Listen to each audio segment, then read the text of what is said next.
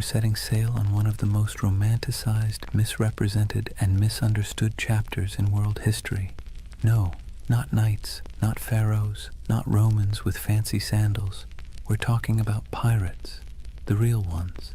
Not Johnny Depp wobbling around on deck, but the men and women who sailed the Caribbean and the Atlantic during the so-called Golden Age of Piracy. Now here's the thing, we all think we know pirates, eye patches, parrots, R-matey, treasure maps with a big red X, but spoiler alert, that stuff mostly comes from novels, theater, and later Hollywood rewrites. Real piracy was less swashbuckling and more sweaty, smelly, filled with salted beef crawling with maggots, water that tasted like a rotting barrel, and constant anxiety that your ship might sink in a storm, or your captain might keelhaul you for stepping out of line. And yet somehow the legend of pirates has become this glamorous story of freedom, adventure, and treasure. But here's the contradiction, and it's worth letting it sink in. The Golden Age of Piracy wasn't golden at all. It was born out of war, poverty, hunger, and desperation. It wasn't about noble freedom, it was about scraping survival out of salt air, blood, and backbreaking work. Yet people keep retelling their stories because deep down we're drawn to the fantasy of escape, of rejecting rules, of carving out a small piece of freedom on the open sea. So, as you settle in, maybe dim your lights or turn on some soft background sounds, let's drift together into this world. Imagine the creak of ropes, the groan of wooden planks, the crash of waves on the hull. Tonight, we'll wander through crowded ports, stand under the Caribbean sun with sweat dripping down our backs, and listen to the salty curses of men who gambled everything on the sea. Before we start, a small ask. If you enjoy drifting off with these stories, give this video a like, and maybe even subscribe. And tell me in the comments, what's keeping you up tonight? I'd love to know. Now, let's begin our first chapter with a world teetering on the edge of chaos, just perfect for the rise of piracy. Chapter 1. A world ripe for plunder. Picture the year 1690. Europe has been locked in endless wars, Spain versus England, England versus France, the Dutch fighting everyone. The whole continent is basically one long family feud where nobody remembers what the argument was about, but everyone is still holding grudges. And while kings and queens play chess with soldiers, their colonies across the Atlantic become treasure vaults waiting to be cracked open. The Caribbean at this time was a furnace, not just from the heat, though the sun baked everything in a way that made even the shadows shimmer, but because it was where European empires collided, traded, and stole from one another. Spanish galleons hauled silver from Peru and Mexico, loading it into massive convoys that lumbered across the ocean toward Spain. English, French, and Dutch merchants sailed their own fleets filled with sugar, rum, tobacco, and enslaved Africans, commodities that would fuel entire economies back in Europe. The ports were alive with contradictions. Imagine standing on the docks of Port Royal in Jamaica around 1700. The smell hits you first: tar, rum, smoke, and human sweat. Dock workers shouted in a dozen languages, sailors stumbled drunk, their shirts stiff with salt, elegant merchants in powdered wigs strutted past barefoot fishermen hauling nets of twitching fish. The soundscape was relentless, donkeys braying, sailors cursing, coins clattering on wooden counters, priests mumbling blessings, cannons occasionally booming in the harbor just to remind everyone who was in charge. And here's the irony. These bustling colonial ports were supposed to be the crown jewels of empire, but they were also perfect breeding grounds for lawlessness.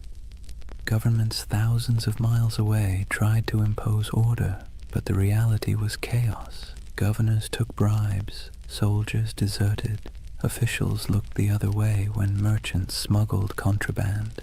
The Caribbean was a place where, if you had a ship and a crew desperate enough, you could either make a fortune or lose everything in a week. Now think about the sailors themselves. Life at sea under a Royal Navy wasn't glamorous. It was miserable.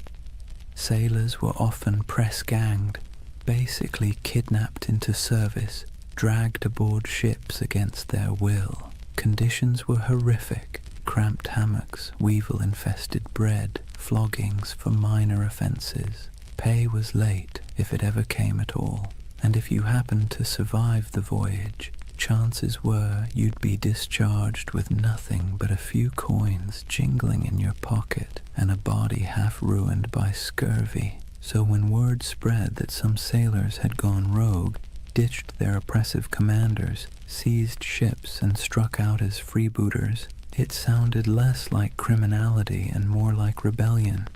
Piracy wasn't just a crime, it was a way out. Let's be clear though, the sea was not forgiving. It wasn't a highway of freedom. It was a gauntlet of storms, reefs, disease, and predators, both human and natural. But if you were a sailor in 1700 staring at the horizon from the deck of a crowded ship, the choice between a brutal life under a navy captain or rolling the dice with piracy might not have seemed that hard. By the turn of the century, the Caribbean had become what you might call a floating economy of risk. On one side, kings, merchants, and governors trying to keep order. On the other side, a growing army of dispossessed sailors, mercenaries, and adventurers who decided order was overrated. All it took was the right moment, a gap in empire, a weakly guarded convoy, a ship with sails trimmed just so, and fortunes could be made overnight. And so, with every galleon groaning under the weight of silver, every sugar plantation coughing up profits, and every port overflowing with sailors who'd had enough of being cheated, the stage was set. The Golden Age of Piracy wasn't born out of nowhere. It was baked into the world itself, into the trade routes, the wars, the greed, and the desperation. The seas were ready, and so were the men who would plunder them. If the late 1600s and early 1700s had a theme, it would be, everybody's exhausted, broke, and kind of angry. Europe's great powers had been at each other's throats for decades, and while kings and queens could patch up peace treaties, the wars left a trail of wreckage that stretched across the Atlantic. And in that wreckage, piracy took root. Take Spain, for example. Once upon a time, Spain was the big kid on the block. They had the gold, the silver, the fleets, and the swagger to call themselves masters of the New World. But by the late 1600s, their empire looked less like a shining crown and more like a rusty bucket with holes. Wars drained their coffers, silver shipments were constantly raided, and their ships, once the pride of the seas, were often outdated and slow. Spain still had territory, but its grip was slipping, and everyone else smelled the weakness. England wasn't doing much better. Sure, they were clawing their way toward global power, but back home, ordinary sailors were being tossed around like dice in a rigged game. One year they were privateers, government-approved pirates, with papers giving them permission to plunder Spanish ships in the name of the crown. Then, suddenly, the war ended. The crown said, "Thanks for your service," and those same men were dumped ashore with no pay, no prospects, and no sympathy. Imagine fighting for your country, risking death a dozen times only to be told you were now just another unemployed vagrant clogging up the docks. The Dutch Republic had its own story. Once dominant traders, their fleets crisscrossed the globe, but wars with England and France chewed through resources, leaving fewer jobs for sailors and merchants. France, meanwhile, under the grandiose reign of Louis XIV, spent lavishly on wars, palaces, and pretty much anything shiny, leaving French colonies stretched thin and their sailors restless. The result? a perfect storm of unemployed seafarers with skills nobody wanted except in piracy. These weren't random peasants deciding to play pirate for fun.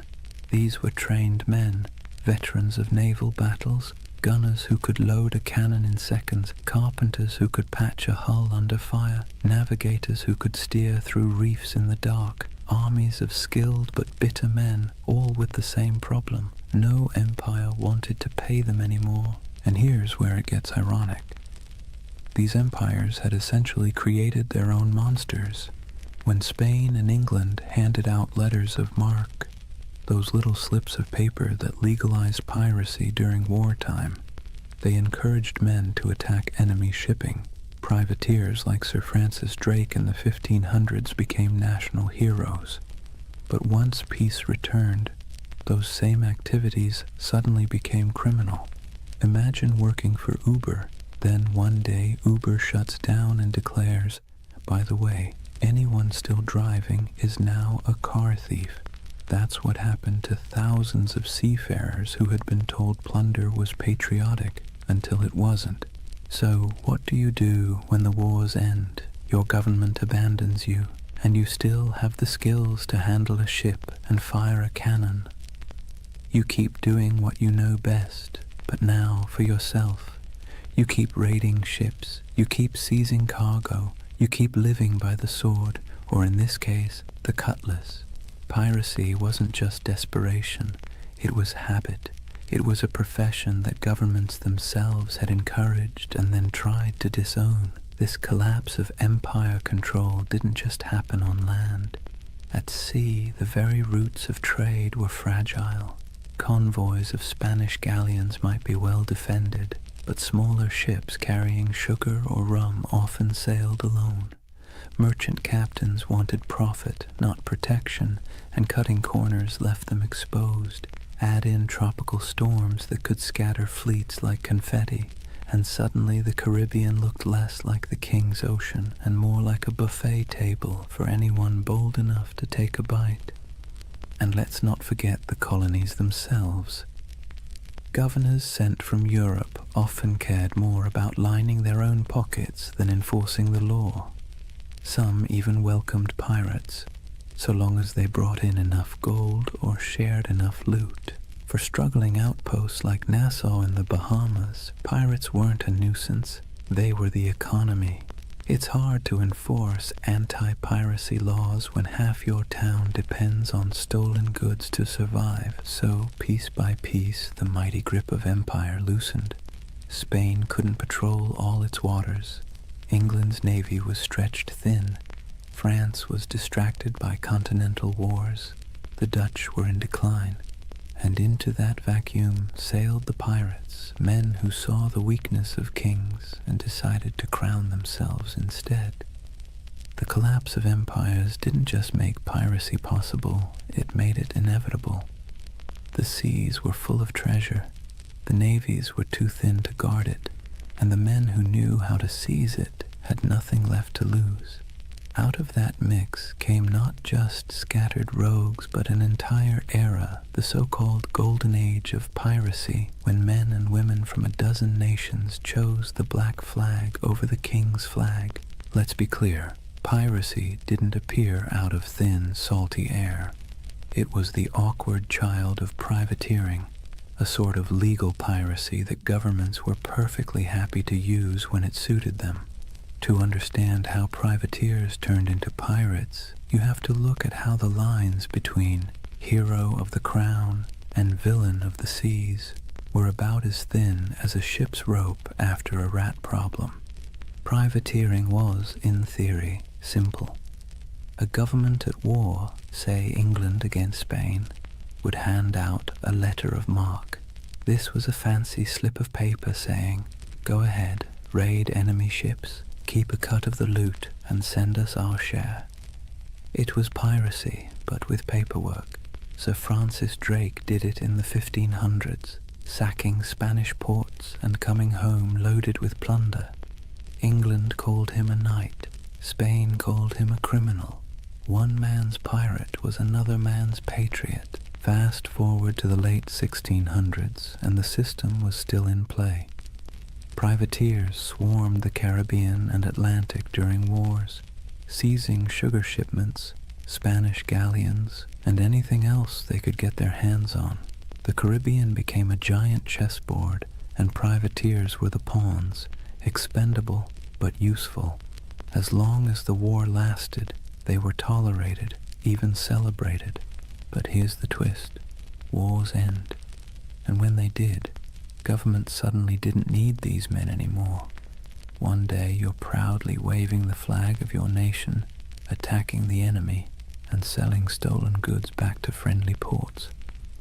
The next day, the war is over, the letter of marque is revoked, and now you're just a thief with a ship. There was no retirement plan, no pension, no thank you parade, just a shrug and an unspoken suggestion to quietly disappear. The men, however, weren't built for disappearing. They were hardened sailors who knew the rhythms of the sea better than the rhythms of ordinary life. They knew how to fight, how to navigate, how to survive storms, and, most importantly, how to take wealth by force. These were not skills easily repurposed into farming or shopkeeping. So what did they do? They kept at it. The only difference was that now, instead of doing it for a king or queen, they did it for themselves. This transition was so common it almost feels inevitable. Many of the most famous pirates of the Golden Age had first cut their teeth as privateers. Men like Henry Morgan, who began under English sanction and later operated in a grey zone that looked a lot like piracy. Others, like Blackbeard, likely started out on privateering ships during the War of Spanish Succession before slipping into outright piracy when the war dried up. The habits, the networks, even the bases were already in place. It was just a matter of removing the official paperwork and keeping the cannons loaded. And here's the delicious irony. Governments created the very monsters they later tried so hard to destroy by training thousands of sailors in the art of state-sponsored looting. They gave them a taste for plunder. Then, by abandoning them in peacetime, they essentially shoved them straight into piracy. Imagine teaching someone to pick locks during a war because you need spies, then firing them when the war ends and expecting them not to use their skills. Of course they'll keep picking locks, only now it's your house. There was also the question of identity. Once a man had lived as a privateer, free from the crushing discipline of a navy, sharing loot with his mates, and living by the tides, could he really go back to scrubbing decks under the bark of some lieutenant? Navy life was brutal, punishments were harsh, pay was low, and the class system was rigid. By comparison, the life of piracy, even with its hunger, storms, and risk of hanging, offered more equality and excitement. It wasn't just survival, it was liberation from the grind of the empire. Ports like Port Royal in Jamaica and Tortuga off Hispaniola blurred the line even further. Merchants there didn't care if the goods were captured legally or not. Sugar, silver, rum, if it could be sold, it was welcome. Tavern owners, traders, even governors quietly winked at piracy, especially when it brought wealth into their struggling economies. Some governors even kept pirates as unofficial attack dogs, unofficial allies when convenient, expendable scapegoats when politics shifted. So, from privateers to pirates wasn't a sharp break. It was more like a slow, sloping slide into the inevitable. Men who had been celebrated for plundering Spanish ships found themselves doing the exact same thing, only now branded as criminals. And they embraced it because what was the alternative? Starvation? Subservience? A return to naval whippings and starvation wages? No thank you. Better to live on your own terms, however short that life might be. It's easy now to think of pirates as chaotic rebels who suddenly popped up to terrorize the seas. But really, they were a byproduct of empire, born from its wars, abandoned in its peace and sustained by its greed. The black flag wasn't a rejection of Europe's system. It was its mirror, twisted and stripped of pretense.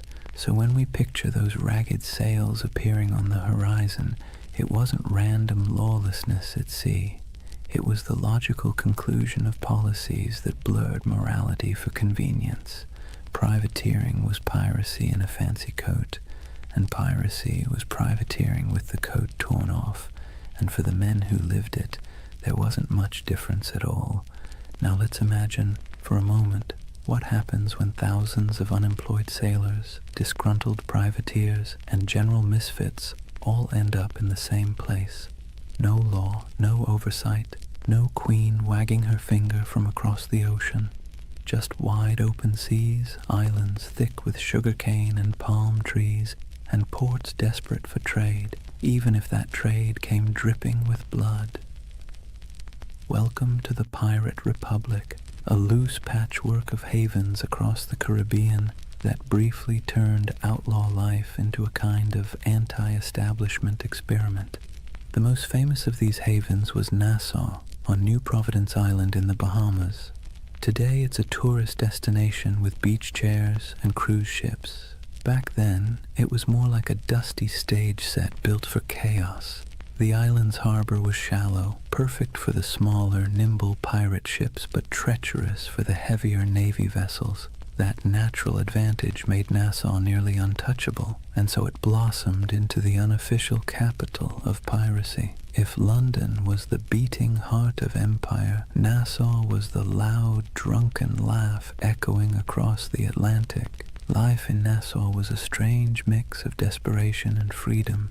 Picture ramshackle huts leaning against each other like tired sailors, taverns spilling music and shouting into the night, and the constant smell of rum, sweat, and salt. Pirates from every corner of the Atlantic crammed together, English, French, Dutch, African, even a few indigenous sailors who'd escaped the crushing grip of European colonization. The result was something Europe would never have tolerated back home, a society stitched together by outcasts, running on booze, barter, and the occasional cannon. What made it so intoxicating was the sense of equality. A runaway slave could find a berth on a pirate ship and suddenly be treated, at least relatively speaking, like an equal. A woman could dress as a man, grab a cutlass, and carve her place on deck. Anne Bonny and Mary Read, two of the most famous pirates in history, lived that very reality. The rigid hierarchies of Europe, lords and serfs, captains and peasants, broke down in Nassau's taverns. Everyone was broke, everyone was sunburned, everyone was one bad decision away from the noose. That kind of shared peril made for a twisted kind of democracy. And then there was Tortuga off the coast of Hispaniola. French buccaneers had started it as a base in the 17th century, and over time it became another pirate haunt. Tortuga was wilder, less organized than Nassau, but it shared the same energy, a place where authority didn't reach. Port Royal in Jamaica, before an earthquake literally dropped half of it into the sea in 1692, was the original pirate playground. It was called the wickedest city on earth, a place where taverns outnumbered churches and every second house was either a brothel or a gambling den. Imagine Las Vegas, but with more cannons and fewer neon lights. These places weren't just drunk paradises, they were strategic. Pirates needed somewhere to fix ships, sell stolen goods, and recruit new crews. Without havens, piracy would have been short-lived. With them, it flourished. Merchants, governors, and tavern owners often looked the other way, because piracy was good for business. Silver, sugar, indigo, rum, it all flowed into these ports.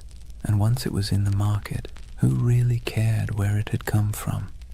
The world's first free trade zones, if you like, just with more swashbuckling. The dream of the Pirate Republic was intoxicating because it offered what Europe didn't: freedom from rigid social classes, for the sailor who'd been whipped half to death on a navy ship, for the indentured servant who had been treated like disposable property, for the runaway enslaved person. Nassau or Tortuga was a chance to live on your own terms. Yes, those terms often meant short lives, disease, and eventual capture. But for a fleeting moment, the Pirate Republic offered something resembling equality. It was messy, chaotic, and fueled by rum, but it was theirs. It's easy to romanticize this as some proto-democracy at sea, and in truth, pirates weren't building utopias. They fought among themselves, they drank themselves half to death, and they betrayed each other when the loot was good enough. But there was a kernel of something radical here. Ordinary people, most of them poor, illiterate, and cast aside by empire, were writing their own rules. Captains could be voted out. Plunder was divided more fairly than wages in most European jobs, and there was a sense, however fragile, that out here in the Caribbean heat, you weren't just surviving, you were free. Governments, of course, hated it. To them, the Pirate Republic was an insult, a slap in the face of civilization.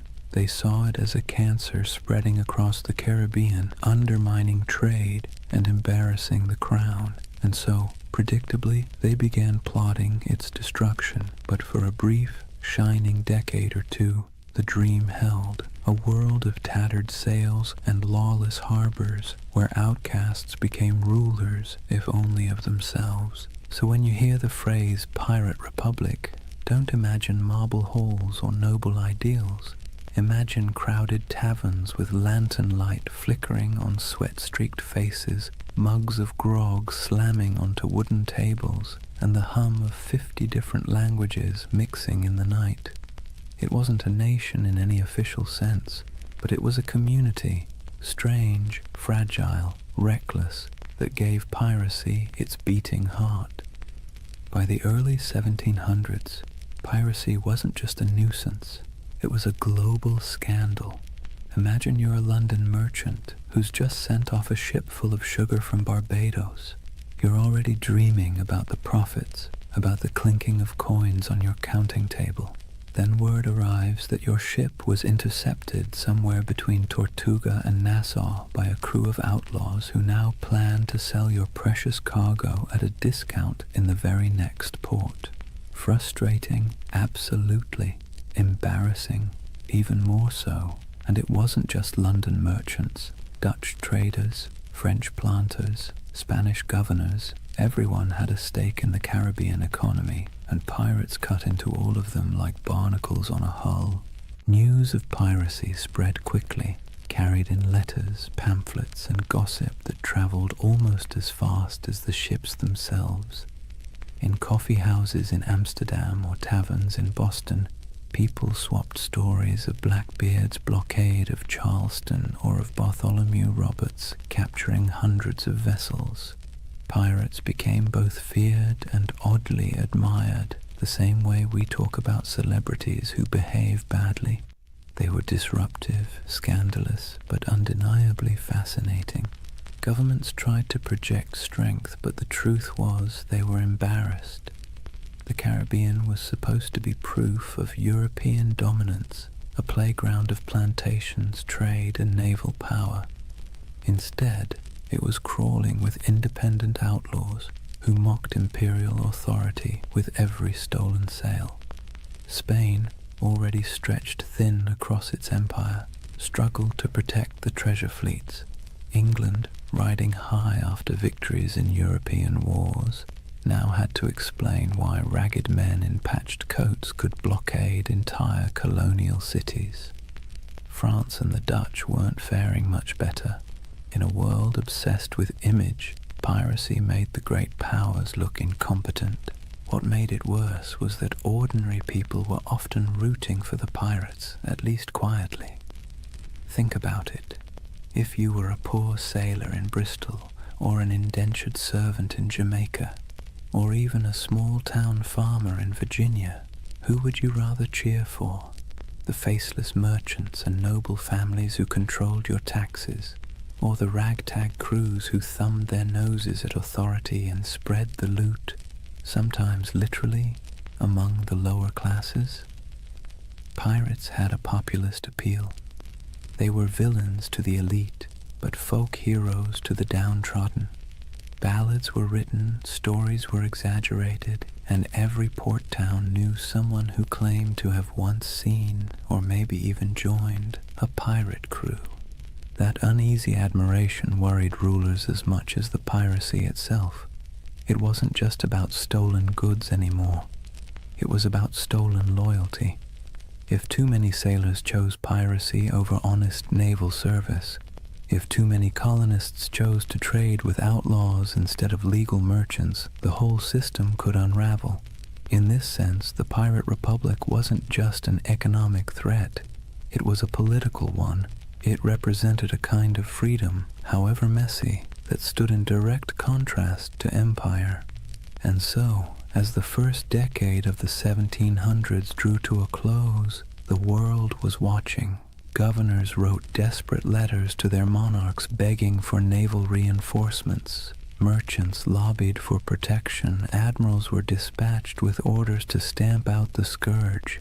Yet for all this official outrage, the pirates kept sailing, kept raiding, and kept slipping back into the shallow harbors of Nassau, Tortuga, and Port Royal. The balance of power was precarious, and for a short, chaotic stretch of years, it seemed like the pirates might actually hold their ground.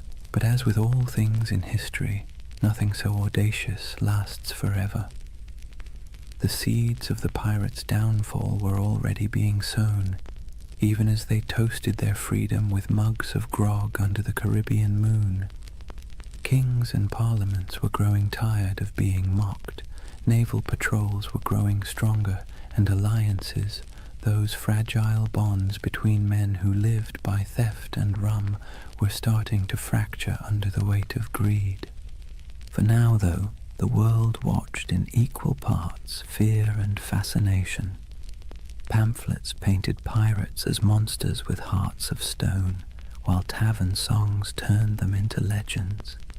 Merchants cursed them, sailors dreamed of joining them, and governments plotted their end. The Golden Age of Piracy was in full swing, and like all golden ages, it glittered brightest just before the fall. Chapter 2. The Pirate's Life, Grit, Glory, and Grievance.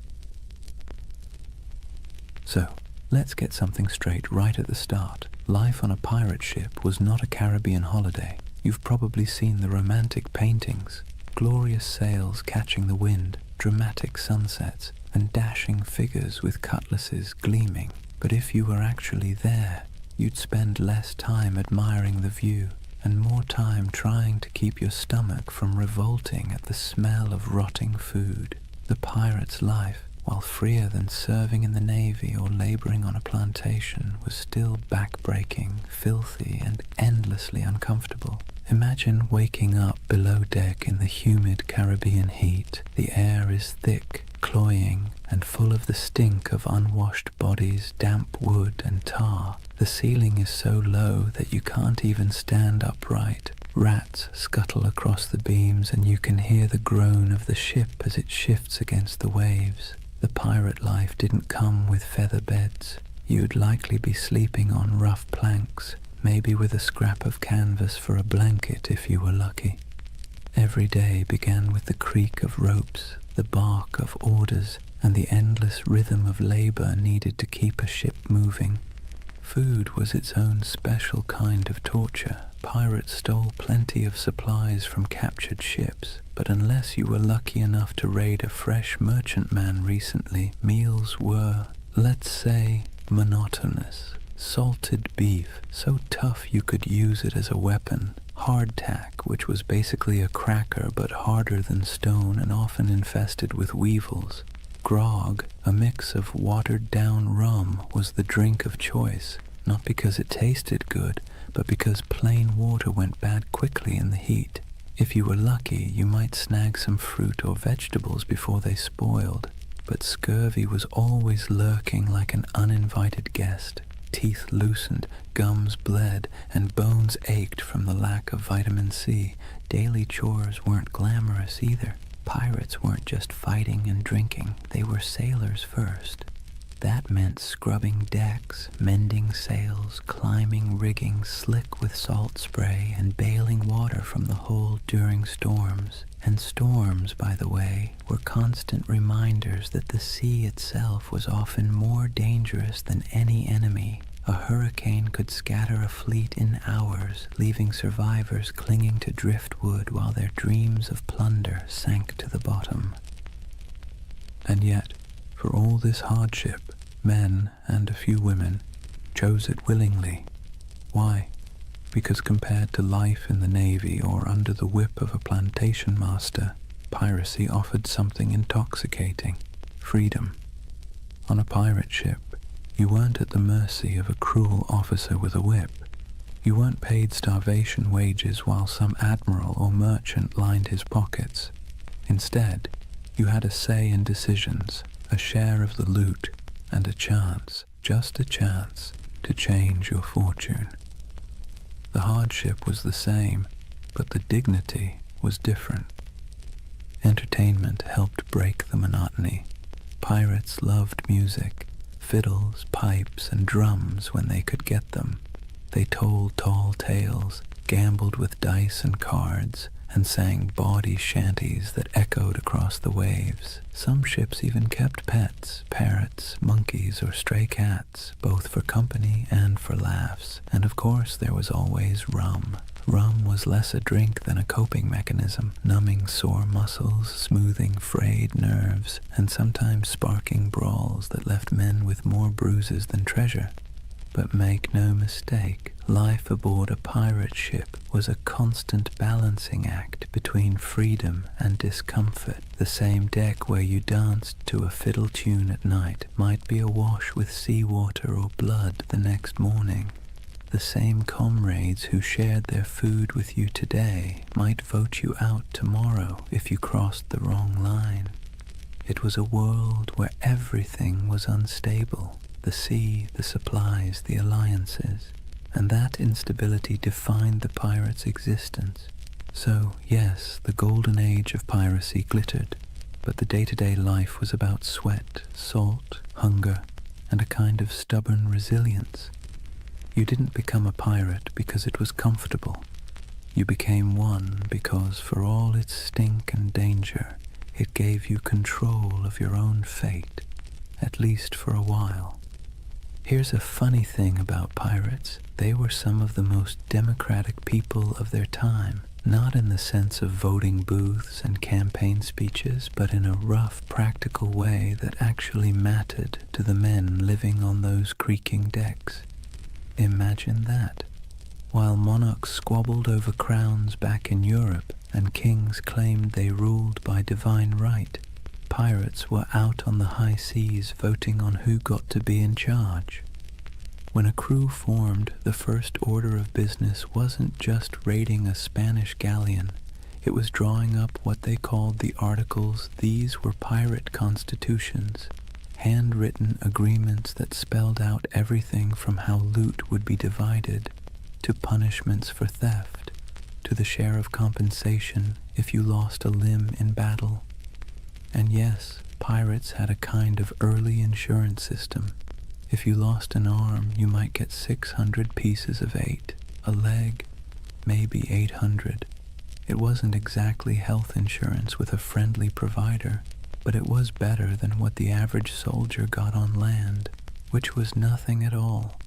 The articles also set limits on behavior: no gambling below deck, lights out at a certain hour, no deserting in battle. And yes, they often forbade bringing women on board, though that rule was broken often enough to be almost comical. These weren't arbitrary rules, they were survival tactics. A pirate ship was a pressure cooker of bad food, bad hygiene, and too many strong personalities packed into too small a space. Without rules, things would have descended into chaos faster than you can say. mutiny. Now, the captain wasn't an untouchable figure like on a Navy ship. Pirate captains were elected by the crew, and they could be voted out just as easily. If a captain was too reckless, too stingy with loot, or just too annoying, the crew could replace him with someone else.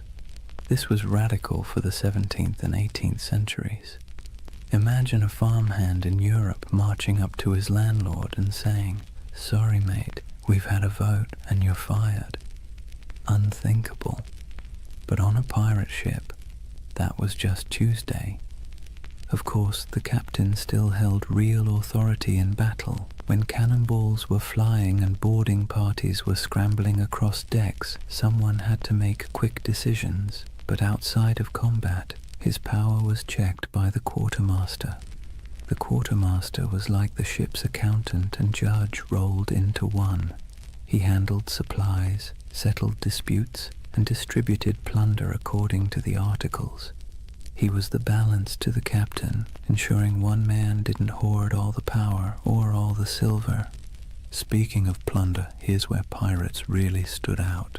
On most navy or merchant ships, ordinary sailors got scraps. Captains and owners took the lion's share. Pirates, by contrast, split loot far more evenly. Yes, captains and officers usually got larger shares, but the gap wasn't massive. A captain might get 2 or 3 shares, while a common sailor got 1. Compare that to the Navy, where a captain could rake in a fortune while the sailors were paid in arrears, if at all. For men used to being at the bottom of the social ladder, this was revolutionary. This system created a sense of buy-in. Everyone had a stake in every raid. Everyone had a voice. It's one reason pirate crews could be so terrifyingly effective. They weren't being flogged into action by some officer. They wanted to fight because victory meant coin jingling in their pockets. Cold, heavy, jangly, deliciously spendable coin. It's tempting to see this pirate democracy as noble or progressive, but let's be clear, it wasn't about ideals. It was about practicality. Pirates knew they lived hard, dangerous lives. They needed a system that kept people motivated, minimized infighting, and gave everyone a reason to stick together when things got ugly.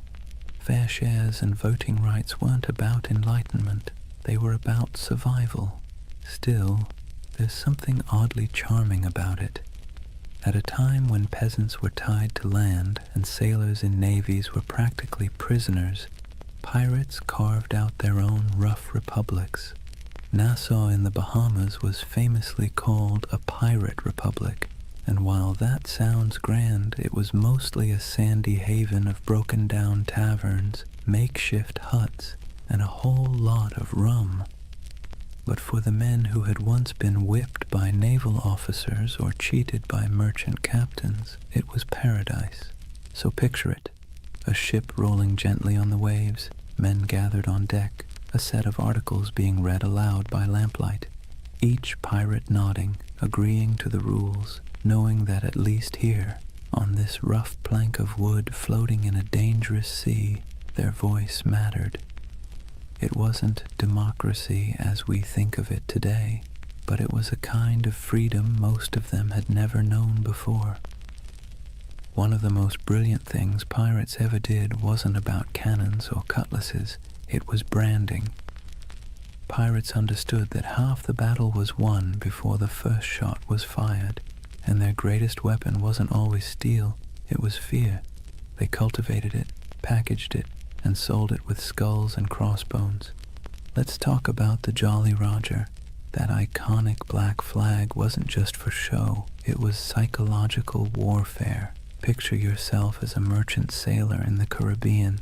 You're already nervous. The sea is treacherous, storms are brutal, and half your crew is seasick. Suddenly, you spot a ship on the horizon raising a black flag, its canvas snapping in the wind. Painted on it is a grinning skull, a pair of crossed bones, maybe even an hourglass dripping sand. You know instantly these are not friendly visitors. You have a choice: surrender and hope for mercy, or fight and almost certainly die. And here's the genius. Most merchant crews didn't fight. They gave up. Pirates knew that if they could terrify you into surrender, they could plunder your ship without firing a shot, without losing a man, and without wasting precious gunpowder. The Jolly Roger was essentially the world's first corporate logo, and it worked like a charm. But flags weren't the only symbols. Pirates loved spectacle. Some captains made themselves into walking horror shows. Blackbeard, for example, tied slow-burning fuses into his beard before battle. Imagine a man storming across your deck with his hair literally on fire, eyes wild, smoke curling around his face like some demon from the deep. That's not just intimidation, that's theater. He was turning himself into a nightmare that sailors would retell in every port from Jamaica to London. Superstition also ran deep. These were men who spent their lives on the unpredictable sea, so of course they looked for signs, omens, and rituals. Whistling on board was considered bad luck because it might whistle up a storm. Bananas were famously avoided on ships, tied to tales of vanished vessels and mysterious deaths. Cats, on the other hand, were seen as good luck, their twitching tails thought to calm the winds. Some pirates tattooed symbols for protection: crosses, anchors, mermaids, inked in crude lines that doubled as badges of identity and talismans against doom. Then there were the rituals before battle. Some crews would gather for a speech, others for a raucous round of rum-fueled singing. There might be a drum beat or a chant, something primal to stir courage. Pirates knew the value of theatre not just for their enemies, but for themselves. Fear is contagious, and courage sometimes needs a costume. Music, too, had its place. Sea shanties weren't just entertainment. They were tools for survival, helping men row or haul ropes in rhythm, but they also bound crews together, creating unity in sound and spirit. Picture the dark deck of a ship, waves crashing, lanterns swaying, and a chorus of rough voices rising into the night, carrying equal parts defiance and desperation. Symbols and superstitions gave pirates an edge. They were outnumbered and outgunned by naval powers, but they turned reputation into a weapon. Every skull painted on a flag, every whispered tale of a flaming bearded captain, every ritual chant before a raid, it all worked to magnify their presence far beyond their actual numbers. They made themselves larger than life, monsters of the sea, shadows that haunted every merchant sailor's imagination. And the beauty of it? Most of it cost nothing. A painted flag, a dramatic entrance, a bit of theatrical madness. Pirates didn't need massive armies or endless treasuries. They needed fear, and they knew how to conjure it. So next time you see that skull and crossbones, remember, it wasn't just a warning, it was a brand, a promise of chaos, a theater of fear that made the legend of piracy far bigger than the men themselves.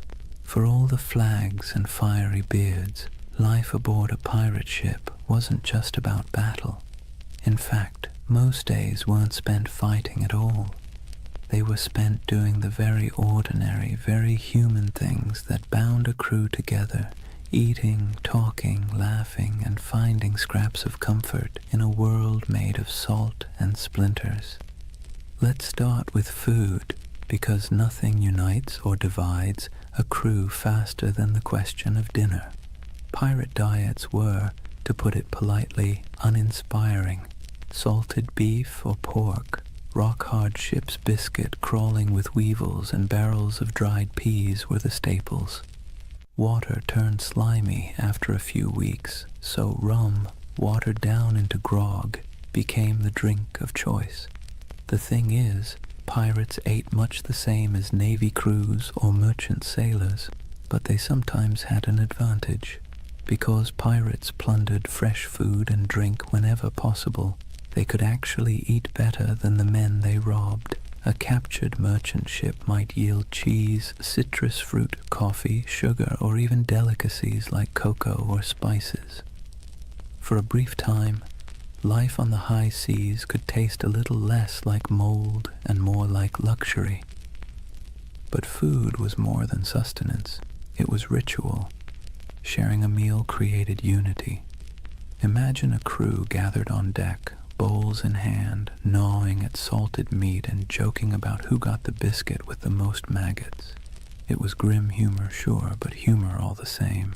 A bad meal, eaten together, still forged bonds. And the occasional feast, say, after a particularly good raid, was celebrated with music, rum, and more laughter than some men had known on land. Music itself was essential. Pirates didn't have iPhones, but they did have voices, fiddles, drums, and makeshift instruments. Sea shanties weren't just working songs. They were entertainment, morale boosters, and the glue that kept rhythm in both work and play. Picture the rough chorus rising under the stars, a drum tapping time, a fiddle screeching out a tune stolen from some tavern ashore. These weren't trained choirs, but the sound was raw, communal, and strangely beautiful. It stitched men together, reminding them that even in isolation, they belonged to something larger. Then there were the games. Dice and cards were popular, played with stakes as modest as tobacco or as reckless as shares of loot. Wrestling matches and contests of strength filled idle hours, with men cheering on their favorites. Betting on the outcome wasn't just fun, it was a way of creating drama in a life that could otherwise drag on in monotonous days of empty horizon. And let's not overlook the surprising inclusivity aboard pirate ships. Escaped slaves often joined pirate crews, where they could earn equal shares of plunder instead of chains. Women, though rare, found roles too, sometimes as disguised sailors, sometimes openly accepted as fighters or partners. Life aboard a pirate ship was brutal, but in its own odd way, it offered opportunities for outsiders that rigid societies on land never would. In these small details, the shared meals, the rowdy songs, the roll of dice, we see the human side of piracy. Beneath the myth of cutthroats and raiders was a community of men and women who found ways to survive, to laugh, and even to belong. Their ships were floating worlds, part prison, part family, part workplace, part tavern. And while the dangers of storms, disease, and naval patrols never disappeared, these ordinary moments gave piracy its texture, the rhythm of humanity beneath the roar of cannons. So when you picture pirates, don't just imagine black flags and treasure chests. Imagine the sound of dice clattering on a barrel lid, the smell of salted pork frying in a pan, the laughter of men half drunk on rum, and the scratchy notes of a fiddle floating over the sea at night. That too was the pirate's life, not just violence and fear, but moments of messy, ordinary humanity carved out in the vast loneliness of the ocean. For all the adventure, freedom, and strange democracy of pirate life, you have to ask the question, why did so many men and a few women decide that piracy was worth the risk of hanging, drowning, or dying from scurvy in some forgotten corner of the sea? The answer, as usual, has less to do with romance and more to do with grievance. Pirates were not born with skulls and crossbones on their flags. Most of them were men who had been used, abused, and discarded by the very empires that later called them criminals. Take the average sailor in the early 1700s. His life was a cruel contract, low pay, brutal discipline, and punishments that bordered on torture. The British Navy in particular ran on forced service. Impressment gangs snatched men off the streets, dragging them aboard ships where they might serve years against their will. Once aboard, they were flogged for minor infractions, fed poorly, and often paid late, if at all. It was a life so grim that joining a pirate crew, where you at least got a vote, a share of plunder, and the occasional feast, looked less like criminality and more like opportunity. Then there were the privateers. These men had once sailed under legal commissions, essentially hired by governments to plunder enemy ships during wartime. But when treaties were signed and peace declared, those commissions were revoked. Overnight, skilled sailors became unemployed and unwanted. Some went home to poverty. Others, unwilling to give up the taste of plunder or unable to find work, simply kept raiding. The difference was only paperwork. Yesterday's patriot privateer was today's villainous pirate. Economic desperation played its part too. Europe churned with unemployment, inequality, and waves of displaced workers. Colonies offered work, but much of it was brutal plantation labor or indentured servitude. If you were poor, your choices were few. Toil endlessly for scraps on land, serve miserably in the navy, or gamble your life on piracy, where at least the rewards were immediate, tangible, and occasionally extravagant. Even a short run of luck could mean pockets full of coin, fine clothes stripped from captured merchants, or a chance to live like a king for a few weeks before it all fell apart. And make no mistake, piracy was a protest of sorts. Pirates didn't just steal. They struck at the heart of the empires that had used them. They targeted Spanish treasure fleets, English merchants, and French plantations. Their defiance wasn't couched in noble speeches, but in cannon fire and audacious raids. To kings and governors, they were parasites. To many of the poor, they were folk heroes, men who thumbed their noses at the powers that had left them to starve. But grievances went deeper than economics. Pirates carried personal grudges, captains who had beaten them, navies that had cheated them of wages, merchants who had treated them as expendable. To hoist the black flag was not only to seek fortune, but also to take revenge on a world that had never cared if they lived or died. So when you picture pirates shouting and firing cannons, remember the bitterness beneath it all. Their laughter around the rum barrel was fueled by the knowledge that they had nothing to lose and everything to snatch. Their democracy at sea was born not from lofty ideals, but from anger at systems that had denied them dignity on land. Piracy was grievance turned into lifestyle, protest turned into plunder. That's why the Golden Age of Piracy still lingers in our imagination. Beneath the noise of cannons and the gleam of treasure, it was the story of men who had been pushed too far, who decided that if the world offered them no justice, they would carve out their own, on their own terms, with black flags snapping in the wind. Chapter 3.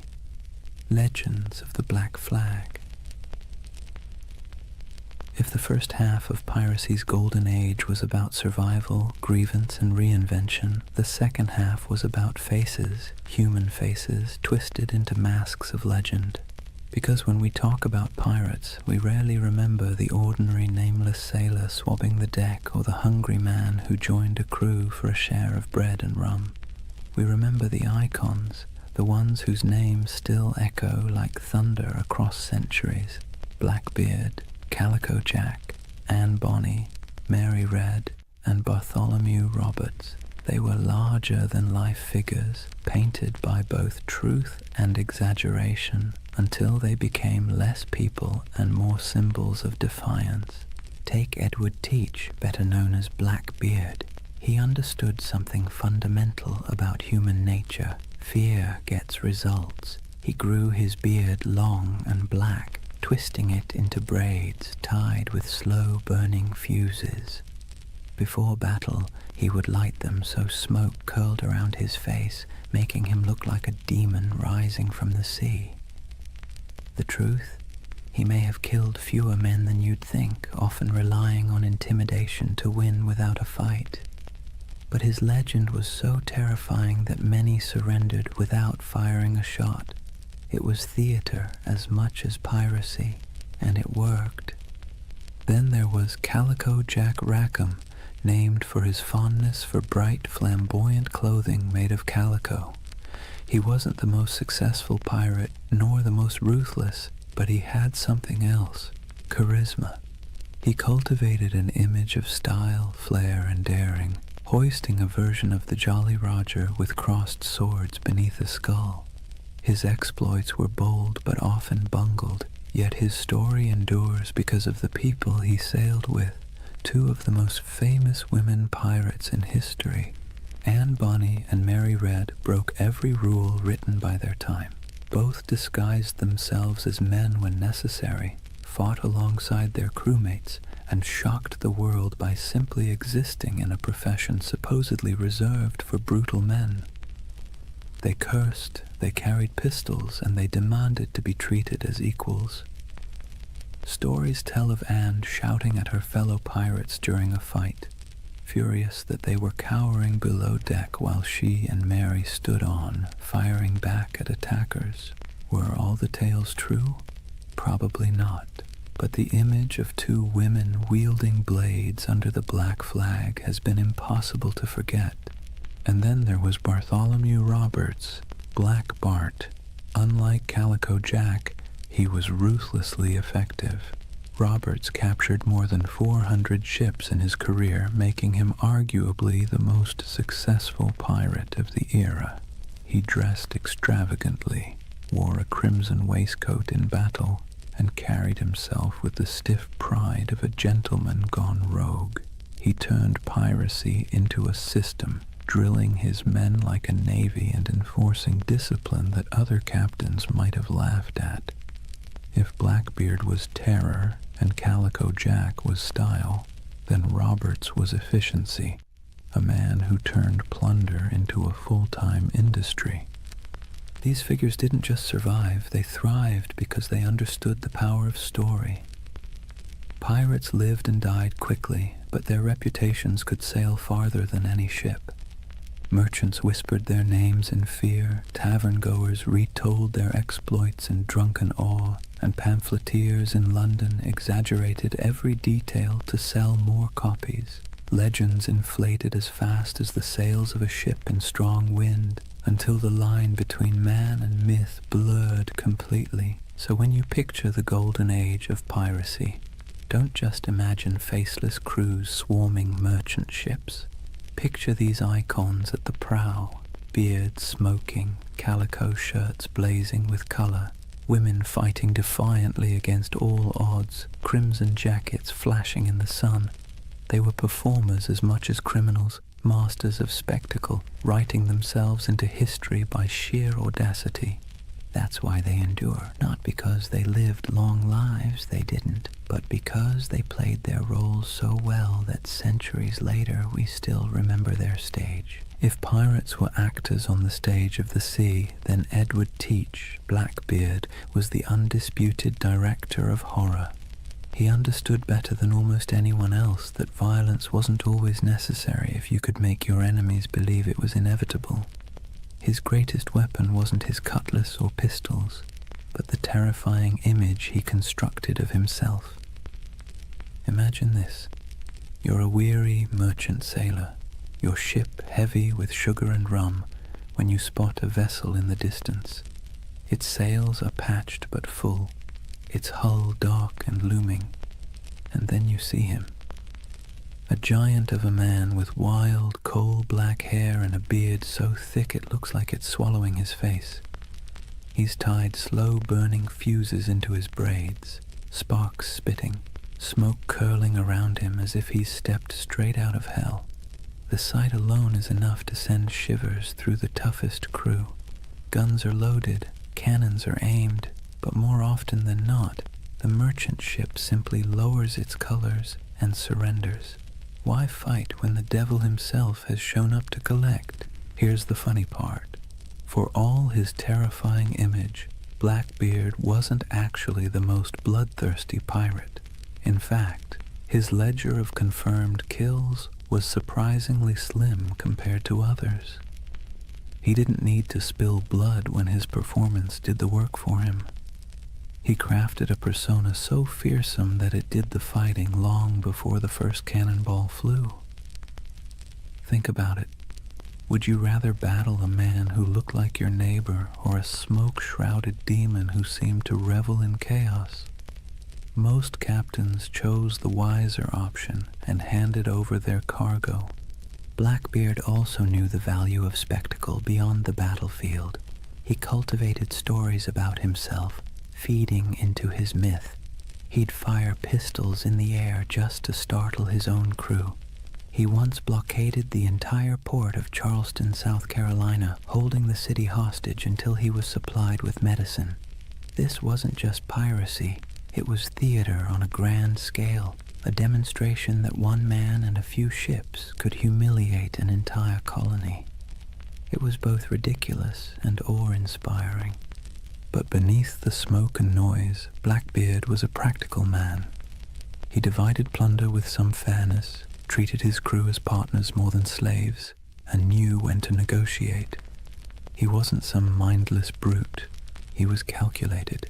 His use of fear wasn't just for show. It was a strategy that minimized actual risk. Why fight bloody battles when you can win by reputation alone? Still, his career was short. He rose fast and fell faster. By 1718, the British Crown, tired of his antics and the disruption of trade, decided it had had enough. Lieutenant Robert Maynard lured him into a trap off the coast of North Carolina. In a brutal fight, Blackbeard was shot and slashed repeatedly before finally going down. His severed head was hung from Maynard's ship like a grotesque trophy, a final theatrical image for a man who had lived by performance. And yet, did death end the legend? Not at all. If anything, it sealed it. Blackbeard's ghost was said to haunt the waters where he died, his headless body swimming in the waves, searching for its lost skull. Fishermen swore they saw his spectral ship, the Queen Anne's Revenge, drifting silently across the horizon. Whether or not any of it was true didn't matter. The myth had already outgrown the man. So when you hear the name Blackbeard today, you're not just recalling a pirate. You're recalling one of history's greatest performers, a man who understood fear as both an art and a weapon. His stage was the sea, his audience the world, and his performance so unforgettable that centuries later we're still applauding in awe and a little bit of dread. If Blackbeard was the terrifying face of piracy, then John Rackham, better known as Calico Jack, was its fashion icon.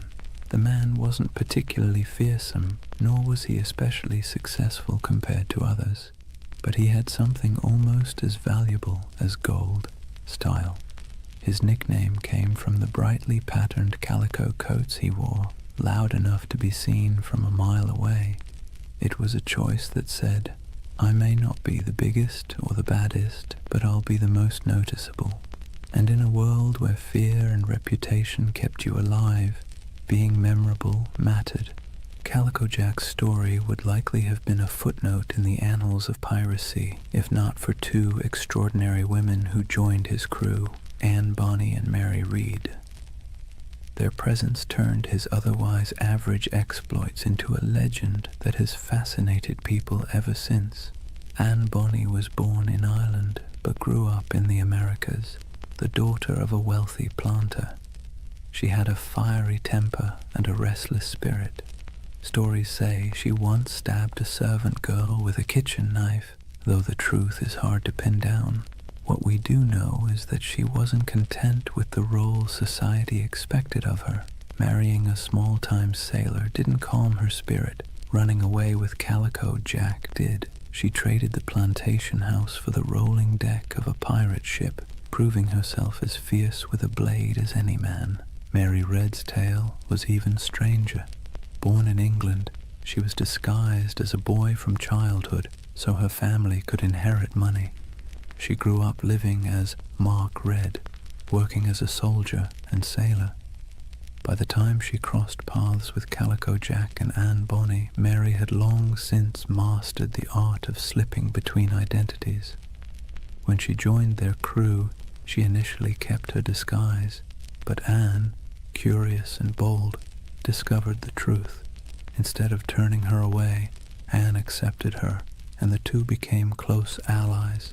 Now picture it, a small pirate crew led by a man in flamboyant coats, backed by two women who defied every expectation of the age. While other pirates leaned on spectacle or terror, this trio leaned on audacity. Reports from the time describe Anne and Mary fighting openly in men's clothes, wielding pistols and cutlasses, cursing louder than the men beside them. They weren't mascots or novelties, they were feared combatants. When boarding parties went over the rails, Anne and Mary were often the first in line. One of the most famous stories of their courage came during the final days of Calico Jack's career. His ship was cornered by a pirate hunter. Most of the crew, drunk and unwilling to fight, cowered below deck.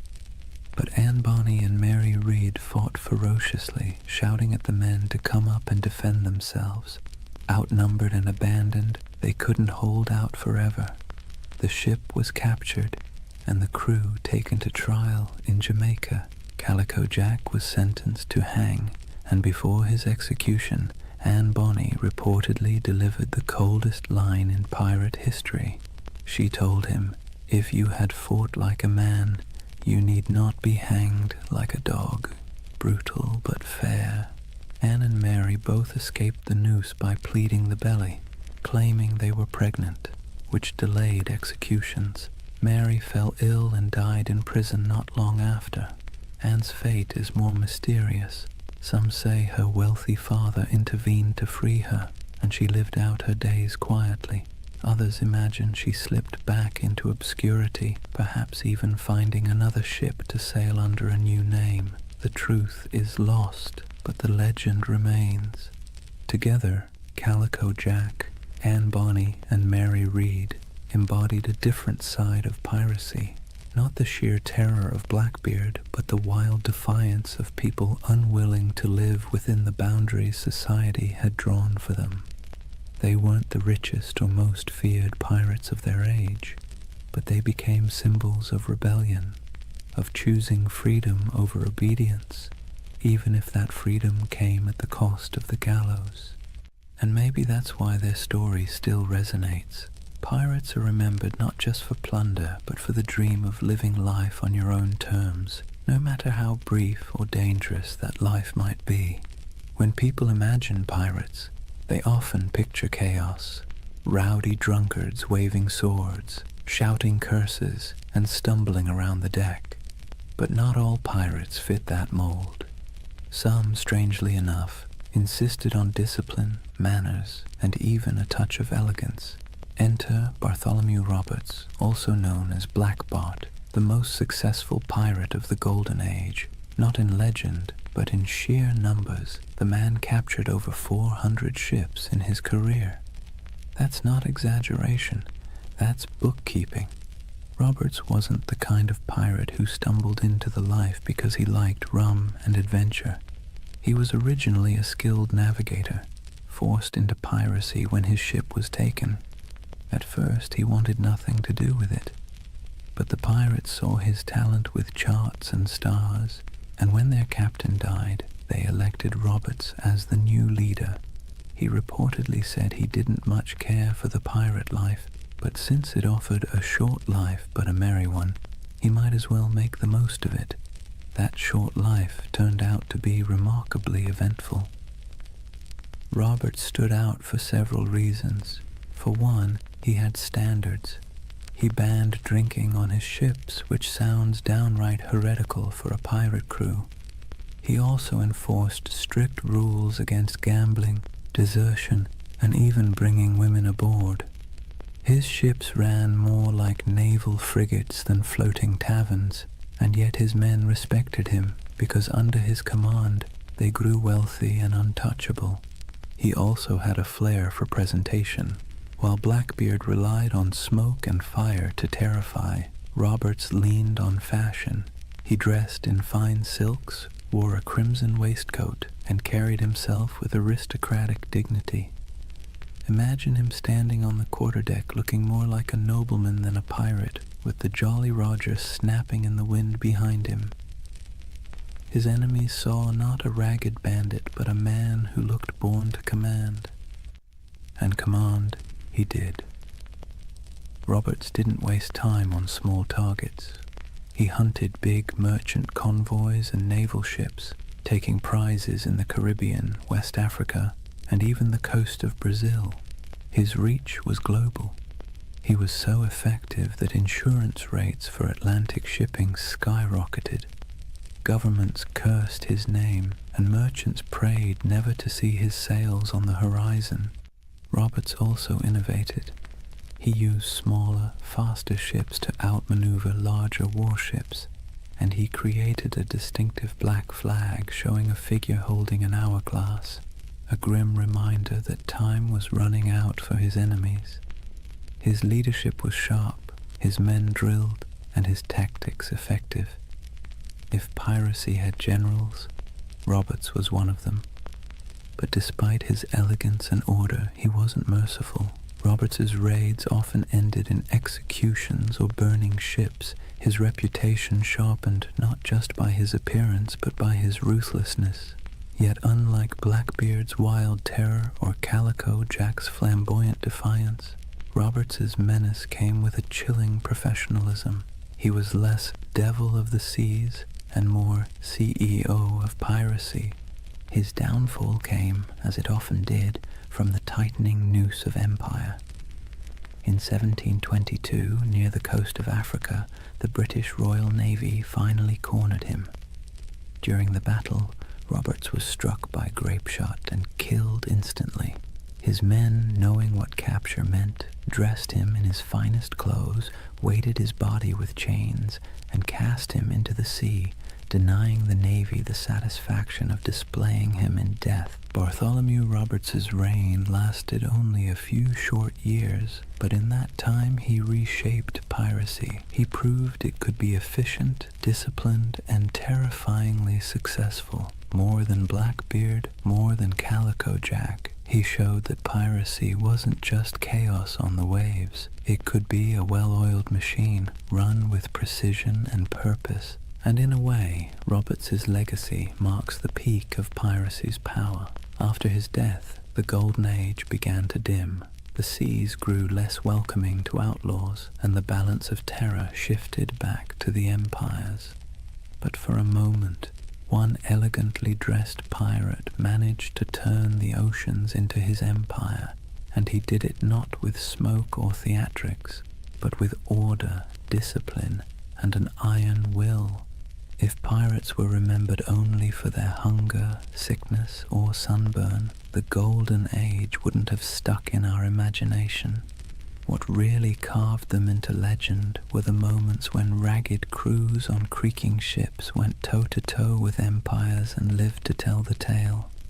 These were the epic raids and showdowns that spread their reputation across oceans like wildfire, whispered from tavern to tavern, and exaggerated until they felt larger than life.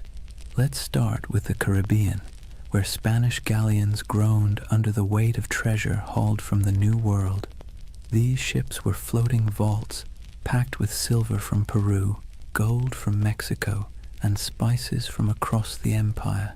They were also well-armed and heavily guarded, but that didn't always save them. Pirates struck with speed, knowing that a single galleon could fund a lifetime. Stories circulated of bold raids where men climbed aboard under musket fire, smoke filling the decks as treasure chests were dragged away. The truth was often messier, with smaller victories and more frustration, but the image of pirates plundering Spanish treasure ships became the core of their legend. Then there were the blockades, audacious acts where pirates essentially declared themselves rulers of the sea. Imagine sailing into a harbor, dropping anchor across the entrance, and holding an entire town hostage. That's exactly what Blackbeard did at Charleston in 1718. For nearly a week, he strangled the city's trade, capturing ships and ransoming hostages. The people of Charleston, terrified of massacre, had no choice but to give in to his demands. It wasn't just robbery, it was theater, a statement to the world that pirates could hold whole cities in the palm of their hands.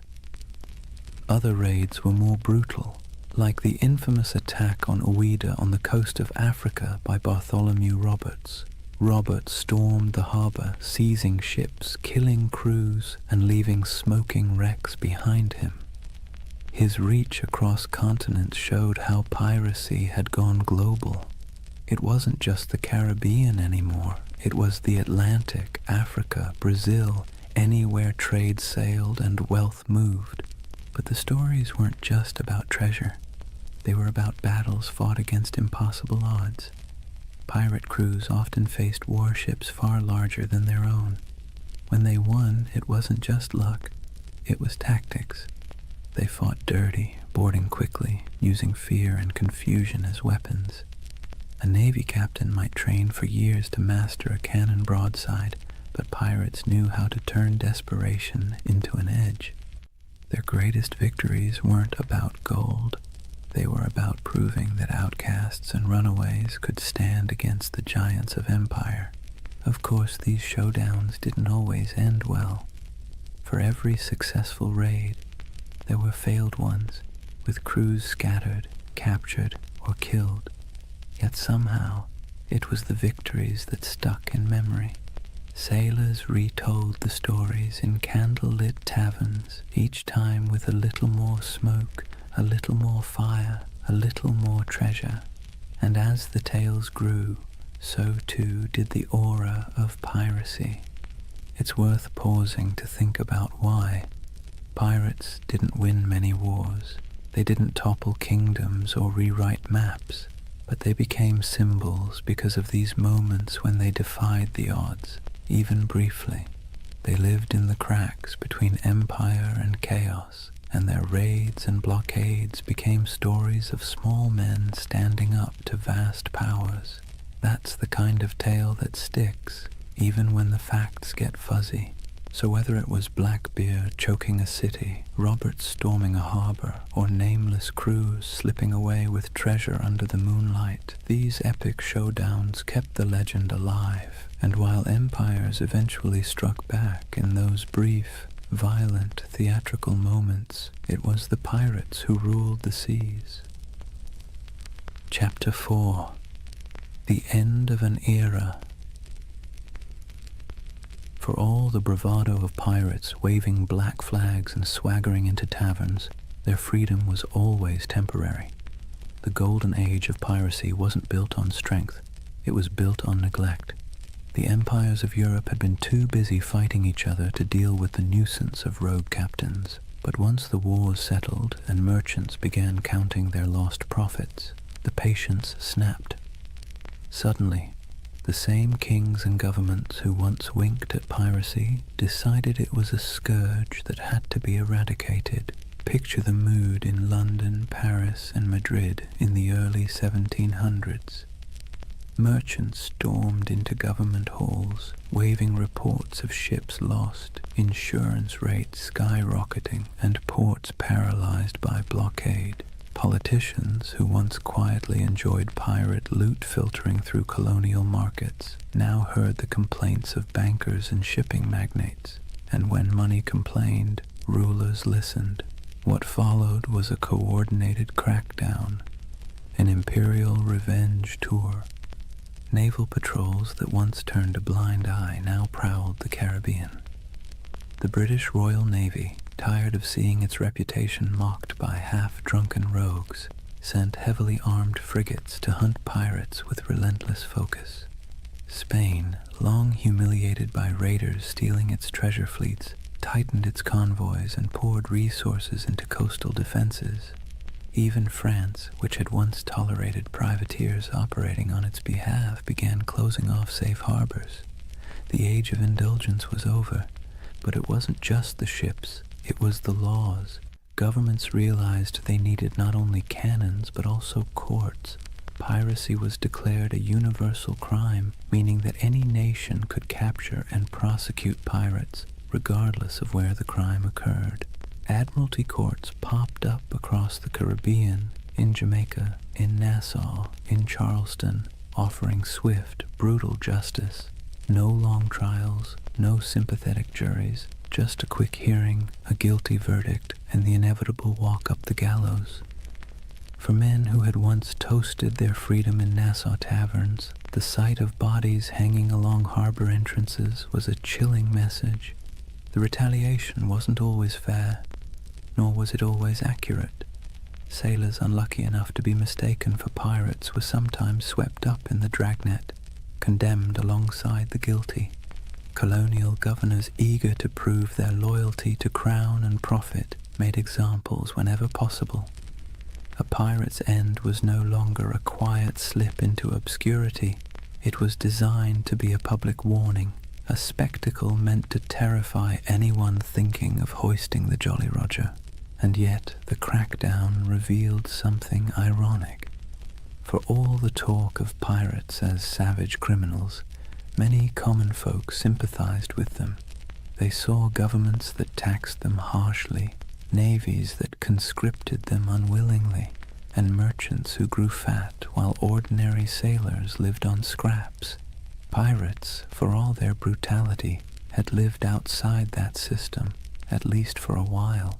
So when governments retaliated, it wasn't just pirates who grumbled.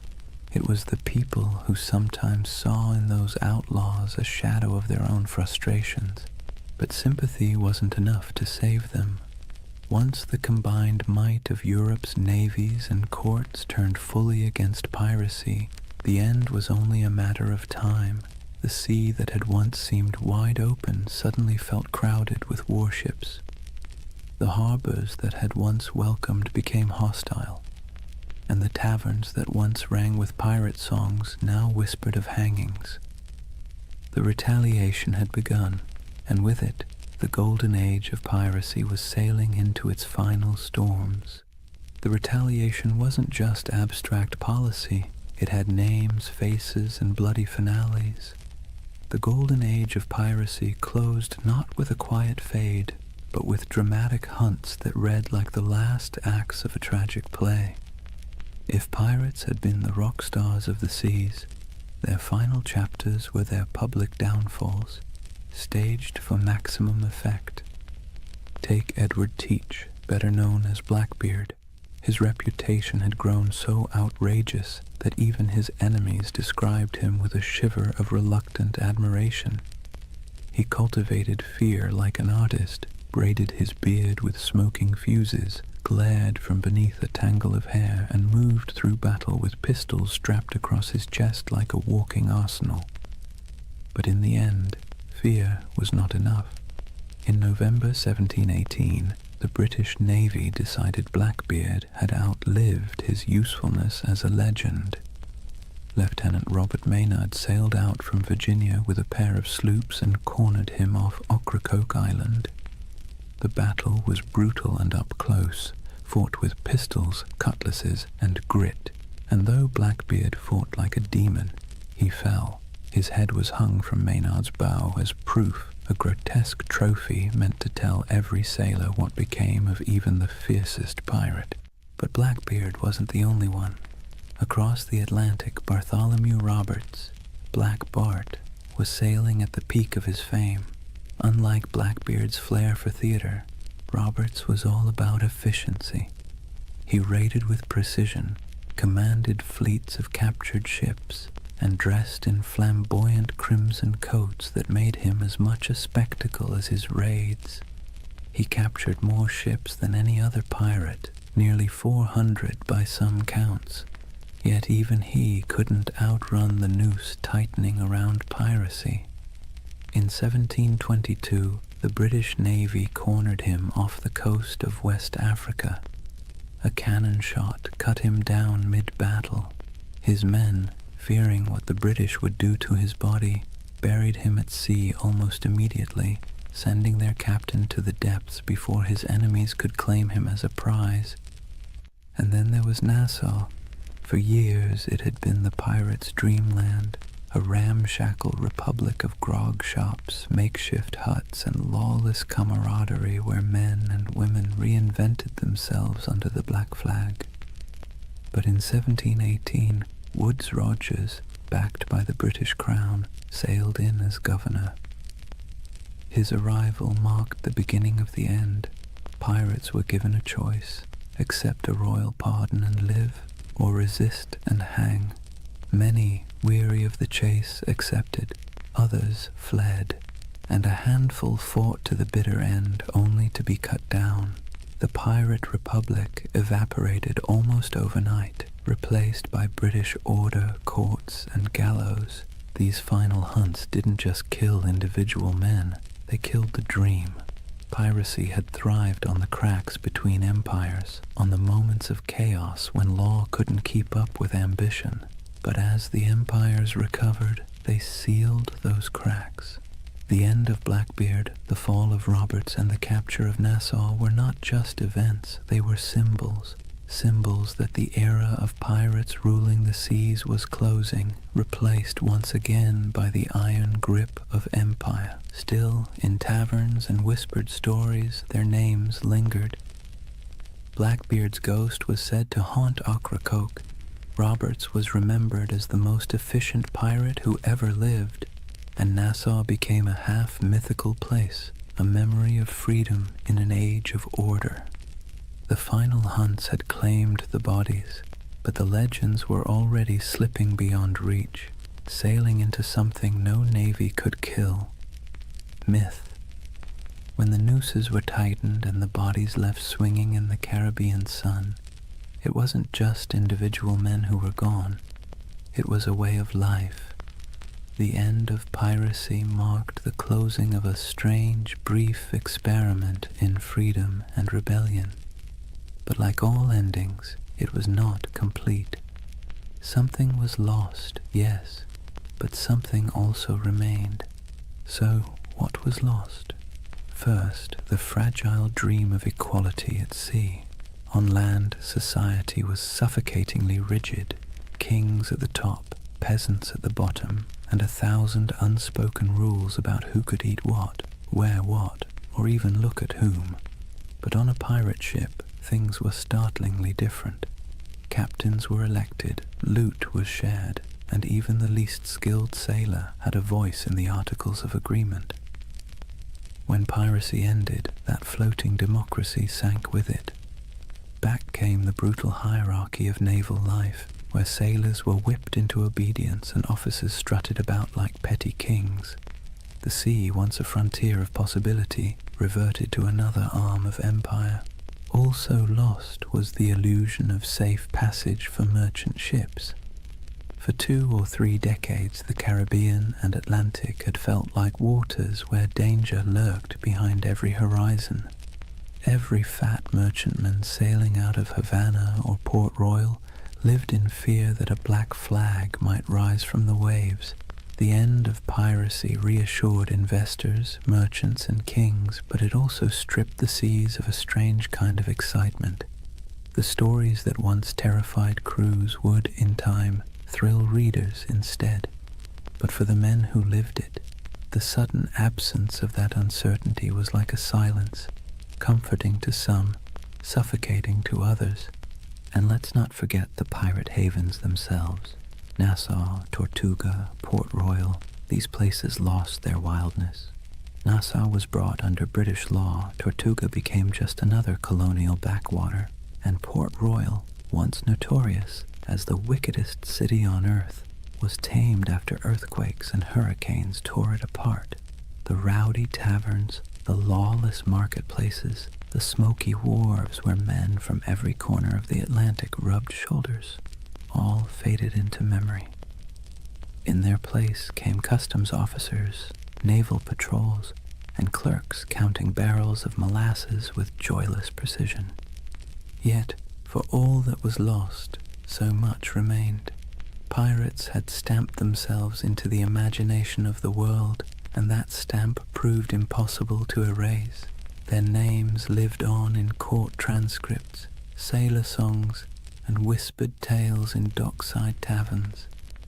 The terror they once inspired began to transform into legend, and legend into myth. People who once cursed them began retelling their stories with a touch of admiration. Blackbeard's ferocity, Anne Bonny's defiance, Bartholomew Roberts's crimson finery, all these details outlived the reality of hunger, disease, and gallows. What also remained were the scars left behind on empire itself. Piracy had forced colonial powers to admit that their grip on the seas was fragile.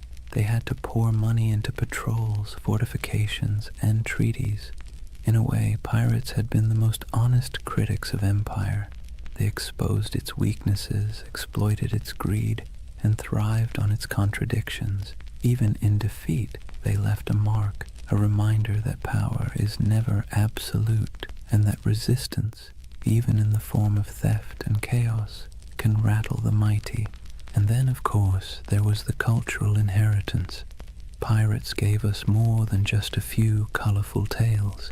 They gave us a vocabulary, Pieces of Eight, Dead Men Tell No Tales, the Jolly Roger. They gave us an image of freedom and defiance, however messy the reality was.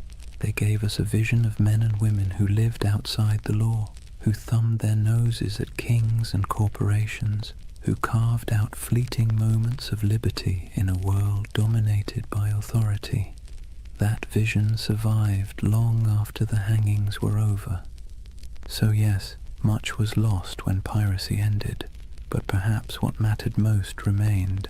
The idea that, for a brief, turbulent moment in history, ordinary people seized the sea and lived by their own rules, and even as their bodies rotted under the Caribbean sun, their legends sailed on untouchable. Here's the thing about pirates. They may have died at the gallows, but their ghosts never left. The Golden Age of Piracy, brief as it was, cast echoes that still rattle through our culture today. You can hear it in the creak of a movie ship's rigging, see it in the skull and crossbones slapped on Halloween costumes, and even hum it in the chorus of a sea shanty that went viral on TikTok centuries after the last pirate flag fell. The age itself ended, but the echo never stopped. The first echo came in literature. In the decades after the crackdowns, sailors still sang about Blackbeard and Roberts in taverns, but it wasn't until the 18th and 19th centuries that writers really started polishing the pirate into something mythic. Captain Charles Johnson's A General History of the Pirates, possibly written by Daniel Defoe, was basically the pirate's who's who of its time. It turned real men into larger-than-life anti-heroes, blending fact, rumor, and outright invention. Without Johnson's book, we might not even remember Anne Bonny or Calico Jack. He gave them immortality, even if he also gave them a touch more swagger than they probably had in real life. The next big echo came with adventure novels.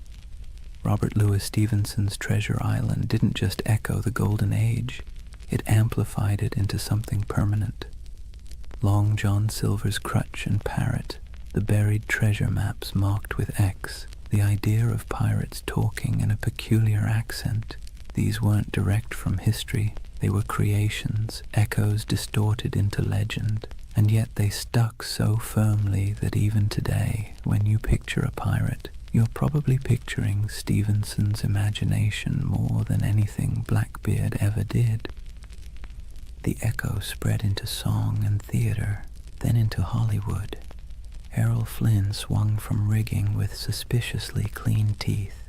Disney built an empire of its own with Pirates of the Caribbean, turning Captain Jack Sparrow into a global icon, and with each retelling, the pirate grew further from the salty, disease-ridden truth and closer to an eternal symbol of rebellion, freedom, and adventure. Pirates once hanged for terrorizing shipping lanes were recast as lovable rogues. History got smoothed over, but the echo carried on. There's another echo too, one that's less flashy but maybe more important. Pirates left behind ideas that have crept into modern conversations about democracy, labor, and resistance. The way they divided plunder fairly, the way they voted for leaders, the way they allowed voices that were silenced on land to be heard at sea, all of that has fascinated historians. Some have even argued that pirate ships were floating laboratories of democracy, a rough but radical experiment in fairness. The echo of those ideas about equality, about rejecting hierarchy, still has a strange resonance today, whether or not we acknowledge the source. And then there's the personal echo, the one that whispers in our imaginations when we stare at the horizon. Pirates embody the dream of escape, the fantasy of cutting ties, hoisting sails, and vanishing into the blue to live by no one's rules but your own. Most of us would never want the reality, the scurvy, the lice, the constant threat of death, but the dream lingers. It's why pirate flags still flutter on college dorm walls, why people still hold talk like a pirate day, and why buried treasure stories still make kids dig holes in the backyard. The echo isn't just in books and movies, it's in us. So when we talk about the Golden Age of Piracy, remember, it didn't just end, it transformed. The flesh and blood pirates are gone, but the shadows they left behind still sail. Their flags wave in our stories, their songs ring in our ears, and their ideas, twisted, exaggerated, but stubbornly alive, still haunt the edges of culture. The seas are quieter now, the Caribbean no longer stalked by men with pistols and cutlasses, but in the echo of their age, they never truly died. So here we are, at the quiet end of a noisy age. The Golden Age of Piracy burned bright and brief, just a few decades of chaos, rebellion, and salt-stained dreams. In reality, it was cramped decks, spoiled meat, diseases that lingered like unwelcome passengers, and the constant threat of capture. Yet somehow, from those harsh conditions came a legend that refuses to sink. Think of what we've walked through tonight. We've seen how wars and collapsing empires set the stage for piracy. We've stepped onto ships where men voted for their captains and shared their plunder in a rough version of equality. We've met figures who blurred the line between myth and reality. Blackbeard with his smoky theatrics, Anne Bonny and Mary Read defying expectations, Calico Jack turning piracy into style, and finally, we watched as governments cracked down, the nooses tightened, and the so-called Republic of the Seas faded back into dust. But of course, the story didn't really end there. Pirates didn't just vanish, they drifted sideways into imagination, into tavern songs, into novels, into Hollywood, into Halloween costumes and internet memes. Their Jolly Roger still waves, not from a mast, but from the collective imagination of every generation that sees in them a flicker of freedom, rebellion, or adventure. They were criminals, yes, but also dreamers, and maybe that's why we can't quite let them go. As you lie back now, let the rhythm of the waves soften in your mind. Picture the creak of a ship's timbers rocking gently in the swell, the lanterns swinging in the dark, the faint hum of a sea shanty fading into the night. Out there, beyond the horizon, the pirates have gone, but their echoes remain, half history, half myth, all carried forward by our restless need for stories. And unlike those sleepless men who once scanned the waters for sails on the horizon, you don't need to keep watch tonight. You can rest easy, knowing the only thing waiting for you is the calm of sleep. Close your eyes, let the waves carry you, and drift peacefully into dreams. Good night.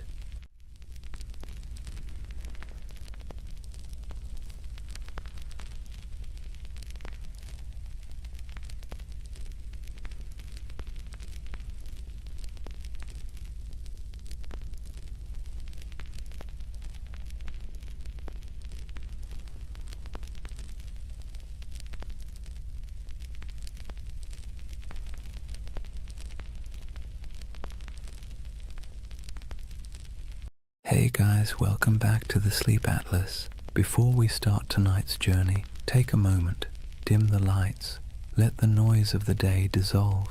Wherever you are, you're about to travel somewhere strange, not a place on any official map, but one that lives in whispers, in dust, in the margins of forgotten atlases. This is the story of Tartaria. They say history is written by the victors, but what happens when the victors forget to mention an entire empire? What if there really was a civilization, vast, advanced, beautiful, erased not by time, but by design? A civilization that built cities we can still see, but no longer recognize. Sounds impossible, right? Yet somehow you've probably already seen pieces of it. The old photos of cities with windows buried beneath the streets, the maps labeled Grand Tartary, the ornate architecture that feels out of place as if it belonged to someone else, someone older, someone gone. Now, to be clear, Tartaria isn't a historical fact. It's a theory, a myth, a dream, if you want to be kind. But it's a dream that refuses to die, because at its heart lies something irresistible. The idea that history isn't what we think it is, that we've been handed a world with a few missing chapters, and whether you believe the myth or not, it's hard not to feel something when you see it. So tonight, we're going to drift through that myth together, through maps, ruins, and half-buried cities, through stories of explorers and erased empires, through the dusty edges of history where imagination and memory blur together. And if you fall asleep along the way, that's fine. That's kind of the point. For more journeys through history to help you sleep, please subscribe to the Sleep Atlas. And hey, what's keeping you up tonight? Let me know in the comments. Alright, let's begin. Imagine fog rolling over endless plains, gold grass bending under the wind. You stand before a vast land that feels both ancient and impossible, somewhere between Asia and memory, somewhere once called Tartaria. Chapter 1. The Empire That Never Was, or was it? They called it Grand Tartary. On maps from the 17th and 18th centuries, it sprawled across nearly half of Asia, an empire stretching from the icy edges of Siberia to the mountains of Tibet, from the Pacific all the way to the Caspian Sea. A continent-wide expanse so huge it made Europe look like a backyard garden. But here's the strange thing. When you look closer, it doesn't behave like any other empire on the map. No clear capital, no list of rulers, just a name, Tartaria, floating over deserts and steppes, surrounded by decorative drawings of camels and horsemen. The cartographers might as well have written, "Here be mystery." And yet, for hundreds of years, Western mapmakers copied that name again and again. Tartaria, Grand Tartary, the Great Tartar Empire. Sometimes they drew castles or cities with minarets. Sometimes they left it blank, as if even they didn't know what they were depicting. So what was Tartaria, according to the official story? Nothing. The word Tartary was simply a European catch-all term for the unknown lands of Central and Northern Asia. The people who lived there, Tatars, Mongols, Siberian tribes, were lumped together under one convenient label. To the Europeans of the 1600s, it was the great blurry East, wild, uncivilized, and beyond comprehension. But to modern eyes, it doesn't look like nothing. It looks deliberate, mysterious, like the ghost of something that was once real. And that's where the story starts to hum. Because if you look long enough, if you trace enough old maps, you start to notice inconsistencies. Cities drawn where no cities should exist. Structures too grand for the people historians claim built them. Ruins that don't seem to fit their supposed age. Some believe those ruins were Tartarian, that an advanced civilization, older than Rome, older even than Egypt, once stretched across the world.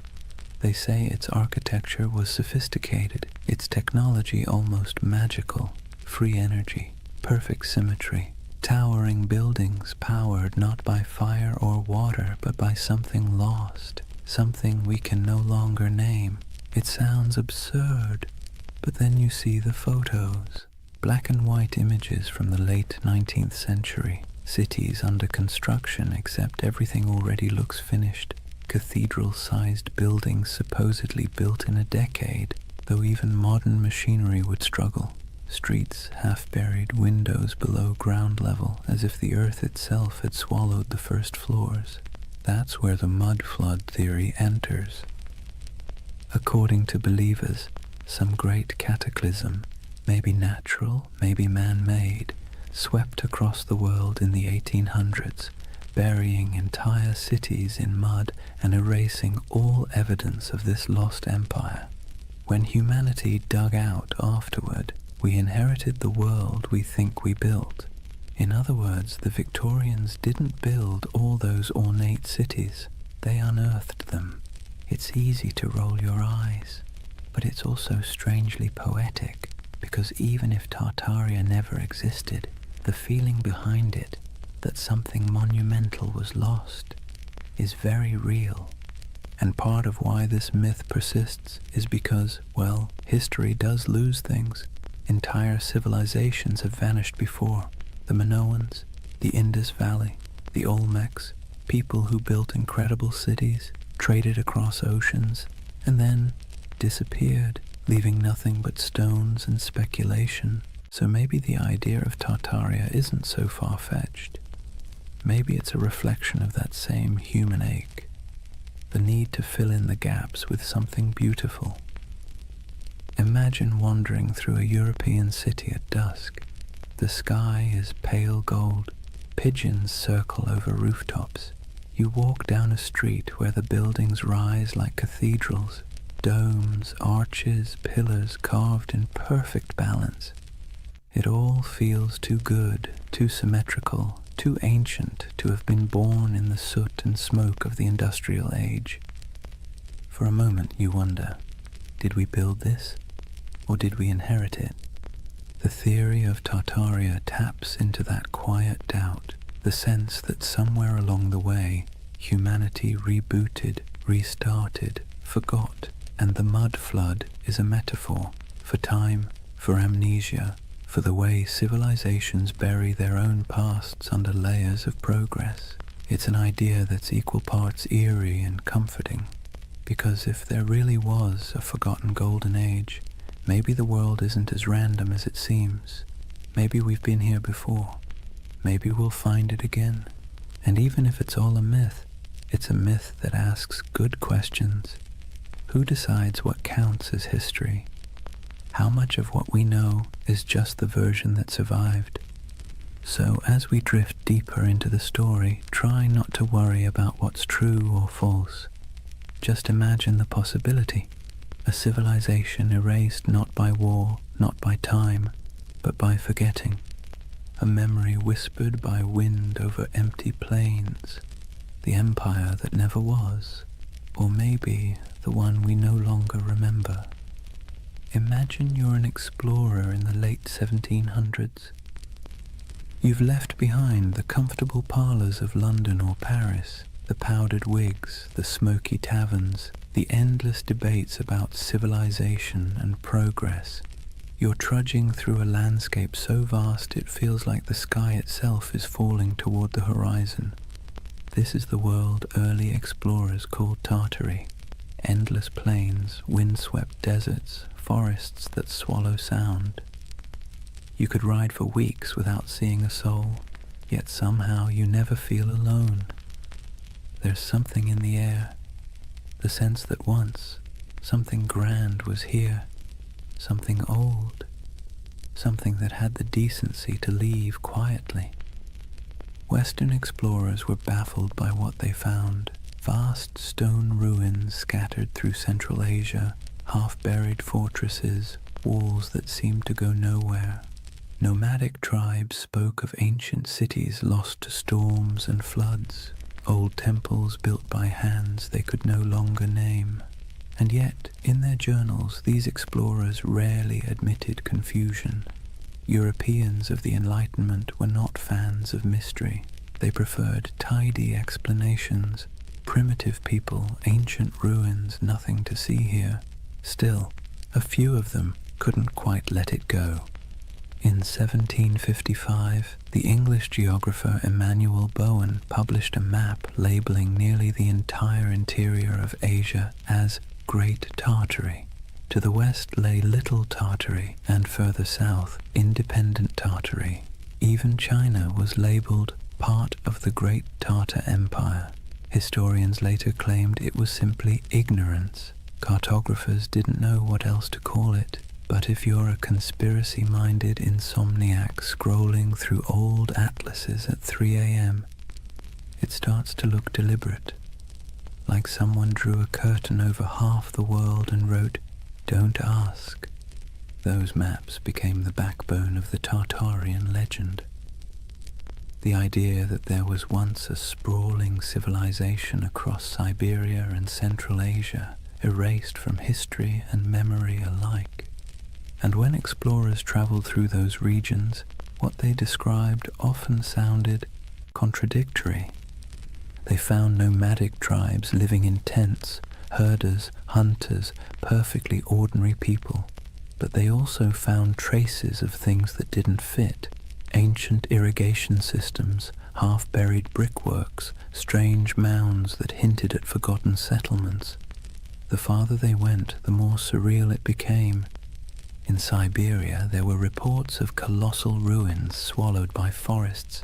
In Mongolia, strange carvings and fortifications half lost to the sands. Some described crumbling citadels near the Altai Mountains, built of stone so precisely fitted it might as well have been cast, not carved. To modern historians, it's no great mystery. Remnants of older cultures, Turkic kingdoms, Mongol fortresses. But to the romantically inclined, it's something else. Evidence, perhaps, of a civilization that once ruled these lands, far older and more advanced than the textbooks admit. And then there's the emptiness, the eerie, silent expanse that made even hardened travelers uneasy. Take the accounts of Peter Simon Pallas, a German naturalist who explored Russia and Siberia in the 1770s. He described vast areas devoid of inhabitants, where ruined settlements lay beside abandoned mines and decayed fortifications. He mentioned rivers cutting through landscapes that seemed to have been reshaped by catastrophe, as though floods or mudslides had swept entire cities away. When his journals were published in Europe, readers found them haunting. The image of a land once filled with life, now reduced to wind and silence. It's here that the myth of the mud flood starts to germinate. The idea that an ancient disaster literally buried a civilization under layers of sediment, windows below street level, doors half submerged, entire first floors beneath the dirt. For believers, that wasn't just geology, it was evidence. And if you've ever walked through an old city, St. Petersburg, Prague, even San Francisco, you might have noticed it too. Streets sitting higher than the building's original entrances, like time itself kept adding layers. Of course, historians say it's just how old cities evolve. Roads get repaved, foundations sink, streets are raised to prevent flooding. But the human imagination doesn't like boring answers. Geological settling doesn't keep you awake at night. The idea of a worldwide cataclysm, though, that does. What's compelling about these explorers' reports is not what they found, but what they felt. The sense that they were moving through someone else's world, one that had been erased. There's a moment in nearly every explorer's journal, the kind that never makes it into the abridged editions, where they sound tired. The grand adventure wears off, and what's left is silence. Cold wind, vast skies, the creak of leather, and a feeling that they are walking through the afterlife of history. They pass strange earthworks, abandoned stone foundations, carvings of faces eroded to anonymity. Sometimes they sketch them, sometimes they move on. Always there's the sense of almost understanding, almost remembering. And maybe that's what Tartaria really is, a landscape of almosts, almost history, almost memory, a civilization that feels like it should have existed, even if it didn't. Think about it. How many times has humanity stared at something old and half-broken and said, we could never build that today? It's an illusion, but a powerful one. Standing before ruins or monuments, we see not just stone and mortar, but the faint shadow of our own fragility. We want the past to be smarter than us, nobler than us, more advanced than we deserve. It's easier to believe we're living in the ruins of greatness than to admit that maybe we're the ones who'll be forgotten. So when explorers trudged across those endless Asian plains and saw remnants of something they couldn't explain, it planted a seed, a legend. And legends, once born, never die. They sleep, they wait, they resurface in new forms, on message boards, in YouTube videos, in late-night rabbit holes where half the fun is not believing, but wondering. The Tartarian myth is less about what those explorers found and more about what we want to find, meaning, continuity, proof that the world once made sense and that maybe beneath all this noise and chaos, it still does. Imagine the explorer's campfire. The air is thin and cold. Sparks float upward, swallowed by the night. Somewhere in the distance, wolves call to each other, and above stars shimmer, the same constellations those long-lost Tartarians might have seen if they ever existed at all. The explorer looks out over the dark plain, notebook open, and writes one word on the page, Tartaria, a word that means nothing and everything. They say the earth remembers. Every stone, every layer of dirt, every foundation buried beneath a modern street is a diary, written in silence. But if you listen to the believers of the mud flood, the earth doesn't just remember, it hides. Picture this, a city half buried, windows that look out onto soil instead of streets, doorways that open into nothing but packed dirt, buildings whose first floors have vanished beneath layers of earth and time. To most it's a quirk of old construction. To the followers of Tartaria, it's evidence of something far stranger, a global cataclysm that erased an entire civilization in a single, muddy sigh. The mud flood theory is one of those beautiful modern myths that could only have been born in the age of the internet. It began quietly, like a whisper in digital catacombs, obscure forums, old photography groups, amateur historians trading ideas. Someone noticed something odd. Antique photos from the 1800s showing cities with half-buried buildings, windows at ground level, strange architectural anachronisms. Then someone else noticed the same thing somewhere else, and suddenly a pattern emerged, or seemed to. If you stare at enough old photos for long enough, patterns start to appear everywhere, and soon the whispers took form. What if history isn't what we think it is? What if there was a reset, a literal flood of mud that buried the old world, wiped it clean, and left us to rebuild on top of its bones? It sounds ridiculous, but also admit it. It's a little bit seductive. Let's take a closer look at what this story really says. According to the myth, sometime in the 18th or 19th century, dates are always vague, an immense cataclysm struck the earth. Not water, but mud.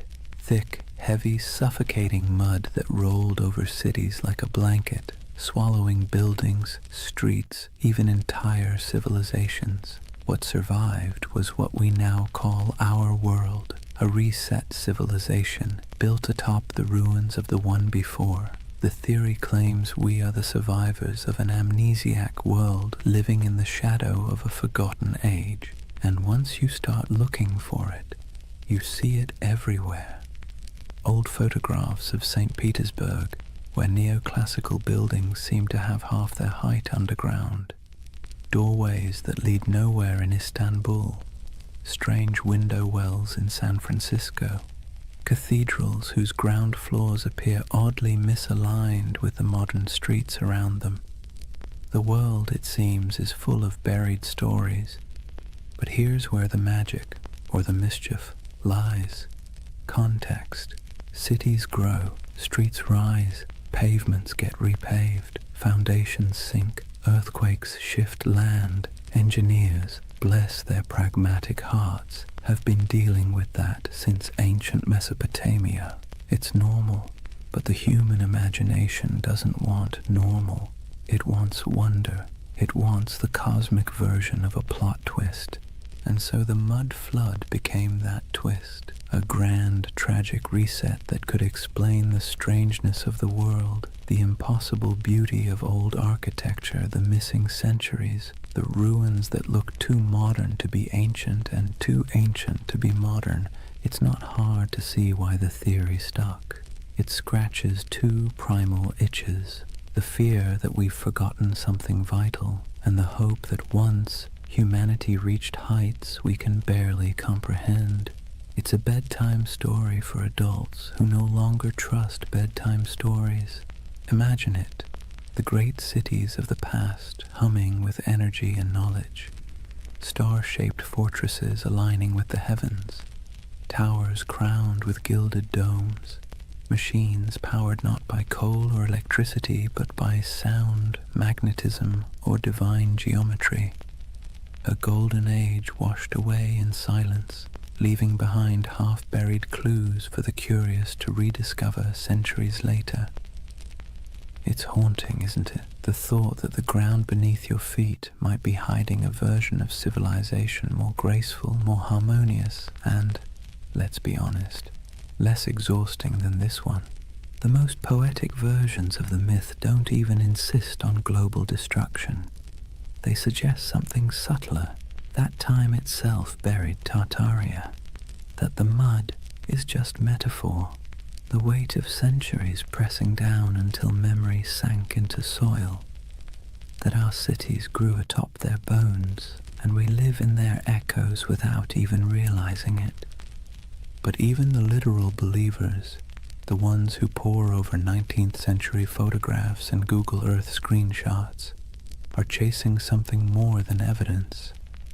They're chasing awe, the sense that the world is not yet fully explained, that maybe, just maybe, there are still secrets hiding in plain sight. Because here's the uncomfortable truth. We like feeling small, not powerless, just small. The idea that we are part of something vast, mysterious, and older than we can imagine brings comfort. It means our anxieties, our endless scrolling, our late-night insomnia, they're all just surface noise above something deeper, older, wiser. The mud flood myth, for all its implausibility, taps into that longing.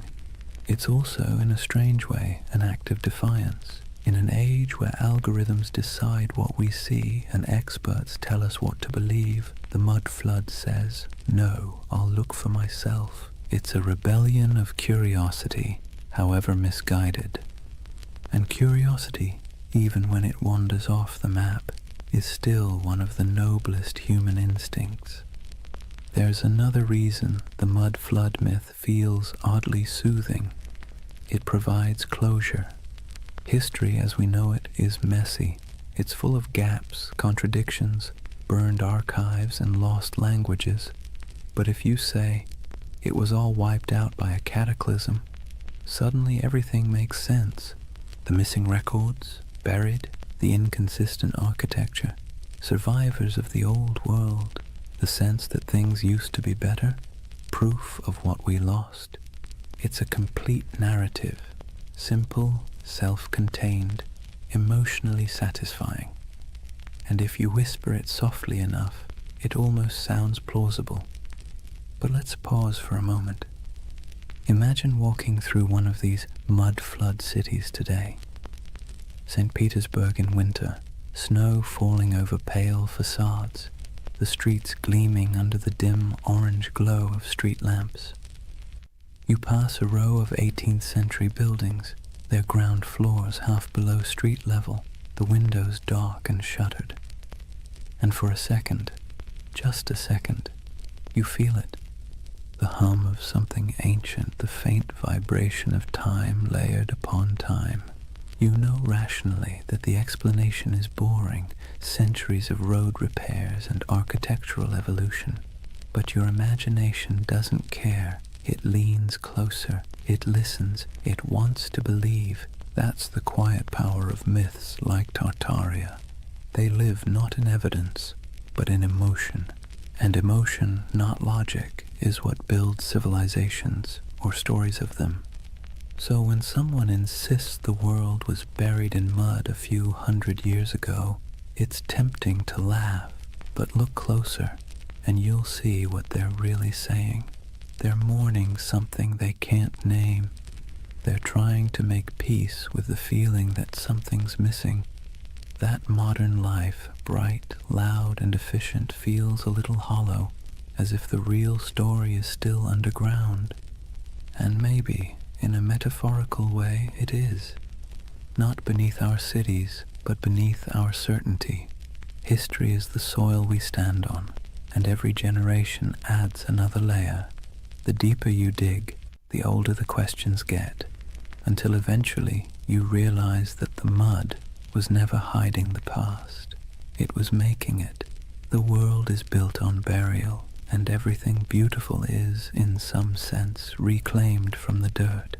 So maybe Tartaria was never an empire at all. Maybe it's an idea, a longing for the lost wholeness of things. Or maybe it's just a very elaborate excuse for why so many basements flood in spring. Take your pick. Either way, as the night deepens and your thoughts drift like dust in lamplight, the question lingers: if an entire civilization could be buried under centuries of mud and forgetfulness, would we even recognize it when we uncovered it? Or would we mistake it for ruins of our own? It's a strange thing, how ruins can feel alive. You walk among them and swear you can hear breathing. Not loud, not human, but the slow exhale of stone, the whisper of time smoothing edges and swallowing stories. That's the allure of forgotten grandeur, the feeling that the past isn't gone, just drowsing, half buried, half awake, waiting for someone to notice. When people speak of Tartaria, they don't imagine mud and dust. They imagine beauty, colossal arches, glittering domes, towers capped with orbs of gold, and wide boulevards aligned with the stars. They imagine symmetry, harmony, perfection, the world before we made it messy. And that's the quiet genius of the myth. It isn't built on fear, but on longing. You've seen it, even if you didn't recognize it. The grand railway stations built in the 19th century, dripping with ornament that seems almost too elegant for its purpose. The courthouses with domes that look more celestial than civic. The cathedrals rising from cobblestone streets like frozen thunderclaps of devotion. You stand before these buildings and wonder, who built this, and why don't we build like this anymore?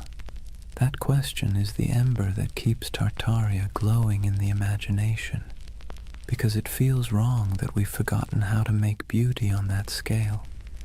It feels wrong that we can't carve marble with such grace, or erect domes that kiss the clouds. And when something feels wrong, the human mind looks for a story to explain it. Tartaria becomes that story, a civilization that mastered form, function, and soul, then vanished without a trace. Some say those old buildings are Tartarian relics, that the ornate facades of St. Petersburg, Paris, Chicago, and even San Francisco are remnants of the same world, a world whose architecture was an act of faith. That the reason we can't replicate it now is because the knowledge was erased, the formulas for harmony, for proportion, for power drawn from geometry, gone, buried under new blueprints and the hum of electric wires. Of course, historians roll their eyes at this.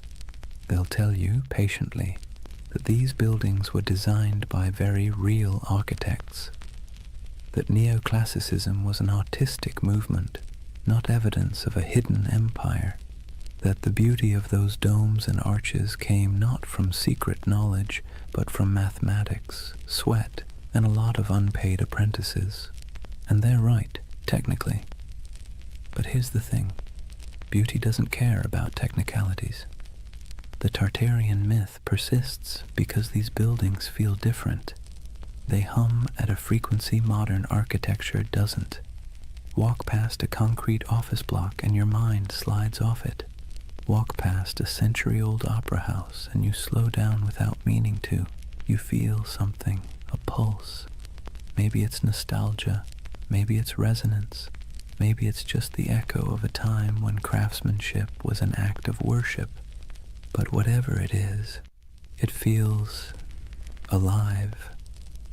Imagine standing at twilight in front of one of those old structures. The stone glows amber. The carvings seem to move in the shifting light. You can almost believe the building is remembering itself, its birth, its purpose, its centuries of reign and revolution.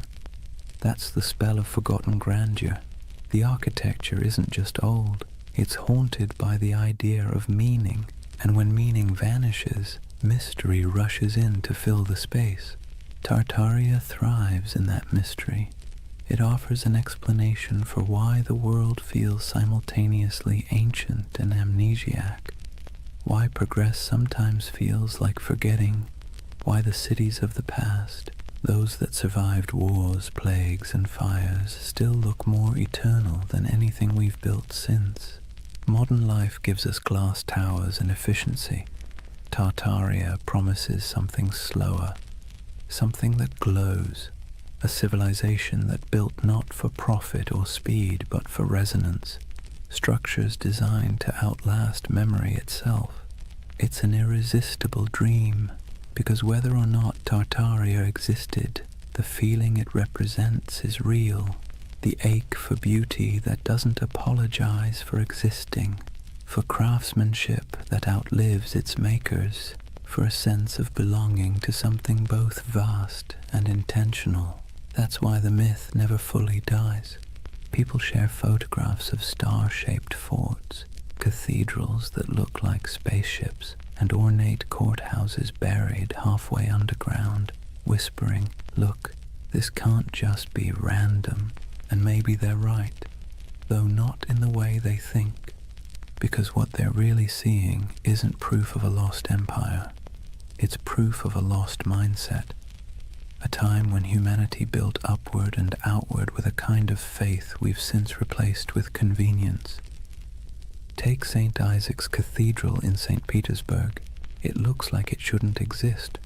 A colossal dome balanced on rows of red granite columns covered in gold that blazes even through fog. Inside, the marble floors mirror the heavens, and the ceilings are painted with saints so vivid they seem alive. Visitors describe it as overwhelming, transcendent, but the Tartarian imagination sees something else, evidence. They ask how such grandeur could be built in the early 1800s by hand in a place that was supposedly swamp and snow. They ask why the foundations look so deep, as if the building once stood taller. Historians give answers: scaffolding, imported granite, decades of work. But believers see a gap, and gaps, as we know, are where myths thrive. It's comforting in a way, because when you believe in Tartaria, you believe that someone once got it right, that the world once understood balance, proportion, light, and energy, that humans long ago built in tune with the earth instead of against it. It's a prettier story than the truth that history is mostly a series of accidents that occasionally produce beauty by mistake. And yet, even if the story is wrong, the emotion behind it is not. There's something deeply human about looking at ruins and imagining paradise, about standing in front of a crumbling palace and whispering, "Who were you? What did you know that we've forgotten?" We do this everywhere. In the jungles of Cambodia, staring at Angkor Wat, in the deserts of Egypt, under the shadow of the pyramids, in the mountains of Peru, among the terraces of Machu Picchu. We look at beauty that endures and assume it must have come from a civilization wiser than ours. Maybe it didn't, but maybe the impulse to think so says more about us than about them. Because really, the myth of Tartaria isn't about lost knowledge, it's about lost reverence. We miss believing that beauty meant something, that it wasn't an accessory, but a form of truth.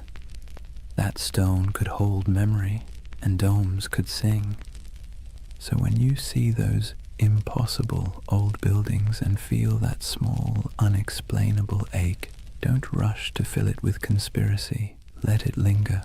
That ache is the story. It's the ghost of wonder, tapping you on the shoulder, reminding you that history is not a timeline. It's a mood, a long, slow chord, still resonating beneath the noise. And maybe that's what Tartaria really is. The echo of a world that believed in harmony more than speed. A civilization of imagination, built not in stone, but in longing.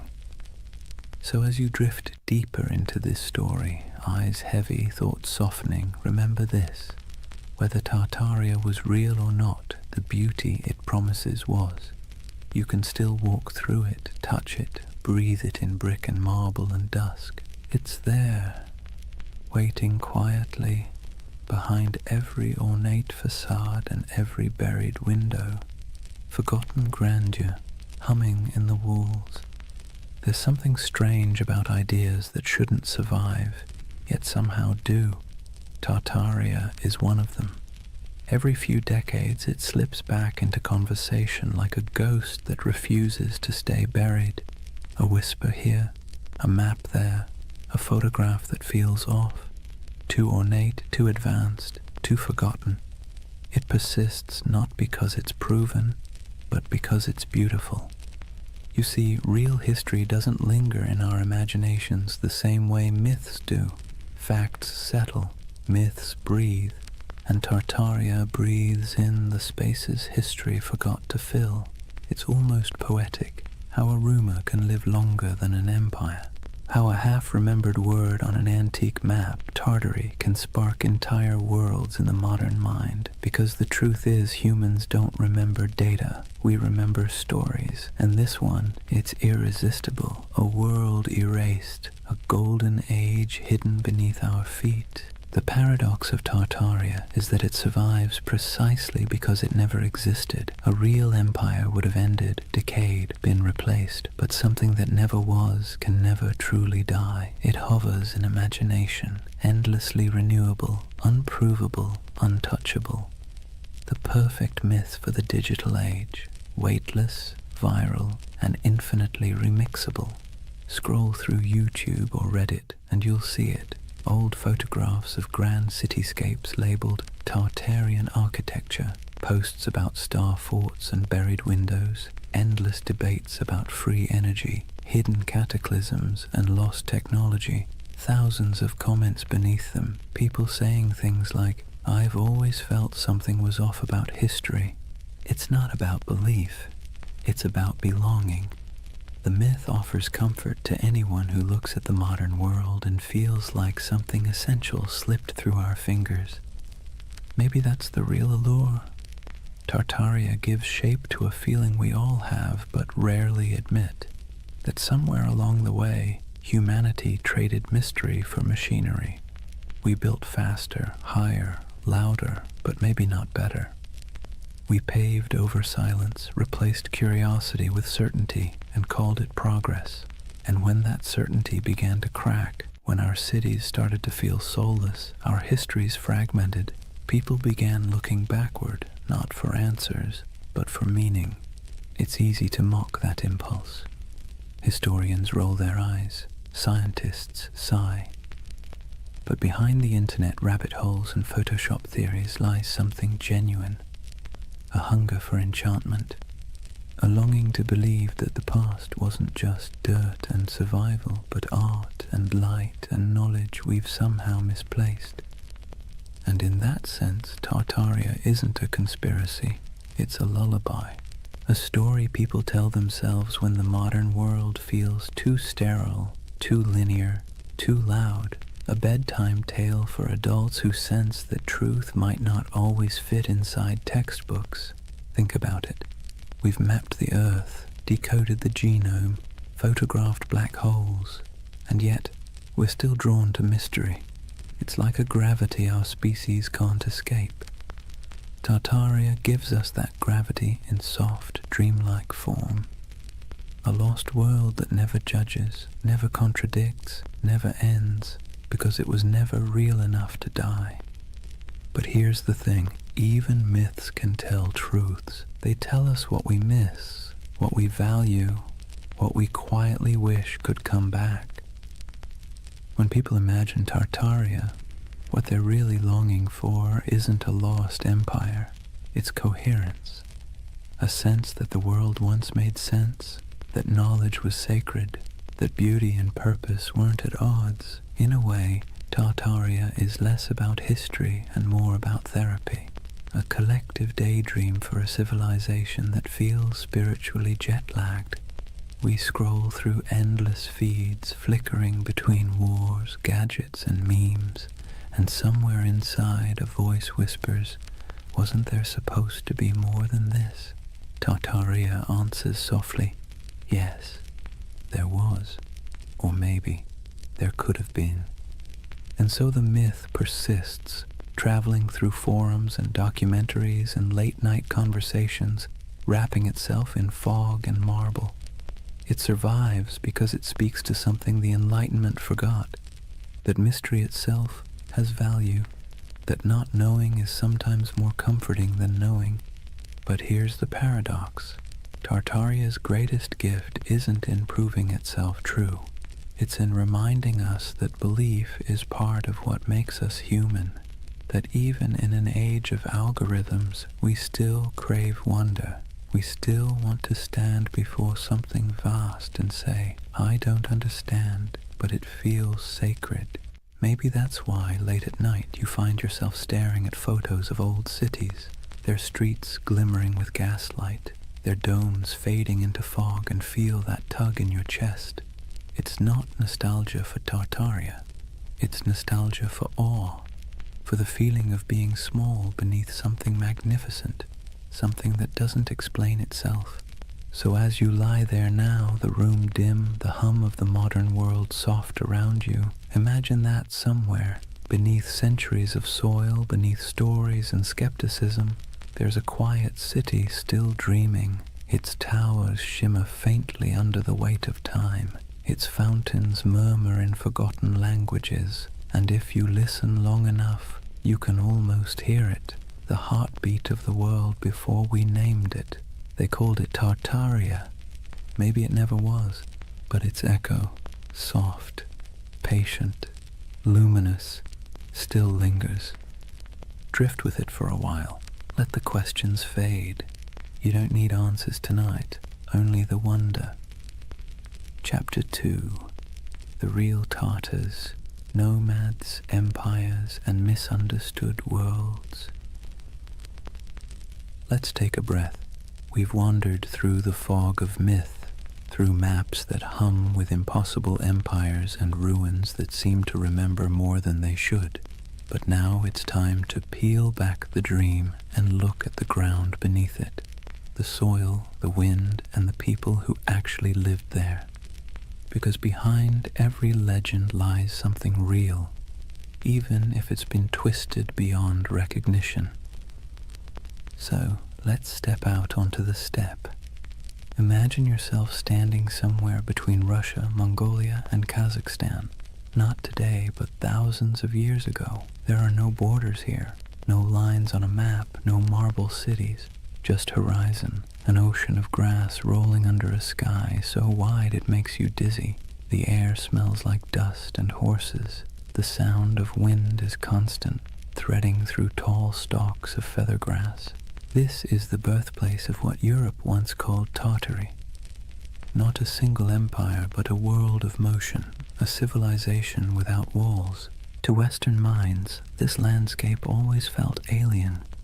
How could a people rule without cities? How could a culture thrive without monuments? To the steppe nomads, that question would have sounded absurd. Their monuments were movement. Their empire was the horizon itself. Centuries before anyone drew Tartaria on a map, there were the Scythians, archers and horsemen who painted their bodies, buried their dead in golden tombs, and drank fermented mare's milk.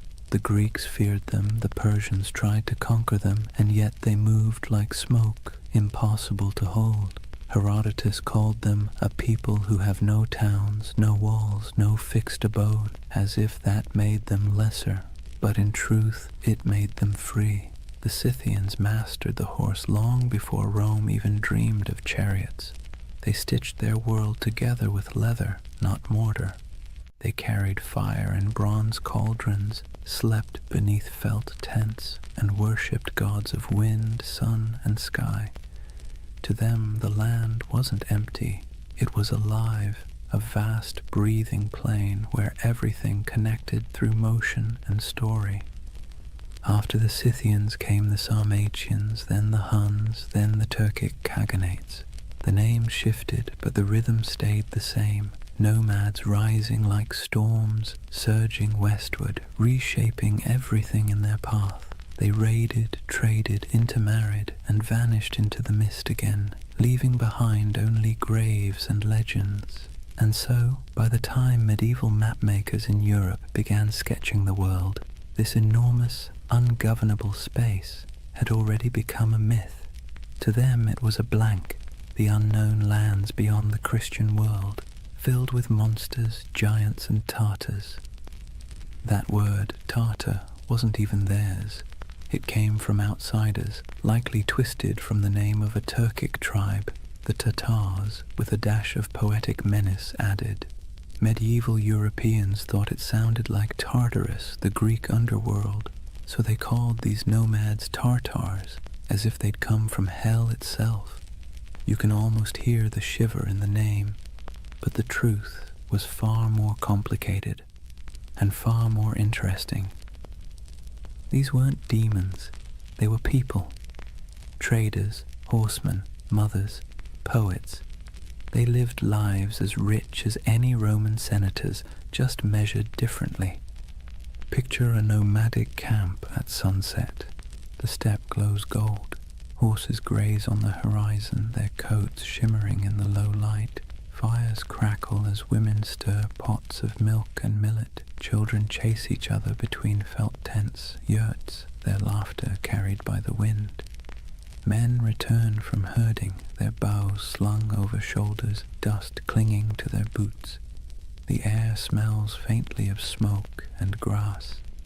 Somewhere, a throat singer begins a low, resonant song, and the notes ripple across the plain like the hum of the earth itself. This was their Rome. Not a city of marble, but of motion and memory. And to them the West's obsession with stone walls would have seemed as strange as worshipping stillness. But as centuries rolled on, stillness began to win. Empires like China, Persia, and eventually Russia pushed outward, trying to tame the steppe. They built forts, drew borders, demanded tribute. The nomads resisted, then adapted. They traded horses for silk, hides for grain, freedom for survival. Slowly, their infinite world began to shrink. By the time European explorers stumbled across these lands in the 17th and 18th centuries, the old steppe empires were fading. The Scythians were long gone. The Mongols' great Khanates had fractured. The once fluid borders had hardened into lines on parchment, and those lines, curved by ignorance, exaggerated by imagination, became the first maps of Tartary.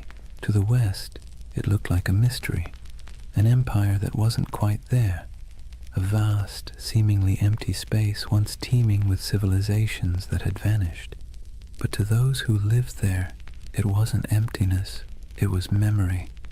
The bones of ancestors beneath the grass, the hum of stories in the wind, the echo of hoofbeats across the centuries. And maybe that's where the myth begins to make sense, because when you stand on a plain that stretches to the horizon in every direction, it's easy to believe that time itself might fold here, that something ancient could still be sleeping under the soil. Perhaps the world didn't erase Tartaria at all. Perhaps it just forgot how to see it. Let's be honest, Europe never really understood Asia, not in the Middle Ages, not in the Renaissance, and arguably not even now. For centuries, the lands east of Moscow and west of China were less a geographic reality and more a psychological one, an enormous blank space where anything could exist. And in that blankness, the idea of Tartary began to grow like a mirage. Imagine a candlelit room in Venice, sometime around the 14th century. A mapmaker hunches over his parchment, hands stained with ink. On the table beside him lie fragments of rumors, sailors' tales, merchant gossip, and a half-remembered account of a man named Marco Polo, who claimed to have seen palaces of gold and cities of stone somewhere beyond the horizon. He dips his quill and begins to draw. Europe is clear. So is Africa mostly. But once he crosses the Ural Mountains, the lines begin to blur. His hand hesitates. What lies beyond? He's never been there. No one he trusts has either. So he fills the void the way humans always do. He imagines. He writes Tartaria in sprawling letters across the page, large enough to cover thousands of miles. Because what else can you do when you're staring into the unknown? For Europeans, Tartary became a convenient label, an umbrella term for everything east of civilization and west of comprehension. It wasn't a nation, it was a category, a way to point at a map and say, this belongs to the others. But here's the funny thing. The more they tried to define it, the more mysterious it became. In the 13th century, when the Mongols exploded across Eurasia like a thunderstorm, Europe finally came face to face with the so-called Tartars. Villages burned, kingdoms crumbled, and word of unstoppable horsemen spread faster than the riders themselves. To a continent already steeped in superstition, it must have felt like the end of the world. Priests whispered that the horsemen were the scourge of God, a punishment for human sin. Chroniclers described them as monsters with faces of beasts and hearts of iron. And yet, when the first diplomatic envoys actually met them, they found something unexpected: organization, bureaucracy, even tolerance. The Mongol Empire, at its height, ran on order, not chaos. Messengers carried official seals, merchants moved safely under Mongol protection, and conquered cities often kept their own rulers so long as they paid tribute. The great Khans weren't savages, they were administrators. Ruthless ones, sure, but methodical. But Europe didn't want to believe that. It was easier, somehow, to imagine an empire of shadows, to turn complexity into myth.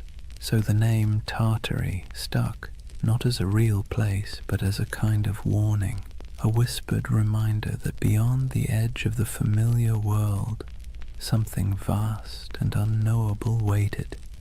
By the Renaissance, the legend of Tartary had evolved into something even stranger. The age of exploration brought better maps, but not necessarily better understanding.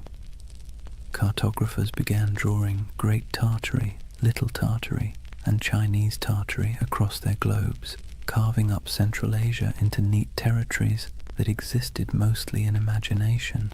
If you were a European scholar in 1700 and you saw a map of Great Tartary stretching from Siberia to the Caspian Sea, you'd assume there was a single civilization there, a mighty hidden empire rivaling Rome or China. And if you were an explorer wandering through empty steppes, stumbling across crumbling ruins or strange earthen mounds, your mind might start to fill in the blanks. Who built this? Where did they go? Humans hate loose ends. We crave narrative closure, and Tartary, this vast echoing blank on the map, offered none. Marco Polo didn't help either. His travels fed the fire beautifully. He spoke of vast courts, cities paved in stone, golden palaces, and khans who ruled lands so wide that weeks of riding couldn't cross them. He wasn't wrong exactly.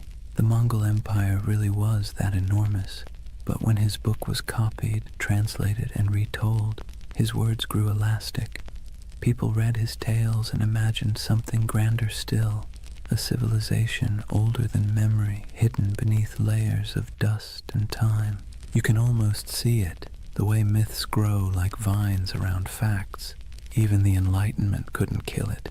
In the 18th century, as Russian explorers pushed eastward into Siberia, they stumbled upon ancient fortifications, strange geometries in the earth, and traces of civilizations long gone. The local tribes spoke of ancestors who built great cities before the snows came. The scholars, baffled, wrote it all down, and back in Europe, those reports fed the imagination once more. By now, Tartary had become more than geography. It was an aesthetic. The word conjured mystery, distance, and faded grandeur. Artists painted sweeping landscapes of icy mountains and lone riders beneath silver skies. Novelists filled their pages with lost kingdoms and forgotten dynasties. And so, when conspiracy theories about a lost Tartarian empire began resurfacing centuries later, it wasn't from nowhere. It was born of something older, a long European tradition of misunderstanding the East, of romanticizing what couldn't be explained, and of filling blank spaces with dreams. Maps, after all, are never neutral. They don't just show where things are, they show what people believe matters. And for centuries, Tartary mattered not because it was real, but because it was mysterious. Imagine yourself once more looking at one of those old maps. The parchment crackles under your fingers. The ink has faded to brown. The edges are frayed. Across the top, in flowing letters, are the words, Magna Tartaria. You trace the line of mountains, the curving rivers, the scattered cities whose names you don't recognize. You realize you're staring not at geography, but at imagination, a dream caught in ink, a memory of a place that never quite existed, but that never fully went away either. And maybe that's why Tartaria still captures people today. It wasn't born in a lab or on a message board. It was born in candlelight on parchment, in the minds of men who couldn't stand not knowing. A story that began as cartography became mythology. And mythology, as history always proves, has a way of outlasting the truth. Picture a road that isn't really a road. It's not marked by signs or asphalt or tidy lines of direction. Instead, it's an invisible web of paths, camel tracks winding through dunes, mountain passes marked by cairns, river barges drifting under starlight. This was the Silk Road. Not one road, but thousands, threading together China, Persia, India, Byzantium, and everything in between. And somewhere in the middle of that vast tangle lay the ghost of Tartary. The Silk Road was less about silk than it was about exchange. Of goods, yes, but also of ideas, stories, and beliefs. Every caravan that set out carried more than fabric and spices. It carried imagination. The West dreamed of the East as a place of wonder, while the East saw the West as a land of restless curiosity. And where those two imaginations met, right there, In the open steppes of Central Asia, the myth of Tartary quietly took root. Imagine the rhythm of a caravan, bells jingling from camel necks, dust swirling beneath hooves, a merchant humming softly, half to himself, half to keep his pace. At night, when the fires burned low, stories flowed like wine, tales of lost cities swallowed by sand, temples of gold hidden in the desert, empires that rose and vanished before the next dawn. Every traveler added a new layer to the legend, and the Silk Road became less a trade route than a whispering gallery of the world's dreams. Now let's be clear, there were empires here, real ones.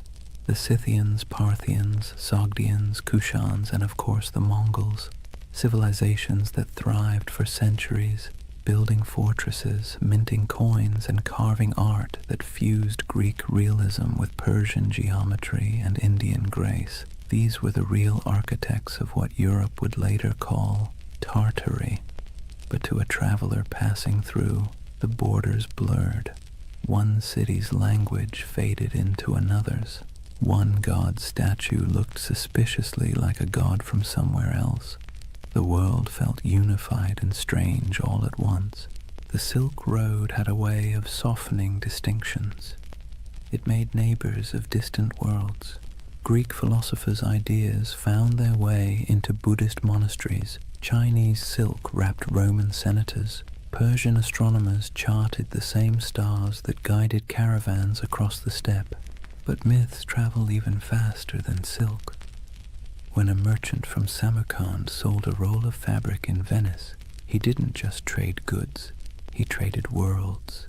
He told stories of the East so dazzling they didn't sound real. Cities with towers of glass, he might say, rivers that shimmer like silver. Men who lived 200 years, and back home, when he unpacked his profits and poured himself a drink, he probably heard equally absurd stories about the West. It's easy to forget that for most of human history, distance was a form of magic. The farther away something was, the more fantastical it became. And no distance loomed larger in the European mind than that mysterious space labeled Tartary. Through this swirling exchange, Tartary became a kind of mythic glue, a word that held together the fragments of a world too vast to comprehend. Think of it like this. When a Venetian mapmaker in 1500 scribbled Tartaria across the center of his globe, he wasn't really describing a political entity. He was describing everything between Europe and China, between knowledge and ignorance, between history and imagination. And here's where things get interesting. While Europe imagined Tartary as an exotic wilderness, the people who actually lived there were building connections that shaped the ancient world. The Sogdians, for instance, traders from what's now Uzbekistan, ran a network of trade colonies so extensive that historians sometimes call them the FedEx of the Silk Road. They spoke multiple languages, mediated between empires, and filled their homes with art from every culture they touched. A single Sogdian mural might show an Indian goddess, a Persian king, and a Chinese dragon all sharing the same painted wall. To them, Tartary wasn't a mystery, it was home. And yet, this multicultural world also sowed the seeds for misunderstanding. When distant observers caught glimpses of it, they didn't see the nuances. They saw only the grandeur, the temples, the stone roads, the fortified cities, and assumed it must belong to a single empire. That assumption, multiplied over centuries, became the illusion of the great Tartarian civilization. Even today, the ruins scattered across Central Asia, stone walls buried in sand, intricate tile work crumbling in forgotten courtyards, feed that same longing. People look at them and wonder, who built this? Where did they go? Why do our textbooks skip over it? It's a fair question, because history doesn't just forget, it edits. When empires fall, so do their names.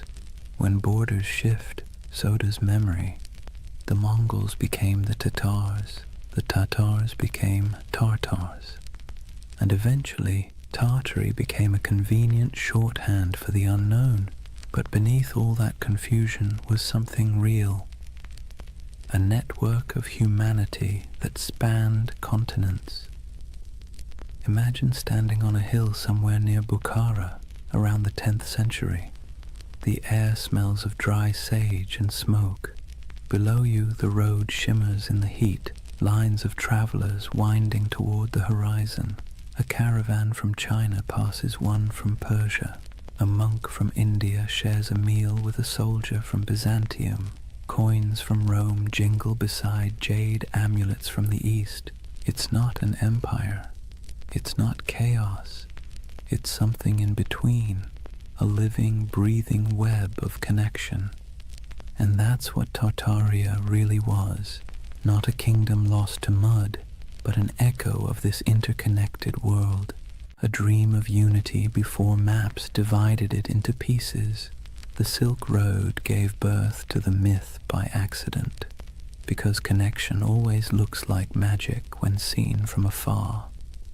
So when modern believers look at old maps and see the word Tartaria sprawled across half the world, maybe they're not completely wrong to feel awe. They're just reading a poem that was once mistaken for a border. The Silk Road blurred the lines between civilization and myth, empire and echo. And in that blur, half dust, half starlight, the legend of Tartaria found its heartbeat. Words have a funny way of sticking to things they were never meant to describe. Tartary was one of those words, an intellectual shortcut that turned into a centuries-long misunderstanding. By the time Europe stumbled out of the medieval era, the East was less a place and more a story.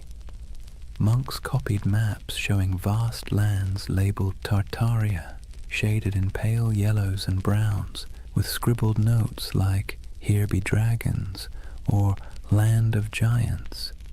It wasn't meant as insult or precision. It was just ignorance wrapped in ink.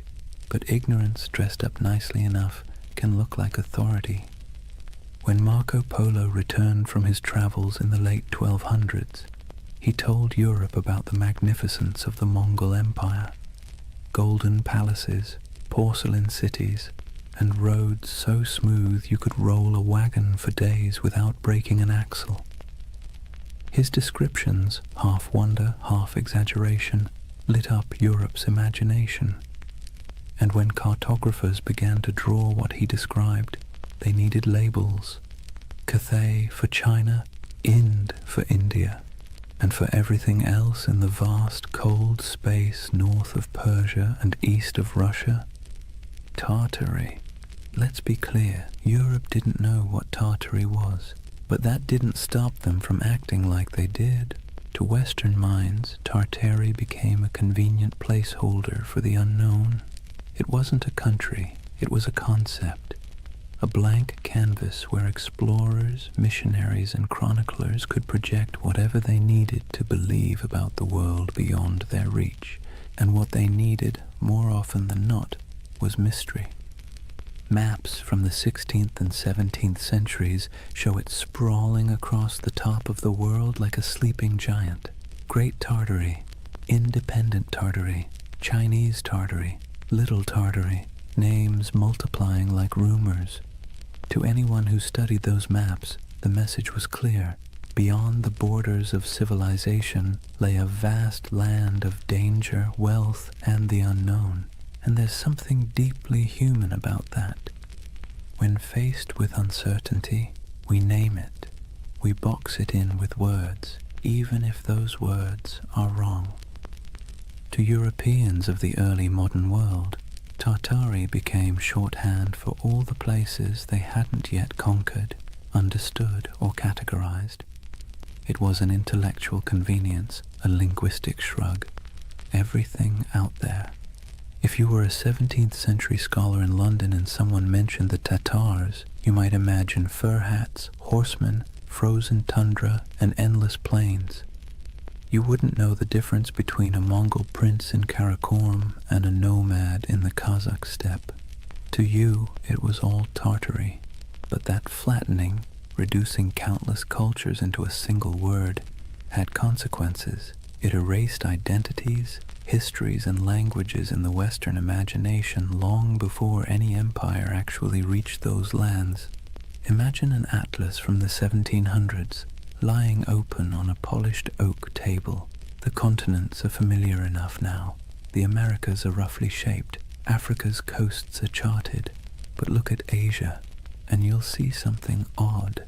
Above India and China stretches an ocean of blankness, punctuated only by the word Tartaria, scrawled in proud, swirling letters. No cities marked, no rivers traced, just emptiness. That emptiness became an invitation. Missionaries imagined lost Christian kingdoms hidden in those plains, descended from the mythical Prester John. Explorers fantasized about tribes of giants or entire cities of gold. Poets and philosophers romanticized the steppe as a land of freedom, wild, untamed, untouched by decadence.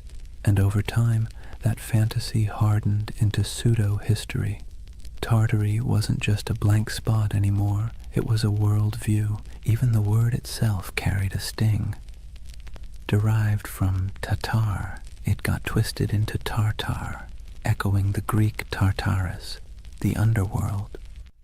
Early chroniclers saw the Mongols storm into Europe in the 13th century and thought, "Ah, yes, these must be the people from hell." The name stuck, and for centuries afterward, Tartar became synonymous with savagery, chaos, and apocalypse. When the Mongol Empire fractured and faded, the word didn't fade with it. It lingered. Europe kept calling the steppe Tartary, even as local empires rose and fell.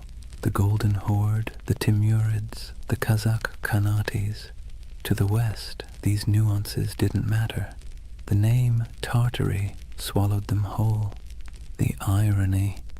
By the time Europe started mapping Tartary with any real accuracy in the 18th and 19th centuries, it had already become a relic. Russia had expanded eastward, swallowing Siberia province by province. Qing China had claimed the west, and yet the word persisted, echoing in atlases long after it had lost any real meaning. There's something almost poetic about that, how a word can outlive the thing it never actually described.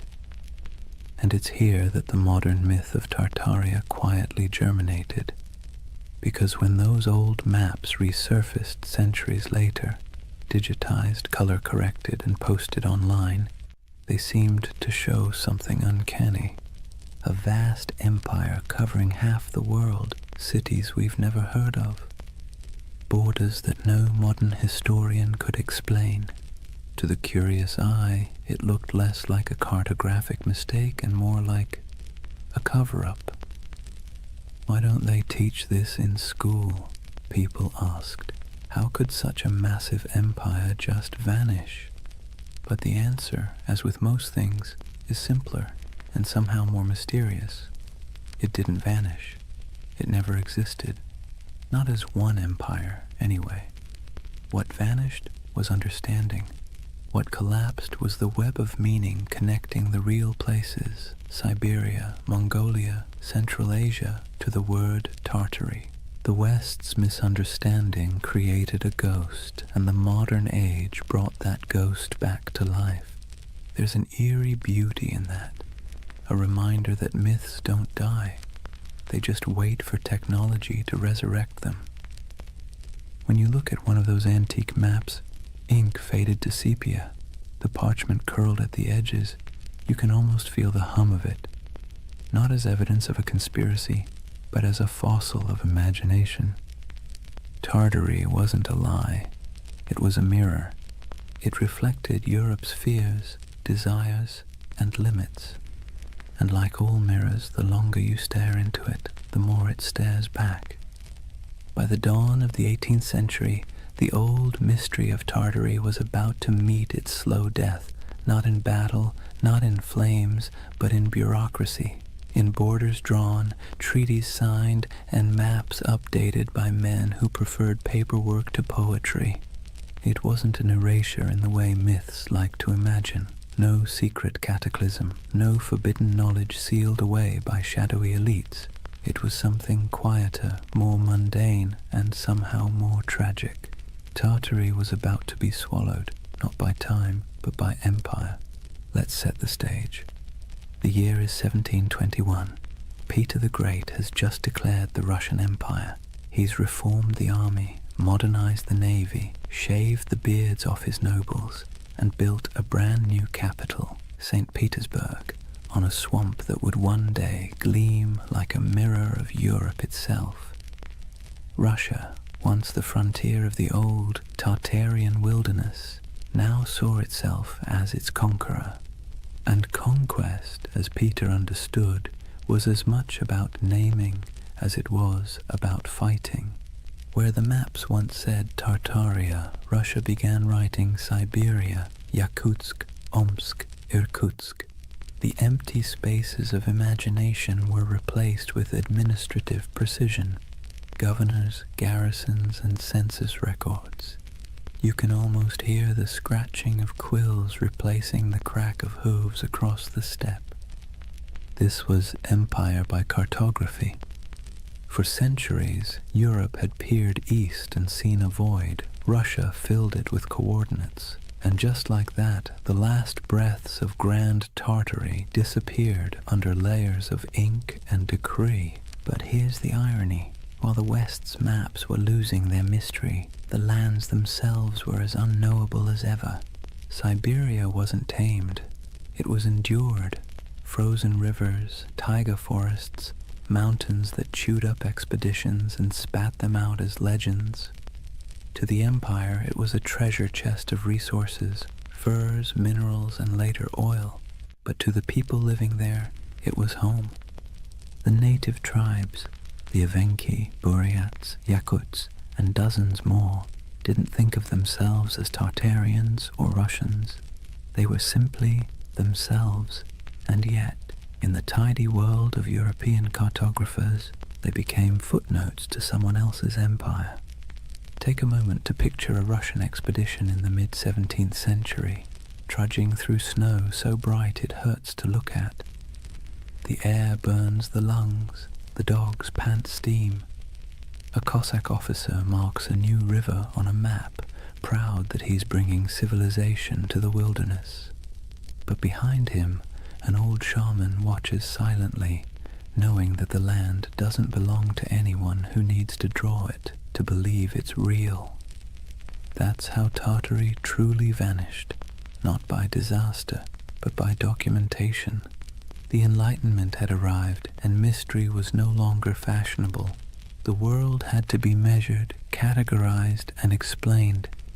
A single romantic name like Tartaria didn't fit into that neat little system. It was too vague, too mythic, too medieval. By the early 19th century, Tartary lingered only as a kind of ghost word on maps, an anachronism that survived in outdated atlases or in the minds of travelers who still preferred fantasy to geography. You might find Chinese Tartary scribbled across what is now Xinjiang or independent Tartary hovering somewhere over Kazakhstan, but it was already fading, the ink almost apologetic. What had once stretched across half the known world was reduced to a linguistic relic, an old world word for a world that no longer existed. But this quiet death of Tartary created a strange paradox. By removing the name, the empires of the 18th and 19th centuries thought they were clarifying history. In truth, they erased a mystery so thoroughly that, centuries later, people would come looking for it again. Because that's the thing about erasure, it always leaves an outline. In the modern age, when digital archaeologists started poring over antique maps, The rediscovery of Tartaria didn't feel like uncovering a lie. It felt like uncovering a secret. Here was proof, they thought, that something immense had once existed and been scrubbed from the record. The irony? They weren't wrong about the erasure. They were just wrong about what was erased. It wasn't a hidden utopia or an advanced global empire. What disappeared was ambiguity itself, the willingness to admit we didn't know everything. The 18th century push for rational order, scientific mapping, and imperial control smoothed the rough edges of the world, and in doing so, it flattened mystery into history. Let's be clear, the loss of Tartary wasn't a conspiracy. It was a side effect of certainty, and maybe that's why its ghost haunts us still, because deep down humans don't actually like a world that's too explained. We crave wonder, we miss the blank spaces, so when we see Tartaria glowing faintly on an old parchment, we don't just see a name, we see a question. A whisper from the past asking, "What did you forget?" The collapse of Tartary wasn't a fall. It was a fade-out, a slow dimming of a word that once carried the vastness of the unknown, and the quieter it got, the louder the myth became. By the time Russia completed its imperial expansion across Asia, by the time the British, French, and Qing empires carved their pieces of the East, Tartary had been buried not under mud, but under maps. And centuries later, when people began brushing that dust away, what they found wasn't evidence of a lost civilization. It was evidence of our collective imagination still alive and searching. That is the strange beauty of this myth. Tartaria may never have been real in the way empires are real, but its death, its quiet bureaucratic burial, feels as monumental as any fall of Rome, because sometimes the end of mystery is its own kind of catastrophe. Chapter 3. The Great Erasure. Lost knowledge, world fairs, and the architecture of amnesia. Take a deep breath. We're leaving behind the dust of the steppe and stepping into marble, into the gaslit glow of the 19th century, because this is where the story of Tartaria is reborn. Not in Siberia, not on the maps, but in the imagination. Picture it. The year is 1893. The World's Columbian Exposition in Chicago. 200 white buildings rise like mirages along the lake, glowing in electric light. Domes, arches, columns, architecture so grand that people literally wept when they saw it. It looked ancient, impossible, like something from a forgotten golden age resurrected overnight. And here's the kicker. It was built overnight. A team of architects and laborers had thrown up that entire city in less than 2 years. They called it the White City. To the public, it was a triumph of modernity, but to later eyes it looked suspiciously like something else. Massive domed palaces, ornate fountains, obelisks, colonnades stretching into mist. It looked ancient, yes, but not Greek, not Roman. It looked out of time. Now fast forward a century. A man sitting at his computer zooms in on old photos of the fair. He pauses. He notices something strange. The buildings look far too advanced for their time, he thinks. Too perfect, too grand. And then he finds something even stranger. After the fair ended, almost every single building was demolished, burned, scrapped, gone. And that's how a new kind of myth was born. The idea that maybe, just maybe, these temporary structures weren't built at all, at least not by us. Maybe they were rediscovered, remnants of an older, erased civilization. A civilization called Tartaria. Let's be clear, the buildings were real. We have blueprints, records, payrolls, receipts for every brick. But the feeling, the awe they inspired, the eerie way they appeared and vanished, felt mythic. It tapped into something ancient in the human psyche. our suspicion that we've forgotten something big. And once that suspicion took root, it spread. Soon people began noticing Tartarian architecture everywhere. Those impossible domes in St. Petersburg, the Capitol building in Washington, the palace-like train stations of Paris, even the city halls of small American towns. Weren't they all too ornate, too advanced for their supposed era? The theory blossomed like ivy over ruins that maybe the 1800s weren't a time of invention, but of cover-up, that there had been a worldwide reset, a mud flood, a cataclysm that wiped out the old civilization and left humanity to rebuild amid the ruins. The world's fairs, in this view, weren't celebrations of modern progress at all. They were redecorations, a way to reintroduce a repurposed world, scrubbed clean of its true history. The fairs, the grand expos, were merely the unveiling ceremonies of a planet repainted. Now this is where skepticism and wonder collide, because if you look at those photos, you can feel it. The eerie stillness of early photography only adds to the illusion. Long exposures make crowds disappear. The buildings stand pristine, gleaming, deserted, as if waiting for a civilization that never returned. It's beautiful and unsettling and hypnotic. Even historians, with all their explanations, temporary plaster facades, neoclassical revival trends, technological optimism, can't quite dispel the dreamlike quality. It's too pretty, too deliberate. It feels like memory, not progress. And that's what makes the Tartaria myth so powerful. It didn't come from ignorance, it came from longing. Because by the 19th century, humanity had built machines that could fly, factories that could blot out the sun, and cities that swallowed nature whole. We had replaced mystery with machinery, but beneath the gears and soot, people were starting to feel something hollow, something missing. Tartaria filled that hole. It became the name for everything that seemed too beautiful, too harmonious, too purposeful to belong to the chaotic modern world. It was nostalgia in disguise, a yearning for an imagined time when architecture was sacred, when energy was free, when civilization felt like art rather than industry. Of course, the irony is exquisite.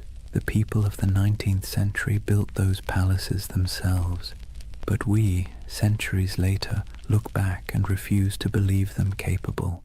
Maybe it's easier to believe in a lost utopia than in the idea that our ancestors simply cared more about beauty than we do. So imagine walking through that white city. The lamps hum softly. The canal reflects the moonlight. Music drifts from the pavilions. You hear the shuffle of dresses, the murmur of voices, the click of carriage wheels, and for a moment you can almost believe the myth that you've stumbled into the remains of a vanished empire, briefly resurrected for one last dance before fading again into legend. That's the strange charm of Tartaria. It doesn't matter if it's real. What matters is how it makes you feel, because beneath every conspiracy is a heartbeat. The desire to belong to something greater, to touch a truth the textbooks forgot to mention. And so, through the flickering gaslights of the 19th century, the dream of Tartaria returned, not in stone, but in spirit, not as an empire rediscovered, but as a memory resurrected. Let's be honest for a moment. Modern architecture doesn't exactly make the heart sing. Steel boxes, glass towers, angles sharp enough to injure your soul. Function over form, they say. Minimalism, efficiency, progress. But walk past an old courthouse or a crumbling railway station with columns carved like Roman temples, and suddenly something stirs. It feels like memory. Not your memory, but someone's. And that's exactly where Tartaria hides, in that emotional shadow between nostalgia and doubt. See, the 19th century didn't just give us new machines, it gave us new eyes. Photography froze the world for the first time. Urbanization made old beauty vanish beneath brick and smog. And as the industrial age thundered forward, the West began quietly rewriting itself, paving over not just landscapes, but the very story of civilization. This was the age of erasure disguised as progress. When old cathedrals were restored into shapes they had never been, when ancient city walls were torn down to make room for the future, when soot-blackened monuments were scrubbed and renamed, their histories conveniently rewritten for the age of reason. Historians call it modernization. Tartaria believers call it cover-up. Now, let's pause and take a breath, because this is where myth and history start blending like watercolor. The truth is simpler, but also sadder. It wasn't a conspiracy, it was forgetfulness. The 1800s were obsessed with the new: steam, glass, iron, materials that seemed to promise immortality. The faster technology advanced, the more the past looked like an inconvenience. When people demolished centuries-old buildings to make room for factories or boulevards, they didn't think they were erasing history. They thought they were improving it. But here's the paradox. Progress, when it moves fast enough, feels like amnesia. Imagine being a farmer's son in 1820, living in a cottage built by your grandfather, heated by the same hearth. Then picture your grandson in 1890, born under electric light, surrounded by locomotives, reading newspapers printed on machines that could churn out 1 million copies before breakfast. The pace of change was dizzying. The world your ancestors knew had disappeared before your own eyes. And when memory fades that quickly, even the truth starts to look like myth. That's why the great buildings of the 19th century seem suspicious to us now. They're too perfect, too ambitious, too permanent in an age obsessed with speed. To modern eyes, they feel like artifacts of a lost age, something inherited, not made. The Tartaria theory, in this sense, is less about deceit and more about disbelief. We don't believe we could have built something so beautiful in such a short span of time.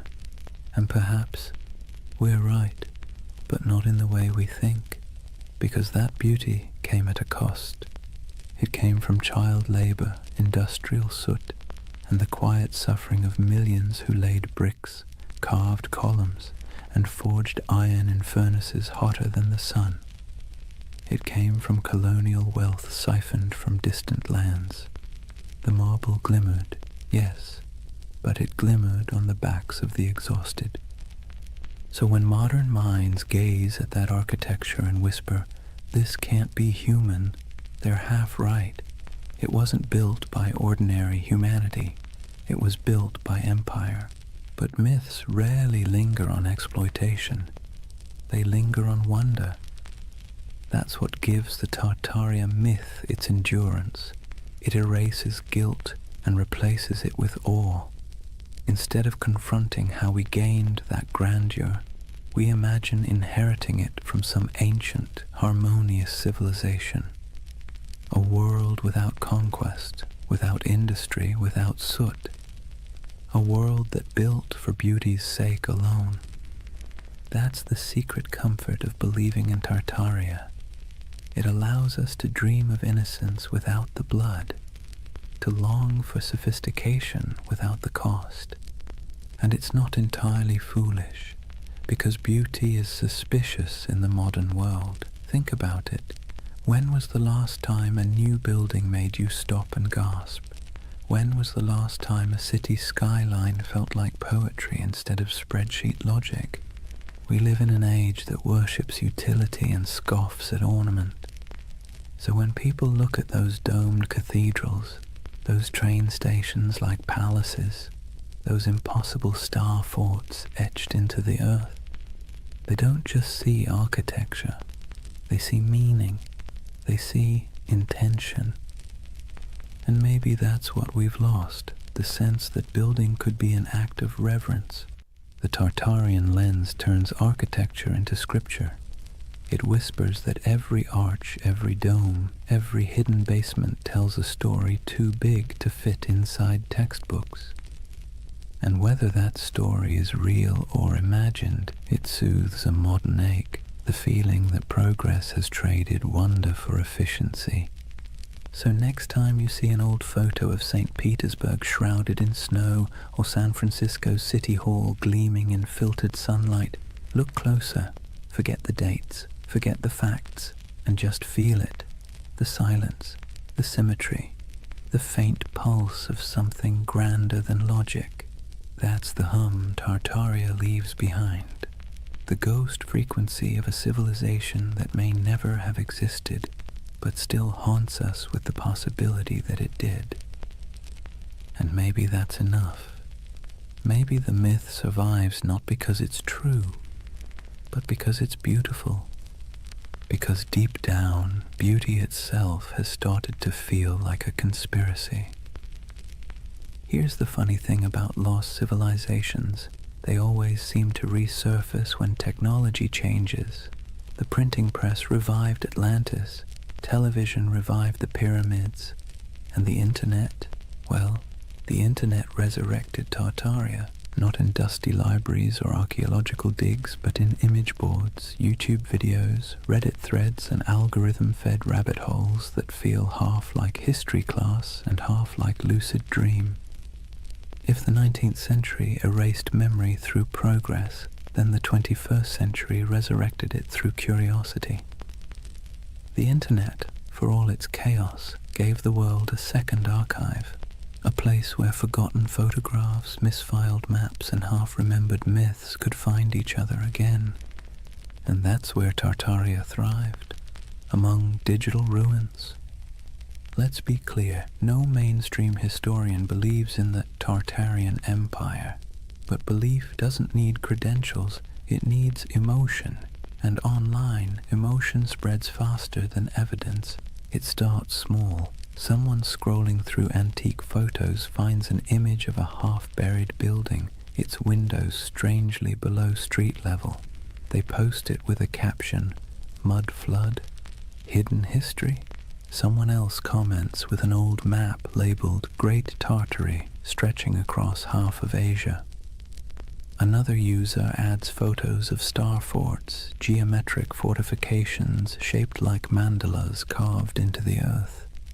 Then someone else notices that the architecture of 19th century world fairs, domes, spires, impossibly ornate facades, seems eerily similar across continents.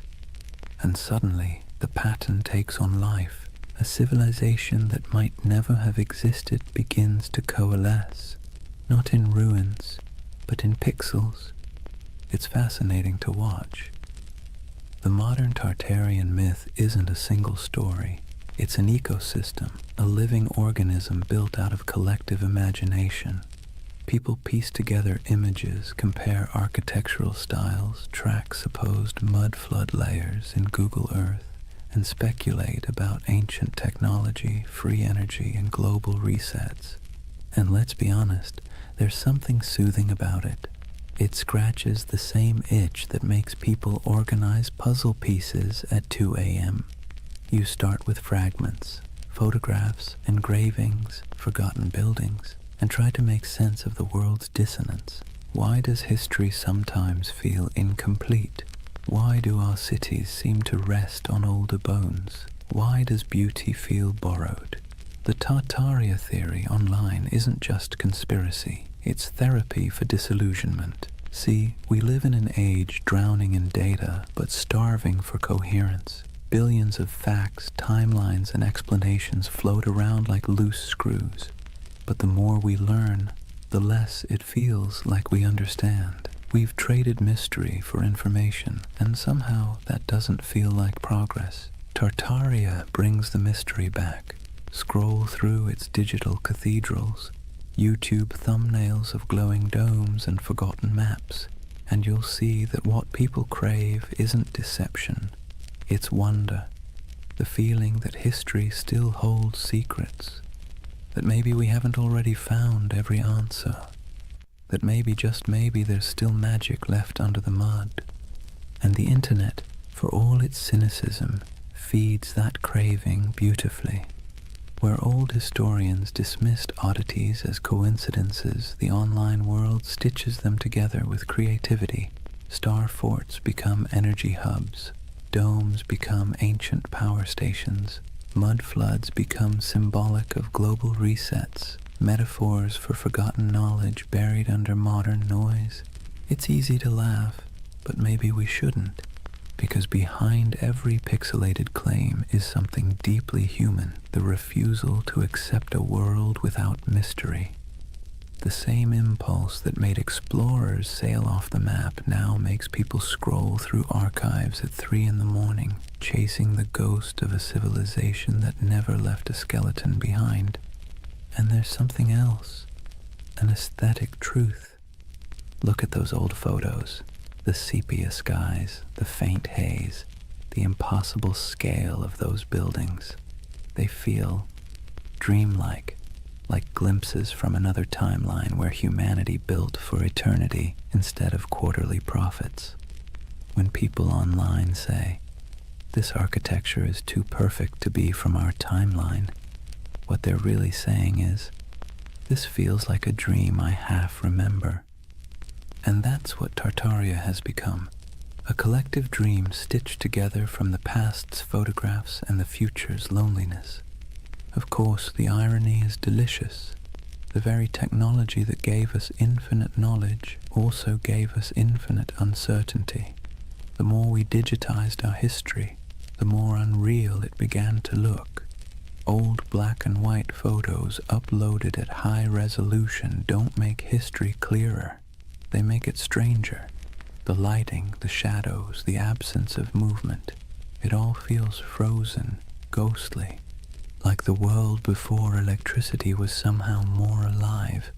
So when you see someone online connecting old city photos and whispering Tartaria, what you're witnessing isn't delusion, it's longing, a search for coherence, for the feeling that history isn't just progress and decay, but a cycle of remembering and forgetting. And isn't that what all civilizations do? They rise, they crumble, and then they return in imagination. Rome, Atlantis, Lemuria, Tartaria, each one a mirror reflecting not the past, but our hunger to belong to something grander than the present. In that sense, the internet didn't invent Tartaria. It simply gave it a voice, a new empire of whispers sprawling across servers and screens, where myths are immortal and disbelief is optional. Scroll long enough and you'll start to see why people stay. The posts feel soothingly repetitive. Arches, domes, star forts, mud floods, each image a little lullaby of lost grandeur, a bedtime story told by algorithms instead of grandfather. So maybe Tartaria isn't a place at all. Maybe it's what happens when memory and imagination meet in the glow of a computer screen. Half fact, half wish. The myth doesn't just say, "Look what we've lost." It says, "Look what we still want to believe." And that, perhaps, is the most human story of all. Let's pause for a moment, take a slow breath, and think about why people believe in things like Tartaria. Not in the mocking way you see on forums or documentaries, but really think about it. Why does the idea of a lost civilization hidden under our cities feel comforting? It's not stupidity. It's not gullibility. It's yearning. Humans, for all our cleverness, are wired for mystery. We're pattern-seeking animals, tracing meaning in the stars, in tea leaves, in the cracks of old maps. The unknown makes us restless. The known makes us bored. And between the two, we spin myths that make life feel a little more meaningful. Tartaria lives in that space. It's not really about mud floods or star forts. It's about the suspicion, deep down, that the world we've been handed is incomplete, that someone, somewhere, has hidden something important, that maybe history isn't a straight line of progress, but a looping dream where civilizations rise, fall, and are forgotten not by accident, but by design. And honestly, that's not such a crazy thought. Think about how much of history you've forgotten personally. Think of everything humanity has lost to fire, war, vanity, or neglect. Libraries burned, languages erased, empires swallowed by desert and jungle. The dark ages weren't dark because nothing happened. They're dark because the light of memory didn't reach that far. So when someone looks at an ornate 19th century building and says, "I don't think we built that," they're not rejecting history. They're mourning it. They're mourning a world that seems to have misplaced its wonder. Let's be clear, modern life doesn't give us much mystery anymore. We have answers for everything, or at least the illusion of them. You can type any question into a search bar and get a dozen replies in seconds. But that convenience has a side effect. It kills the thrill of not knowing. And mystery, as it turns out, is essential to the human spirit. Without it, the world feels flat. That's where conspiracies slip in. They fill the void left by lost awe. When people say the elites hid the truth of Tartaria, what they're really saying is, I miss when the world felt magical. It's an emotional rebellion against boredom, a soft protest against a sterile universe made of facts but lacking enchantment. And here's the interesting part, it's not new. Every age invents its lost golden age. The Greeks dreamed of Atlantis. The Victorians romanticized Lemuria. The 20th century turned the Mayans into cosmic prophets. And now, in the digital age, we have Tartaria, an empire of dreams built on archives and algorithms. Each generation looks backward and imagines perfection because it's easier than imagining perfection ahead. We do it because the past is safe. It can't disappoint us anymore. Psychologically, belief in a hidden civilization like Tartaria scratches multiple itches at once. There's pattern recognition, the brain's love for connecting dots even when they don't belong together. There's narrative control, the soothing illusion that the world makes sense, that nothing happens by accident.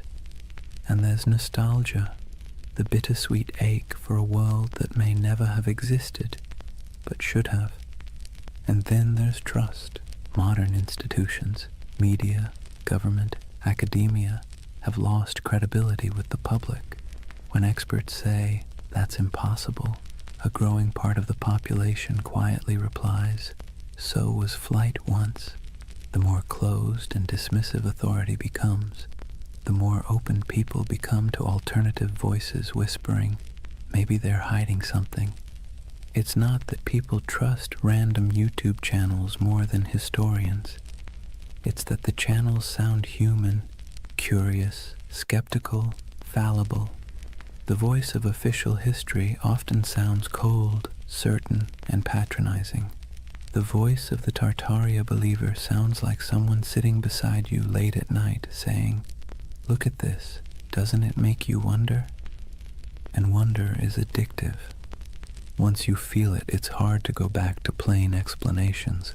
Even the act of believing, of piecing clues together, creates a small dopamine rush. It gives the believer a sense of purpose. You're not just scrolling, you're investigating. You're part of something big, something secret. It's empowering in a world that makes most people feel small and powerless. So the Tartarian myth becomes more than a theory. It becomes a community, a shared dream. People trade discoveries, maps, and theories not because they're delusional, but because it feels good to search together. The hunt becomes the reward. And in that sense, Tartaria isn't a symptom of ignorance. It's a symptom of loneliness. Think about it.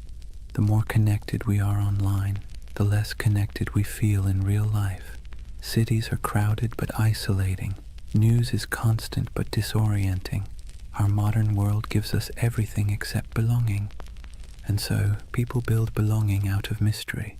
Believing in a hidden past means believing in meaning itself, that we're not just floating through chaos, that someone somewhere once built something extraordinary, and maybe we can again. That's not conspiracy. That's hope in disguise. Of course, hope can be dangerous when it turns to dogma, when questioning becomes obsession, when imagination becomes paranoia. That's when the myth begins to rot, when every gap in knowledge becomes a plot, and every historian becomes an enemy. That's when wonder collapses into fear. But before that point, before the cynicism sets in, there's something oddly beautiful about it. People standing in awe before old cathedrals and asking, how did they do it? People digging through archives at midnight, convinced that history still has secrets. It's easy to mock that. Harder to admit that it's the same impulse that built science, art, and philosophy in the first place. Curiosity is the ember. Myth is just the smoke. So the Tartarian believers, in a strange way, are modern heirs to the ancient dreamers, the ones who stared at the stars and saw gods, the ones who saw order in chaos. They're not historians, but they are human. They want the past to matter. They want the present to make sense. And maybe that's why Tartaria lingers. Not because it's real, but because it feels right, in some deep, poetic way that logic can't quite dismantle. It tells a story not about what we've found, but what we've lost. And that's a kind of truth, too.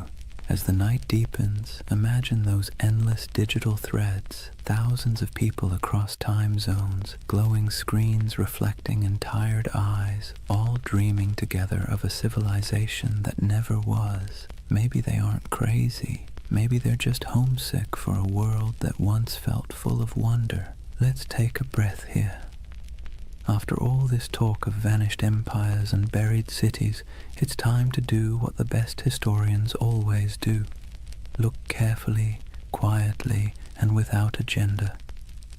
Because when you set aside the noise of the internet and really look at what's left of Tartaria, what you find isn't a conspiracy. It's something far more human, and somehow even more fascinating. The term Tartary was not a secret code name for a lost empire. It was a geographic placeholder, a cartographer's shrug. For centuries, Europeans simply didn't know what lay beyond the Ural Mountains or deep in the Siberian steppe. So they wrote Tartaria, like writing "Here be dragons," a kind of verbal fog to fill the blanks. The maps weren't evidence of an empire erased. They were evidence of ignorance being slowly replaced by exploration. And those grand old buildings, the ones people point to as proof of impossible architecture, they're very possible. Magnificent, yes. Impossible, no. The ornate city halls, cathedrals, and palaces of the 19th century weren't built by some forgotten super-civilization. They were built by humans with chisels, scaffolds, and a near-religious obsession with grandeur. The 1800s were a century drunk on ambition. Industrialization made iron, glass, and concrete cheaper than ever. Colonization and global trade poured wealth into Europe's cities. Architects looked backward to Greece, Rome, Byzantium, and Egypt, and then combined everything like over-enthusiastic chefs. The result was the neoclassical explosion. Domes, columns, and marble facades that looked ancient but were brand new. That's why so many people mistake them for relics, because they were designed to look timeless. They were Rome in steel corsets, deliberate nostalgia built in brick and plaster. The world's fairs that fuel so many Tartarian videos, they were real, yes, and they really did look astonishing. Whole temporary cities of palaces, fountains, and gleaming towers that appeared overnight and vanished just as quickly. But they weren't cover-ups. They were theatre. They were the 19th century showing off. Most of those buildings were plaster over wood, not marble. They were meant to impress, not endure. When the fair ended, the facades were torn down or burned, leaving only photographs that today look eerily like the ruins of a forgotten world. No secret empire, just show business. And those famous mud flood buildings with their half-buried windows, they too have ordinary explanations. Cities sink, streets rise, over centuries as populations grow and roads are repaved. Layers of soil and stone accumulate. Old ground floors become basements. It's not mystery, it's maintenance. Yet it's easy to see why the illusion caught fire. Because even the real explanations, erosion, engineering, economics, are, in their own way, beautiful. The world doesn't need hidden magic to be miraculous. Consider this. The same roads once labeled Tartarian carried traders, nomads, poets, and conquerors across continents. Cultures met, clashed, and blended until identities blurred. What Europe called Tartary was not one empire but a kaleidoscope of peoples, Turkic, Mongol, Persian, Russian, Chinese, each with their own stories, languages, and gods. Out of their collisions came ideas, inventions, and art that shaped the world we still live in. The myth says Tartaria was erased. The truth is that it was never singular to begin with. It was many, and that's why it's hard to pin down. The steppe doesn't lend itself to borders. Empires there were fluid, waves of power that rolled across the grasslands and receded again. The Scythians, the Huns, the Mongols, the Khazars, they all rose, ruled, and vanished, leaving behind only fragments. To an outsider, that flux looked like a void. To those who lived it, it was life itself. And maybe that's where the misunderstanding lies. Western history loves walls and dates, beginnings, endings, dynasties. The steppe doesn't play by those rules. Its empires were seasonal, migratory, woven into the land and wind. If you expect pyramids, you miss the poetry. So no, there was no single global Tartarian empire, but there was a vast interconnected world of trade, culture, and movement that stretched from Europe to China long before globalization had a name. The Silk Road wasn't just silk, it was the internet of its day, transmitting not data but ideas. Buddhism, astronomy, metalwork, medicine all passed through those dusty caravans. The real miracle isn't that something was erased, it's that so much survived, and yet debunking doesn't have to mean disappointment. If anything, it should make the world feel richer, because the truth is not dull, it's layered. The mud flood isn't proof of deception, it's proof of time.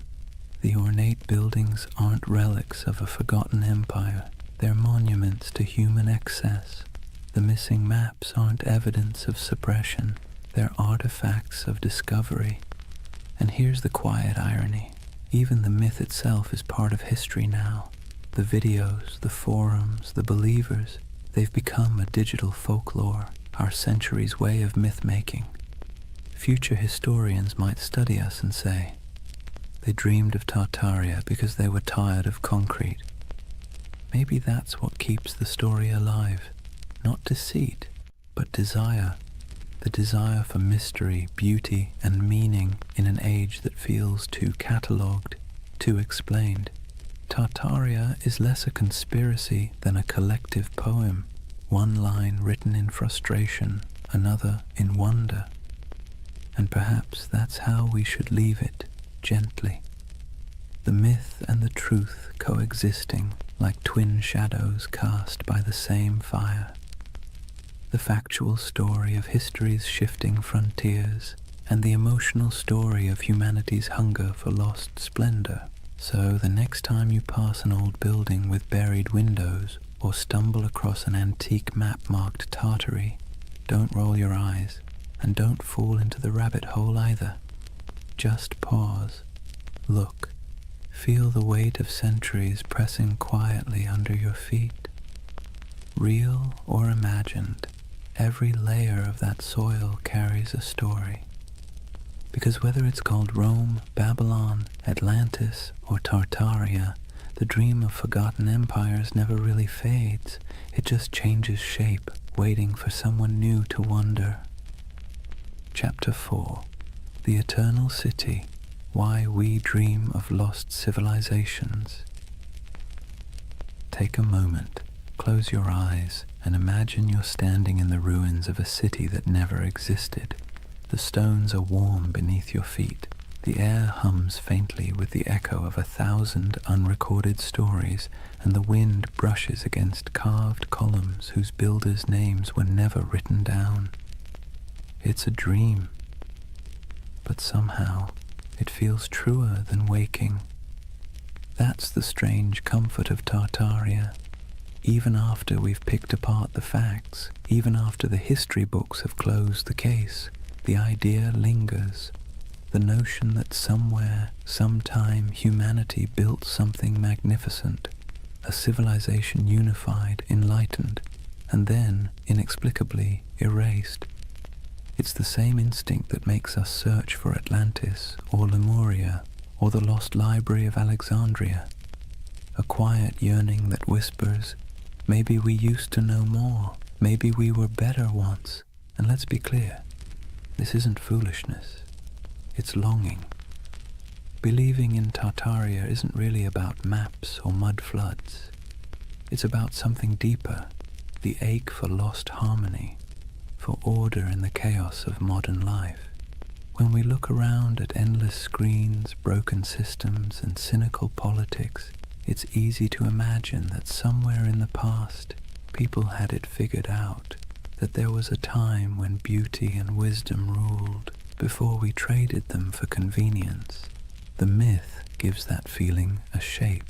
Tartaria becomes a mirror for what we think we've lost, a golden age we can project our frustrations onto, a fantasy of unity against the fragmentation of the modern world. But here's the curious twist. Myths like Tartaria comfort us because they're out of reach. They can't be disproven in a way that satisfies the heart. The less we know, the more space the imagination has to wander. That's what myths do best. They thrive in the gaps, the shadows between facts. Think about how the story feels, not just what it says. Tartaria isn't told in sharp, factual sentences. It's whispered, in forums late at night by people who sound more wistful than conspiratorial. They're not shouting about domination. They're sighing about what might have been. It's not paranoia, it's melancholy. The same kind of melancholy you feel walking through an abandoned building, seeing beauty and decay folded together. There's a paradox at the heart of this comfort. We know modern life is more advanced than any age before it, yet it rarely feels that way. We have the internet, medicine, spaceflight, instant communication, but we also have loneliness, burnout, and an undercurrent of loss. The myth of a vanished civilization fills that emotional void. It says, you're right to feel that something's missing. It's like nostalgia for a memory we never had. And in that sense, Tartaria isn't about the past at all. It's about the present, about how alien our own world can feel. The skyscrapers of glass and steel, the humming servers, the sterile symmetry of cities built for efficiency rather than awe. No wonder people scroll through photos of old domes, arches, and impossible cathedrals and feel something stir. Those buildings look like they remember something we've forgotten, so we call it Tartaria. We give the feeling a name. It's easier to believe there was once an age of grace that was stolen than to accept that beauty is fragile, and we let it slip away ourselves. But this comfort isn't all illusion. The belief itself reveals something profound about us. Humans are meaning-seeking creatures. When the world feels senseless, we create patterns to make it make sense. We weave stories over the noise, and in those stories, we find calm. Myths are our way of telling ourselves that the universe still has order, even if it's hidden. That's why so many people find peace in the idea of a lost civilization. It implies that knowledge, beauty, and balance aren't gone forever, just misplaced. It turns chaos into a temporary condition. And maybe that's why Tartaria caught fire in the digital age. The internet is chaos incarnate, 1,000 overlapping timelines, all screaming for attention. In that noise, the myth feels like a lullaby. It slows everything down. It says, once there was harmony. Once the world was whole. Now, whether that's true or not almost doesn't matter. What matters is the feeling it evokes, the quiet pull towards something larger, wiser, softer than the present. The myth becomes a kind of spiritual balm for an age that measures everything but meaning. Imagine yourself late at night, scrolling through photos of ornate ruins, strange domes, or cities half buried in snow. You feel that twinge, that recognition without memory. The beauty is haunting, not because it hides a secret empire, but because it reminds you that time erases, and yet somehow we still search for permanence. That search, that ache, is what keeps myths alive. They aren't about fooling ourselves. They're about coping, finding wonder again in a world that's forgotten how to dream. And maybe that's the greatest comfort of all.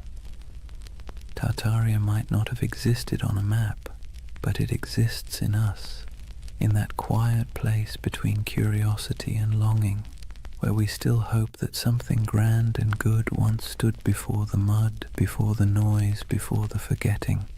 If you really want to understand why Tartaria has captured so many imaginations, you have to stop asking what it was and start asking what it means. Because myths, like mirrors, don't just reflect the world, they reflect us. When people talk about Tartaria, they're not just discussing lost cities or forgotten empires. They're projecting themselves, their hopes, their doubts, their nostalgia, onto a blank canvas of the past.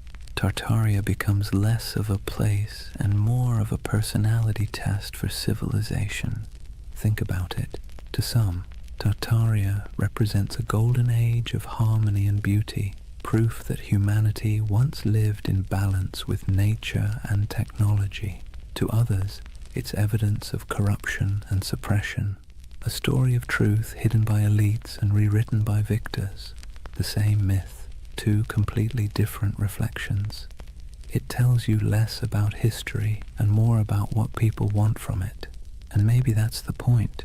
Tartaria isn't history. It's a Rorschach test for modern anxiety. We look into its cloudy waters and see what we most long for, or most fear. Let's be clear, myths don't survive because they're accurate. They survive because they're useful. They give shape to feelings that don't fit neatly into textbooks. They're how we process the gap between the world we have and the one we wish we had.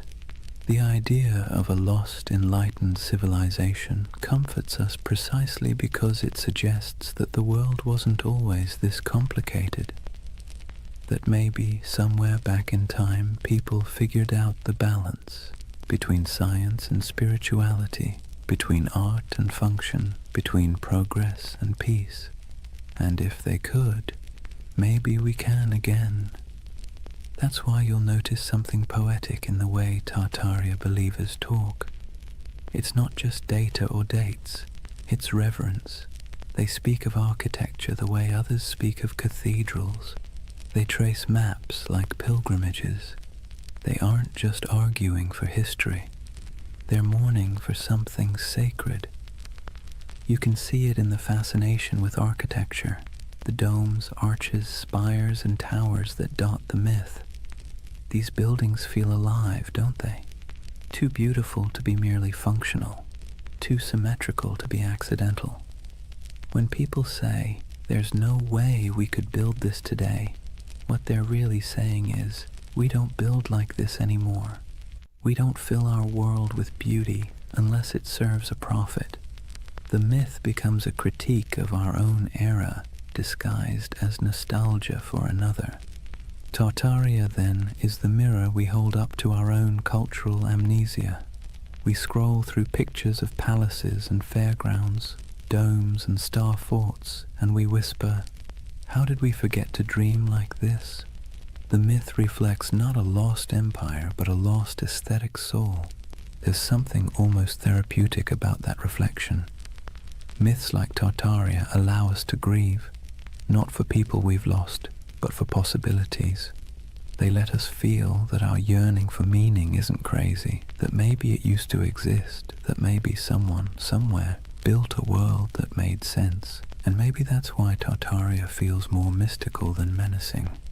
Most conspiracy theories isolate people, make them suspicious of the world.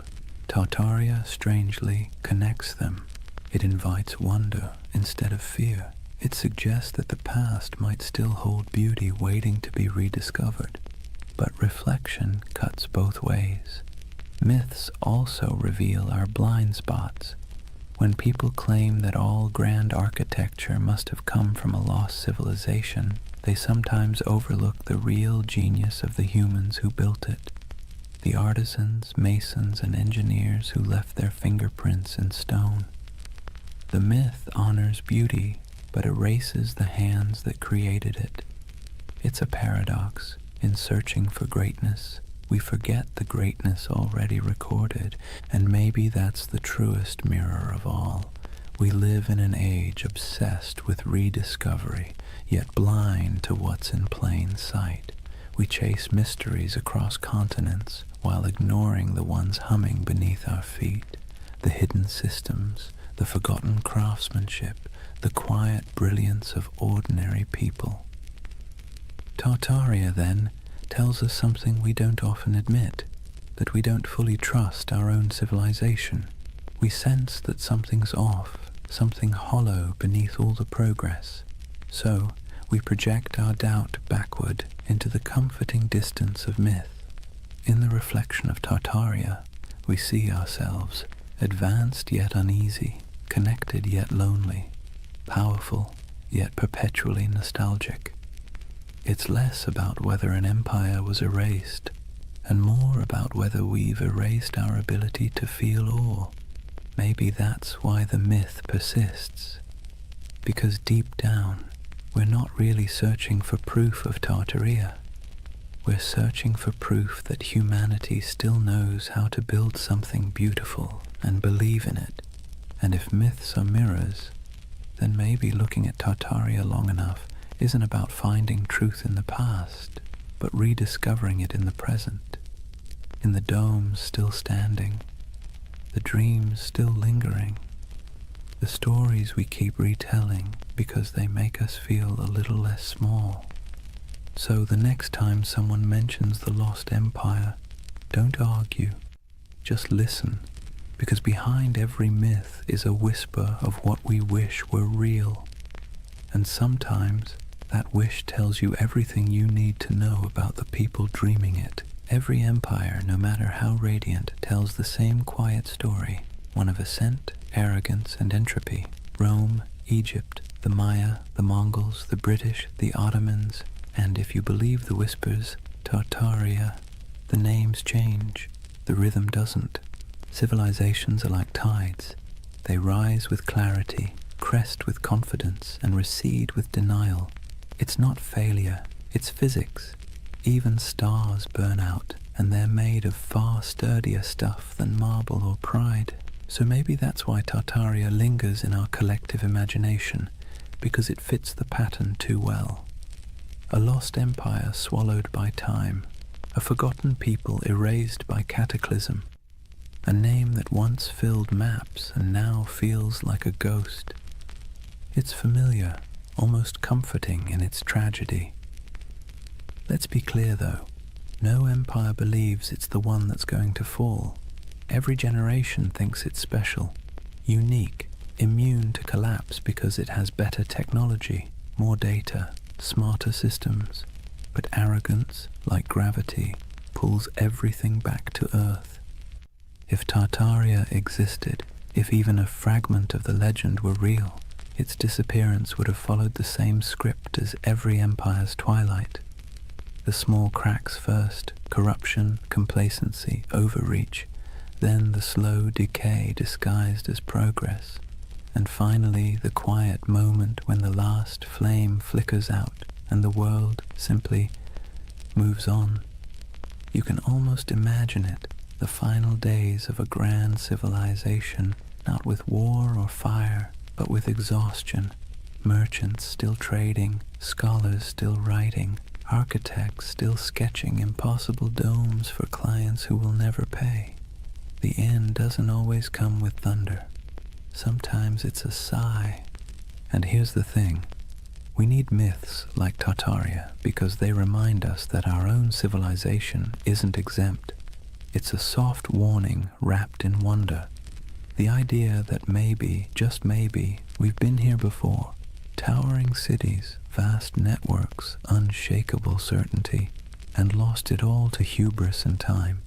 You see, the cycle isn't just historical, it's psychological. We build, we forget, we rebuild. We burn libraries, then mourn the loss of knowledge. We pave over ruins, then spend centuries digging them up again. The pattern is maddeningly human. The Greeks had a term for this, anarchiklosis, the cycle of government and decay. Kingdoms become tyrannies, tyrannies become democracies, democracies collapse back into chaos. Wash, rinse, repeat. The myth of Tartaria just takes that ancient idea and stretches it across a planetary scale. And that's what makes it powerful, because deep down we know the pattern fits us too. Look at the ruins of any civilization, and you'll find the same fingerprints. Ambition, brilliance, greed, denial. The same stone roads leading nowhere. The same monuments built to outlast time, quietly losing that argument. Even today we build our towers of glass and steel, our data empires, our digital libraries with the same optimism that we're preserving knowledge forever. But maybe 1,000 years from now, someone will wander through our abandoned cities and ask the same question we whisper about Tartaria. Who built all this? Maybe that's why we're drawn to stories of collapse told in soft voices, because they allow us to grieve for what's inevitable before it happens. They help us process the strange truth that impermanence is not failure, it's the natural order. In that sense, Tartaria becomes a bedtime story for civilization itself, a reminder that we are temporary but not meaningless, that even in loss there's continuity. The ruins of one world become the foundations of the next. And if you look closely, you'll see that rebirth is always hiding inside decay. The Renaissance bloomed from the ashes of plague. The Enlightenment grew out of dark superstition. Even myths once dismissed are rediscovered as metaphors with new life. The cycle never ends. It only changes costume. So perhaps Tartaria isn't just about a lost civilization, but the eternal rhythm of creation itself. We build worlds, lose them, and then dream them again.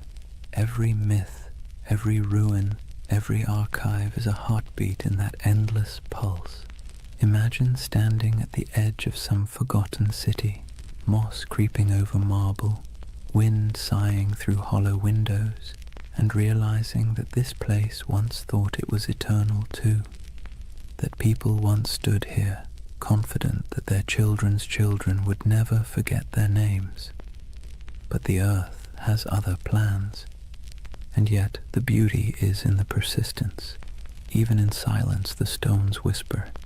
Even when names fade, the patterns remain.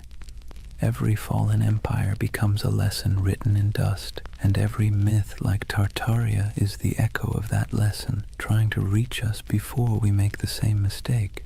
History doesn't repeat exactly, but it rhymes in hauntingly familiar cadences. The trick isn't to break the cycle, it's to learn to hear the rhythm, to build with humility, to remember what was forgotten before, and to leave behind something that, even when buried, still hums with meaning. So when you hear the word Tartaria, don't roll your eyes. Listen to the rhythm beneath it, because that's not just a myth about the past. It's a lullaby for the present, and maybe a warning for the future. There's something irresistible about a mystery that refuses to die. You can debunk it, explain it, trace its origins down to the dusty corners of old libraries, but if it still feels like a secret, people will keep chasing it. That's the real magic of Tartaria. It doesn't survive because it's proven. It survives because it haunts. In a world that measures everything, categorizes everything, and leaves nothing ungoogleable, a mystery like Tartaria feels like a rebellion. It's a crack in the glass of certainty, a reminder that not everything is neatly archived in the cloud. Some things remain just out of reach, teasing luminous half-remembered. Let's be honest, the modern world isn't built for mystery. We live in an age of answers. Every question has a search bar waiting to solve it in half a second. And yet deep down, we miss not knowing. We miss wonder. We miss the feeling that the world is bigger than our understanding. Tartaria gives us that feeling back. It's a paradox. We're surrounded by more information than any civilization in history, and somehow we trust less of it. We have satellite maps of every mountain, street view of every alley, but we still find ourselves staring at old maps labeled Grand Tartary and thinking, maybe something's missing. Maybe history isn't as linear as it pretends to be, and who can blame us? The past is always a little blurry, like a photograph printed from a damaged negative. Historians do their best to fill the gaps, but even the most rigorous scholarship leaves shadows. Tartaria slips into those shadows, into the empty spaces between what we know and what we feel. There's also a quiet beauty in unanswered questions. They remind us that curiosity itself is a form of connection. When someone spends years digging through forgotten archives, zooming into grainy satellite images, or exploring the ruins of an abandoned palace, they're not just chasing facts, they're chasing wonder. They're trying to feel something vast and timeless, something that hums beneath the noise of everyday life. Tartaria gives people permission to believe that the world might still hold secrets. That's why even skeptics can't quite bring themselves to dismiss it entirely, because even if it's not true in a historical sense, it's true in a psychological one. It's the same impulse that made ancient people draw constellations in the stars, to impose meaning on the infinite and find comfort in the patterns. Imagine yourself walking through an old European city at night. The cobblestones glisten after rain. Gas lamps flicker against the carved faces of forgotten gods on building facades. You look up, and the skyline feels impossibly ancient. Arches, domes, and spires stacked like a dream you can't quite interpret. You don't know who built it. You don't need to. The mystery itself is enough. It's like hearing a song in a language you don't understand but somehow recognize. Tartaria lives in that feeling. The hum between knowing and not knowing. The soft echo of lost craftsmanship, the sense that time might be a loop and we're just tracing paths our ancestors already walked. And the irony is, the more we learn about history, the more mysterious it becomes. Every discovery opens 10 new questions. Every answer reveals how much we don't know. The ruins of Göbekli Tepe pushed back the dawn of civilization by thousands of years. The Antikythera mechanism rewrote what we thought the ancients could build. Maybe Tartaria doesn't exist, but the idea that civilizations rise and vanish, leaving traces we mistake for impossibilities, isn't so far-fetched after all. Even the skeptics, the scientists, the historians, they're chasing the same thing as the dreamers. They just call it research instead of mystery. But deep down, it's the same hunger to understand what came before, to find meaning in the ruins. There's a gentle wisdom in letting some mysteries remain mysterious. Not every story has to be resolved. Not every legend needs to be disproven. Some things are more beautiful when they stay slightly out of focus. Tartaria belongs to that realm, the twilight between history and imagination. Because here's the truth. Even if we mapped every ruin, deciphered every language, catalogued every artifact, we'd still find ourselves asking, what's missing? What did we overlook? What used to be here? And that question, that ache, is what keeps humanity moving forward. It's what drives us to explore, to create, to tell stories at all. Mystery, in a strange way, keeps us human. It reminds us that we don't control everything, that there are still edges to the map, and in a world that feels increasingly small, that's a comfort. So if you ever feel the pull of Tartaria, the urge to look at an old map and imagine lost cities under the soil, buried glass domes beneath the ice, vanished languages whispered through time, don't resist it. It's not foolishness, it's memory dressed as wonder. It's the part of you that still wants to believe there's more to the story, because there always is. Imagine drifting in that half-awake space between dreaming and memory. The kind where time doesn't quite make sense and faces blur into landscapes. That's what the myth of Tartaria feels like, a collective dream stitched together from ruins, half-forgotten books, and the quiet yearning that maybe, just maybe, humanity once built something beautiful and lost it. Not just an empire, but an idea. Tartaria isn't really about maps or mud floods. It's about longing, the longing for a golden age before the noise, before the smog, before the blinking lights of modern anxiety.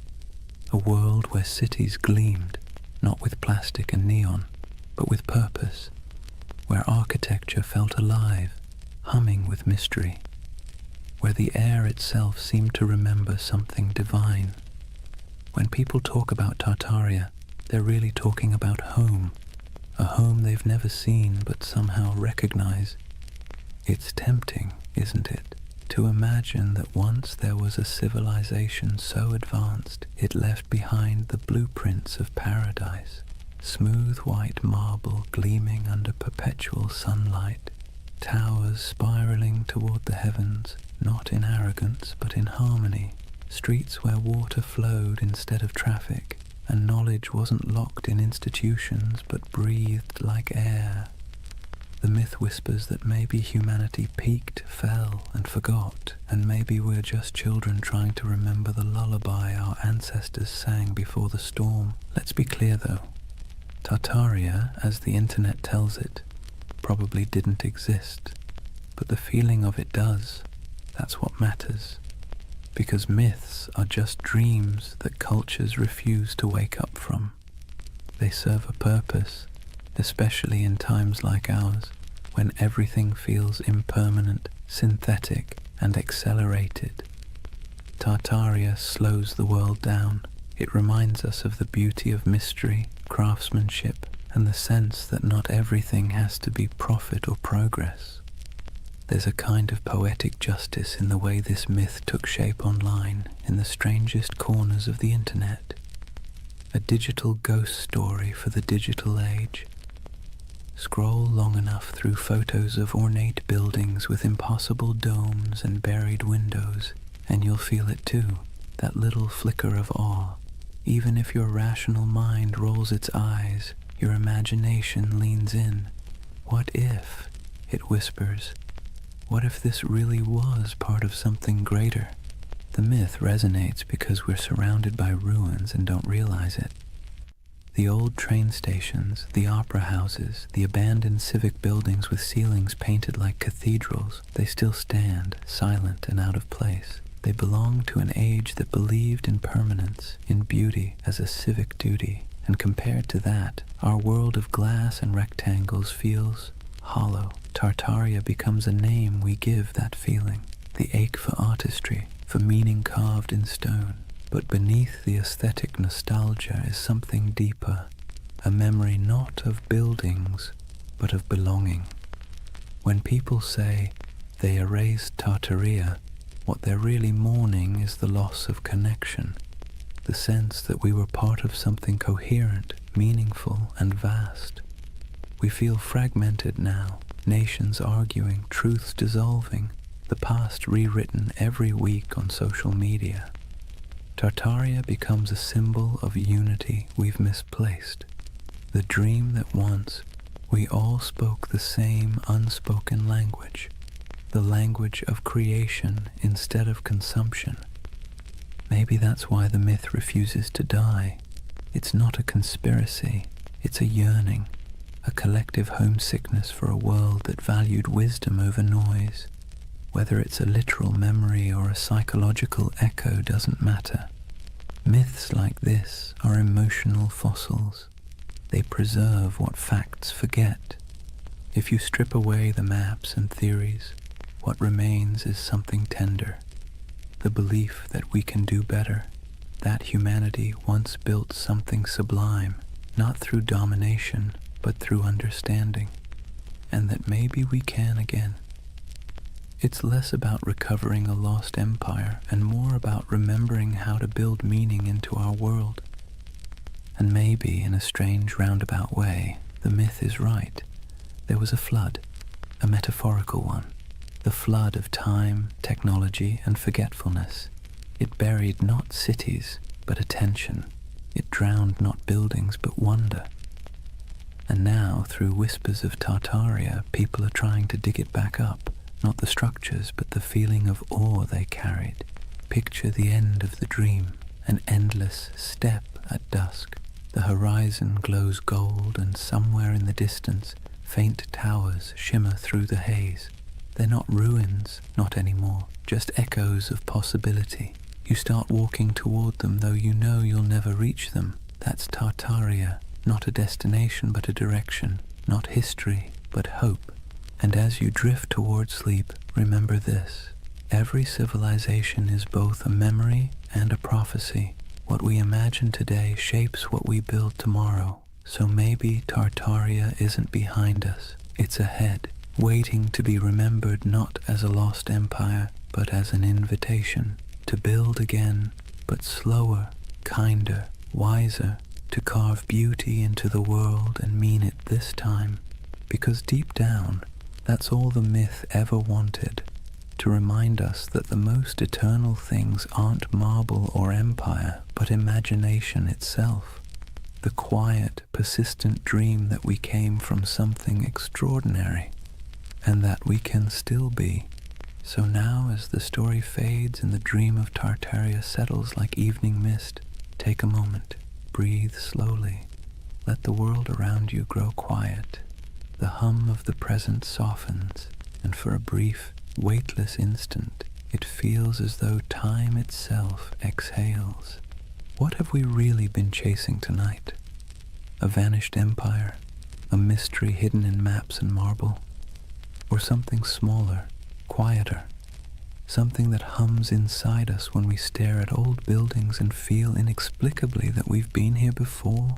Tartaria may never have existed on any official timeline, but in another sense, it's never stopped existing.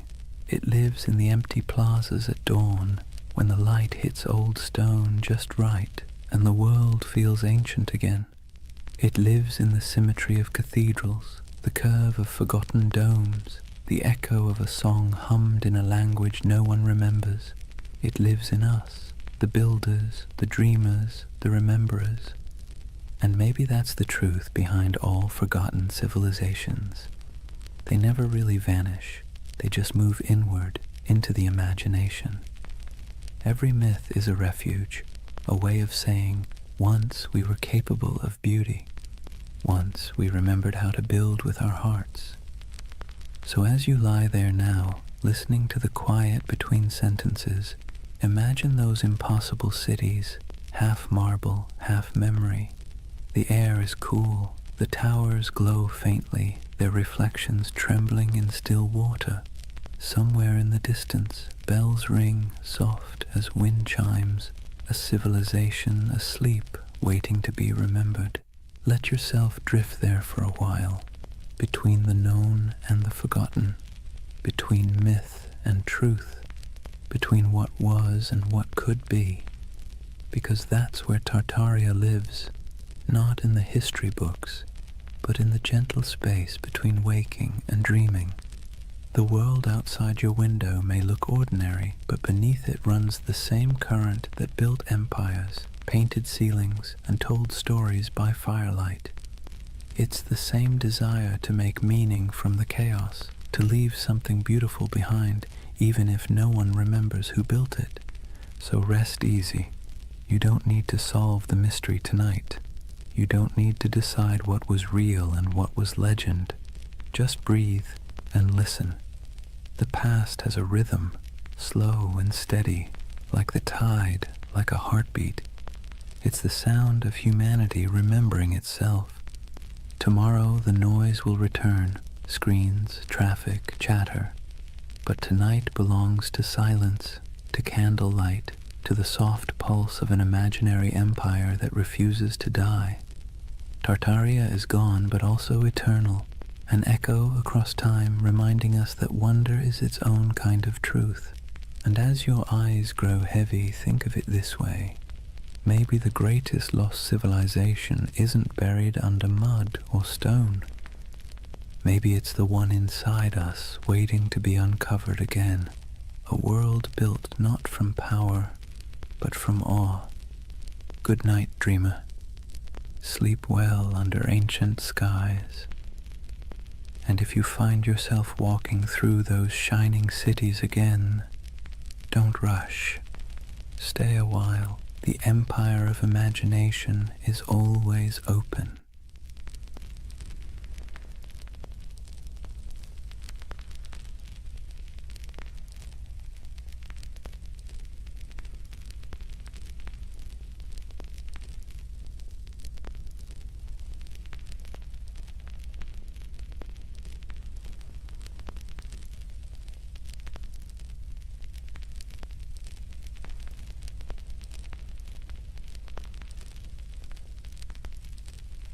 Hey guys, welcome back to the Sleep Atlas. Tonight, we're wandering into one of those stories that sits somewhere between history and myth, the kind that makes textbooks squirm but conspiracy theorists cheer. We're talking about the Anunnaki, the ancient gods of Mesopotamia, the so-called Great Ones, whose names have echoed for thousands of years. Now, before you picture little green men zipping around in flying saucers, let's be clear. The Anunnaki weren't dreamt up by modern sci-fi. They were very real to the people of ancient Mesopotamia, the Sumerians, Akkadians, Babylonians, and Assyrians, who lived their entire lives believing these beings were watching, judging, and occasionally meddling in their affairs. These gods weren't distant. They weren't serene. They were moody, demanding, and sometimes alarmingly human in their behavior. But here's the twist. In the last few decades, the Anunnaki have been rebranded, plucked out of their ancient temples and repackaged as spacefaring engineers who supposedly created humanity. You've probably seen them pop up on late-night cable documentaries with dramatic music, or in corners of the internet promising that the truth is out there. On one hand, that's entertaining. On the other, it's a perfect reminder that myths are slippery. They change to fit whatever worries and wonders we carry. So tonight, I'm going to tell you their story. The real story, as much as we can piece together from clay tablets, broken myths, and a lot of scholarly head-scratching. We'll wander through the fields of Mesopotamia where ordinary farmers sweated under the sun, convinced that every harvest was a divine test. We'll meet kings who built entire cities just to brag that the Anunnaki approved of them. We'll listen to myths where gods squabbled, punished, and occasionally spared humanity. And yes, we'll peek into the modern fascination with aliens because apparently every ancient thing eventually gets abducted by sci-fi. But don't worry, this isn't a lecture. Think of it as a long, meandering, nighttime walk through a world that feels both impossibly distant and strangely familiar. So, dim the lights, maybe pull a blanket a little tighter, and let's drift together into the land between rivers and gods. And before we begin, let me ask, what's keeping you up tonight? Let me know in the comments. I'd love to hear where in the world you're listening from. Settle in. Let's start at the beginning. Chapter 1.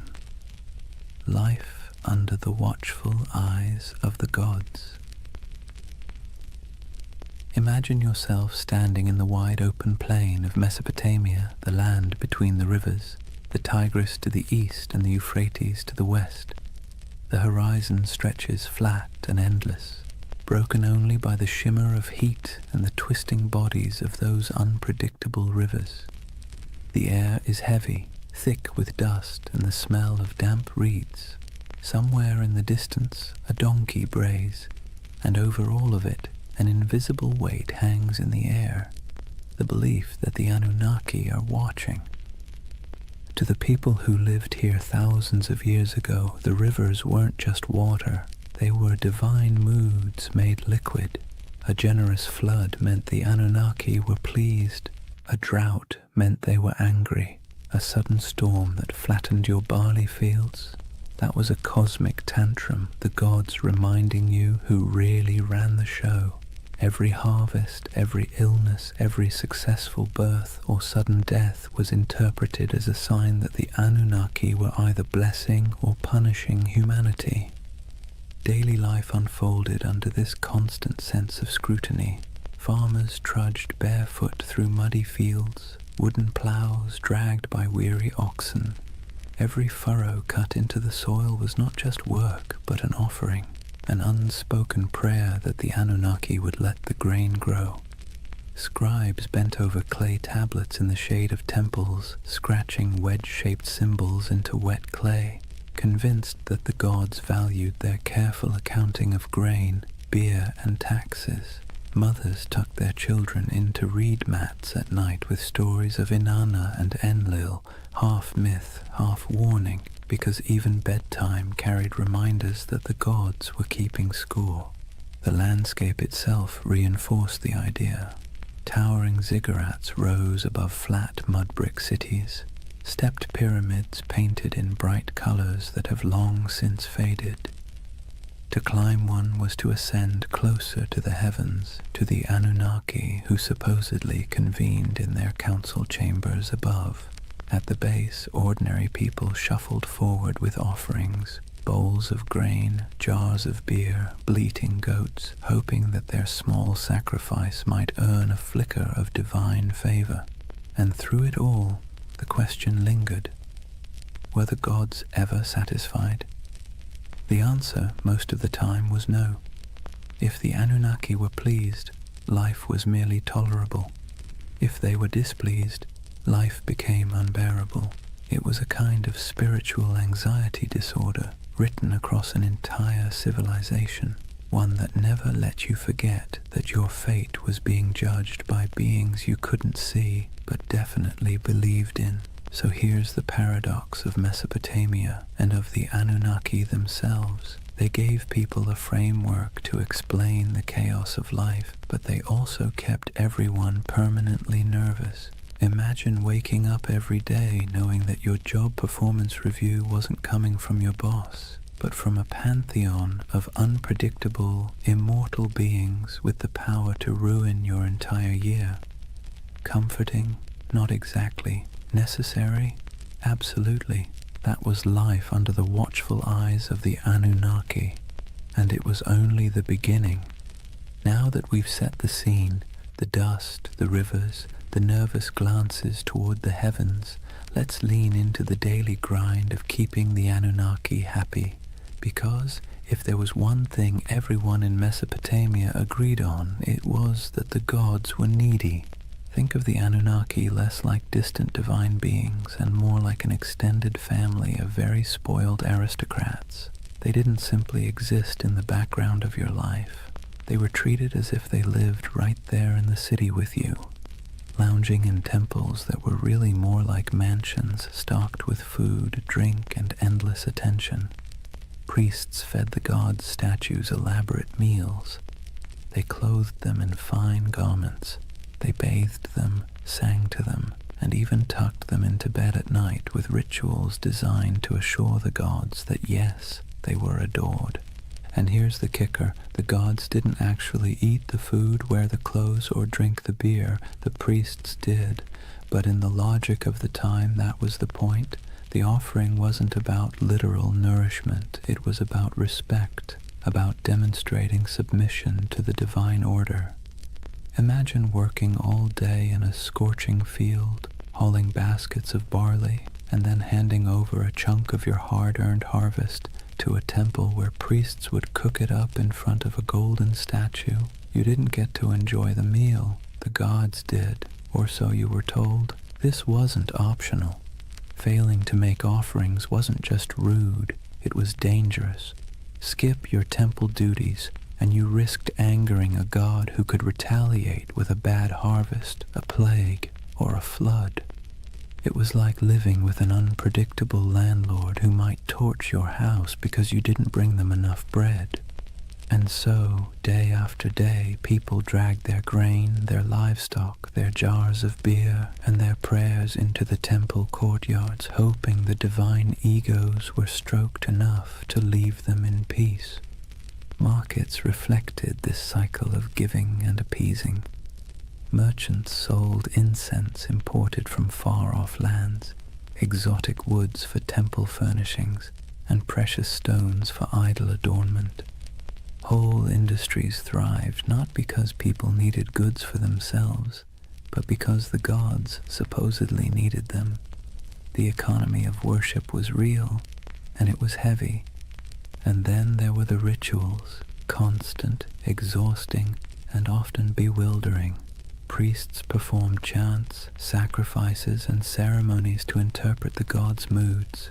Ordinary people had little say in the process. They simply trusted or feared that the professionals got it right. Was the river about to flood? Only the gods knew. Was a plague looming? Better pay for a ritual just in case. Imagine the anxiety. You might lose your family, your crops, your city, not because of something you did wrong in the field, but because a priest forgot to wash a statue properly before a ritual. This constant pressure shaped how people thought about themselves. You weren't just a farmer, a merchant, or a craftsman. You were a servant of the gods, and your work was always under review. The Anunnaki weren't the kind of bosses who praised your effort either. At best, they ignored you. At worst, they punished you for reasons you could never quite understand. And yet there was comfort too. As strange as it sounds, the ritual obligations gave life structure. There was a rhythm to the year, festivals, sacrifices, processions, moments when the whole city gathered together in noisy, colorful celebrations. For a while, the pressure of survival melted into shared relief. Beer flowed, music played, incense smoke curled into the sky, and people could convince themselves that the Anunnaki might actually be pleased for once. But make no mistake, the weight of worship was heavy. It pressed down on every meal, every harvest, every family gathering. It meant living in a world where you never really owned your life. You were always making payments upward, into the hands of gods who demanded much and explained little. Civilization, in other words, came with a permanent divine subscription fee. So when you picture Mesopotamian life, don't just imagine mud brick houses and busy bazaars. Picture the temples looming above everything, casting long shadows across the city. Picture priests bustling through courtyards, chanting prayers and carrying offerings. And picture the ordinary farmer at the gate, holding a bowl of barley with cracked hands, hoping that this small gift would keep the Anunnaki's attention fixed somewhere else. That was the weight of worship, a constant burden, heavy as the mud brick walls themselves, shaping every breath of life in the land between the rivers. If temples were the stage for grand rituals, then the family was where belief in the Anunnaki seeped into the most ordinary corners of life. From the moment you were born in Mesopotamia, you were wrapped in layers of tradition, law, and stories that all reminded you the gods were watching and you had better behave. Picture a household, mud brick walls enclosing a small courtyard with reed mats laid out for sitting and sleeping. The air smells faintly of cooking grain, sheep dung burned for fuel, and maybe onions sizzling in oil if the family was lucky enough to afford them. Life here was simple, cramped, and endlessly repetitive.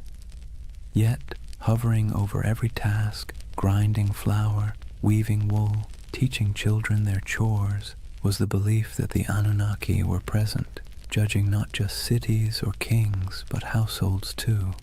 Families were patriarchal, meaning the oldest male ruled the home, and his authority was framed not as personal power, but as divine order. Fathers were seen as enforcers of a structure that supposedly mirrored the cosmic hierarchy. Just as gods ruled over humans, men ruled over their families. Hammurabi's famous law code spelled this out with brutal clarity.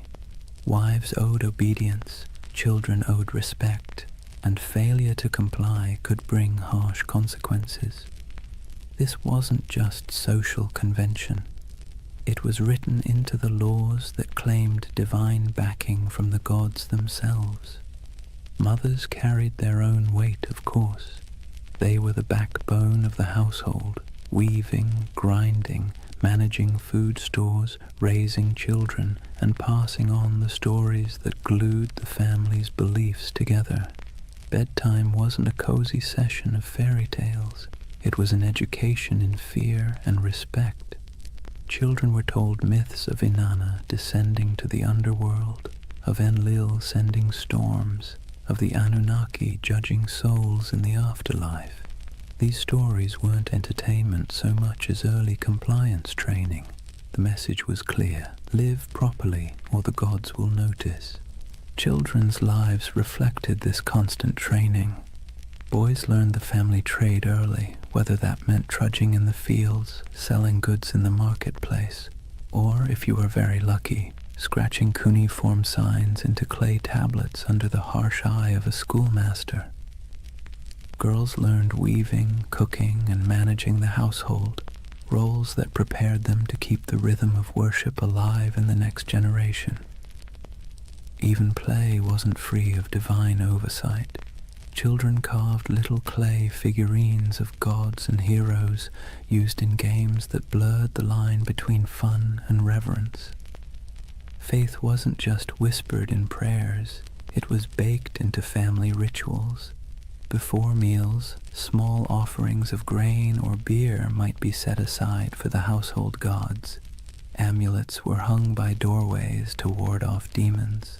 Protective charms shaped like little snarling figures were placed in bedrooms, especially near infants. Birth itself was wrapped in ritual. Women prayed to Ninhursag, goddess of fertility, to protect mother and child, while midwives muttered incantations to keep evil spirits away. From the very first breath, life was understood as a fragile gift, one that could be snatched away if the Anunnaki weren't appeased. And here's the thing, families weren't just private units, they were miniature reflections of the larger city and its hierarchy. Just as kings claimed authority from the gods to rule nations, Fathers claimed authority from the gods to rule homes. The same logic that justified empires justified bedtime discipline. Civilization and family structure grew up hand in hand, each reinforcing the other, all under the Anunnaki's restless gaze. Of course, within this strict system there were still moments of warmth. Picture a mother teaching her daughter how to weave, her hands guiding the thread through the loom. Picture a father showing his son how to plant barley, pressing the seeds into the soil with calloused fingers. Picture siblings squabbling in the courtyard, stealing figs, chasing each other until their laughter echoed against mud-brick walls. These were human moments, timeless and familiar, lived out under the shadow of divine expectation. So when you think of Mesopotamian families, don't imagine cozy equality or freedom of choice. Imagine order, hierarchy, and obligation, structured from the top down, from the Anunnaki themselves to the smallest child in the household. Family wasn't just family, it was a rehearsal for serving the gods, and every story told at bedtime, every offering laid out at a threshold, every whispered prayer before sleep reinforced the same lesson. The Anunnaki were always listening. That was family and faith in ancient Mesopotamia, woven so tightly together that you couldn't separate one from the other. Home was never just home. It was a microcosm of the cosmic drama played out every day under the eyes of gods who demanded order, loyalty, and obedience. If Mesopotamian families carried the rhythm of worship in their courtyards, then the cities themselves thundered with it. The soundscape of Mesopotamia wasn't just donkeys braying or merchants shouting. Woven through the daily hum was an undercurrent of sacred noise, constant reminders that the Anunnaki were never far away. Imagine walking barefoot across the packed dirt streets of Ur or Uruk, the air heavy with heat and dust. The first thing you'd notice rising above the chatter of the marketplace is chanting, long, steady voices carrying from the temple courtyards. Priests chanted hymns in Sumerian or Akkadian, their words flowing like the rivers themselves, steady, unrelenting, rhythmic. To the people listening, these weren't just words, they were incantations meant to keep the cosmic order intact. If the chanting stopped, who knew what chaos might break loose? Temples were alive with activity. Incense smoldered, releasing thick curls of smoke that clung to the air, sweet and sharp at the same time. The scent was meant to please the gods, but for ordinary people walking by, it was a reminder that the divine was close enough to smell. Lyres plucked their delicate notes in temple courtyards, drums pulsed with steady beats, and flutes added piercing tones that drifted across rooftops. To us, it might sound like music. To them, it was more like maintenance, a sound system designed to keep the Anunnaki pacified. And it wasn't just priests who contributed to the sacred soundscape. Festivals turned entire cities into orchestras of devotion.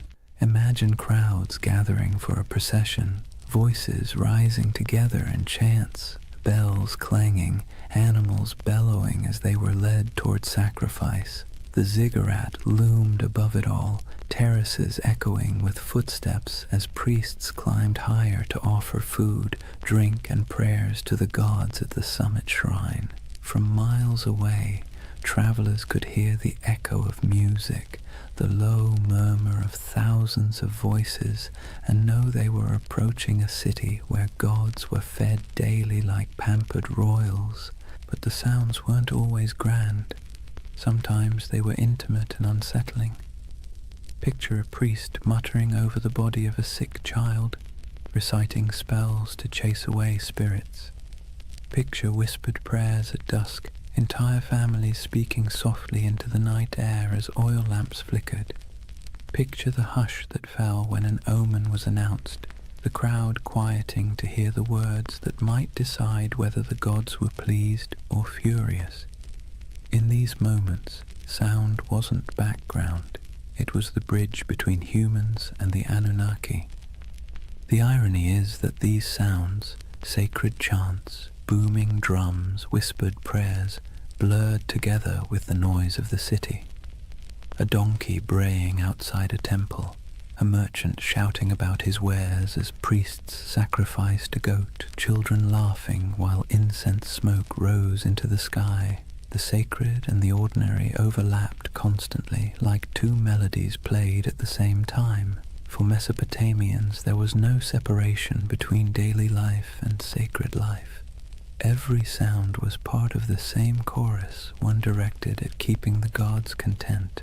So, when you imagine Mesopotamia, don't just picture silent ruins or dusty tablets in a museum. Picture a city alive with sound, chanting voices echoing from ziggurats, music rising from temples, prayers whispered in homes, markets buzzing with life. And beneath it all, the steady, unsettling hum of belief, the sense that every sound you made was heard, judged, and recorded by the Anunnaki. That was the soundscape of Mesopotamia, sacred and ordinary, human and divine, blending into one endless hymn beneath the gaze of restless gods.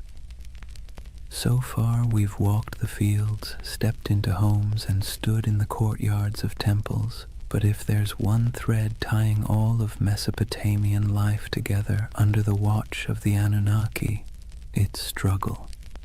Not dramatic Hollywood-style struggle, more like the constant grinding kind. The kind that wears you down day after day until survival itself feels like an act of worship. Imagine yourself as an ordinary farmer standing ankle-deep in a muddy canal, sweat dripping into your eyes as the sun beats down. The water that gives life to your crops also threatens to destroy them, either by flooding too much or not enough. You dig ditches, patch walls, and mutter prayers, hoping Enki might spare you this season. Your back aches, your hands blister, and still the work never stops. Each seed you plant is not just a gamble with the soil, it's a plea to the gods. Or imagine being a craftsman, hunched over a clay tablet, shaping wedge-shaped marks into wet clay.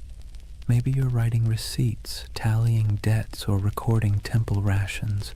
The work is tedious, your teacher strict, your mistakes punished, and yet every stroke of your stylus feels like part of something bigger. You're not just tracking grain, you're participating in a divine system where the Anunnaki themselves are imagined to weigh human worth in records and decrees. Disease lurked in the background too. Cities were crowded, hot and filthy, and illness spread quickly. If someone in your family fell sick, you didn't think of germs, you thought of angry gods or lurking demons. Maybe it was punishment, maybe it was bad luck, maybe both. Priests muttered incantations over the feverish burned incense and offered sacrifices. Sometimes it worked, sometimes it didn't.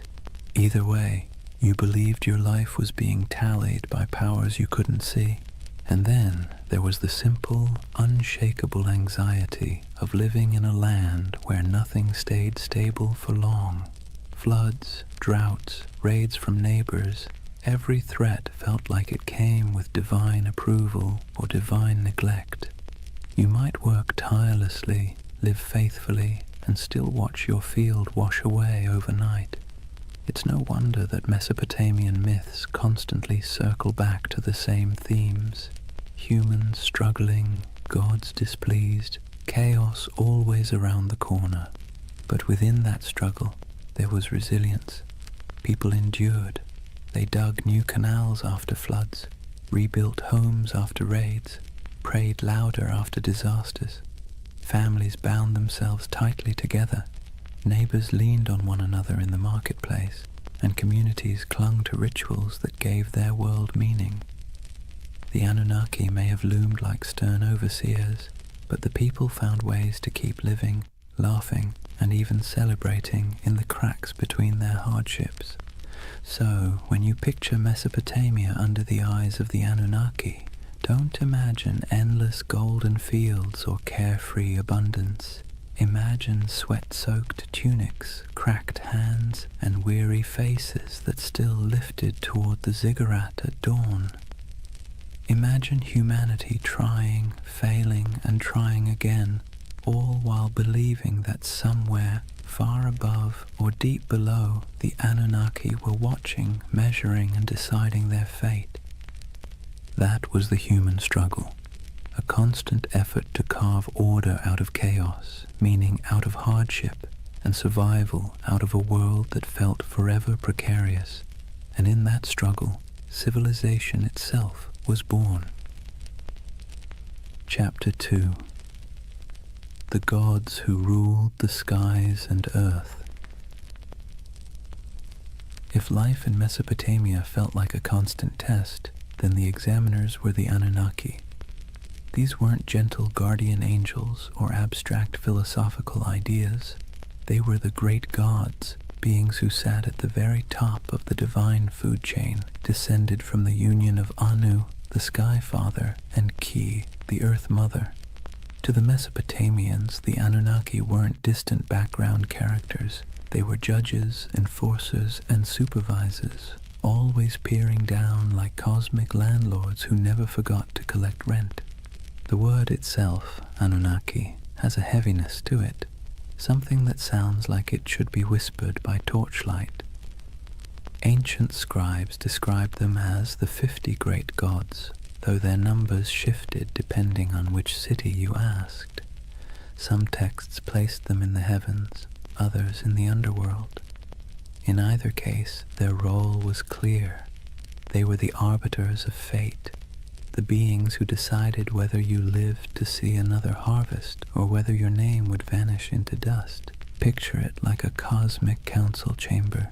Anu presides as the lofty patriarch of the skies, his authority absolute, but his personality distant. He isn't the kind of god you chat with about personal problems. He's the one who sets the tone, like a CEO you've never met, but whose name sits on every memo. Beneath him, Enlil, god of air and storms, is the enforcer, a figure as feared as he was respected. He could bless the land with life-giving rain or flatten it with violent winds. His moods were the weather forecast.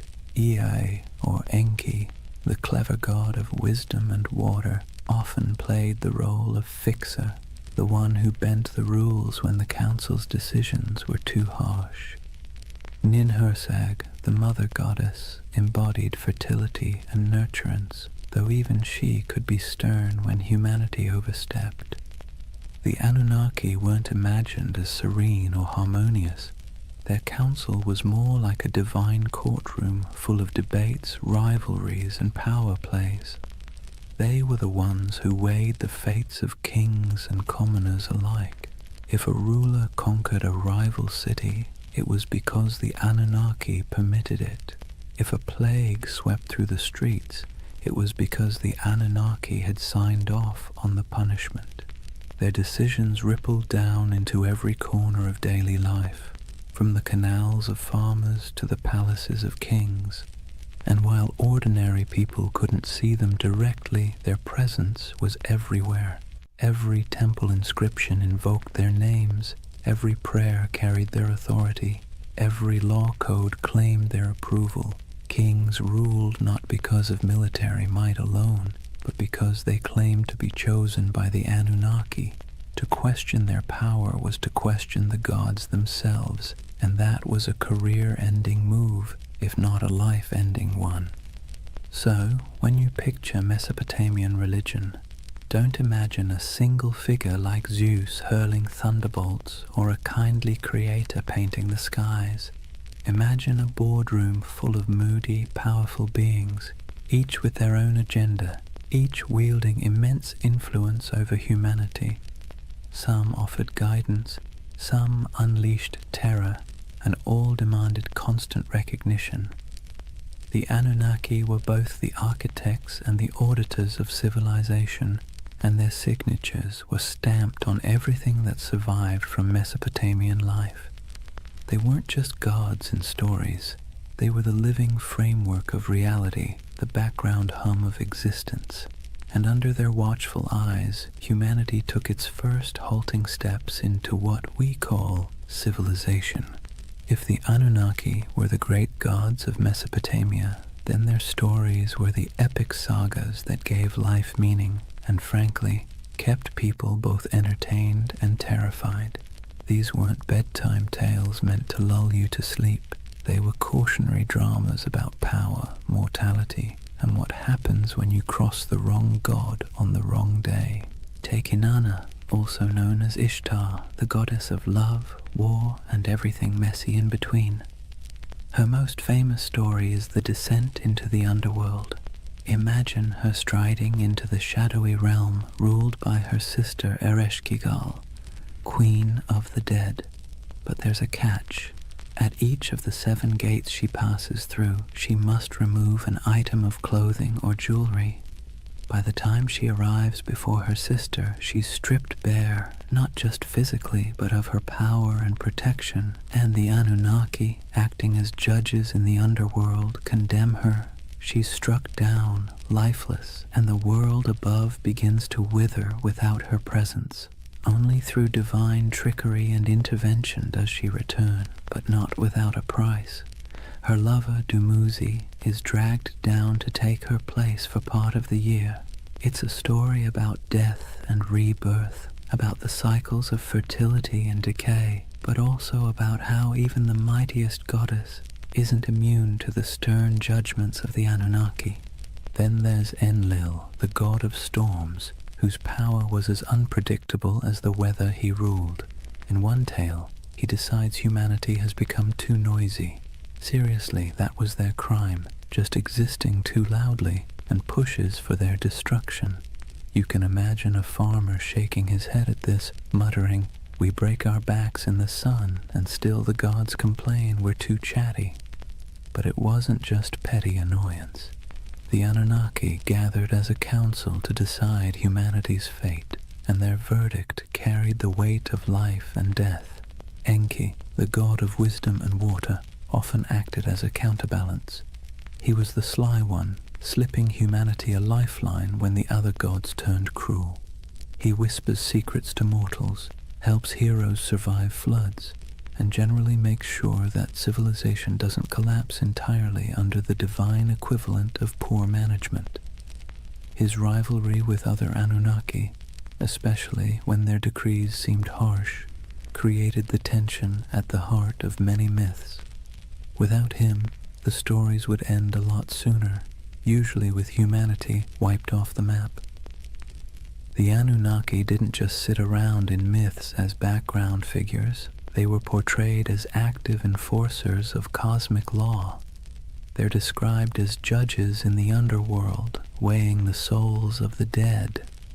They show up in tales as the arbiters of fate, determining whether kings succeed or fall. To the Mesopotamians, this wasn't abstract philosophy. It was how the universe worked. The Anunnaki weren't just on the stage. They were the directors, the critics, and occasionally the executioners. And then, of course, there's the divine drama. Rivalries, betrayals, and power grabs weren't unique to human kings. The Anunnaki mirrored the squabbles of earthly rulers. They fought, negotiated, sulked, and occasionally unleashed chaos on a cosmic scale.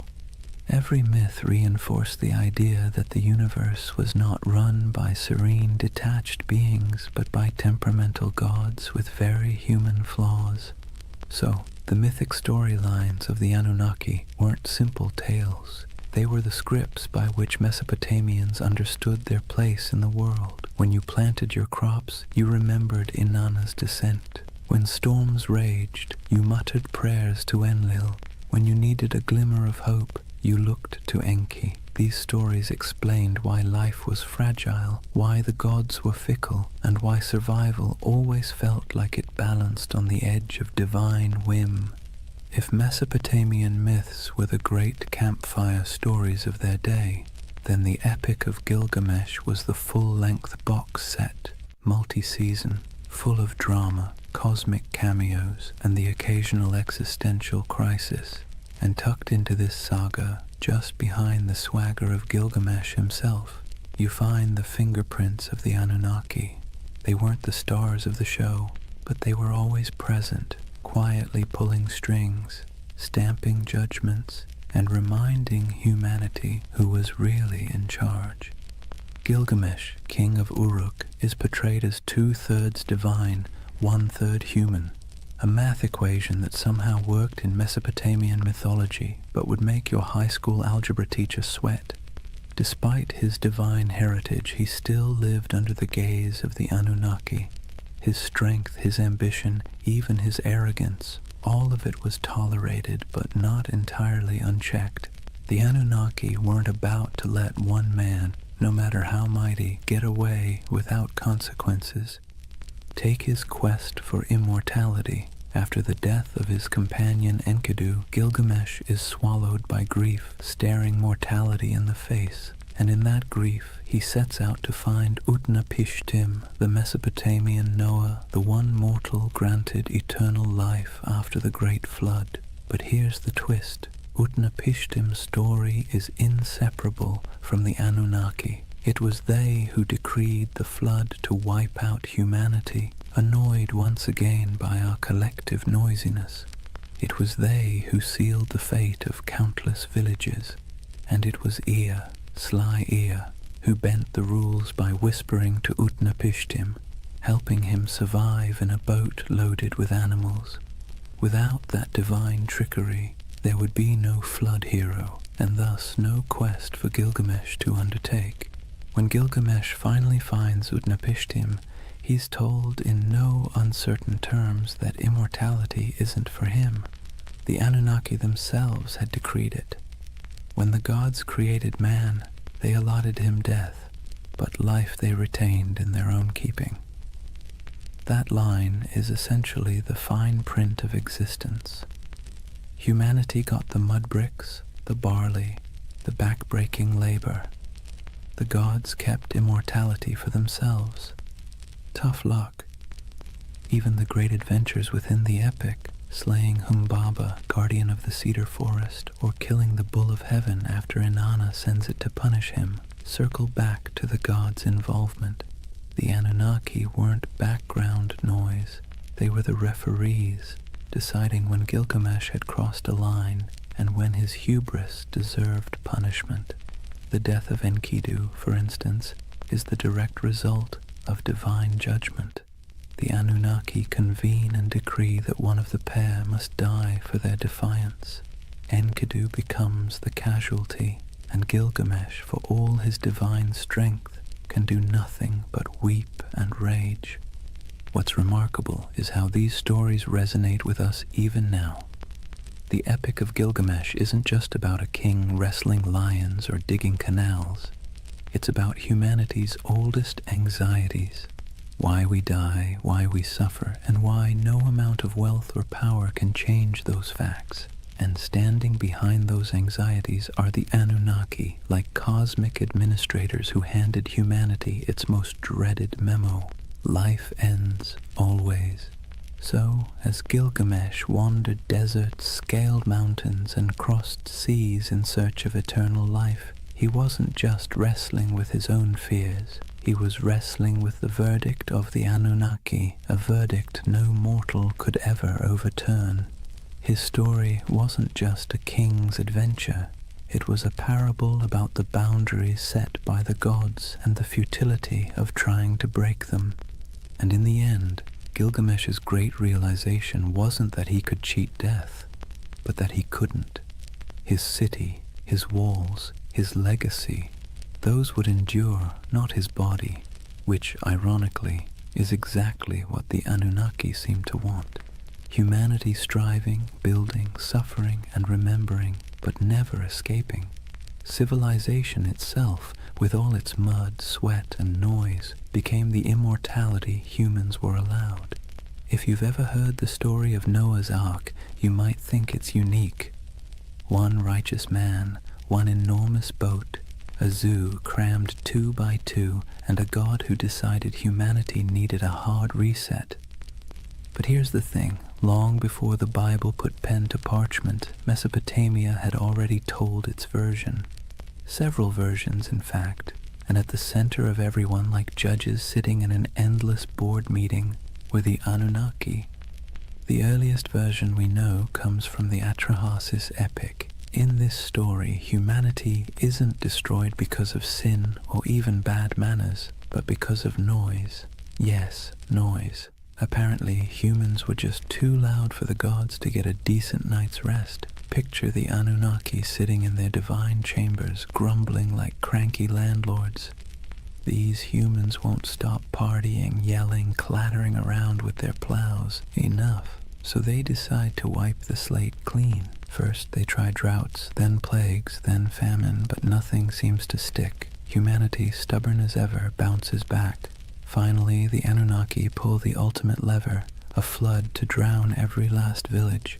Rivers swell, storms rage, and the land sinks beneath walls of water. Humanity is meant to vanish, a failed experiment erased by divine decree. But one god doesn't quite play along. Enter Ea, clever, cunning, and a little too sympathetic toward mortals for his own good. He whispers a warning to Atrahasis, a man chosen not for his holiness but for his usefulness. Build a boat, Ea advises, and not just any boat, a giant vessel sealed with pitch, stocked with food, and loaded with animals. Atrahasis obeys, and when the waters rise, he and his cargo survive, bobbing above the drowned world like the last ember of human life. A later version of the story appears in the Epic of Gilgamesh, where the survivor is called Utnapishtim. The details are eerily familiar: divine anger, whispered instructions, an ark, a flood, and birds sent out to find dry land. Sound familiar? It should. The echoes between these Mesopotamian tales and the later biblical flood story are too strong to ignore. Scholars argue endlessly about who borrowed what, but one thing is clear. Mesopotamia wrote the first draft of humanity's greatest flood myth, and in every draft, the Anunnaki are central. They sit in council, they bicker about humanity's fate, and when the floodwaters finally cover the land, they're portrayed in almost comic relief, huddled together, terrified by the very storm they unleashed. Some tablets even describe them as starving, deprived of the offerings that humans usually provided.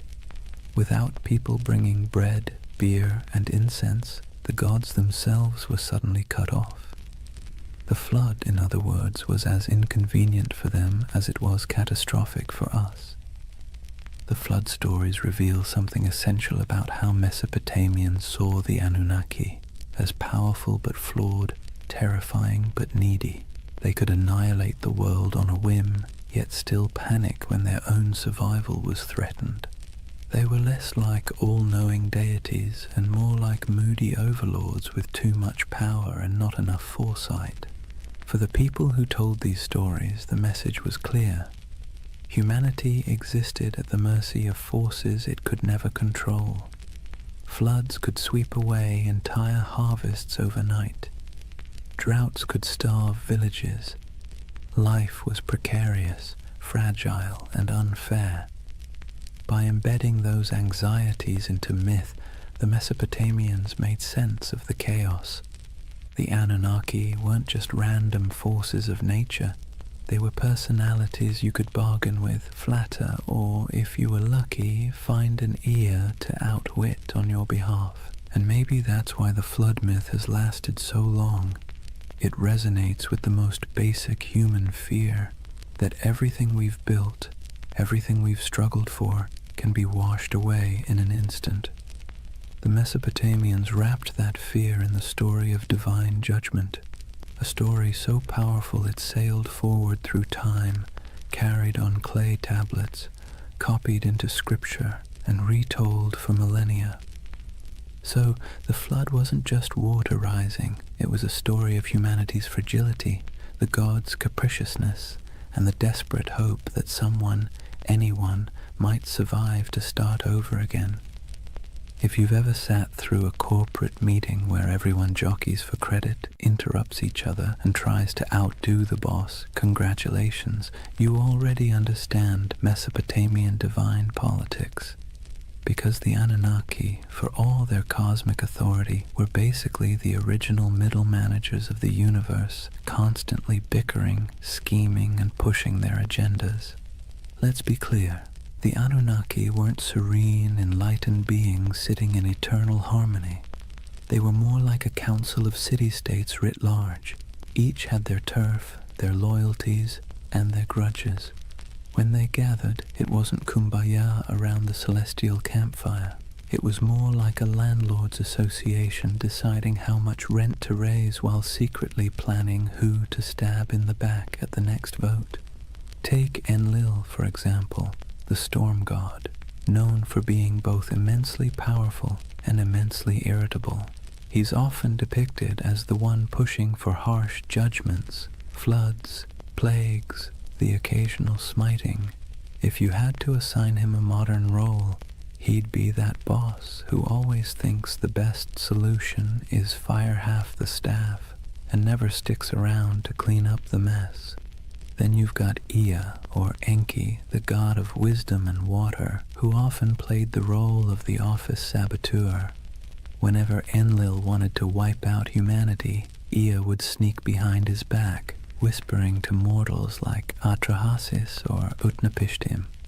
He wasn't rebellious enough to stage a coup, but he was crafty enough to bend the rules. Think of him as the co-worker who nods along in the meeting, then quietly emails the client with a completely different plan.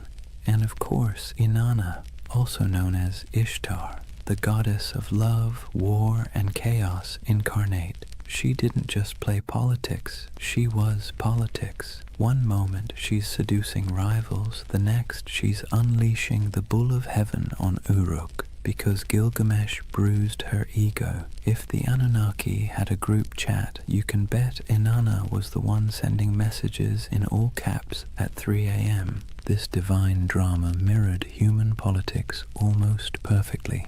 Kings invoked the Anunnaki to justify their wars. Priests claimed to interpret the gods' wishes, usually in ways that happened to benefit their city. When two cities fought, it wasn't just about irrigation canals or trade routes. It was framed as their gods battling too.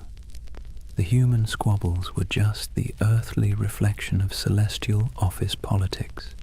What's fascinating is that the Anunnaki weren't portrayed as flawless rulers. They were prone to jealousy, anger, and terrible decision-making.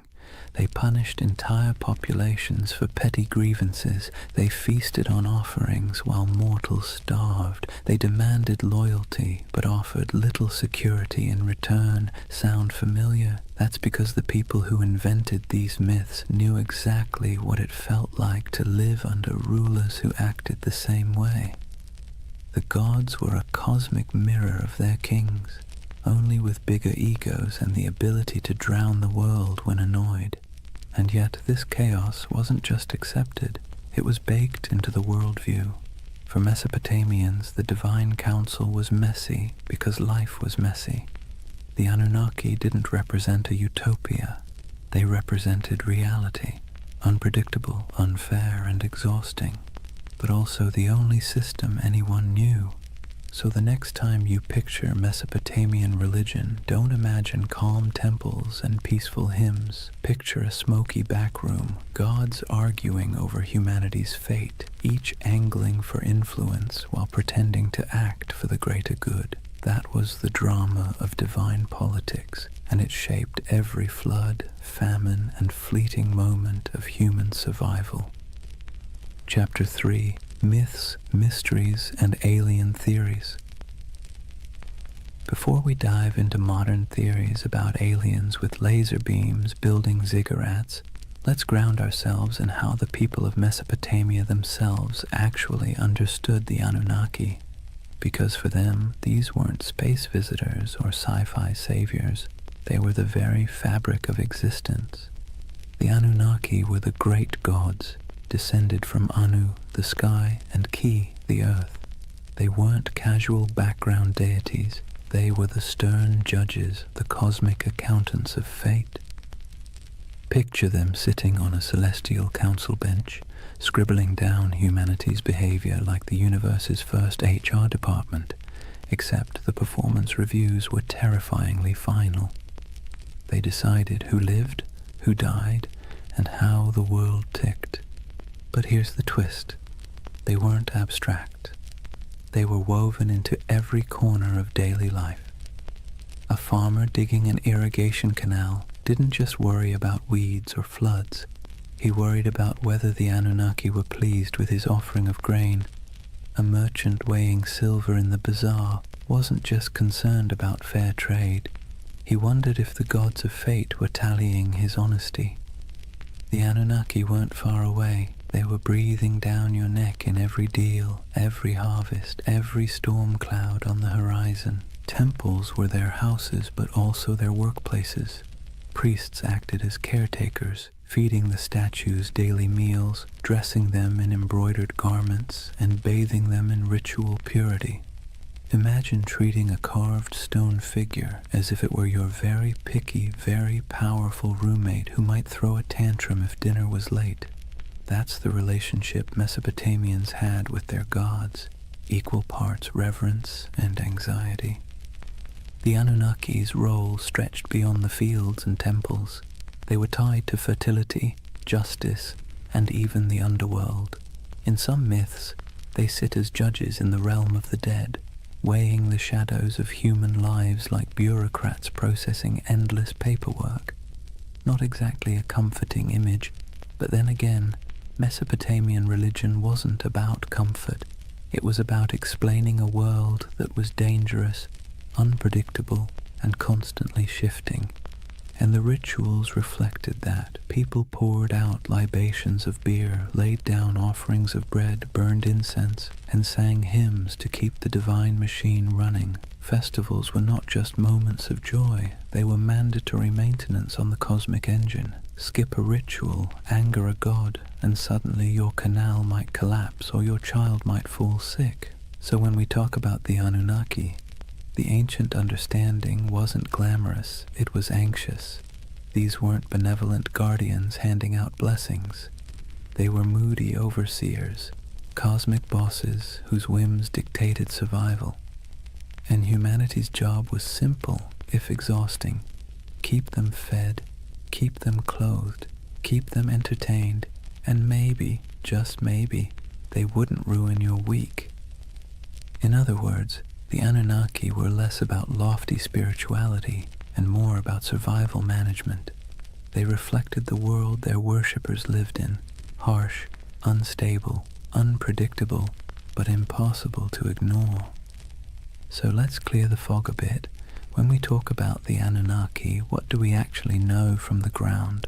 What's been dug up, baked in clay, and translated by bleary-eyed archaeologists squinting at wedge-shaped cuneiform? Because while modern theories tend to leap straight into sci-fi territory, the ancient sources are both more grounded and, in some ways, more fascinating. The word Anunnaki itself pops up across thousands of years of Mesopotamian texts, from Sumerian myths to Babylonian epics. These weren't obscure fringe deities whispered about in one dusty tablet. They were front and center, woven into the very structure of Mesopotamian religion. They appear in the Enuma Elish, the Babylonian creation story, their judges in underworld texts, their name dropped in royal inscriptions, invoked as divine witnesses to treaties and curses. If you lived in Mesopotamia, you would have heard their names the way we hear the law or the government. Archaeologists have unearthed thousands of cuneiform tablets that mention them.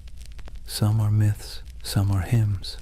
Others are dry administrative lists where the Anunnaki show up as the divine recipients of offerings, bread, beer, livestock, and occasionally the odd luxury good.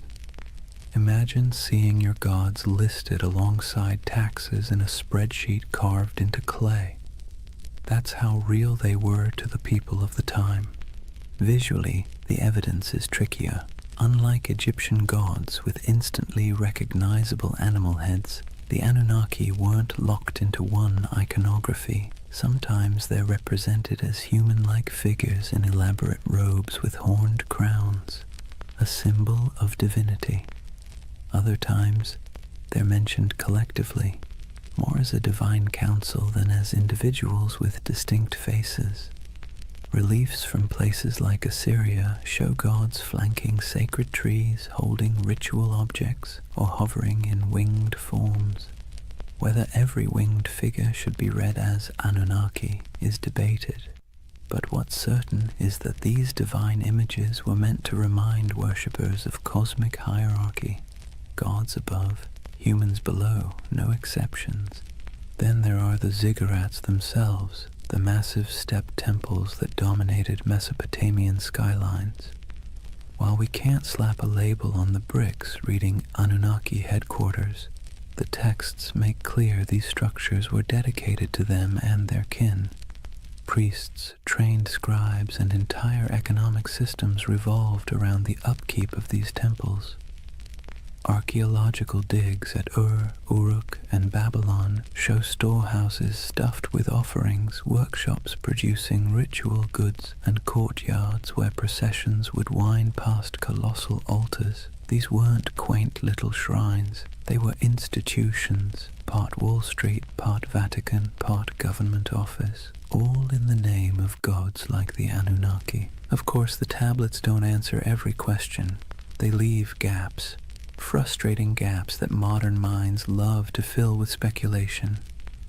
Did the Anunnaki descend from the heavens in some dazzling moment of contact? The texts never say that. Did they genetically engineer humans in a laboratory? No mention. What they do say is that the Anunnaki were the arbiters of fate, the enforcers of divine will, and the ever-watchful overseers of human existence. They're described as present in the underworld, as the ones who decree destinies, and as an assembly that even other gods had to respect. The challenge and the beauty of the archaeological evidence is that it roots the Anunnaki firmly in the ancient imagination without giving us neat answers. What survives is clay, dry, cracked tablets that were once wet mud in the hands of scribes. Reliefs chipped out of palace walls, broken statues that once carried offerings, the echoes of rituals performed in smoke-filled courtyards. The Anunnaki live on through these fragments, like a puzzle with half the pieces missing, and maybe that's why they remain so compelling, because the evidence is enough to prove they were central to Mesopotamian life, but not enough to fully explain them, which leaves space, too much space, for centuries of speculation, from serious scholarship to, well, let's just say, less serious theories about alien overlords building irrigation canals. Now, here's where things take a sharp turn from dusty tablets to late-night cable television. For thousands of years, the Anunnaki lived quietly in broken clay fragments and forgotten ziggurats. Then the 20th century rolled around, and suddenly they were recast as cosmic engineers from another star system. The gods of the underworld became astronauts, and the myths of Mesopotamia were rebranded as ancient history's greatest cover-up. The name most associated with this reimagining is Zecharia Sitchin, a writer who in the 1970s published a series of books claiming that the Anunnaki weren't just gods. They were extraterrestrials from a mysterious 12th planet he called Nibiru. According to his interpretation of Sumerian texts, these beings came to Earth hundreds of thousands of years ago, mined gold to repair their failing atmosphere, and genetically engineered humanity as a labor force. Essentially, humans are the original interns in someone else's cosmic business plan. Sitchin's book sold like hot bread in a Mesopotamian market. They tapped into a cultural moment when UFOs, space exploration, and Cold War paranoia made alien narratives irresistible. His Anunnaki weren't just mythic figures. They were proof, he claimed, that our origins weren't entirely our own. The gods of Sumer weren't metaphors, they were visitors, technicians, and in some versions, slave masters. And conveniently, they promised to return someday, which gave the whole story a nice mix of biblical prophecy and sci-fi cliffhanger. From there, the Anunnaki leapt into popular culture. They became staples in documentaries, internet forums, video games, and conspiracy theories. You've probably seen them lurking in the background of the History Channel's Ancient Aliens, their horned crowns swapped for astronaut helmets in digital recreations. They pop up in books arguing that ancient architecture, the pyramids, Stonehenge, Machu Picchu, was the handiwork of godlike beings with advanced technology. Never mind that the Sumerians never claimed their ziggurats were rocket launch pads. The imagery proved too enticing for modern imaginations. The Anunnaki as aliens theory has sticking power because it blends two irresistible ideas, that the gods were real and that humans didn't climb the ladder of civilization entirely on their own. It offers mystery, grandeur, and, let's be honest, a touch of flattery. Because if aliens engineered us, then clearly we're special, or at least somebody's favorite experiment. Of course, historians and archaeologists roll their eyes hard enough to sprain something when these theories come up. There's no tablet that says, by the way, we came from planet Nibiru.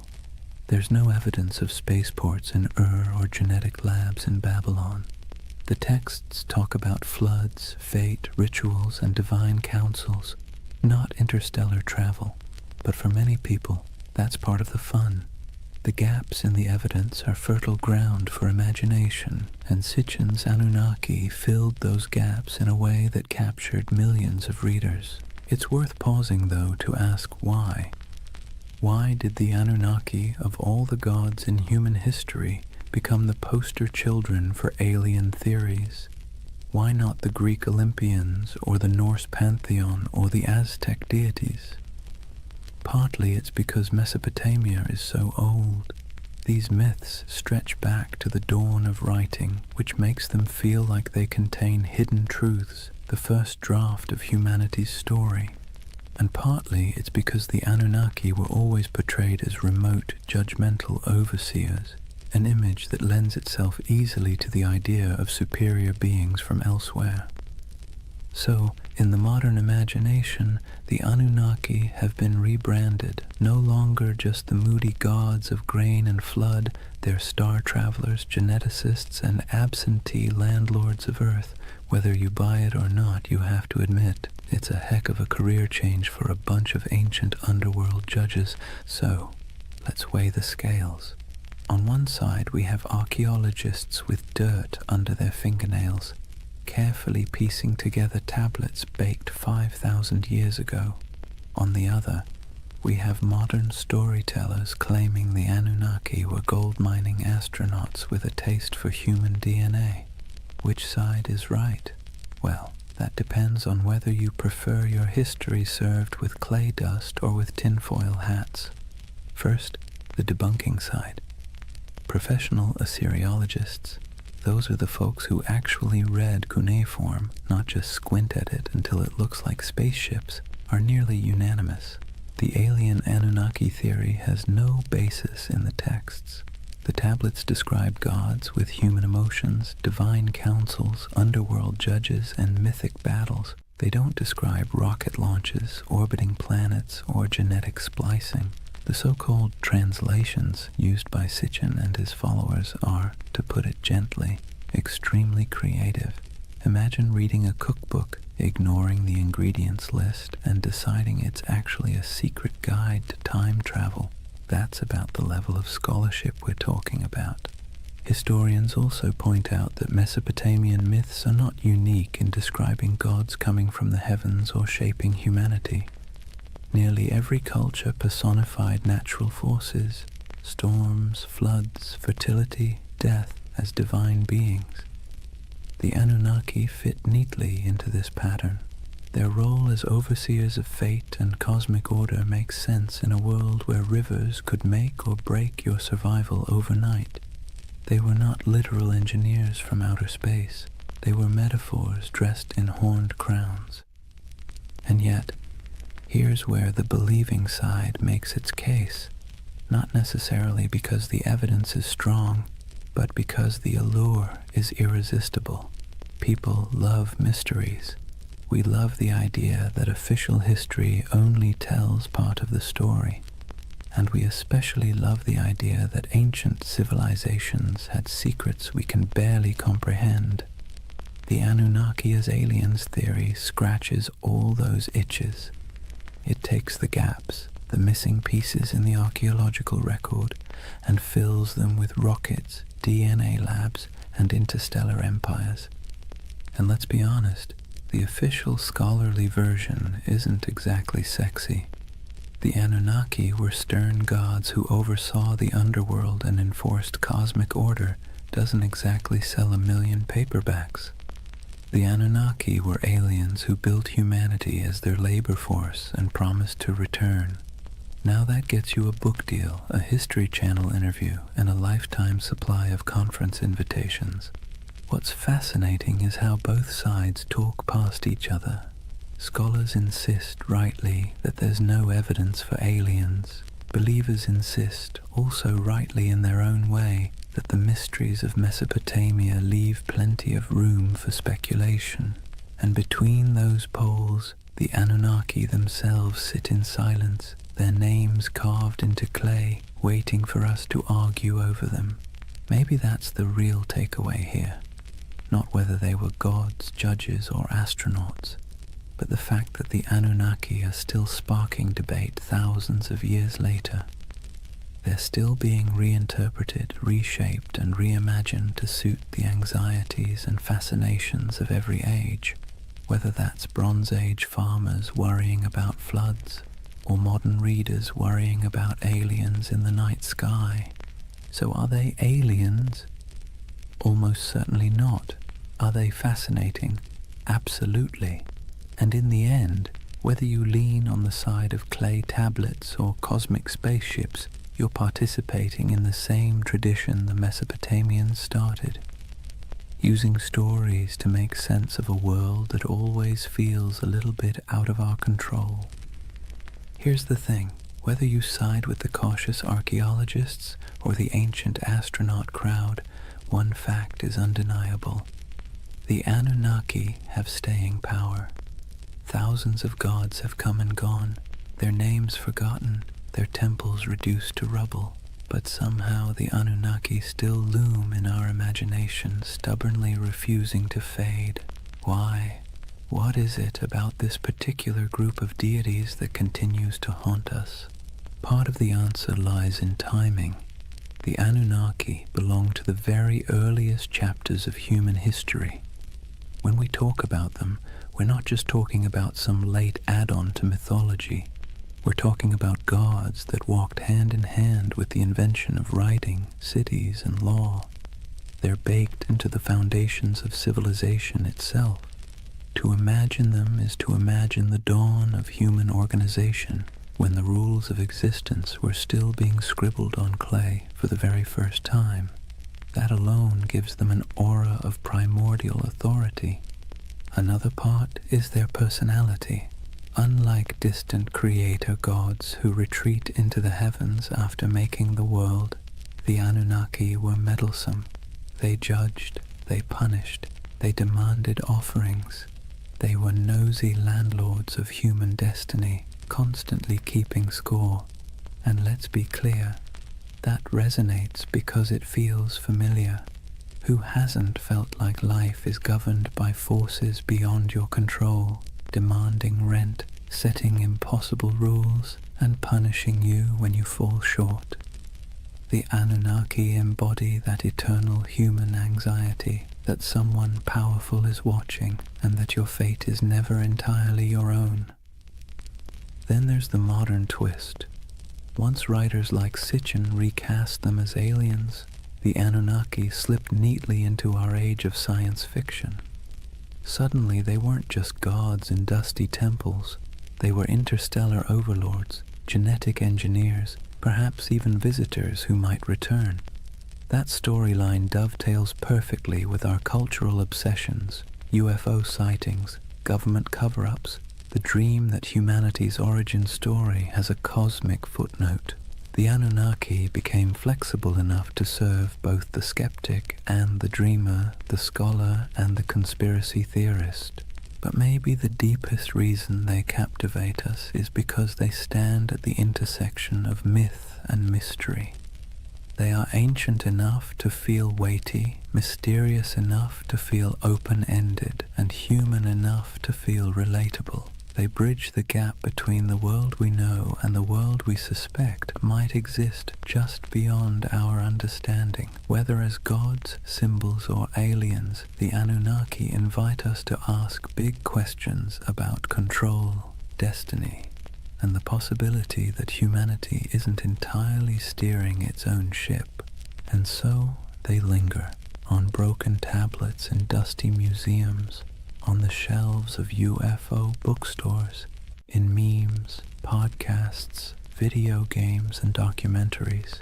They've outlived the cities that once worshipped them, and they'll probably outlive our own stories too, because the Anunnaki aren't just gods of the underworld, they're gods of imagination, and that, in the end, might be the only immortality any deity truly needs.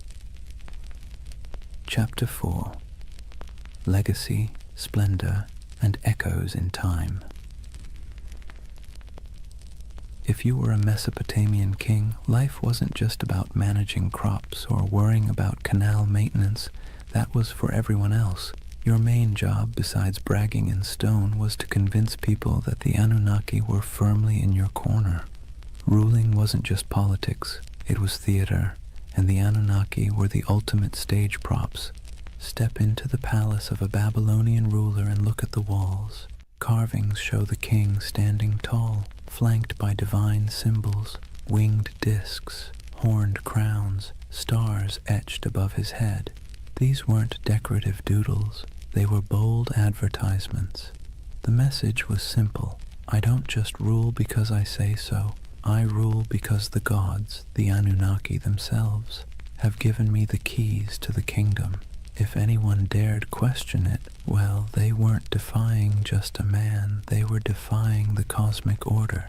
Not exactly a comfortable position to be in. And then there were the temples. Massive ziggurats weren't simply for piety, they were political assets. Kings poured resources into these towering mud brick staircases to heaven, dedicating them to the Anunnaki as if they were paying off a divine mortgage. Each new level added, each gleaming brick was another way of saying, see how devoted I am? Clearly the Anunnaki love me more than the guy ruling next door. Priests, of course, benefited handsomely from this arrangement, receiving offerings, land, and workers, all in the gods' names. Kings and priests together formed a kind of divine PR firm, endlessly reminding everyone that their power flowed straight from above. Rituals, too, were carefully choreographed to spotlight this connection. The king might be shown pouring libations to a statue of a god or personally leading a festival procession. Behind him trailed nobles, musicians, soldiers, and ordinary citizens, all participants in a drama where the king was both actor and messenger. The Anunnaki's presence was invoked at every step, their supposed approval stamped onto the very structure of civic life. Of course, it wasn't all incense and hymns. Kings also invoked the Anunnaki in their darker pronouncements. Inscriptions often came with curses attached.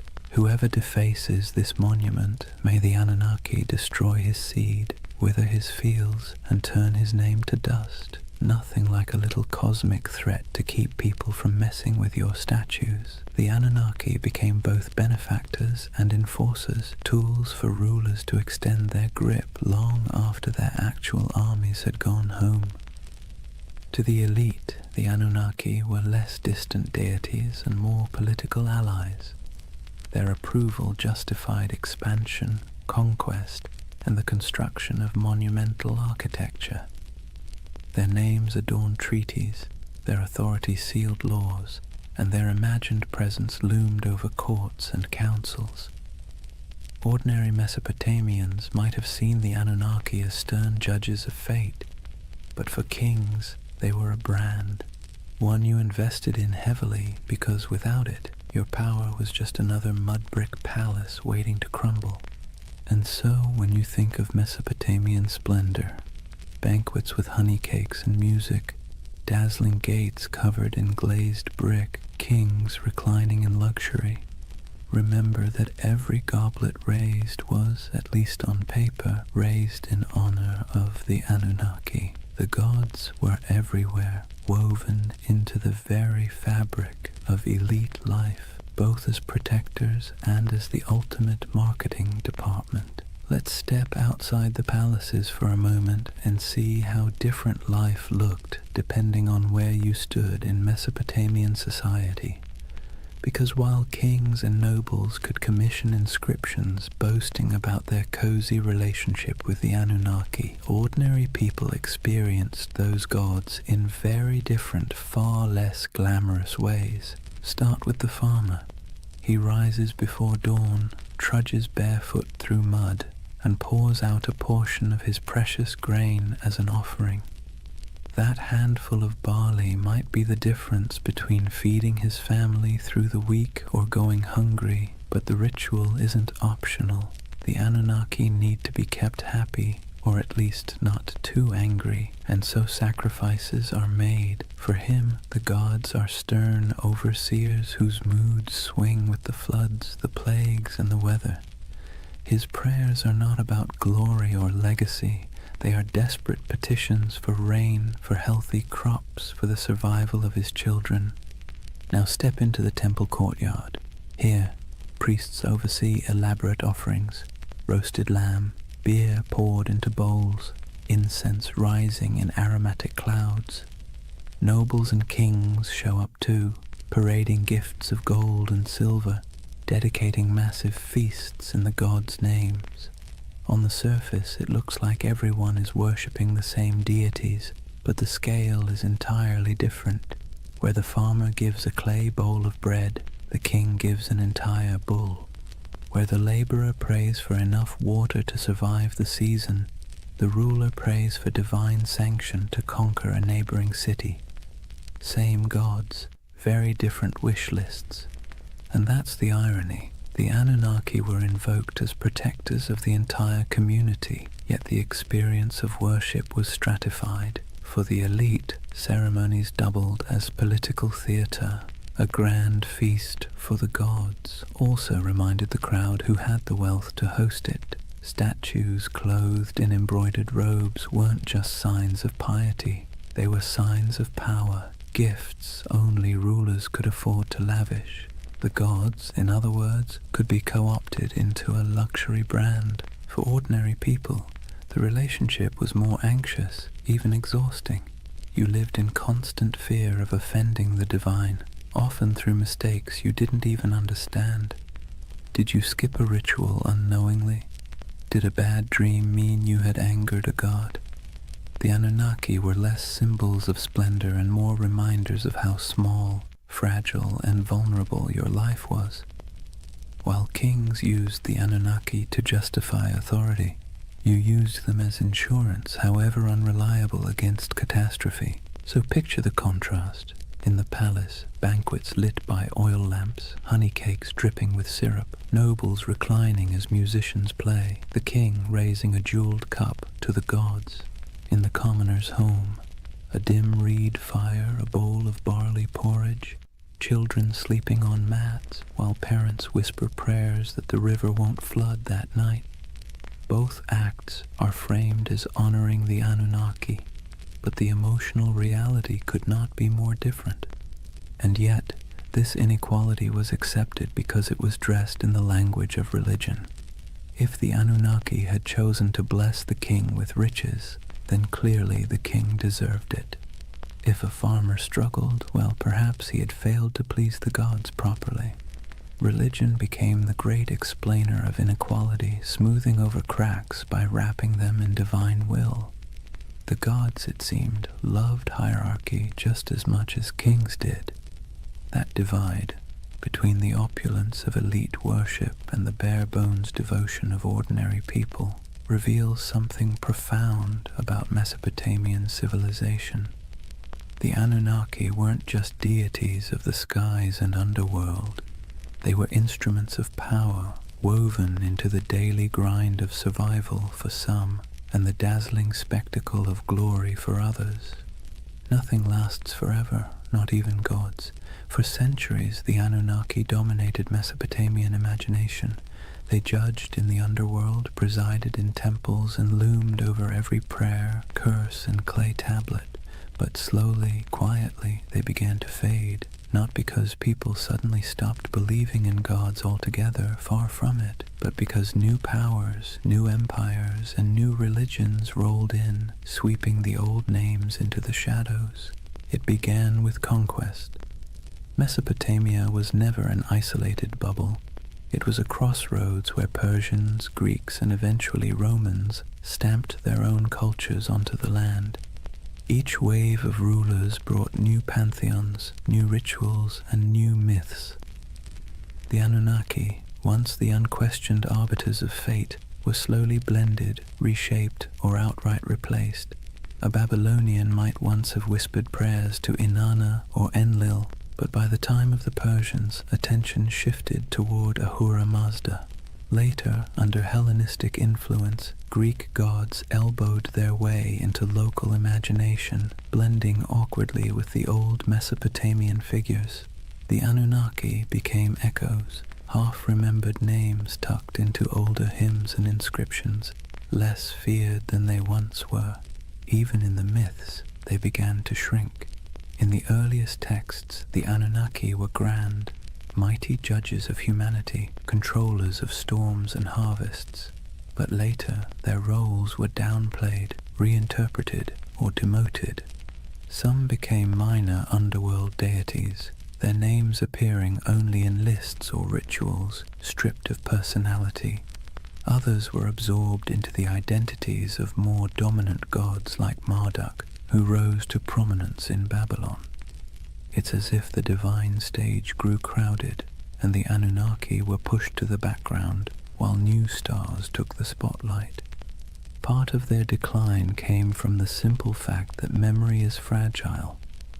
Myths were preserved on clay tablets, but those tablets broke, crumbled, or were buried under centuries of dust. Without scribes constantly rewriting and teaching them, names slipped away, and when temples fell into ruin, when ziggurats melted back into mud, the rituals that once kept the Anunnaki alive dissolved too. Gods require worshippers. Without daily offerings, songs, and fear, even the most intimidating pantheon becomes just a whisper in old stories. Yet their influence didn't vanish completely. Biblical writers remembered Babylon and its gods, often casting them as symbols of arrogance or oppression. Later cultures hinted at shadowy beings who sounded suspiciously like the Anunnaki, stern judges, watchful figures, half-remembered echoes of older myths. But their names, once shouted in temple courtyards, became faint murmurs in academic footnotes and archaeological reports. Imagine walking through the ruins of Ur or Babylon centuries after their decline. The great ziggurats are crumbling, reeds sprouting between broken bricks. Once bustling courtyards are silent save for the wind. The statues of gods are toppled or eroded, their once bright garments long since rotted. To stand there is to feel the silence of forgotten worship, a silence where the Anunnaki once thundered. And yet there's a strange comfort in that silence. Even the gods, it turns out, are subject to time. They too fade, replaced, rewritten. The Anunnaki's decline is a reminder that nothing, no matter how powerful it seems, escapes the erosion of centuries. Their temples collapsed, their names blurred, but the idea of them lingers, proof that even when the divine fades, memory holds on, however faintly. The Anunnaki may have faded from temples and clay tablets, but they never disappeared entirely. Instead, they slipped sideways, out of daily worship and into memory, myth, scripture, and eventually pop culture. In some ways, they're more famous today than they were in the last days of Mesopotamia, though not always for reasons a Sumerian priest would recognize. Let's start with the Bible. The Hebrew writers who lived through exile in Babylon didn't forget the overwhelming presence of Mesopotamian gods. They may not have name-dropped the Anunnaki directly, but echoes of their imagery crept in. The Watchers, described in certain apocryphal texts, the Nephilim, giants said to descend from divine beings, carry a suspicious resemblance to older tales of moody gods and semi-divine figures. The story of the Tower of Babel itself feels like a faint shadow of the ziggurats, those stairways to the heavens where priests once claimed the gods descended. Babylon became a symbol of arrogance, sin, and divine punishment. But behind that symbol lurked the forgotten faces of the Anunnaki.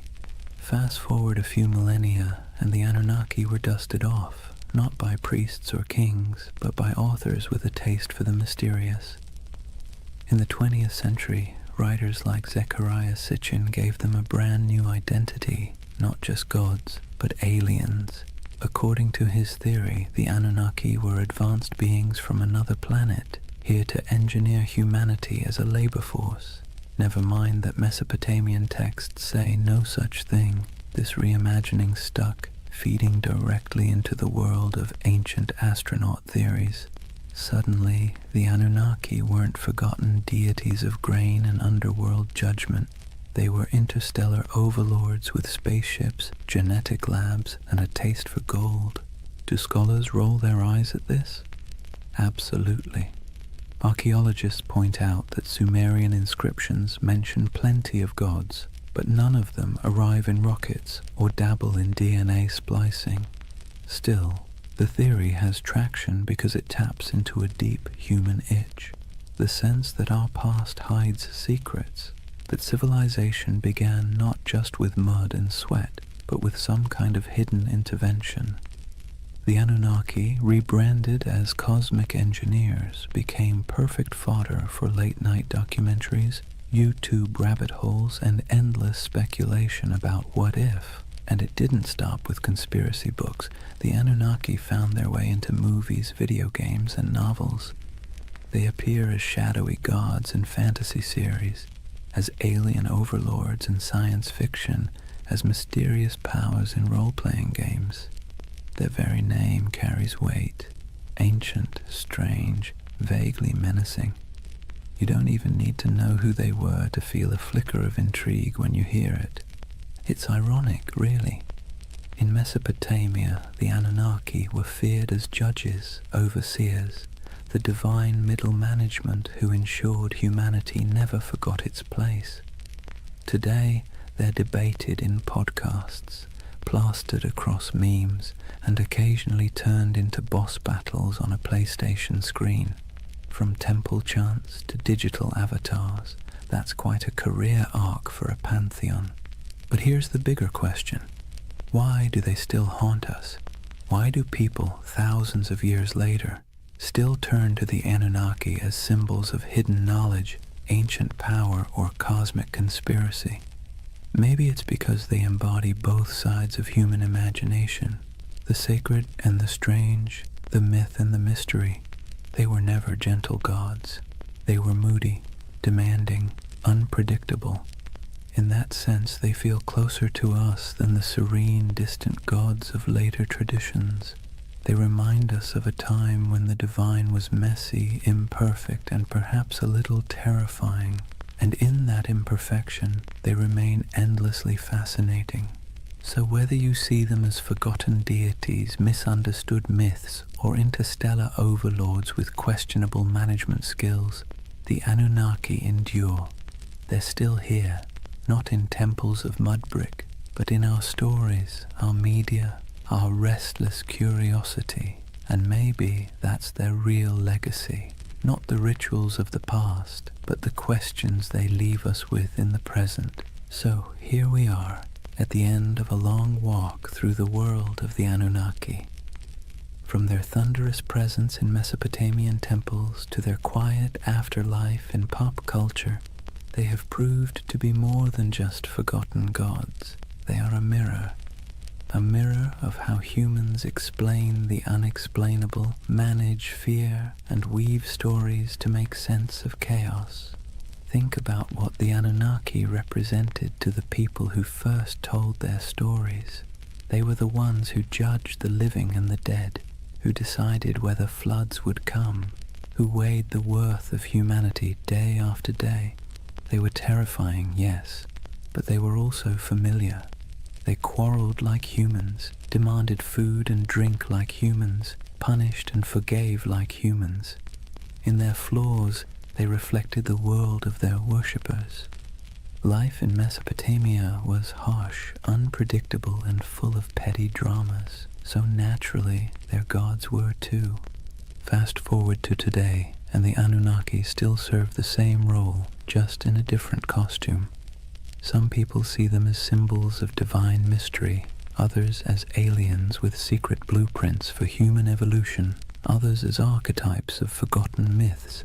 But underneath those interpretations is the same impulse, the need to believe that our world is not random, that there are forces, whether gods, aliens, or fate, shaping our story.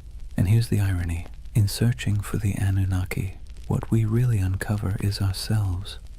Our hopes, our fears, our longing for meaning.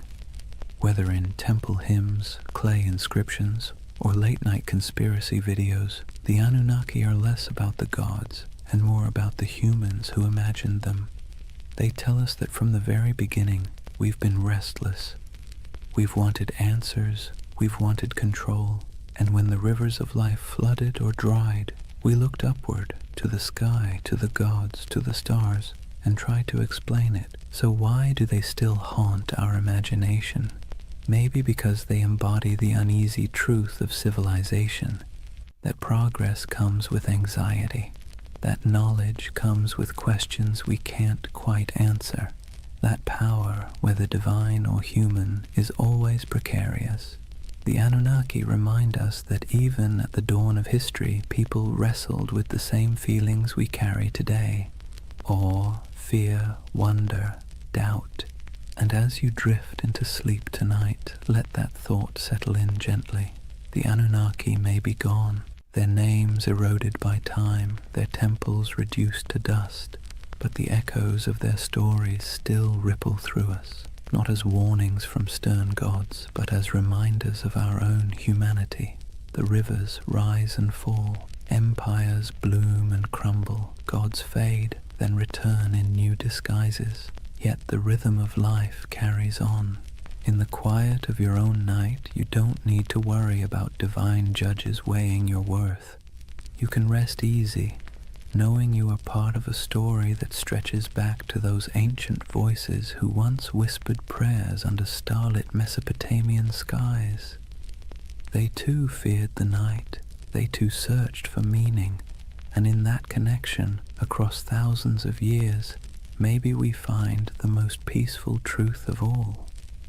We've always been human, and we've always been looking up.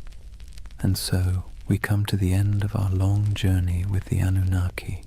We've walked the muddy fields of Mesopotamia under their watchful gaze, sat in the courtyards of ziggurats while priests chanted, listened to myths of floods, heroes and gods who judged humanity like a never-ending performance review. We've seen them fade into dust, only to reappear in new disguises, as echoes in scripture, as theories of alien visitors, as symbols of mystery and power. What's remarkable is not that the Anunnaki vanished, but that they never truly left. They live on in the stories we tell, in the patterns of our thought, in the restless curiosity that keeps humans forever asking, what if? They are a reminder that civilization itself began with questions, with awe, with fear, with the desire to turn chaos into order. And in their myths, we can still hear the heartbeat of the first cities, the first prayers, the first sleepless nights. But unlike those ancient people lying awake under reed roofs, fearing floods, demons, and divine wrath, you don't need to worry tonight. The Anunnaki may have been restless gods who never slept, but you can. The rivers outside your window aren't about to rise and sweep you away. The stars aren't omens of disaster, just quiet lights marking the night sky. The fears of yesterday can stay in yesterday, so take a breath. Let the weight of history ease your own thoughts. The Anunnaki watched over their world with suspicion and judgment, but you can rest in a world that has carried their stories forward, softened by time, transformed into echoes. Close your eyes and let the myths fade into dream. The gods may never have slept, but tonight you can. Good night.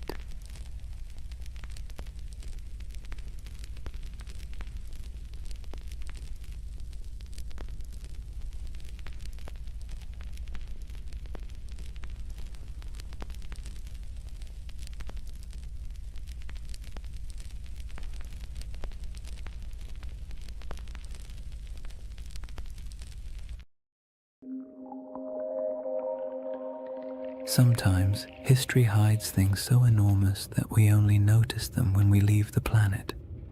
Hidden deep in the Sahara is a perfect circle 25 miles wide, a formation so strange that astronauts were the first to truly see it. Yet despite its size, its symmetry, and its eerie resemblance to a giant eye staring straight up through the sand, no one can fully explain how it formed. This is the Risha structure, the Eye of the Sahara, and tonight we're going to gently unravel one of Earth's quietest and most hypnotic mysteries. But here's the part that stops you in your tracks. However, despite all our technology, satellite mapping, and geological theories, the Risha structure still doesn't neatly fit into any box. It isn't a crater, it isn't a volcano, and it isn't the kind of erosion that typically produces such clean, concentric rings.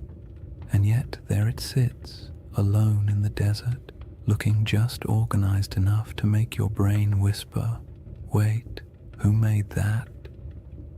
Now, don't worry. We're not here to chase sensational theories or sprint through conspiracies. This channel is all about slowing down, letting curiosity stretch out a bit, and using history's strangest corners as gentle stepping stones toward rest. So if you're someone who falls asleep best to ancient civilizations, quiet landscapes, and mysteries wrapped in soft, soothing detail, you're in the right place tonight. Go ahead and dim the lights, settle in, and if you haven't already, subscribe to continue exploring the enigmatic corners of history that make the perfect companions for sleep. And let me know in the comments where you're tuning in from and what time it is for you.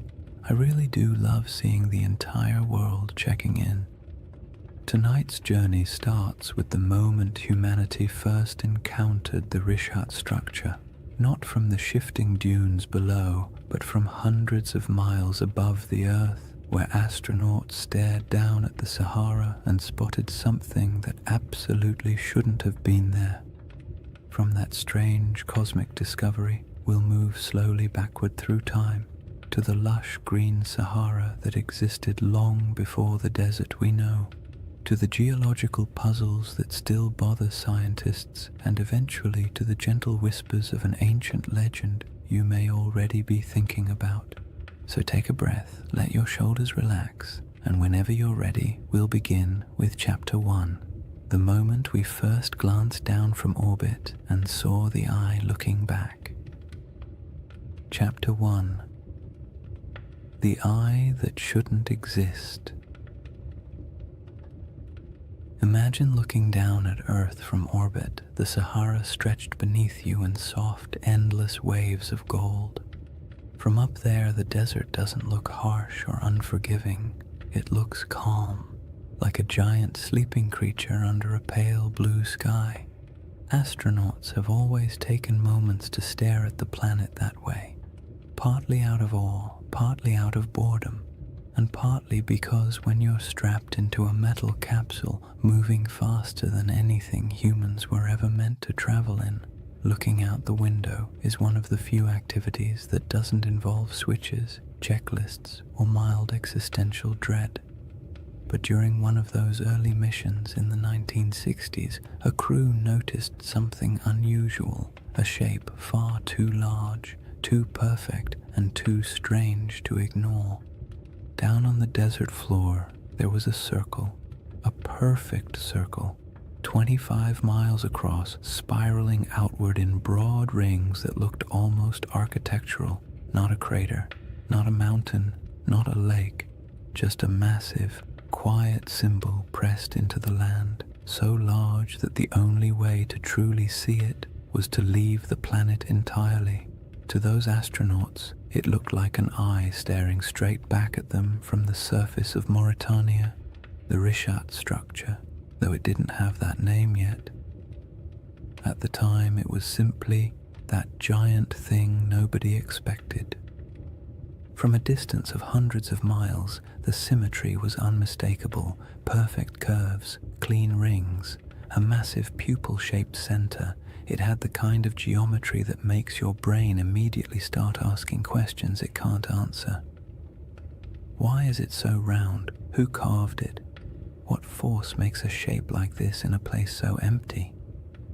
And perhaps the most unsettling question of all, how could something this big go unnoticed for so long? On the ground, the Richat structure is much less obvious. If you were walking across it on foot, you wouldn't see a circle at all. You'd just see gentle ridges rising and falling, interrupted by patches of rock, sand, and stubborn little plants that somehow decided this environment was worth the trouble. Nothing about it screams perfect cosmic spiral. From eye level, it looks like any other collection of rocky hills, the kind of place early travelers might have grumbled about after stubbing a toe or losing a sandal in a patch of loose sand. People likely passed through it for thousands of years without realizing they were walking across something extraordinary. And that contrast, invisible from below, unavoidable from above, is part of what makes the Richat structure so hypnotic. It's a feature you can only understand by stepping back far enough to see the pattern. It quietly resists being known, as if it only reveals itself to observers who approach from the right angle, with the right distance, and the right amount of patience. Scientists naturally tried to classify it the moment the images came down from orbit.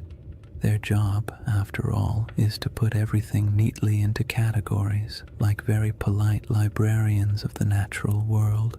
But the Richat structure didn't fit easily. Some insisted it must be an impact crater until the evidence disagreed. No signs of shocked quartz, no melted rock, none of the scars left by a cosmic collision. Others suspected a volcano, but there was no volcanic rock. No lava flows, no ash deposits.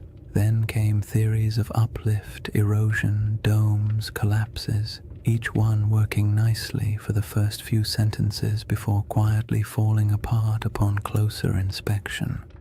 The Richat structure, in classic mysterious fashion, remained cooperative enough to study, but stubborn enough to defy a simple explanation. It sits awkwardly between categories, like a puzzle piece cut in the wrong shape but still clearly belonging to the overall picture. And it doesn't help that it's located in one of the most remote regions of the Sahara, far from major trade routes, major kingdoms, or the kinds of resources that attract large ancient settlements. This is not the place where ancient people built empires or dug canals or left behind giant inscriptions announcing their presence. It's a place of wind, silence, heat, and sand, the kind of environment that erases evidence as quickly as humans can create it. Yet even in that isolation, The Risha structure demands attention. It is too large to ignore, too precise to dismiss, and too quiet to fully understand. You look at it and it feels like a riddle you weren't meant to solve on the first attempt. The desert around it stretches endlessly, dunes rising and falling like slow-motion waves, while the structure itself sits calmly in the center, a spiral carved into a world of shifting sand. There is a strange comfort in its stillness, as if it has been watching changes for far longer than humans have been paying attention, waiting patiently for someone to finally look down and notice. People naturally draw comparisons to ancient tales, especially the ones involving circular cities and lost civilizations swallowed by disaster. Humans are not subtle when it comes to pattern recognition. You show us a shape that even vaguely resembles something familiar, and our imaginations sprint ahead with enthusiasm. A structure with concentric rings in northwest Africa, larger than many ancient cities. The connections write themselves, but resisting those assumptions for now helps us appreciate just how odd the Risha structure is on its own terms. We don't need myths yet. The geology alone is strange enough to occupy the mind, and perhaps the most compelling detail is this. The Risha structure did not emerge in the desert we see today. It predates the dunes, the dryness, the isolation.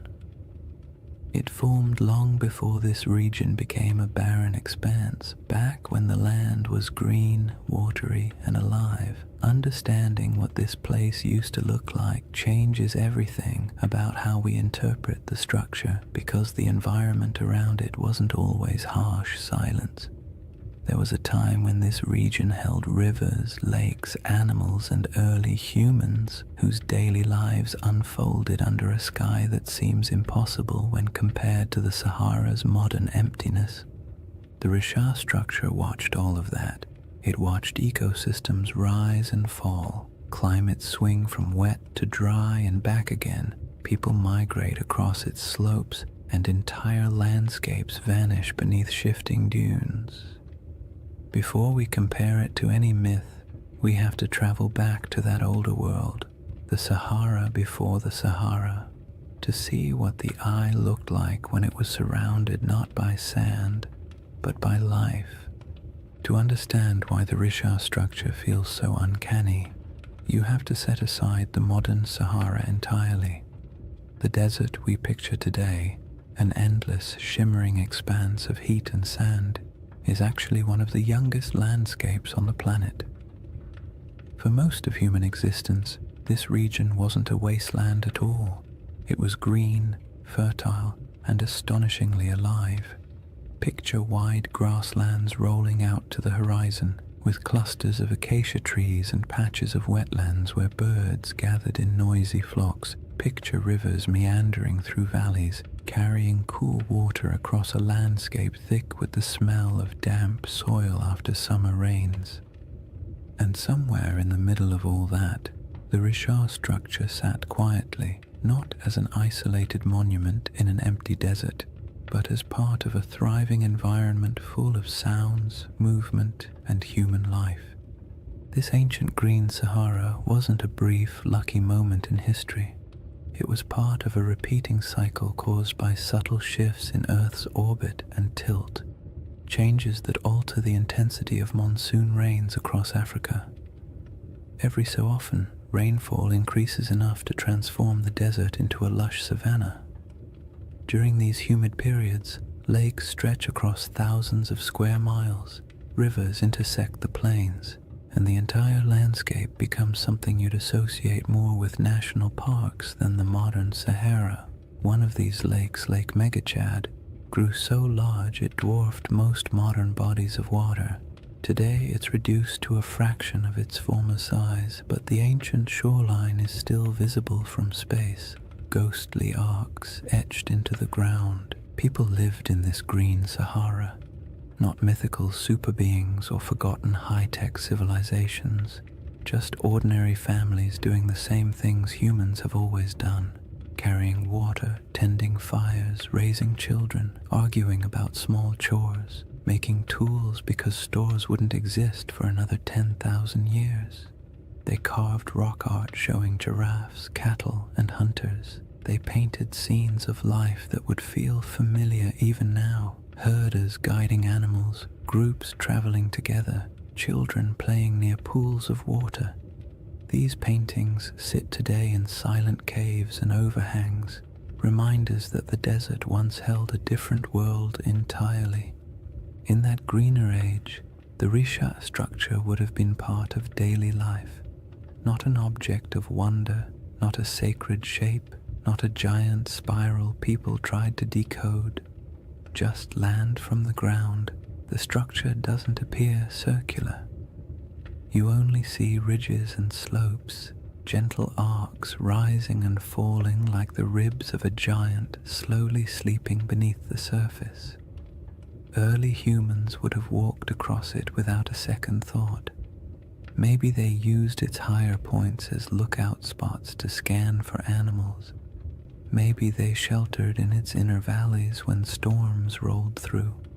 Maybe they avoided certain parts out of superstition, or maybe they never thought about it at all. Most likely it was simply background scenery, the same way we barely notice the hills near our own towns unless someone points out their shape. But even if it blended into the landscape, the Rishat structure would have quietly shaped the rhythm of life around it. The ridges could have guided migration paths. Water might have pooled in certain low areas after seasonal rains. Vegetation could have grown thicker in pockets where moisture collected. For thousands of years, people and animals would have used the structure without realizing they were interacting with something that would one day puzzle scientists, entice researchers, and inspire late-night conversations about lost civilizations and ancient catastrophes. As the climate shifted and rainfall declined, the green Sahara slowly began to fade. Lakes shrank, rivers dried, vegetation withered. The smell of earth after rain became less common. Migration stretched longer as people followed dwindling water sources, and eventually dunes crept across the landscape, swallowing paths, burying campsites, and erasing nearly all traces of the world that had existed before. What's haunting about this transformation is how quickly it happened in geological terms. A few thousand years, an eye blink in Earth's timeline, was all it took to turn a thriving ecosystem into one of the largest deserts on the planet. The people who lived here would have witnessed that shift firsthand.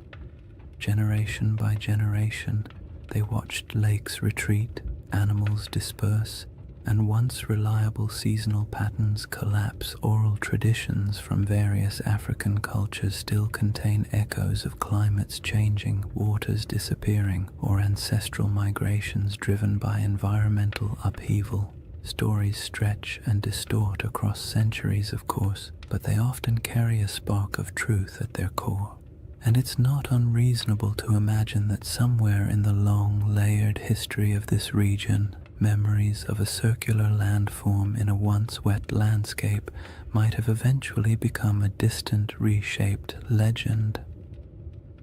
When modern researchers study the Sahara's ancient lakes and rivers, they often describe them as ghost waterways, because their traces linger beneath the dunes like faint scars, visible only from satellite images or through careful ground surveys. It's peaceful in a strange way to picture these lost rivers running across land that now feels so desolate. The desert is quiet, but beneath that quiet are the outlines of ecosystems that once flourished. The Risha structure existed during all of those cycles. It watched water fill basins, watched wetlands grow thick with life, watched grass return and then die away. It endured storms, sun, wind, and the slow grinding force of erosion. There's something soothing about how unbothered the structure is by all these changes. Landscapes rise and fall, climates swing wildly, civilizations appear and vanish, and the Risha structure simply remains. It doesn't tell its own story. It doesn't announce its presence. It doesn't offer answers. It's just there, a constant in a world where almost nothing else is. And understanding that ancient environment is essential because it sets the stage for the real puzzle, how this enormous circular formation came to be in the first place. The scientific explanations, volcanic uplift, erosion, collapsed domes, answer some questions while raising others. Each theory seems convincing until you begin to examine the details. The Risha structure looks simple from orbit, but grows more complicated the closer you approach it, like a calm surface hiding a tangled set of mysteries beneath. Now that the Sahara's old green world is clear in your mind, the geological puzzle becomes even more intriguing, because any explanation has to account not only for the structure's shape, but for how incredibly long it has stood unchanged through shifting climates and changing environments. The puzzle sits before us, layer after stubborn layer.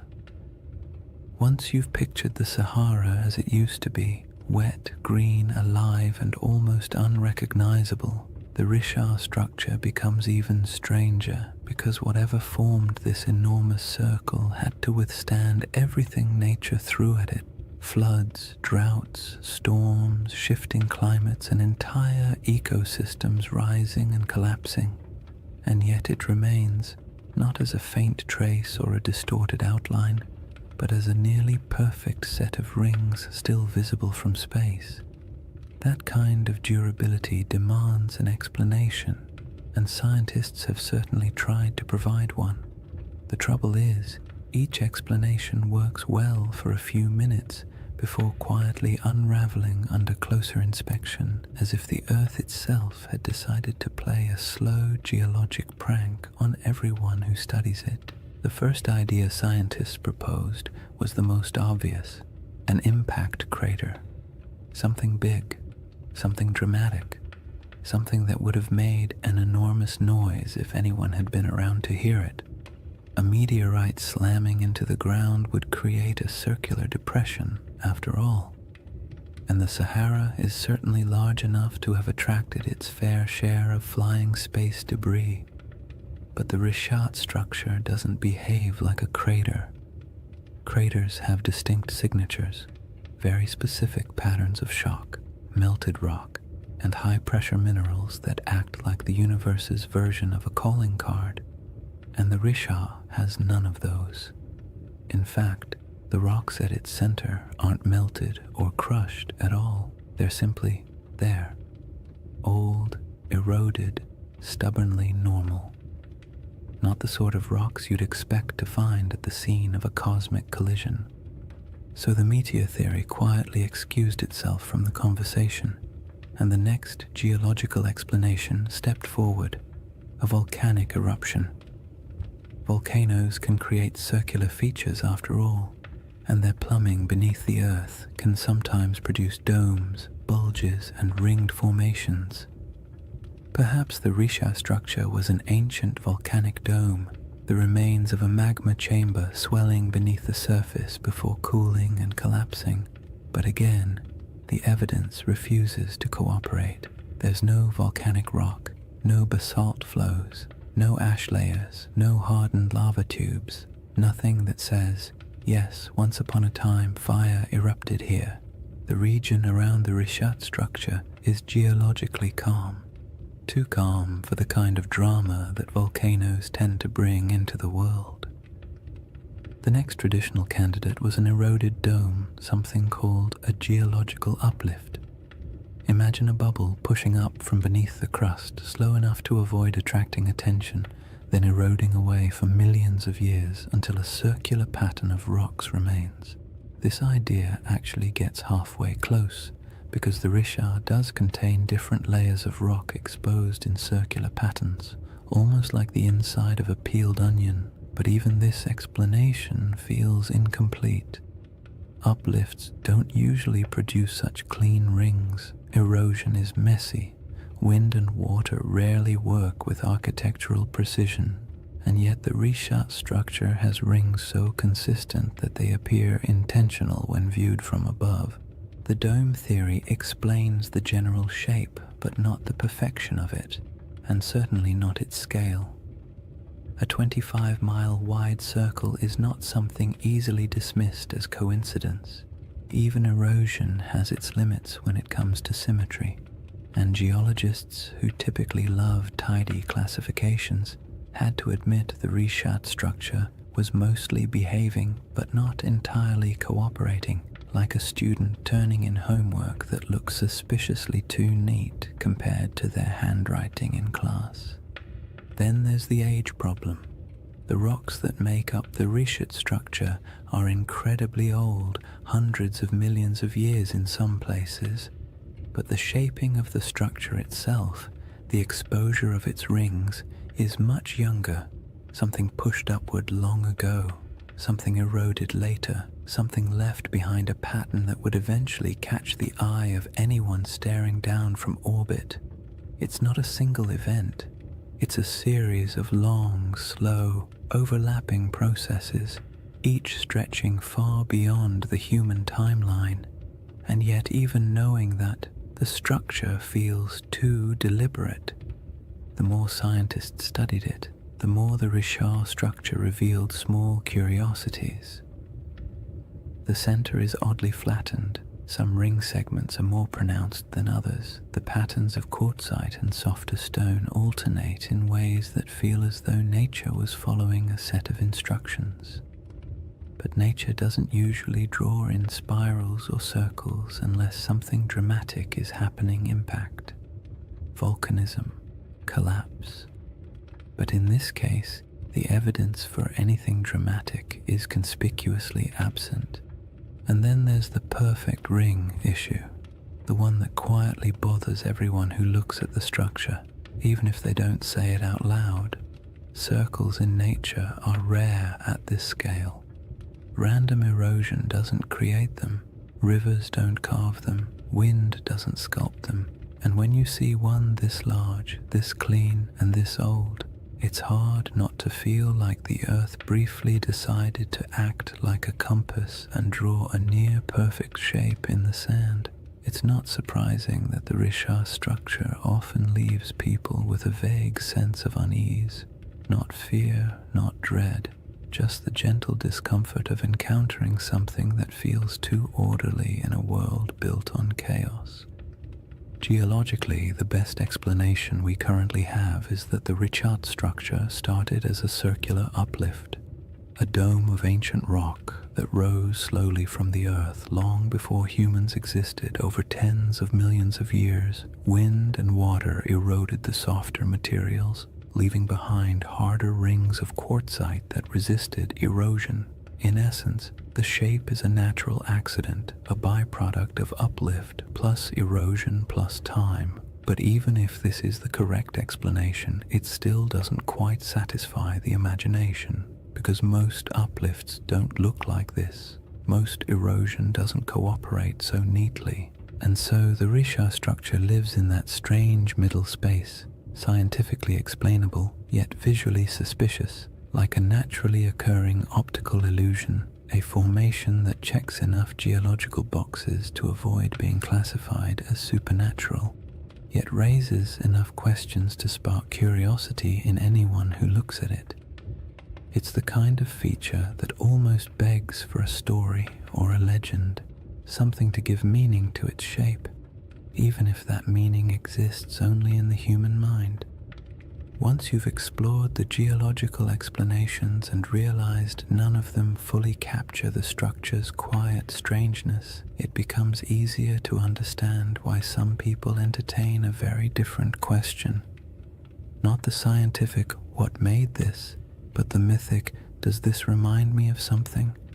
a city described long ago with concentric rings of land and water positioned somewhere to the west of ancient civilizations, a place said to have vanished in a single day and night. The Risha structure does not announce itself as that place, but it echoes the pattern just enough to make you wonder where coincidence ends and imagination begins. Before any comparisons can be made gently or cautiously, the building blocks of those ancient descriptions must be understood not as fantasy, but as the fragments of memory, geography, and storytelling that shaped one of history's most enduring legends. Long before anyone could stare down at satellite images or argue over geological uplift on the internet, there was a different kind of puzzle circulating through the ancient world, a story recorded by a single philosopher, passed on from a conversation he claimed to have heard, describing a civilization so strange and so perfectly structured that it bordered on myth even in its own time. Plato's tale of Atlantis has been repeated so often, repackaged so many times, and stretched so far by imagination that the original description often gets lost under the weight of all the versions built on top of it. But if you strip away the embellishments, the crystal cities, the impossible technologies, the ancient aliens with clipboards, interpretations, you're left with a surprisingly simple outline: a circular city, rings of land and water, mountains to the north protecting it, a broad plain to the south, a river that flowed to the sea stones of red, black, and white, abundant animals, especially elephants, and a civilization that rose to prominence before collapsing in a sudden, dramatic event. Whether this description is literal, symbolic, exaggerated, or entirely fictional is something scholars have debated for centuries. But what matters for our quiet journey tonight is not whether Atlantis existed. What matters is the shape of the story, because that shape is what causes people to glance at a satellite photo of the Risha structure and pause. The comparison doesn't begin with belief. It begins with pattern recognition. Humans are wired to look for familiar shapes in unfamiliar places. It's the same instinct that makes us see faces in electrical outlets or animals in passing clouds. So when someone sees a massive set of concentric rings in northwest Africa, a structure wrapped in mystery and sitting in a region that once held rivers, lakes, and life, it's reasonable that part of their brain whispers, "This looks like something I've heard before." The resemblance is not perfect, not literal, not conclusive, but it's enough to make curiosity shift in its seat a little. Consider the colors Plato mentions: red, black, and white stones. The Rishat structure, like much of the Sahara, contains layers of rock and sediment that naturally fall into those shades. Iron-rich sandstone brings the red. Basalt and volcanic remnants elsewhere in the region bring the black, and pale limestones offer the white. No one is saying ancient builders selected them and arranged them like a geological art project, but the coincidence is interesting, especially when paired with the natural ring pattern visible from above. Then there are the mountains. Plato describes a notable mountain range to the north of Atlantis. The Risha structure sits in front of the Adrar Plateau, a raised, rugged region that would have looked like a natural wall in a greener era. Today, it's a dry, worn highland, sculpted by time and wind, but long ago it would have been more dramatic. Cliffs, ridges, and elevated land dotted with vegetation and wildlife. If early people lived in the region, they would have viewed those northern heights as a defining feature of their landscape. And what about animals? This part always surprises people because they imagine the Sahara as permanently empty. But during the African humid period, elephants were plentiful, So were giraffes, rhinos, crocodiles, and countless other species. Elephants weren't just passing through, they were thriving. Some rock art across the Sahara shows entire herds, depicted with the casual familiarity of people who lived alongside them. So yes, if someone had described this region during one of its greener eras, full of elephants, would have been an accurate statement. The river connection is where things become both interesting and gentle in their ambiguity. In a lush Sahara, a river system could have flowed westward toward the Atlantic. Some ancient channels still appear faintly beneath the modern desert, traced by satellite radar and geological surveys. These channels hint that at least some rivers once traveled across areas that are now sand and stone. Whether any of them connected near the Richat structure is debated, but the possibility is not unreasonable. In a world where climates shifted dramatically, waterways did too. It's worth saying calmly and clearly, none of these correlations prove anything. They simply show why the mind wanders toward the comparison. The Richat structure does not need Atlantis to be interesting. Its mystery stands fully on its own. But when the circular shape, the colors, the mountains, the animals, and the long-lost rivers all quietly line up with parts of an old story, your thoughts naturally drift toward the what-if of it all. Plato wasn't writing a travel guide. He was a philosopher using allegory to make a point about human nature, power, hubris, and collapse. Atlantis, in his narrative, was less a factual account and more a moral lesson bundled into a geographic metaphor.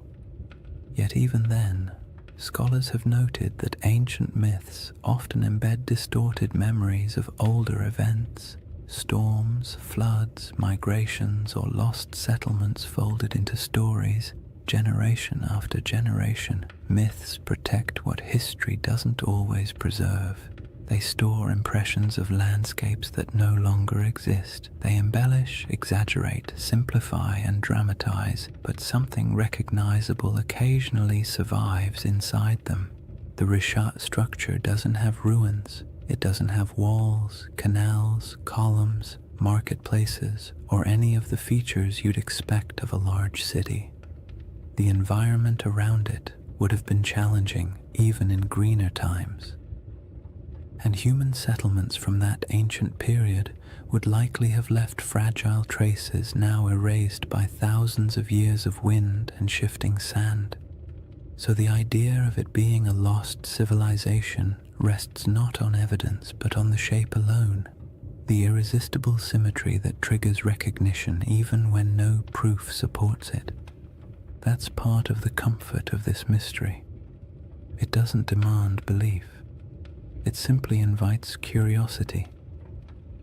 You don't have to imagine ancient kings or advanced societies. You don't have to build a hidden metropolis in your mind. All you need to do is stand quietly before a satellite image and let the shape speak for itself. A giant ringed formation in the middle of an ancient landscape that has changed almost beyond understanding. Somewhere between geology, memory, climate, erosion, and myth sits the Richat structure. It tells us nothing directly. It refuses to commit to any single story, and perhaps that's why it remains such a calming mystery, one that doesn't need dramatic conclusions or bold claims. It only needs an open horizon, a quiet night, and the imagination drifting gently toward possibilities. Chapter 2 begins with the world that once surrounded this structure, a world of forgotten lakes, shifting climates, and early peoples who lived in a Sahara that doesn't resemble the one we know today. Chapter 2: A Lost World Buried in Sand. To step into the next layer of the Richat mystery, you have to imagine a Sahara that feels almost impossible compared to the one we know today. not the hot, shimmering, bone-dry desert that stretches endlessly across maps, but a world so green and alive that if you were dropped into it without context, you might not even guess you were standing in northern Africa at all. The Sahara's greener eras weren't brief accidents of climate, they were entire chapters of Earth's history, long enough for lakes to swell into inland seas, for animals to migrate freely across savannas, and for human communities to settle into rhythms of daily life as familiar and as ordinary as any other early society. In that forgotten landscape, the Richard structure wasn't an isolated swirl of geology in a barren desert. It was simply part of the scenery, a ringed plateau sitting quietly in a world full of life. During the African humid period, monsoon rains shifted northward and transformed the Sahara into a mosaic of grasslands, wetlands, and rivers. Satellite studies have revealed thousands of ancient lake beds, some stretching larger than modern countries. The largest of them, Lake Megachad, was so vast that its shoreline would have swallowed entire modern coastlines. It's calming to picture early mornings on its edges, mist lifting off the water, birds scattering across reeds, herds moving slowly through tall grass. These weren't isolated oases like today, but interconnected ecosystems humming with life. Hippos wallowed in shallow pools, giraffes wandered across plains, crocodiles glided through freshwater channels. The air was thick with insects in the rainy season and warm, earthy scents after storms passed. And where there is water and game, people settle.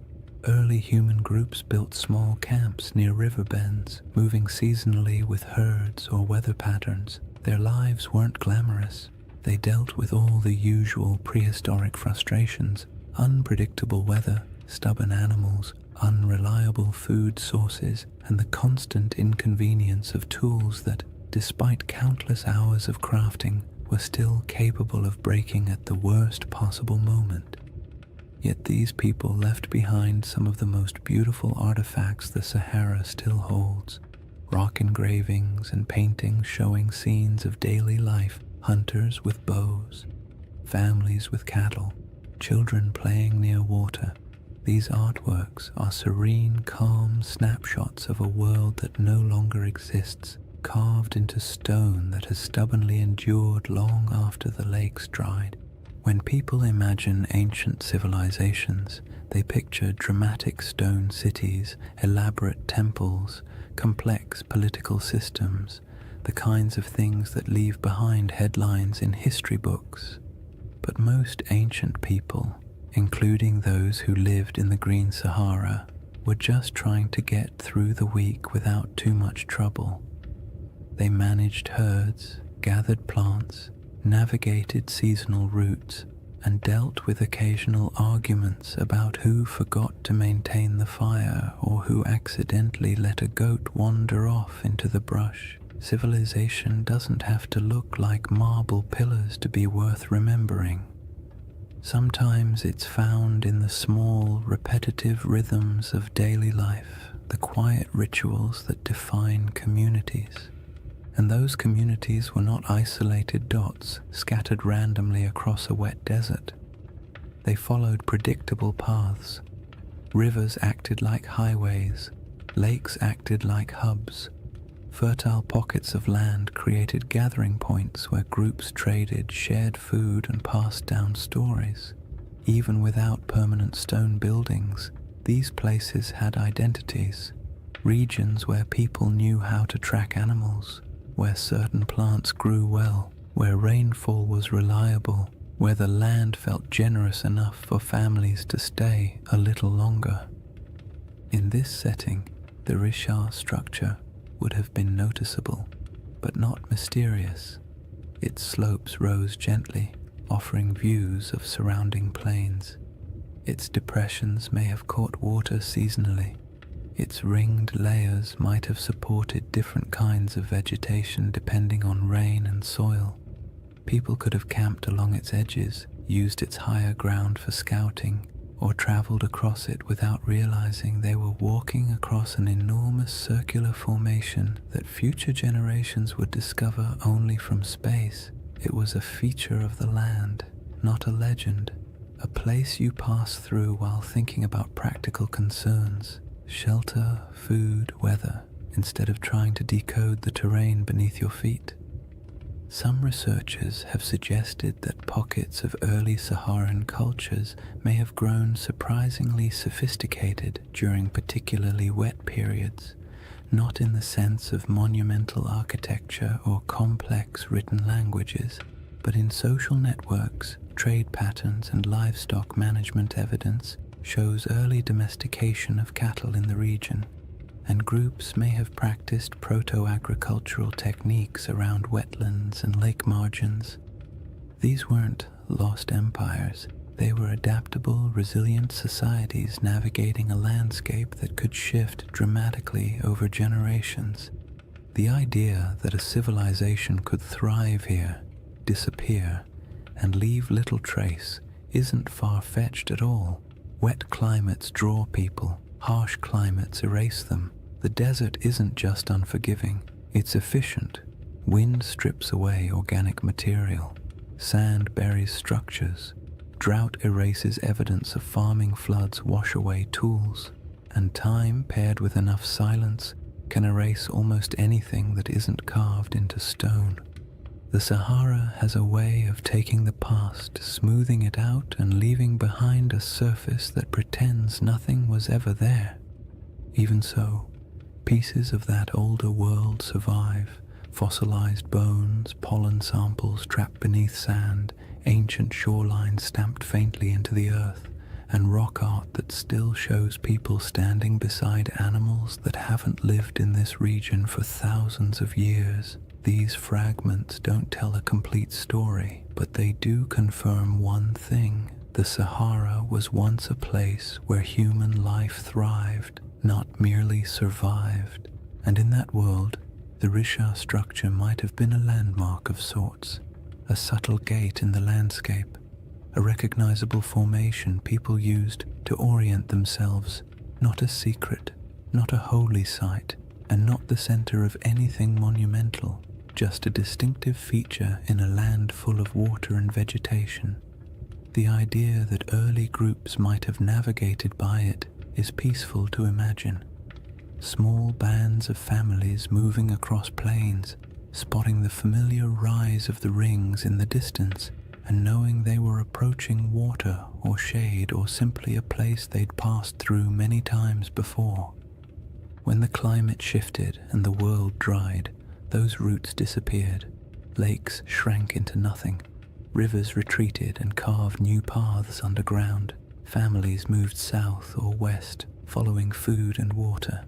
Eventually, the Risha structure went from living landmark to abandoned plateau, then to forgotten geology swallowed by the earliest dunes. There are no written records, no monuments, no grand architectural remains from this era, just silence and the faint memory of a world washed away by time. The civilizations of the Green Sahara weren't lost in a dramatic catastrophe.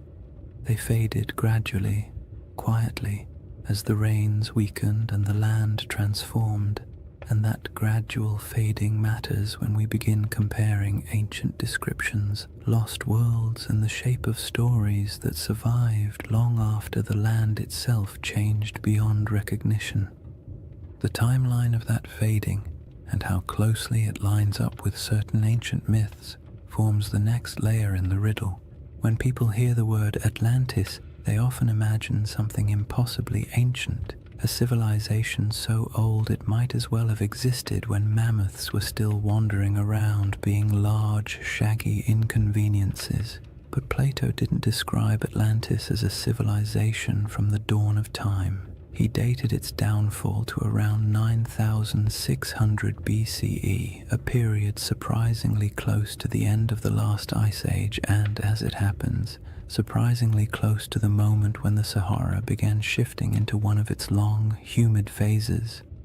The more you compare his proposed timeline with the environmental data, the more you notice an odd overlap. not in details or certainty, but in rhythm, and rhythm is often what ancient memories preserve best. Geologists studying the African humid period estimate that around 10,000 BCE, rainfall began increasing dramatically across North Africa. The desert, which had been relatively dry and barren, transformed into a landscape of lakes, wetlands, and grasslands. This wasn't a gentle shift. Climate models show that the monsoon system surged northward in a way that would have felt abrupt on a human timescale. Rivers reappeared, plants spread, herds expanded, and places that had been empty for thousands of years suddenly became habitable again. If you were living anywhere near the region, the shift would have felt like the land itself waking up after a long sleep. Plato's date for Atlantis is often treated like a mystical number. But if you strip away the mythology and look only at the time frame, it places his story right inside the most dramatic environmental transformation the Sahara has ever undergone. That doesn't mean his tale describes this region or any part of it, but the coincidence is interesting, especially because climate change on that scale tends to rearrange human populations. Cultures migrate. Old settlements are abandoned, new territories open for exploration. Oral traditions begin to evolve, preserving memories of places that were flooded or dried out or swallowed by landscapes that changed too quickly for people to adapt smoothly. The timeline problem becomes more intriguing when you move forward a few thousand years. Between roughly 7,000 and 5,000 BCE, the Sahara was at the peak of its green transformation. Lakes were plentiful. Rivers connected regions that are now separated by hundreds of miles of sand. The climate was stable enough that people began developing more complex subsistence strategies, managing herds, experimenting with early forms of cultivation, and forming social groups large enough to leave meaningful traces in rock art and archaeological deposits. This period of stability lasted longer than many ancient civilizations. For thousands of years, life in the Sahara was predictable enough for generations to grow up without ever knowing anything except abundant water, warm seasons, and a landscape that supported human life easily. When conditions are that reliable for that long, people tend to form stories about belonging, about identity, about who they are and how their world works. And when environmental changes finally disrupt those patterns, the departure from what once felt normal can echo through oral traditions for centuries. Around 5000 BCE, rainfall began to decline, slowly at first, then more dramatically. Rivers shrank, lakes retreated, grasslands thinned. People who had lived in certain places for generations found themselves forced to move, one small migration at a time. What's striking about this timeline is how well it fits what many ancient myths tend to describe. Not sudden apocalypses, but drawn-out declines, landscapes that once supported life losing their balance. Cultures forced to let go of familiar places, worlds shrinking gradually in ways that felt both natural and tragic. Plato described Atlantis as falling in a moment of sudden catastrophe, but his narrative was shaped by philosophical goals, not meteorological accuracy. When you strip the moral and symbolic layers away, you're left with a simple suggestion: an old civilization, once vibrant, lost to changing conditions long before recorded history. You don't need a supernatural event to produce a memory like that.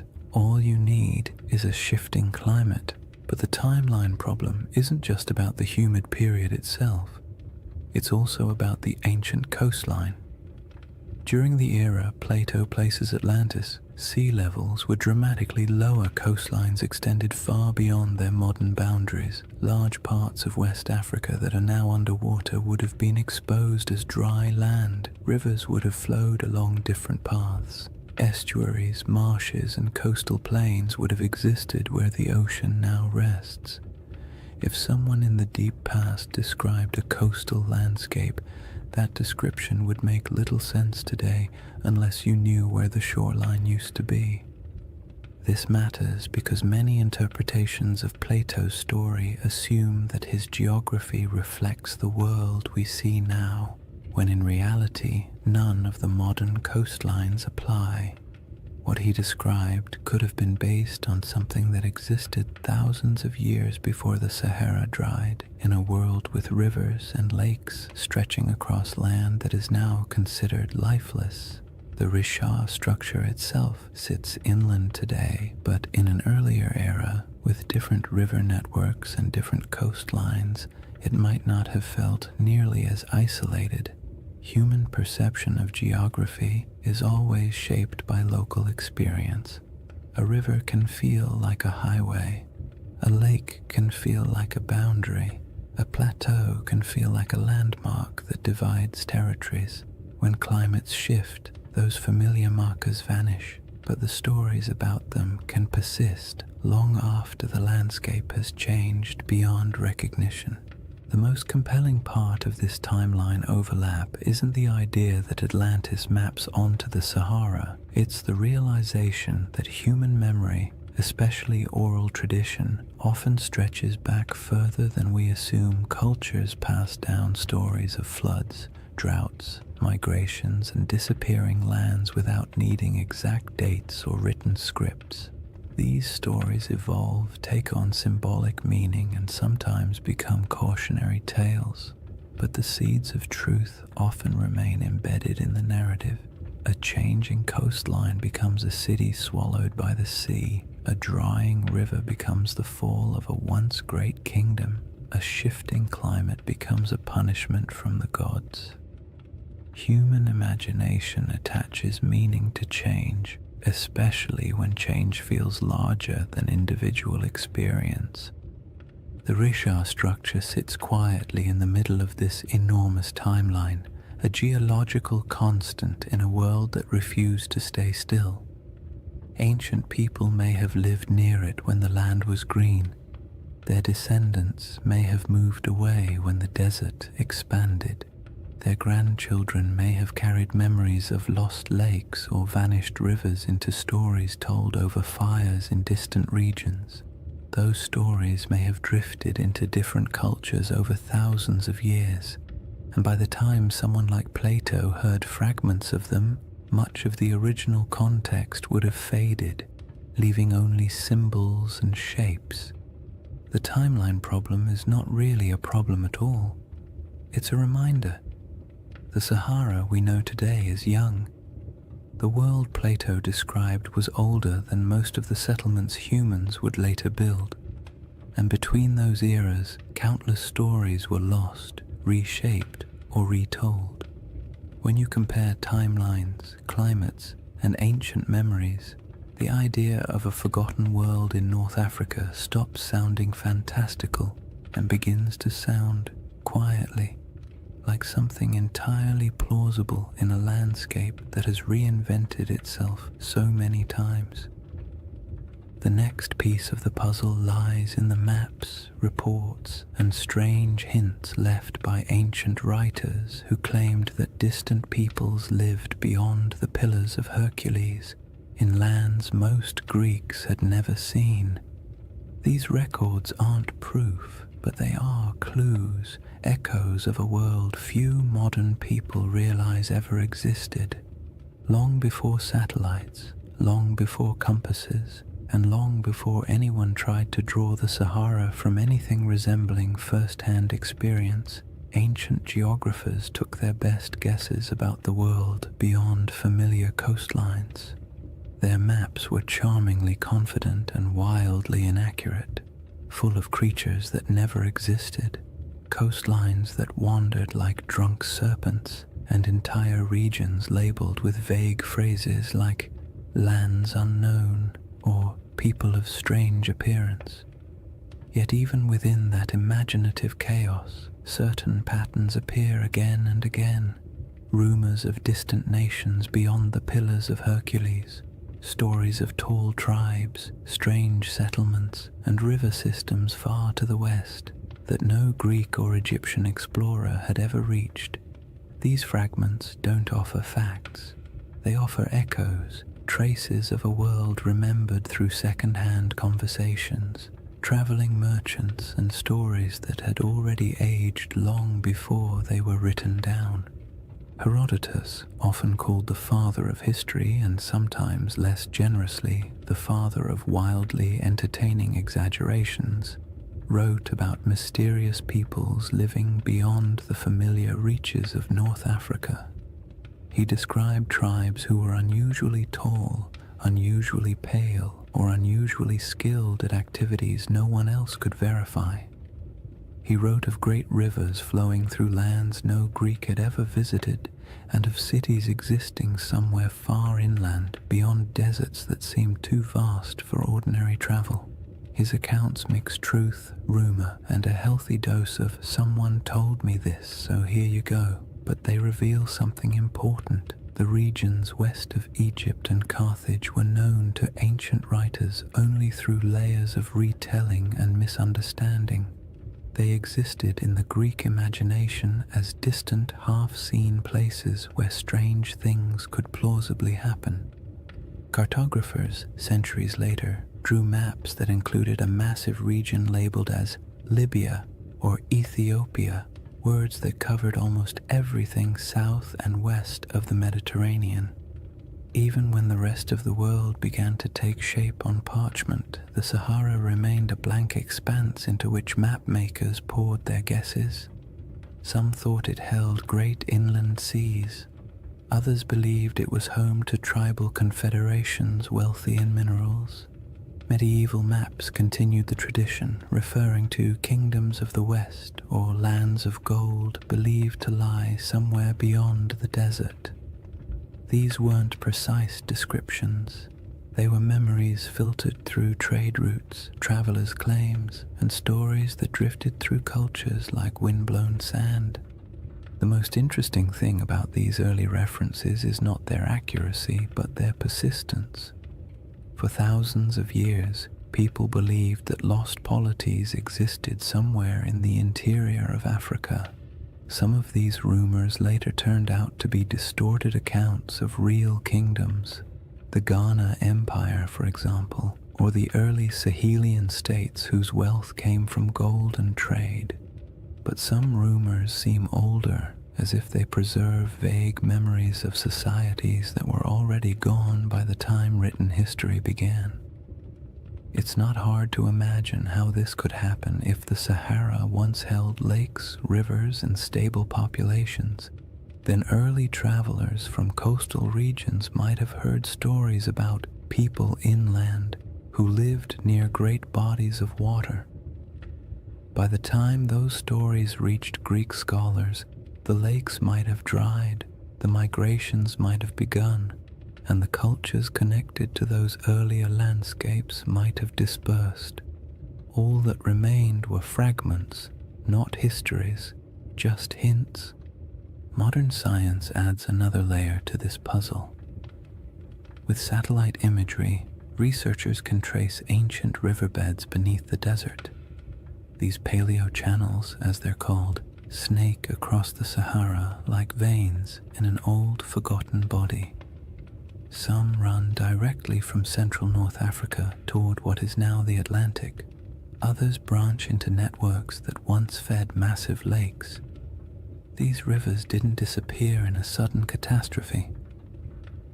They dried gradually as the climate changed, leaving landscapes that no longer match the stories that may have been told about them.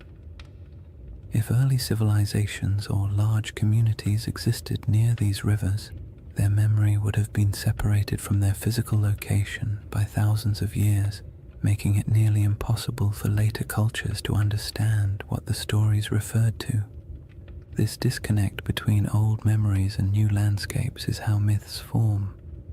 A story that once described a river civilization becomes, after generations of retelling, a story about a kingdom swallowed by the sea. A recollection of great plains becomes a memory of a vanished island. A description of a circular plateau becomes an account of a circular city. The Sahara's transformation from green to desert wasn't instantaneous, but it was dramatic enough to fracture cultural continuity. If families were forced to migrate because their water sources vanished, they would carry memories of their old homeland with them. Their descendants might repeat those memories in new places. By the time those descendant stories reached literate societies, the land they described would have changed beyond recognition. Even the idea of lost maps plays into this. Some early maps portray strange circular features in North Africa, drawn not with precision, but with a kind of symbolic confidence, as if the mapmaker was trying to capture something half understood. These circles often correspond to mountain ranges or basins that once held water. They might represent ancient memories of circular lakes, natural rings of highland terrain, or simply the human impulse to draw the unknown in symmetrical shapes because symmetry feels meaningful. When you compare those old maps to modern satellite images, you occasionally find that their circles line up suspiciously well with real geological features, not perfectly, but enough to make you wonder how much geographic memory survives inside even the roughest ancient drawings. And then there's the broader Mediterranean tradition of referring to lands beyond the West as mysterious, advanced, or somehow older than the civilizations closer to the sea. Phoenician traders, known for their long-range voyages, undoubtedly reached parts of West Africa, but their records are mostly lost. Carthaginian sailors may have traveled even farther, leaving behind legends like those of Hanno the Navigator, who described coastlines that are still debated today. These accounts weren't detailed maps or precise reports. They were impressions, glimpses of coasts, glimpses of rivers, glimpses of interior lands that would later be swallowed by dunes over generations. These impressions morphed. Cultures forgot the context but kept the intrigue. What makes all of this so calming and strangely satisfying is the realization that humans have always tried to map the unknown. Even when they lacked the tools, even when they guessed incorrectly, they kept trying. And in doing so, they sometimes preserved things they couldn't possibly understand. Old coastlines, vanished rivers, or stories from travelers who described worlds that no longer existed. When you approach the Sahara with that perspective, its ancient geography becomes less like a blank desert and more like a palimpsest, a surface written over many times but still carrying traces of the words beneath. The question isn't whether ancient maps show Atlantis or any other legendary city. The question is whether the stories behind those maps contain fragments of real places erased by climate and time. In a world where the Sahara once supported thriving cultures and vast waterways, it's not unreasonable to imagine that memories of those lost communities could drift across centuries, eventually arriving in distorted form on the pages of ancient writers. The final piece of this chapter lies in the moment when all those rivers dried and the green Sahara collapsed into the desert we know now. A transformation so dramatic that it could easily have become the seed of legends about worlds swallowed, lands lost, and civilizations fading into silence. When people imagine worlds disappearing, they usually picture sudden disasters, walls of water, earthquakes splitting the earth, angry gods sweeping civilizations into the sea. But the Sahara didn't collapse in a single night. Its transformation from a green, living landscape into a vast desert was quieter, slower, and far more unsettling. It wasn't a dramatic catastrophe, it was a gradual unraveling of an entire ecosystem, a process so steady and so relentless that it might have felt to the people living through it like the land itself was breathing out for the last time. This slow-motion disaster is one of the most profound environmental changes in human history, and its echoes still shape our perception of ancient worlds.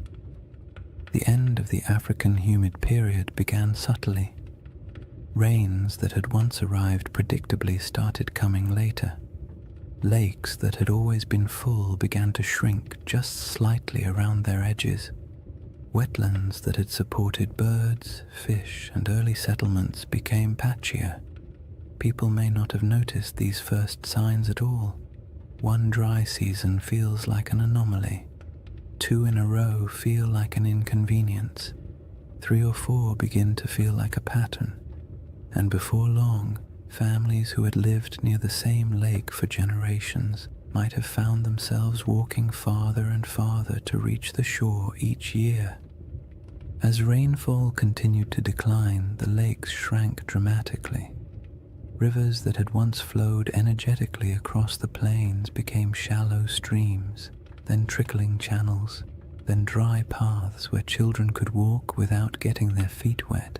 The soil hardened, vegetation struggled, herds moved away, and because humans rely on the same resources as every other species, they followed. Migration became a necessity rather than a choice.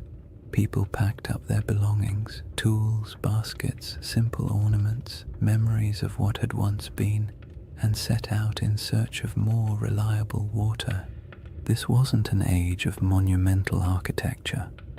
People didn't leave behind cities where archaeologists could sift through layers of foundations.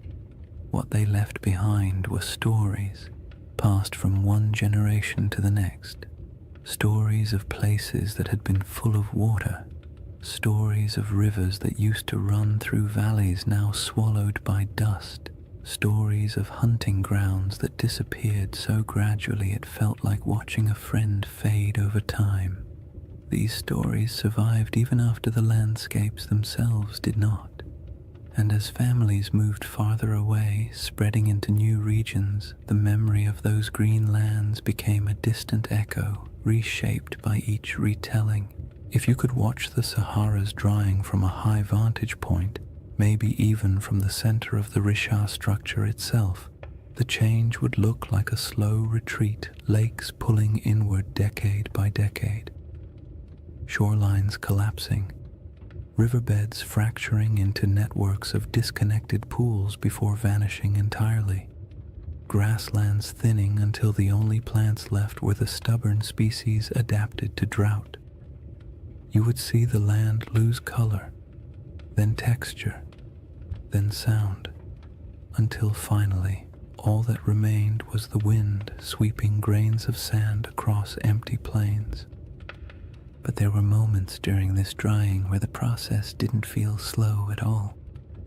When monsoon patterns shifted suddenly, regions that had relied on predictable rainfall could experience dramatic declines in just a few years. A lake that had provided generations of stability might disappear in 2 or 3 long drought cycles. Floods that once rejuvenated riverbanks might stop arriving altogether. These moments would have felt catastrophic to the people experiencing them. They wouldn't have had the language of climate science, but they would have understood that something fundamental had changed in their eyes. The land had turned against them. Such moments of environmental collapse often become the seeds of myths. A lake vanishing can become a story about the gods withdrawing a gift. A flood that never returns can become a story about a cursed people. A migration forced by drought can become a tale of exile. When these stories pass through enough generations, the context blurs and the details shift. What once described a drying valley might eventually become a narrative of a kingdom sinking beneath waves or disappearing overnight. Not because the original event was exaggerated maliciously, but because the environment changed more quickly than human memory could keep up with. As the desert expanded, dunes began to march across the land. Sand doesn't move with purpose, it simply responds to wind, drifting slowly over everything in its path. It fills valleys, it buries old lake beds, it smooths over animal tracks, human footprints, and any fragile structures that once stood nearby. Over centuries, dunes consumed the last evidence of the old Sahara. Rock art survived only where cliffs or caves shielded it. Any settlements built from organic materials vanished entirely. The landscape became clean, empty, and silent, a perfect blank slate for future generations to wonder about. Today, when you look across the Sahara, it's difficult to imagine the world that came before it. The silence is heavy.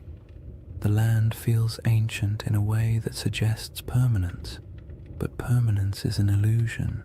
The desert is young, geologically speaking. It is still changing, still shifting, still carrying beneath its surface the faint outlines of rivers that once sustained entire populations. And in the midst of this world of sand sits the Rishat structure, a relic of deeper geological time that somehow feels connected to the stories of the people who once lived nearby. If early civilizations or pastoral groups did gather near the Rishat structure in greener times, they would have watched their world collapse gradually. The retreat of the lakes, the shrinking of rivers, the decline of herds, and the encroachment of sand would have felt like losing a home in slow motion. And when those people moved on, their stories went with them. Stories of a place where water once flowed. Stories of circular hills or landscapes shaped in ways that felt meaningful. These stories might have evolved into tales of lost worlds, not because anyone invented them out of fantasy, but because the original geographic references vanished. This is what makes the drying of the Sahara such a powerful backdrop for ancient legends. When a land undergoes such a dramatic transformation, memories of the old world become mythic by default. A fertile plain becomes a garden of the gods. A shrinking lake becomes a vanishing kingdom. A circular plateau becomes a city swallowed by disaster. Not because any of these interpretations are literally true, but because the landscape changed so completely that the only way to explain it was through story. By the time later civilizations began writing their records, the Green Sahara had been gone for thousands of years. All that remained were scattered hints, maps with odd symbols, travelers' reports of ancient rivers, and faint memories passed through cultures far from where the original events took place. And all of it sets the stage for the comparisons and questions that would later emerge when people finally saw the Rishat structure from above and began searching for meaning in its perfect rings. With the ancient landscape transformed, the stage is set for the next part of the mystery. How the Rishat structure quietly echoes elements of Plato's most enduring legend. Chapter 3. Atlantis, Coincidence or Clues? By the time people began comparing the Rishat structure to Atlantis, Plato had already been misunderstood, misquoted, stretched into metaphors he never intended, and, to his likely horror, placed at the center of more conspiracy theories than any other philosopher in history. Yet at the core of his tale is a surprisingly compact list of details, simple descriptions that, when read plainly, don't sound like mystical riddle poetry or coded allegory. They sound like someone describing a place, a very specific place with very specific features. Whether he meant it literally, symbolically, or somewhere between the two is a debate scholars love to have, usually over too much coffee, but the details themselves are straightforward enough to explore calmly. The centerpiece of Plato's description is the shape. Atlantis, he wrote, was arranged in concentric rings, alternating circles of land and water, each perfectly circular, each surrounding the next. This is the detail that grabs people instantly because most landscapes do not naturally arrange themselves into rings, and when you see a 25-mile-wide circular formation in northwest Africa, your brain taps you on the shoulder and whispers, "Huh, interesting." Plato describes 3 rings of water and 2 of land, though he also notes that parts of the outer sections were later modified by the Atlanteans themselves, which means even in his own story the shape wasn't necessarily pristine or untouched. When you compare this to the Richard structure, you naturally see a resemblance, not a perfect match, not a one-to-one replication, but a visual echo, a geological rhythm that resembles a narrative rhythm. Next come the mountains. To the north of Atlantis, Plato describes a notable mountain range, high, sheltering, and rich with rivers. The Rishat structure sits in front of the Adrar Plateau, a rugged highland that, in a greener era, would have looked like a natural barrier protecting the region from northern winds. Today it looks like ancient stone sculpted by ages of dryness, but 10,000 years ago those elevations would have been covered in vegetation, dotted with water sources, and significantly more imposing. The match isn't perfect, but it's enough to make you tilt your head slightly. Plato then mentions the plain to the south, long, level, fertile. In his account, this plain was one of the defining features of the Atlantean realm, not the center city, but the agricultural heartland that supported it. In the modern Sahara, fertile plains feel like a strange fantasy, but during the African humid period, they were very real. Vast stretches of land south of the Richat structure once held grasslands, wetlands, and seasonal rivers. The environment shifted dramatically with each cycle of climate change, but during the greener ages the region could have supported exactly the kind of plains Plato describes. Whether he was referencing this area or somewhere entirely different is impossible to say, but the environmental context overlaps in interesting ways. One of the most striking details Plato gives is about the materials used in Atlantis.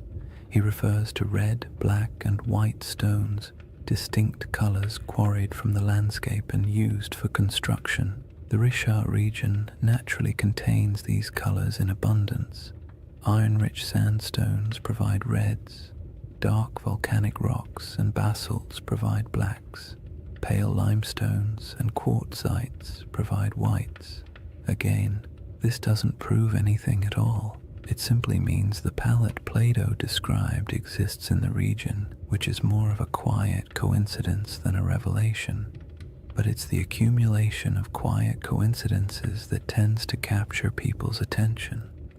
Then there is the detail about elephants.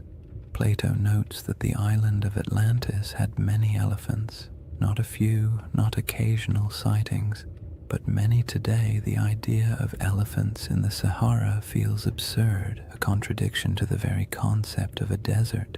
But the Green Sahara held elephants in abundance. Rock art across the region depicts entire herds with casual familiarity. Fossil evidence confirms that elephants ranged widely across North Africa during humid periods. For most of human history, elephants were not exotic in this region. They were part of the everyday ecosystem, so when Plato casually mentions them, it aligns comfortably with what we know about the Sahara's long-lost environment. Plato also describes a freshwater well at the center of the city, providing clean water even as the outer rings filled with seawater. This detail feels mythic at first, but it also reflects a basic geographic truth. Many circular landforms, especially those rising from domed uplift, often have central depressions or areas where water collects. The Richat structure's core is lower than its outer rings, and though it holds no water today, in a wetter climate it may have held springs or temporary ponds after seasonal rains. Early humans could have used such features for drinking water. As climates changed, memories of these water sources might have been folded into later stories. The river to the sea detail is where the puzzle grows delicate. Plato describes a channel from the city to the ocean, allowing ships to pass through the rings.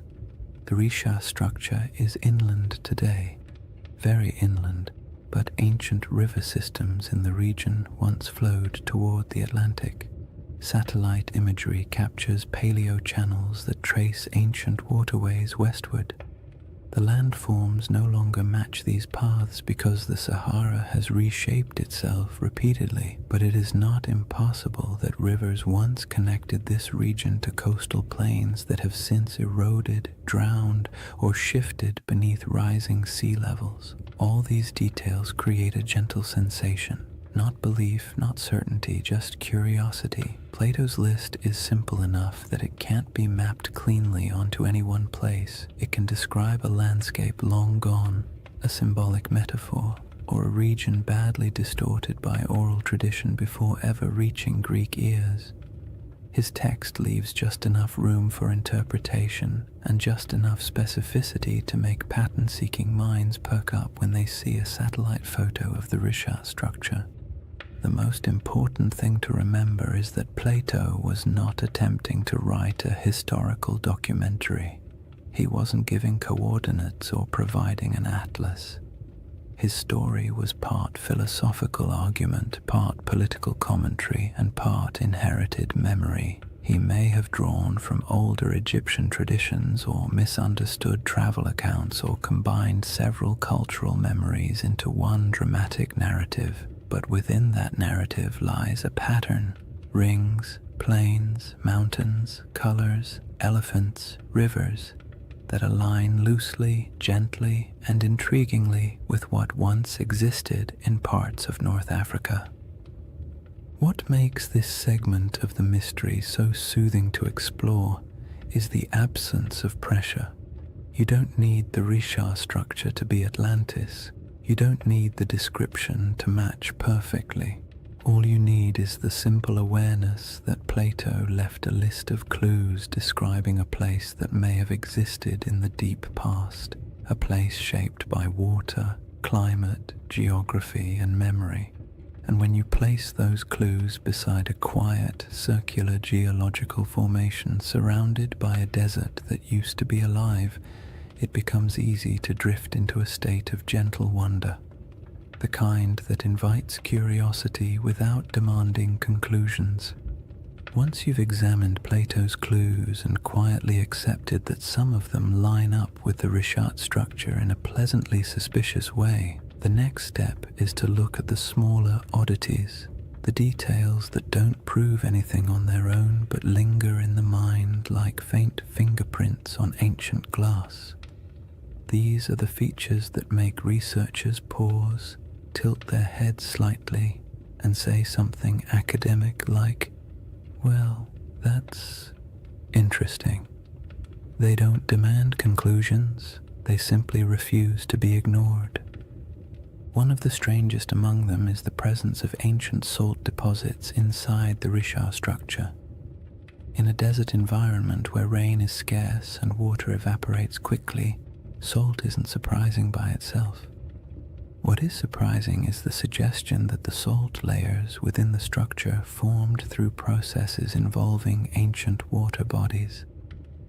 Some geologists have pointed out that portions of the Risha contain evaporate deposits, minerals that form when water sits, lingers, and evaporates over long stretches of time. This doesn't mean the Risha was once a lake, but it does hint that water interacted with its geology in ways that aren't immediately obvious from the modern climate.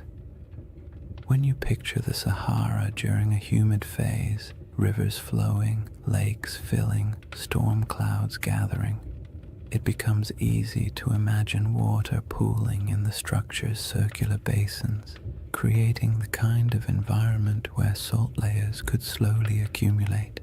Then there are the ancient river systems that slither beneath the desert like ghosts of a wetter world. Radar imaging in the late 20th and early 21st centuries revealed the outlines of these massive paleo-channels, dried riverbeds that once carried immense volumes of water across North Africa. Some of these channels flow in directions that match Plato's narrative surprisingly well, running from deep inland regions toward what is now the Atlantic coastline. In modern geography, the Richard structure sits far from the sea, but in the world of 10,000 or even 8,000 years ago, the landscape would have been dramatically different. Coastlines were altered, deltas shifted, and river networks created pathways across regions that are now hostile to life. When you consider these ancient waterways, the idea of a circular formation once connected to a westward flowing system becomes far less far-fetched. Another curiosity is the distribution of ancient fauna across the region, especially elephants. Plato goes out of his way to mention that Atlantis had many elephants, as though their presence was noteworthy, and it would have been if you were writing for an audience in classical Greece, where elephants were known but rarely encountered. But in the Green Sahara, elephants weren't exotic at all. Fossil evidence shows they roamed freely across vast stretches of North Africa. Rock art carved by prehistoric peoples depicts them with a kind of casual familiarity, often standing near lakes or grazing beside herds of cattle. The presence of elephants in Plato's narrative doesn't align with modern geography, but it aligns beautifully with the prehistoric Sahara, suggesting that the imagery in his account may have been drawn from memories of a much earlier landscape. Tools and artifacts found throughout Mauritania add another layer of quiet intrigue. Archaeologists have uncovered stone tools, habitation traces, and remnants of early human activity around regions adjacent to the Richard structure. None of these finds point to an advanced or monumental civilization, but they confirm that humans lived, traveled, and worked in the area long before the desert swallowed it. Simple stone tools may not inspire the same imagination as grand ruins, but they indicate human presence. People exploring the ridges, hunting across the plains, or gathering plants near seasonal water. And while these finds don't match the grandeur of Plato's Atlantis, they contribute to a broader truth. This land was not always empty. Then there's the matter of erosion patterns. The Richard structure's rings are composed of alternating layers of hard quartzite and softer sandstone. Over millions of years, erosion carved the concentric ridges into their present shape. The science here is solid, yet the level of preservation, how clearly the rings remain visible after such immense timescales, is quietly surprising. Erosion usually softens shapes, blurs lines, and creates irregular patterns. The Richard's rings are worn but still strikingly coherent. They have a kind of stubborn symmetry, the sort that feels almost architectural even though it is entirely natural. When viewed from above, the rings appear too clean for the surrounding environment, as if the land is trying a little harder than necessary to maintain its shape. Another oddity lies in the mineral composition scattered across the formation. Geologists have noted that the area contains minerals associated with hydrothermal activity, meaning the region once experienced heat and fluid movement beneath the Earth's surface. This supports the uplift theory, but also paints a picture of a place shaped by multiple overlapping geological events. The Richard structure is not the result of a single moment. It is the result of a series of slow, layered processes interacting in strangely harmonious ways. When geological events stack neatly like this, creating a tidy circle in the middle of a continent, it sparks the imagination, because nature rarely arranges its complexity into something that looks organized from space. Some people point to the alignment of the structure with ancient travel routes, though this is more speculative. During the Sahara's greener days, groups traveling across the region might have used prominent landforms as markers. A circular plateau would have stood out. It might have acted as a natural waypoint and a place you recognized from a distance, a feature that reassured you that your path was correct. This doesn't make it a settlement or a central city, but it makes it part of the landscape of human movement. Landmarks have always shaped migration, even unintentionally. Then there's the subtle but persistent fascination researchers have with the interior depressions of the Richat structure. The central basin and inner rings create natural pockets where water might have pooled during rainy seasons. These areas could have provided temporary freshwater sources long before the desert took hold.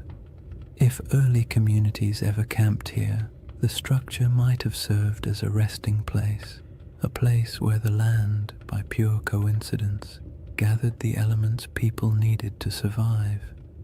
None of these oddities amount to direct evidence of Atlantis or any lost civilization.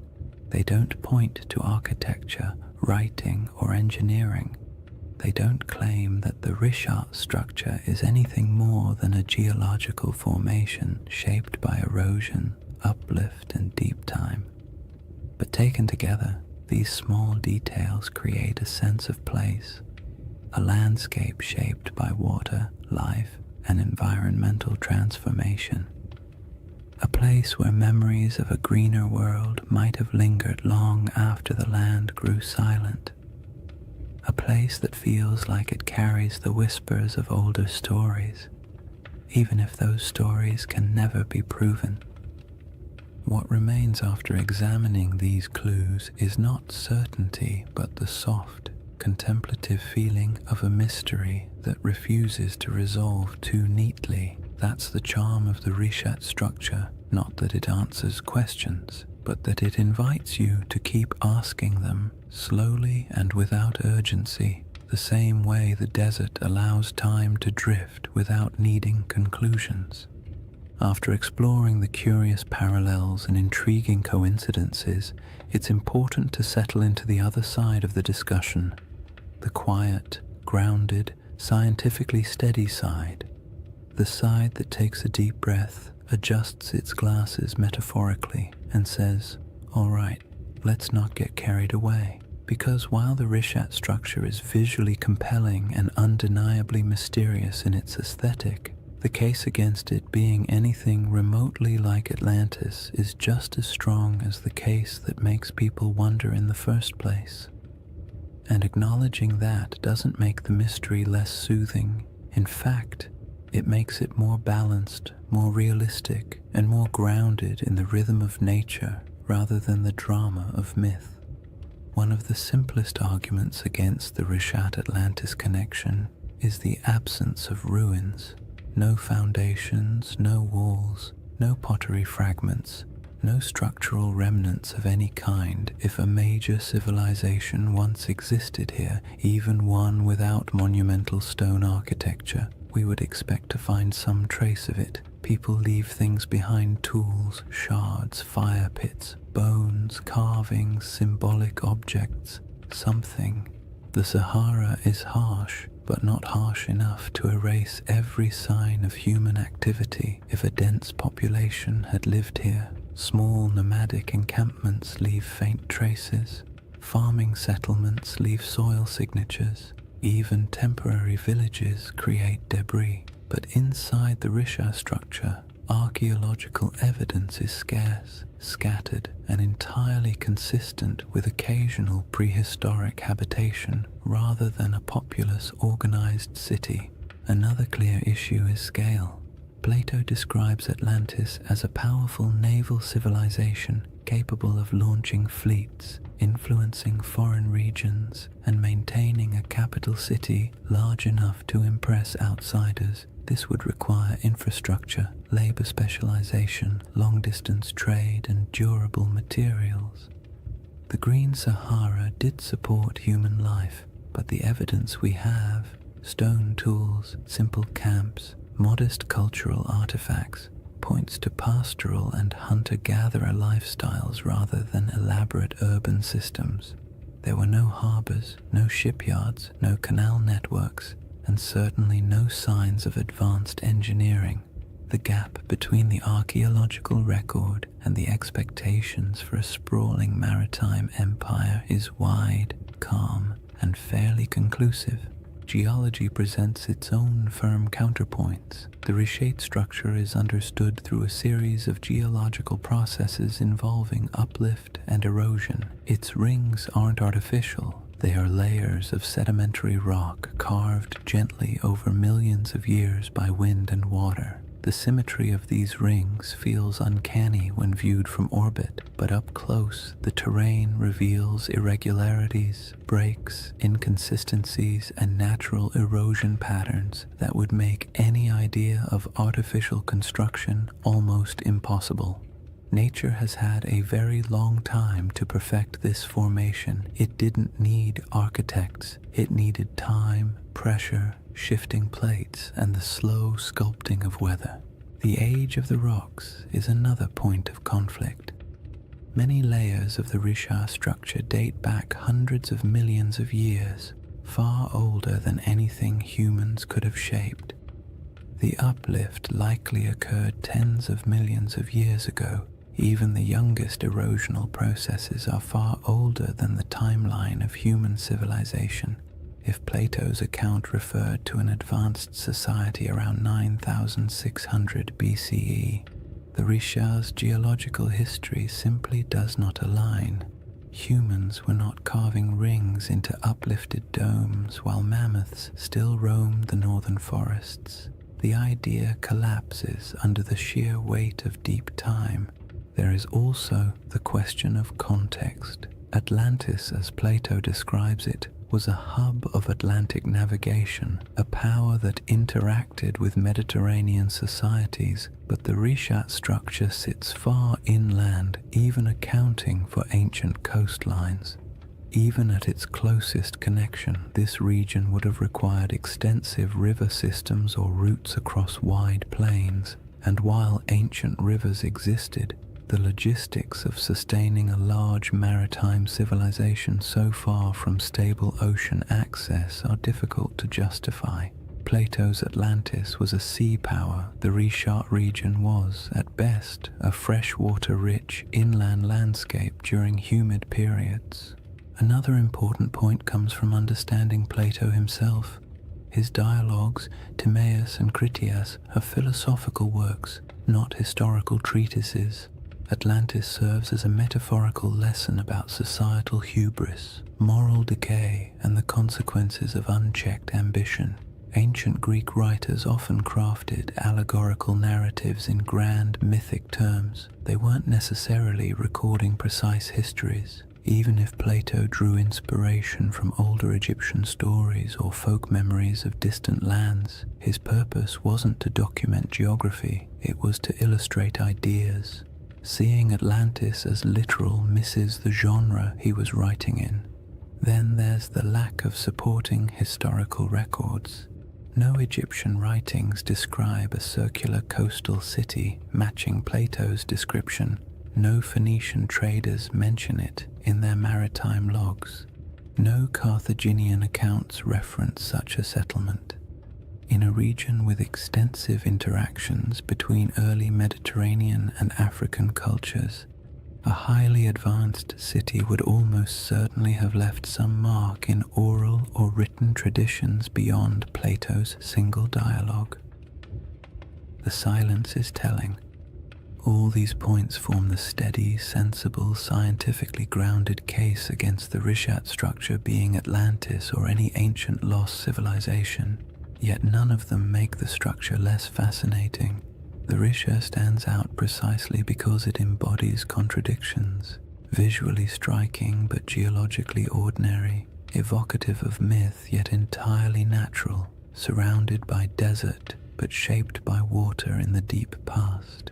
The structure's intrigue lies not in what humans built, but in what nature carved and time concealed. What the scientific perspective ultimately gives us is a sense of humility. The Richat structure is a reminder that Earth's landscapes can mimic human patterns accidentally, that erosion can outperform architects, that symmetry doesn't always imply intention, and that sometimes the most interesting mysteries are the ones that sit comfortably between explanation and imagination. There is a quiet comfort in acknowledging what the Rishat structure is not, because it allows us to appreciate what it is: a monumental geological formation shaped entirely by natural processes, yet somehow capable of whispering to the part of the human mind that loves stories of lost worlds. Dismissing the Atlantis comparison doesn't end the mystery. It reframes it, shifting the focus from fantasy to the wonder of a landscape that survived floods, droughts, and time itself. And somewhere between geological certainty and mythic speculation lies a middle path, a gentle possibility that doesn't require lost empires or supernatural disasters. Only the simple fact that landscapes change, memories drift, and stories evolve across generations. That quiet middle ground forms the foundation for the next part of this chapter. After weighing the clues and counterpoints, what remains is a space in between, a soft, contemplative middle ground where certainty isn't required and imagination doesn't have to be excessive. It's the place where most real historical mysteries quietly live, suspended between the cold confidence of science and the gentle allure of myth. The Risha structure fits comfortably there, not as Atlantis, not as evidence of a forgotten super-civilization, but as something far more grounded and oddly more beautiful, a landscape that carries echoes of memories older than history itself. This middle ground begins with an idea that's far less glamorous than lost empires but far more plausible: that Plato's account of Atlantis may have been shaped by older stories, older observations, and older memories passed through generations of storytellers, traders, and priests. Not memories of a technologically advanced society, but memories of places that once existed and then disappeared as the world changed. Civilizations don't have to be grand to be worth remembering. A pastoral group displaced by drought can leave behind a story that grows in the telling. A lakeside settlement swallowed by desert winds can become a tale of a city lost. A dramatic shift in climate can be recast as a divine punishment, and long after the physical evidence is gone, the story continues, reshaped a little each time it's spoken aloud. If you imagine early North African cultures watching their world change, watching lakes shrink, herds migrate, familiar routes vanish beneath encroaching sand, it's easy to understand how memories of those landscapes could eventually transform into myths about lost worlds. The Sahara didn't disappear overnight, but it disappeared quickly enough in human terms that it would have felt, to those who lived through it, like watching a homeland dissolve. People don't forget something like that.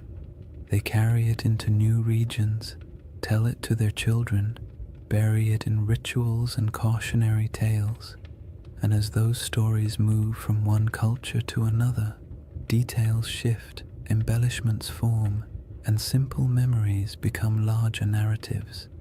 When Plato eventually recorded the Atlantis story, he may have been receiving not a literal historical account, but a story already many generations old. A story so old, in fact, that the geography behind it had changed completely since the original events. That is the gentle possibility that keeps the Riche conversation alive. Not that it was Atlantis, but that it resembles the type of place that could have inspired memories strong enough to survive climate shifts, migrations, and cultural reinterpretation. In this middle ground, the Rishat structure becomes less a candidate for Atlantis and more a symbol for the forgotten worlds that once existed during the Sahara's green phases. The circular shape isn't a blueprint. It's a coincidence that resembles human descriptions of circular settlements or lake systems. The environment around it, once fertile, later desolate, fits the rhythm of myths describing lands that flourished and then vanished, and the geological strangeness of the formation makes it the type of place human imagination gravitates toward, even without evidence of ancient cities or monumental architecture. This perspective is calm and grounding. It acknowledges that the Richat structure is geological, not architectural.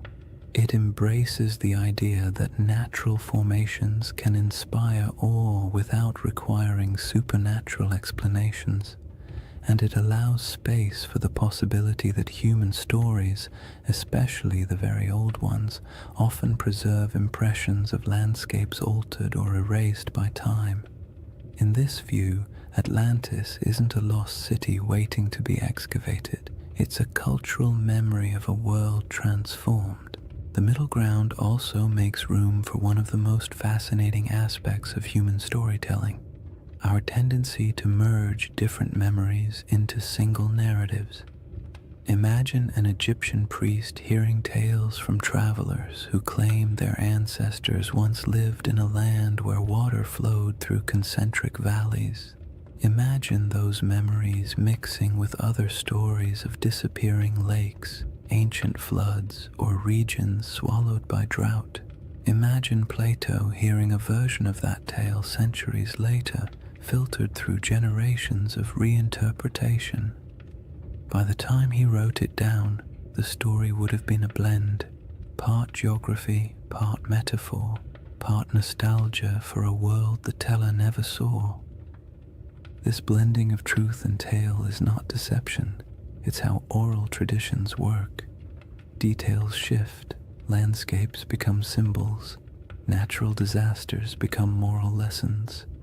A story meant to explain why the world changed becomes a story explaining why people must be humble. Even today, we do this without realizing it. We condense complex events into simple narratives because simple narratives are easier to remember, easier to teach, and easier to carry into the future. In the calm light of this middle ground, the Richat structure serves as a gentle reminder that landscapes shape stories just as stories shape our perception of landscapes. The structure's rings might have meant nothing to the people who walked across it thousands of years ago, but to someone hearing a distorted account of those landscapes generations later, the image of a circular landform might have blossomed into something mythic, not because the Richat structure was Atlantis, but because it felt like the kind of place myths grow from, strange, memorable, and entirely out of step with its surroundings. The temptation of this middle path lies in its openness. You don't have to believe the Richat structure hides ruins. You don't have to assume ancient people built concentric canals. You don't even have to decide whether Atlantis existed as a literal place. You simply accept that the ancient world was filled with environments now gone, and that stories from those environments survived in forms we barely recognize. The Richat structure becomes one of many possible inspirations, not the answer, but an echo. There's something soothing about mysteries that don't demand solutions. They allow your mind to drift without needing to arrive anywhere specific. The Richat structure isn't a riddle asking to be solved. It's an invitation to explore deeper layers of time, to imagine landscapes that no longer exist, and to appreciate how human memory stretches across millennia. It reminds us that myths often begin with something real, not a lost empire necessarily, but a lost environment, a lost way of life, or a lost understanding of the land. And that leads us gently into the final chapter of this journey, a shift away from evidence and counter-evidence, and toward the quiet, cosmic perspective that emerges when you consider how long the Richat structure has watched the desert around it rise, fall, and change. Chapter 4. The Eye That Remembers Everything. If you ever find yourself imagining the Richow structure at night, it helps to forget the satellite photos and geological diagrams for a moment and picture something much quieter. A place far from modern roads, far from city lights, far from anything that interrupts the soft rhythm of the desert after sunset. Night in the Sahara is its own world, almost a separate dimension from the harsh daylight that most people think defines it. The heat drains away slowly, the wind settles into a steady breath across the dunes, and the sky opens wider than seems reasonable, filled with stars that feel impossibly close. In that stillness, the Rishat structure doesn't feel like a geological puzzle or a misunderstood legend.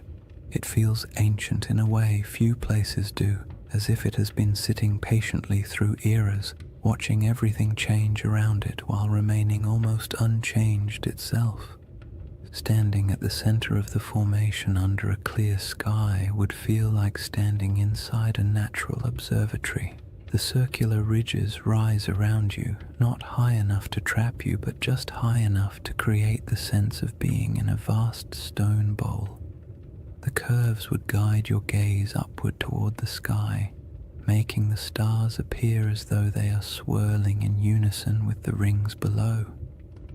There are no lights to dim the stars, no distant hum of traffic, no artificial sounds. Just the low whisper of the wind brushing across ancient rock, passing through channels carved by time, creating tones so soft you might not even register them consciously. In that kind of quiet, the desert feels alive, not in a dramatic or mystical way, but in the subtle way landscapes breathe through temperature shifts, airflow, and tens of thousands of years of stillness. The moonlight transforms the Risha structure even further. The pale light pools in the lower depressions and glides across the ridges, revealing the circular symmetry that can be hard to see when you're standing on the ground during the day. At night, those rings shine faintly, almost glowing in places where quartzite catches the moon's reflection. The effect is soothing, not eerie, the kind of sight that makes you exhale slowly, not look over your shoulder.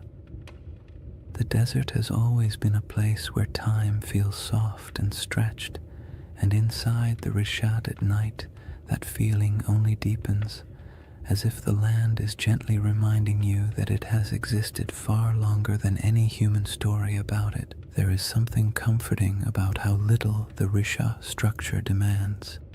It doesn't insist on meaning. It doesn't ask to be interpreted. It simply sits, weathered and patient, while the sky above it cycles through constellations that ancient people once used to navigate across greener lands.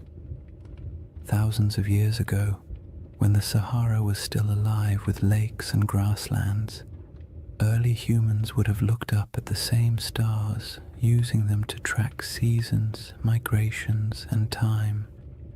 They may have passed near the Rishat without knowing its shape, but they would have walked under this same sky, feeling the same cool air after sunset, listening to similar breezes skimming across the land.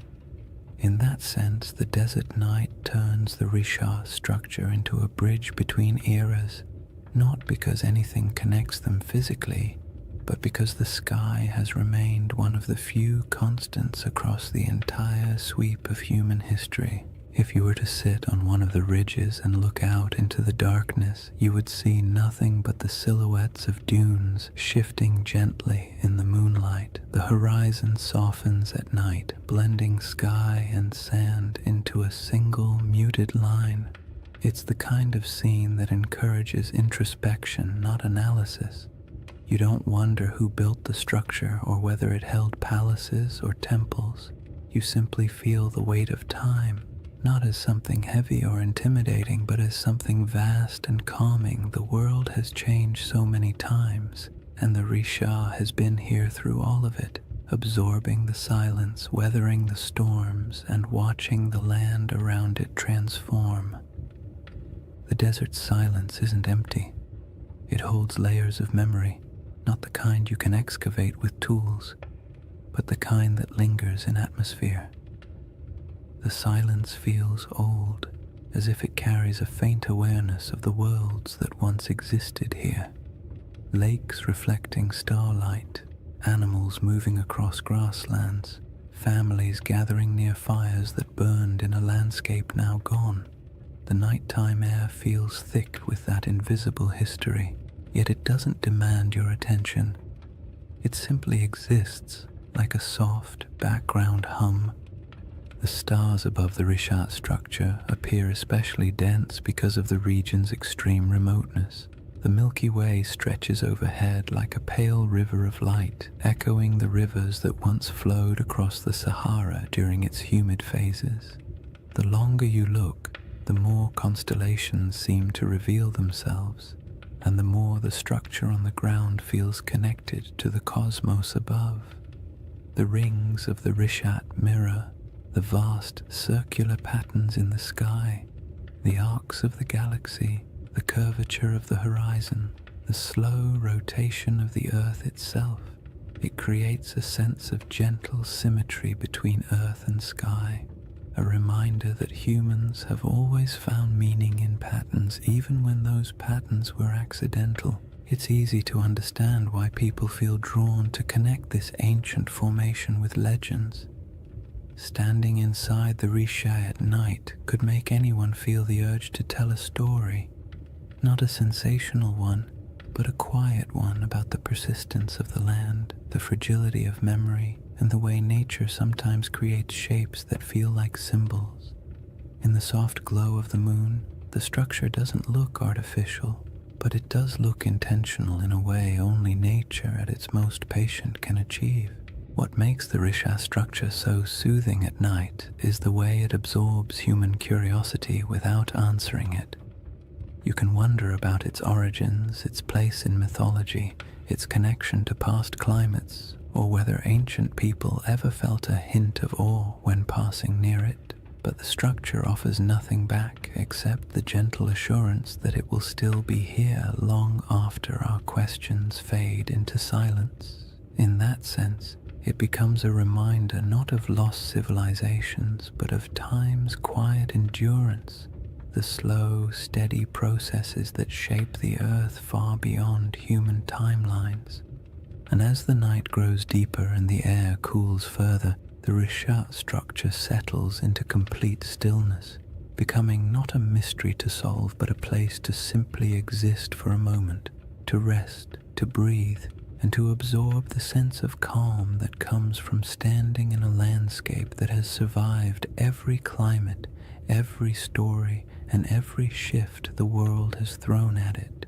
The next layer of this journey explores the source of that storytelling instinct, why humans see patterns, build myths, and create meaning from landscapes that endure long after the civilizations around them disappear.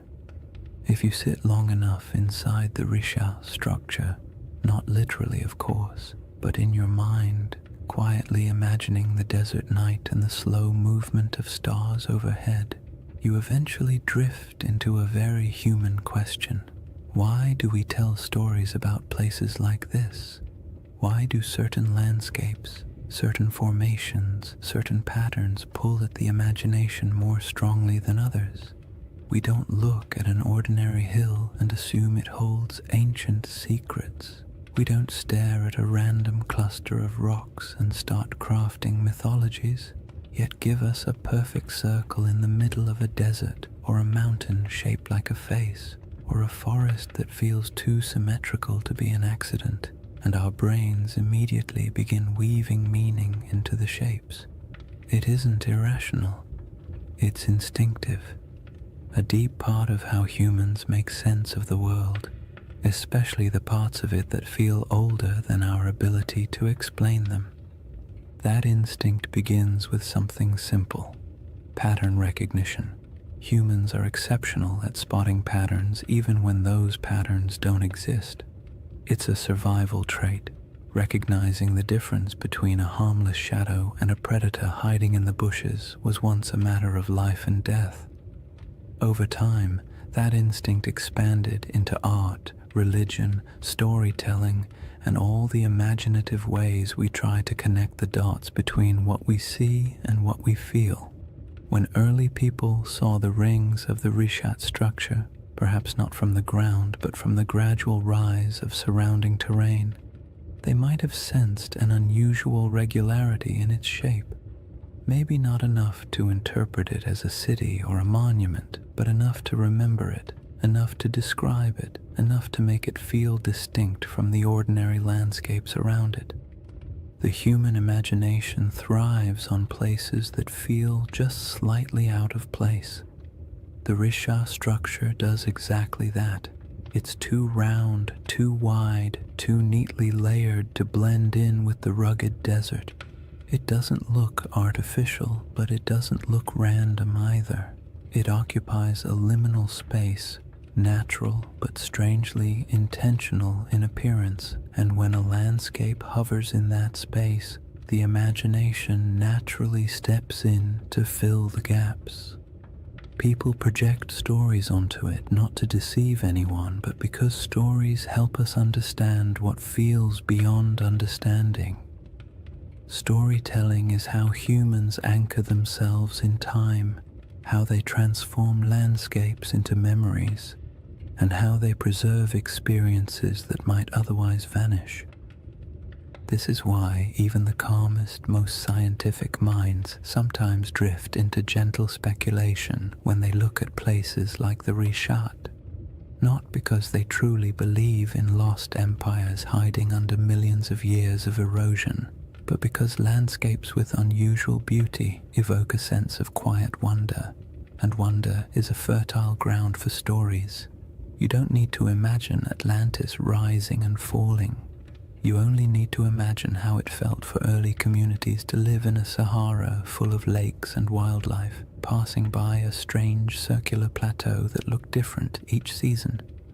Maybe it was a landmark, maybe it was a gathering point, maybe it meant nothing at all, but it would have stood out, and anything that stands out tends to gather stories. Humans also tell stories because the natural world isn't always generous with explanations. For most of history, people didn't have geology textbooks or climate models. They had observations, intuition, and oral traditions. When a river dried, they created a story. When a mountain erupted, they created a story. When the stars shifted seasonally, they created stories to explain their patterns. Over generations, these stories evolved, blending details from nature with the emotional tone of the people describing them. A drought wasn't just an environmental event, it became a moral narrative of balance lost and regained.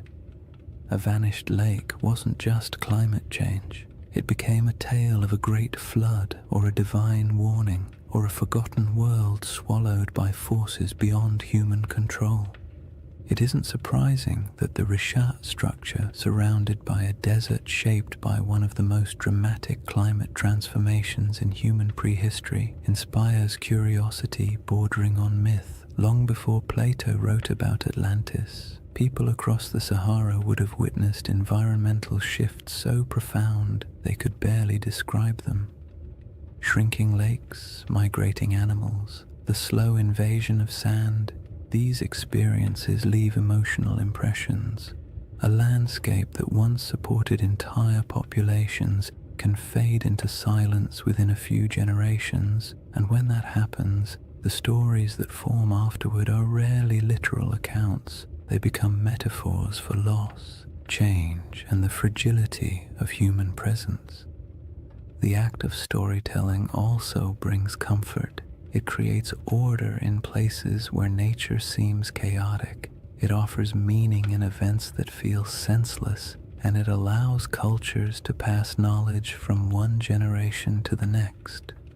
A story about a lost world isn't just entertainment. It's a way of saying, something important happened here, don't forget it. Those stories can stretch across thousands of years, even if the exact details blur. The memory of a disappearing lake might evolve into a legend of an entire region swallowed by the sea. The recollection of an unusually shaped landform might become a story about circular cities or divine architecture. When landscapes change as drastically as the Sahara did, the human imagination steps in to preserve what the land no longer shows. What's interesting is that the imagination doesn't only reach backward, it also reaches upward. Humans have always linked earthly landscapes with the sky. The circular shape of the Risha structure mirrors patterns in the heavens, orbits, celestial spheres, the arc of the Milky Way. Ancient cultures often looked at the sky and the earth as mirrors of one another. If something looked meaningful on the ground, they assumed a celestial connection. If something appeared in the stars, they looked for its reflection in the landscape. This tendency isn't mystical, it's psychological. It creates symmetry between the known and the unknown, allowing people to navigate a confusing world through harmony rather than randomness. The Risha structure invites that kind of thinking.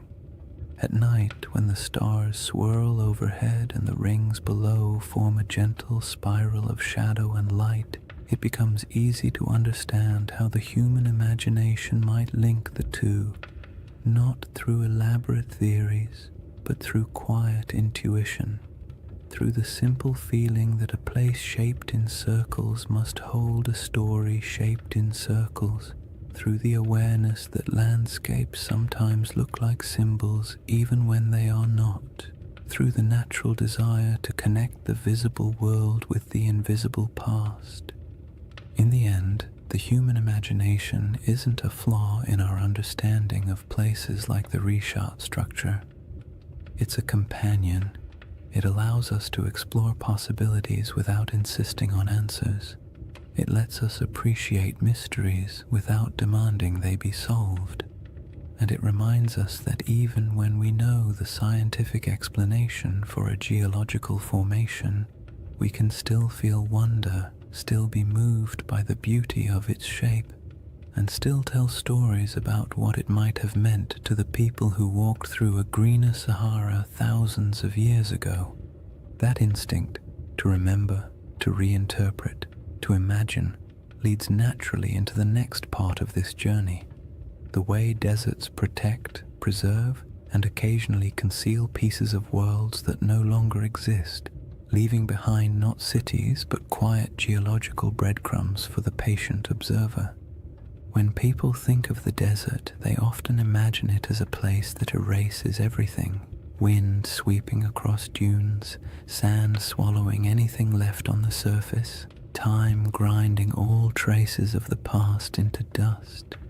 And while parts of that are true, the desert is far more complicated. It destroys, yes, but it also preserves in ways wetter climates never can. Humidity decays wood, softens clay, and corrodes metal. Rain washes away structures and scatters artifacts. Plants reclaim abandoned land quickly, burying the past in roots and soil, but the desert is patient. Dry air keeps things intact. Sand buries but also protects. Stone carvings last almost forever when nothing grows to break them apart. If anything, the Sahara is one of the most powerful memory keepers on Earth, even if it rarely gives up those memories easily. The Rishat structure sits in the middle of this vast archive, not an archive of books or ruins or treasure, but an archive of landscapes. The rings themselves are a geological timeline. Each layer tells a story about a different era of Earth's crust. The minerals inside them remember volcanic activity, erosion patterns, shifts in ancient climates, and surrounding the structure, scattered across the Sahara, lie faint traces of worlds that came and went before the desert took over. Fossils of fish that once swam in freshwater lakes, shells from ancient inland seas, bones of hippos, giraffes, elephants, and antelope that lived in grasslands where nothing but dunes now remain. These remnants are quiet, fragile, and astonishingly well preserved because the desert has held them still for millennia.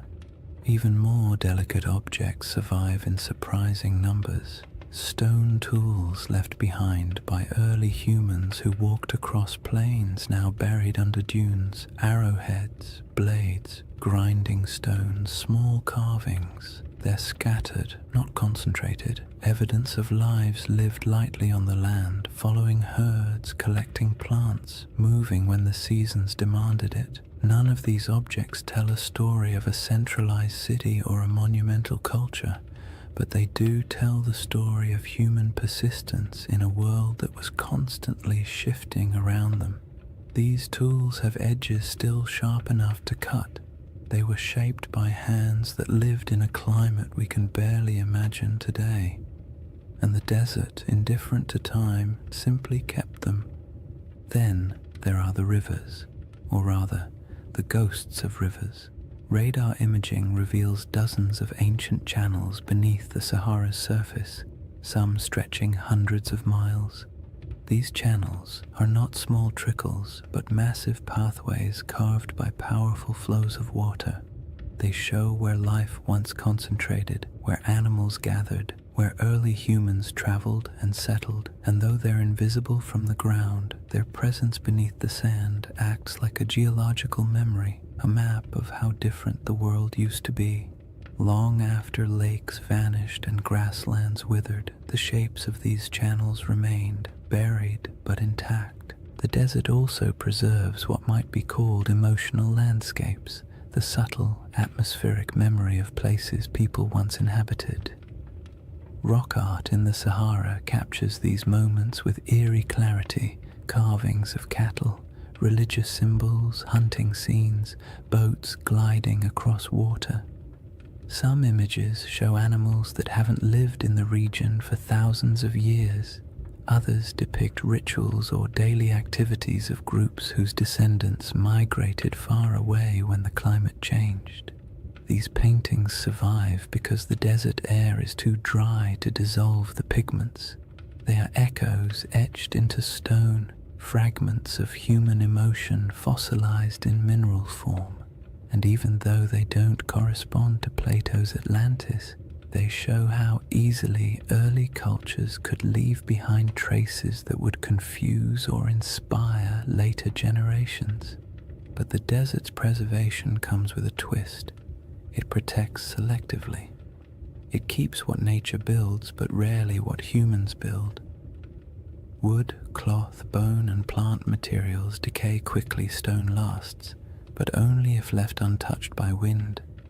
Anything built from mud or organic material disappears, so a region could support generations of habitation and leave barely any physical evidence. When the Sahara dried, entire ways of life evaporated with it. People moved south or toward the coast, leaving only a thin scattering of tools and art behind.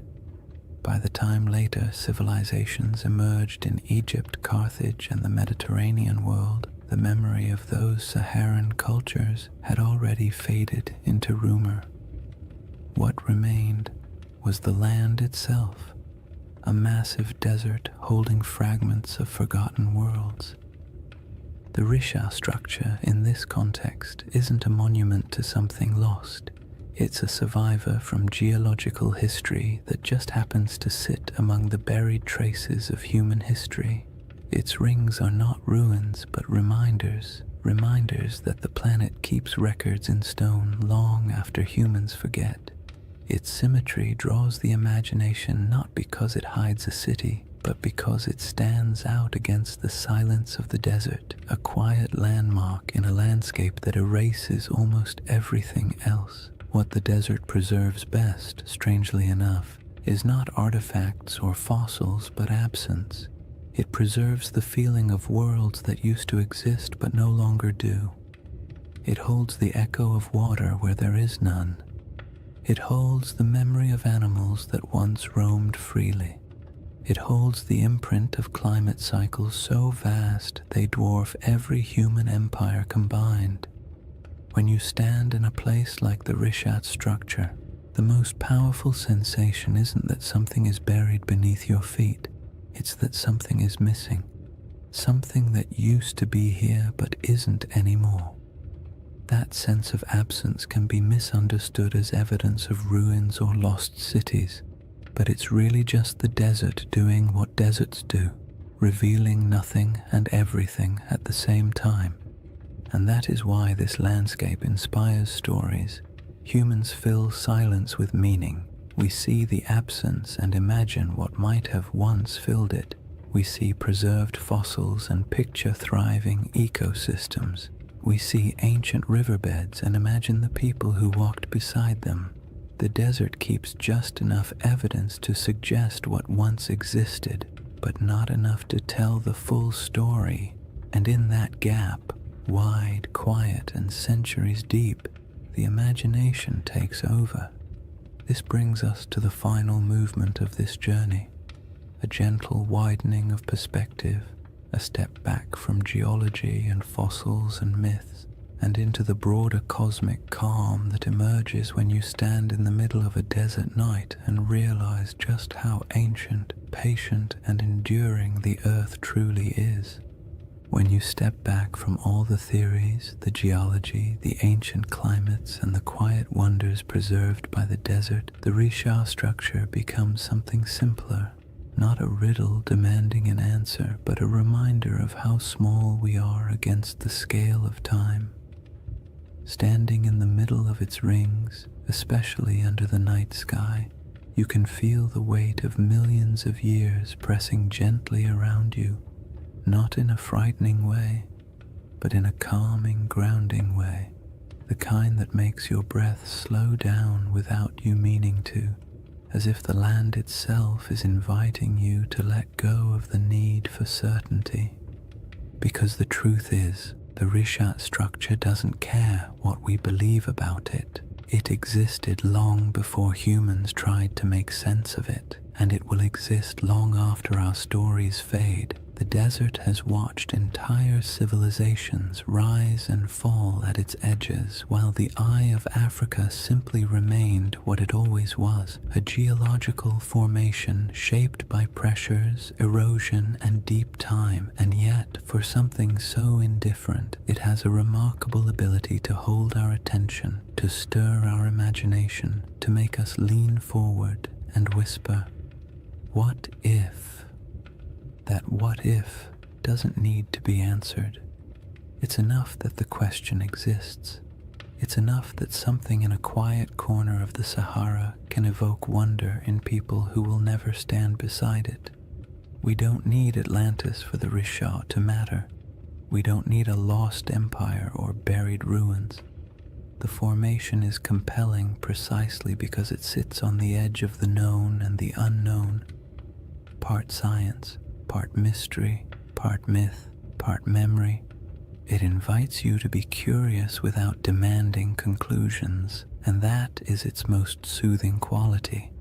If you imagine the Risha at its quietest moment, perhaps just before dawn, when the stars begin to fade but the sun hasn't yet lifted over the dunes, the entire landscape feels suspended. The air is cool, still carrying the desert's nighttime clarity. The sky brightens slowly, revealing the faint outlines of the rings around you. The first light washes over the ridges, turning the stone soft shades of blue and gold. In this moment, it feels as though the structure is waking up, though of course it never sleeps.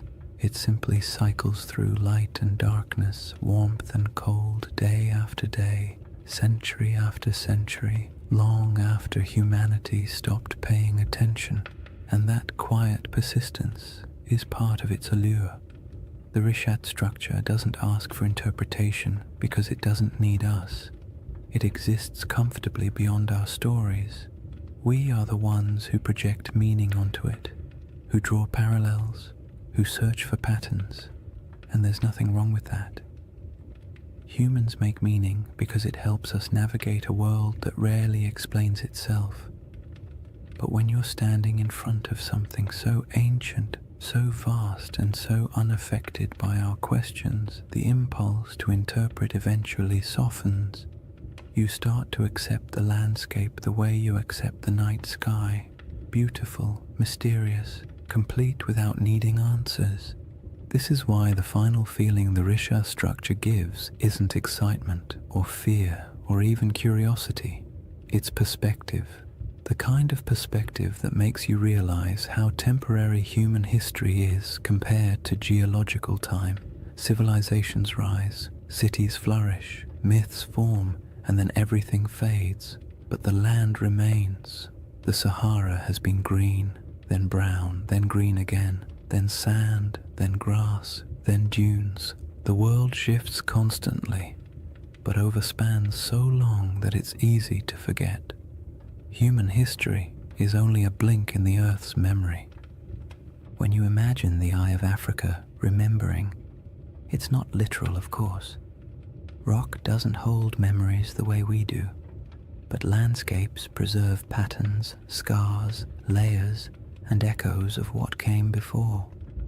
The Risha structure remembers not through intention, but through endurance, through the way its rings hold the imprint of ancient forces, through the way it witnessed the Sahara's transformation without changing its own essential shape, through the way it stands in the middle of emptiness, still holding the quiet dignity of something older than our oldest stories. And as you let that perspective sink in, the idea of Atlantis becomes less about a place and more about a feeling that somewhere, sometime, a world existed that is now gone, a feeling that memory outlasts evidence, a feeling that not everything that disappears is lost forever. Some things simply fade into new forms, new landscapes, new interpretations. The Risha structure doesn't solve the Atlantis mystery, but it offers a gentle space where that mystery can rest, unpressured and unbothered. In the end, the most peaceful thought of all is this: maybe Atlantis was real, maybe it wasn't. Maybe it was a memory of a greener Sahara. Maybe it was an echo of rivers and lakes that vanished before history began. Or maybe it was just a story, a beautifully structured story passed down through generations. But somewhere out there in the quiet heart of the desert, the Eye of Africa is still watching. Not searching, not revealing, just watching. Watching the night sky turn. Watching the dunes shift. Watching time pass with the patience only the earth itself can hold. And there is something profoundly comforting about that. To know that long after questions fade and theories shift and stories evolve, the land remains silent, enduring, timeless. A slow, cosmic heartbeat in the middle of the Sahara, inviting you to breathe a little slower, to let your thoughts drift, and to fall gently into rest. If you've made it this far, awake, half asleep, or somewhere in that gentle in-between space where thoughts drift like sand across a desert floor, then you've journeyed through one of Earth's quietest mysteries. And maybe that's the real beauty of the Risha structure. Not that it holds answers, but that it encourages the kind of patient wondering that modern life rarely gives us time for. In a world full of noise, urgency, and constant stimulation, the Eye of Africa offers the opposite: silence, space, perspective, a slow reminder that the planet moves at a pace far older and far calmer than anything we build on its surface. When you think back to what we've explored, the green Sahara that once flourished with lakes and herds, the ancient river systems buried beneath dunes, the rock art carved by hands that lived in a world we can barely imagine, the geological forces that sculpted the Risha's rings millions of years before humans ever walked near them, it becomes clear that the story of this place isn't about a lost civilization. It's about a lost landscape, a world that once existed, quietly thrived, and then vanished not because of catastrophe, but because Earth itself shifted into a new rhythm. The Rishat structure is a witness to all of it, a memory in stone shaped not by human intention but by natural processes that unfold over spans of time far beyond our comprehension. And even though the Atlantis comparison has become part of its identity, the truth is you don't need a legend to appreciate this formation. You don't need Plato or myths of rings and cities or theories about ancient mariners. You only need the simple awareness that our planet contains places so strange and so beautiful that they feel like stories even before we start telling them. The Rishat structure is one of those places. Perfectly circular, timeless, a little unsettling, completely mesmerizing, the kind of formation that makes you pause and remember that the earth was sculpting wonders long before anyone arrived to give them names. There's a quiet comfort in imagining the Eye of Africa as a presence rather than a puzzle, not a watcher in any mystical sense, but a symbol of endurance. It has seen the Sahara as a cradle of life, then as a wilderness, and now as a vast ocean of sand. It has seen climates shift, species migrate, and entire ecosystems vanish into memory. And through all of it, it stayed where it was, letting time carve every ridge, every basin, every curve. There's something almost meditative about that, the idea that some things don't chase meaning, they simply endure and allow us to come to them with whatever questions or stories we carry. As you settle into the final moments of this journey, imagine once more the Rishat structure under the stars, the rings around you fading into shadow, the sky stretching overhead like an ancient tapestry, the air cool, the sand carrying the day's warmth, the wind quiet enough to feel like the earth is holding its breath. In that moment, all the theories, all the debates, all the speculation falls away. What remains is just the land, unconcerned, immense, older than memory, a reminder that our place in the world is temporary but also meaningful in its own small way. And maybe that's the real gift of places like this. They allow us to step outside ourselves, to drift gently into perspective, to remember that not everything needs to be solved. Some mysteries are meant to rest, some landscapes are meant to simply be admired, and some stories, like the Sahara itself, are more soothing when left open, when allowed to breathe, when allowed to drift into the same soft silence that defines the desert at night. So as you drift towards sleep or into a deeper state of calm, let the Rishat structure fade into that quiet space behind your thoughts. Let the rings dissolve into darkness, the stars soften overhead, and the desert wind carry away whatever tension you brought with you. The earth has been here a long time, and it will be here long after the worries of today have faded. You are small compared to the scale of geological time, but that smallness is not a burden. It's a comfort, a reminder that it's okay to rest. Thank you for spending this time exploring one of the planet's most beautiful and enigmatic features. If you enjoyed this journey and you'd like to drift through more forgotten landscapes and ancient mysteries crafted to help you unwind, consider liking the video and subscribing to the channel. It truly helps, and it means a lot. And before you fall asleep fully, let me know in the comments where you're watching from and what time it is for you. I love seeing the entire world gathered in one quiet, shared moment. For now, take one last breath. Let it go slowly, and let the desert night close around you. The Eye of Africa will keep its silent watch. You only need to rest.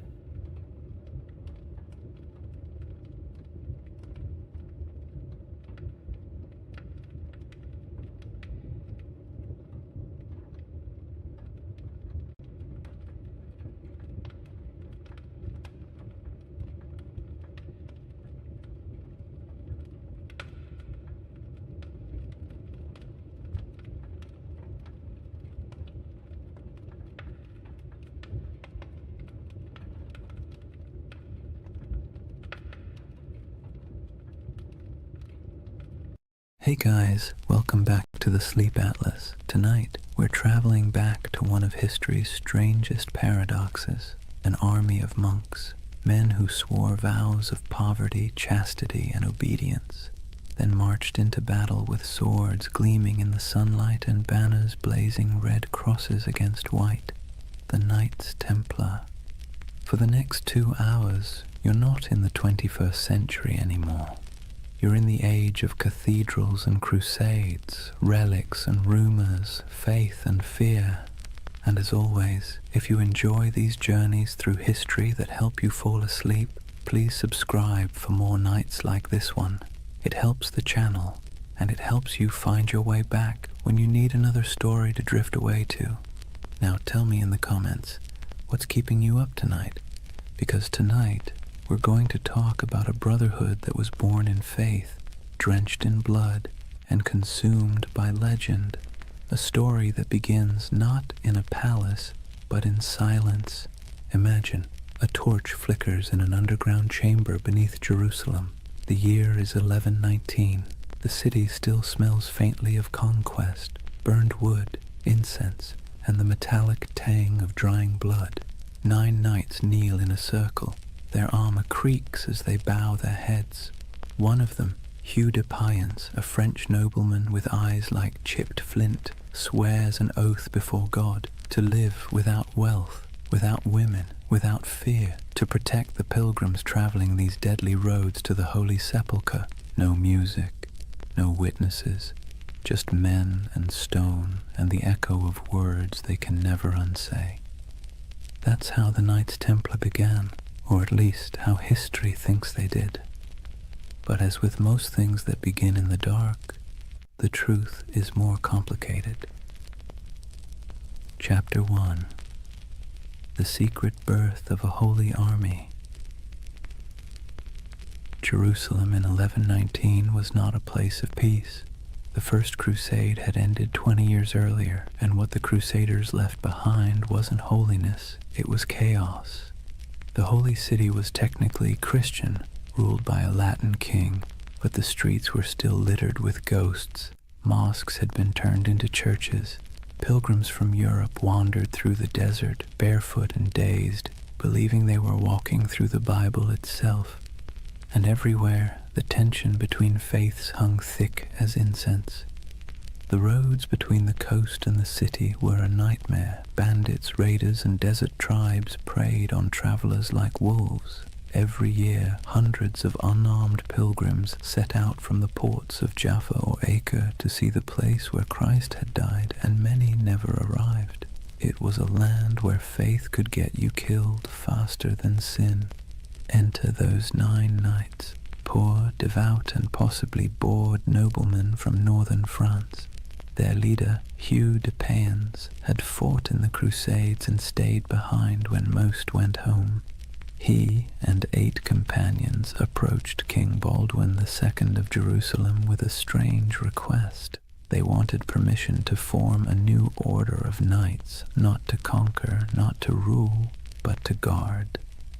The king said yes. The church hesitated. Nobody quite knew what to do with these men. They were knights, yes, but they claimed to be monks too.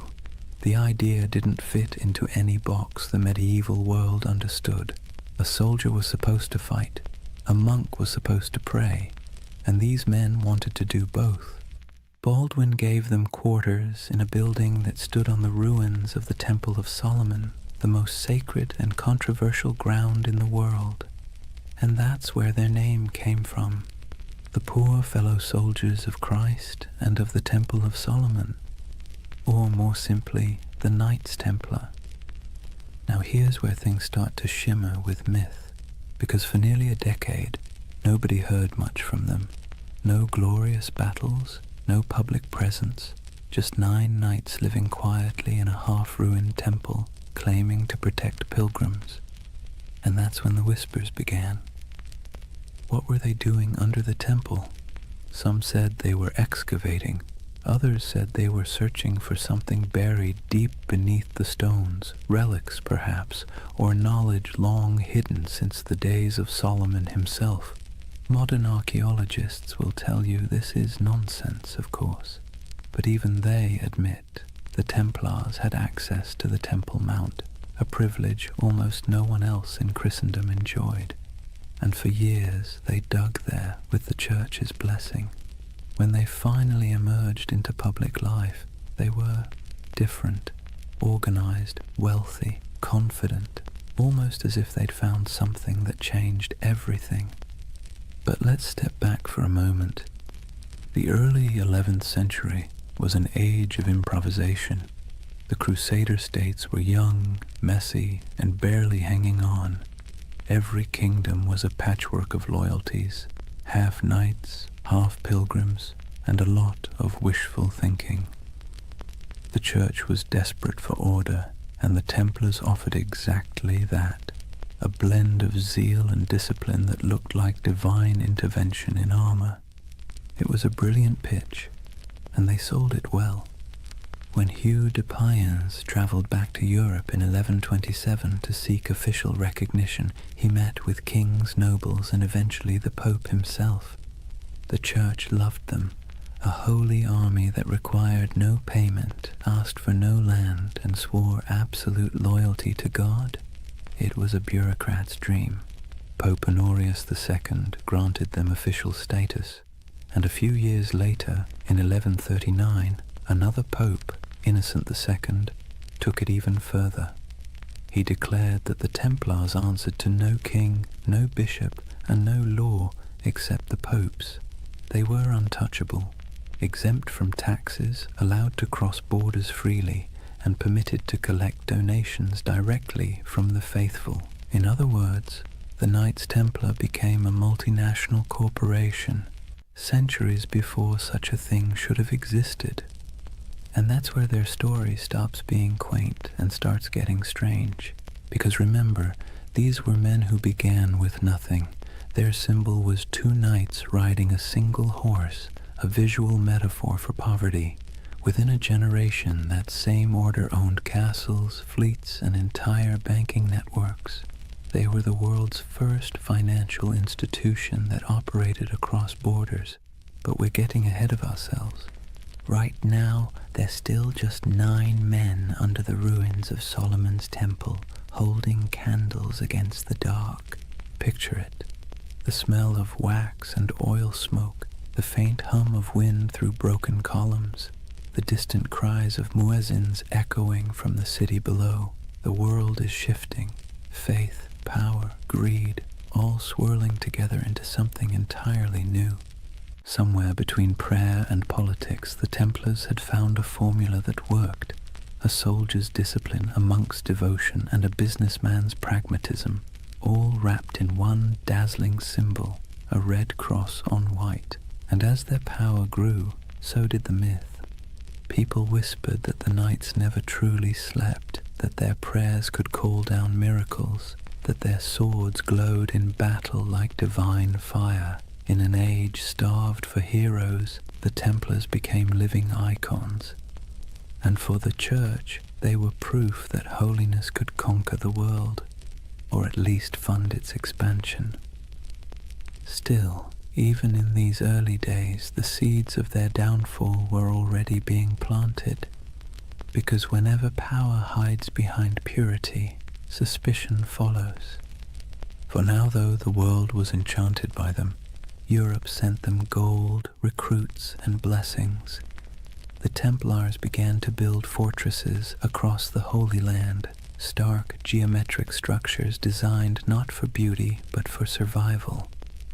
The first of these rose near Gaza, its walls thick and severe as if carved from a single thought: hold. And hold they did. Against heat, disease, and endless waves of enemies, the Templars endured.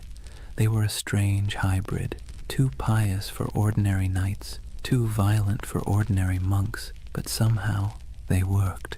The desert turned them into something sharper, harder, less human, and the world rewarded them for it. By the end of the 12th century, the Templars were no longer a curiosity.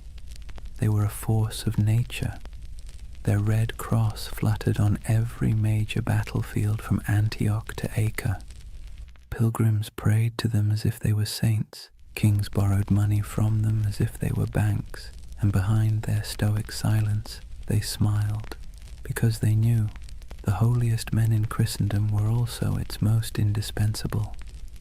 The Holy Land. It sounds peaceful, doesn't it? Golden deserts, olive groves, sun-bleached ruins, the kind of place you might imagine angels hovering over in serene silence. But in the early 12th century, it was anything but serene. Jerusalem had been liberated by Christian crusaders only a few decades earlier, and let's be clear, liberation in medieval terms usually meant blood up to the ankles. The First Crusade had ended with the massacre of nearly every inhabitant of the city, Muslim, Jew, and even some Christians unlucky enough to be standing in the wrong doorway. The survivors who staggered out of those gates left behind a city that was holy, yes, but also haunted. Now, imagine you're one of the pilgrims arriving from Europe after that carnage. You've sold your land, kissed your family goodbye, and endured months on a leaky ship that smelled of salt, vomit, and desperation. You finally set foot on the sacred soil of Jerusalem, only to realize it's crawling with mercenaries, thieves, and rival priests arguing over who owns which holy relic. There were monks selling pieces of the true cross for pocket change, relic peddlers waving around bones that supposedly belonged to every apostle, and beggars who could quote scripture better than bishops. It was chaotic, commercial, and weirdly alive. The Holy Land was supposed to be a place of purity, but it was also a marketplace of faith, and this was the world the Templars were born into.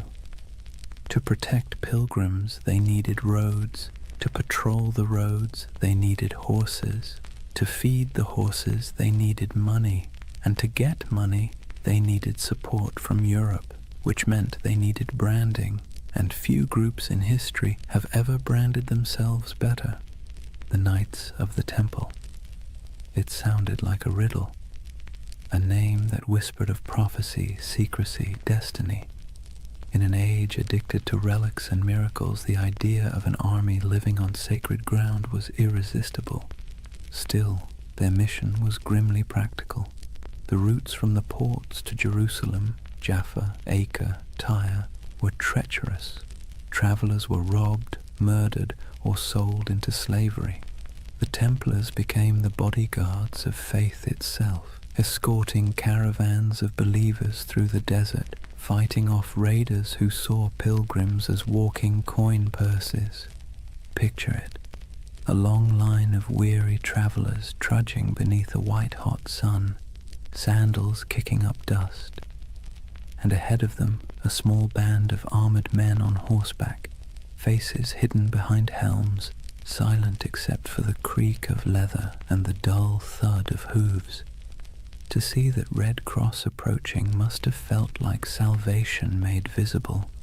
But Jerusalem wasn't the only concern. Beyond the city walls, the Crusader states were fracturing. Christian lords squabbled like children over territory they barely controlled. The Kingdom of Jerusalem, the County of Tripoli, the Principality of Antioch, all were fragile, stitched together by ambition and distrust. The Muslim world, meanwhile, was far from united but infinitely more patient. Leaders like Zengi, Nur ad-Din, and later Saladin understood that the Crusaders were temporary. Empires built on zeal tend to burn bright and burn out. The Templars didn't know it yet, but they were living on borrowed time. For now, though, their world was still expanding. They built their first fortresses across the Holy Land, massive, angular structures that looked more like stone mathematics than architecture. No decoration, no vanity, just geometry and faith. These weren't castles meant to impress. They were meant to survive. Thick walls, narrow gates, cisterns for water, hidden staircases for escape. If you were a Templar stationed in one, your days were predictable. Prayer, Patrol, repair, repeat. The heat was relentless. Armor became ovens. Horses collapsed from thirst. And yet, they endured. They believed every drop of sweat was a prayer, every scar a kind of devotion. The Templar life was monastic but also militarized. They rose before dawn, prayed, trained, rode, and ate simple meals in silence.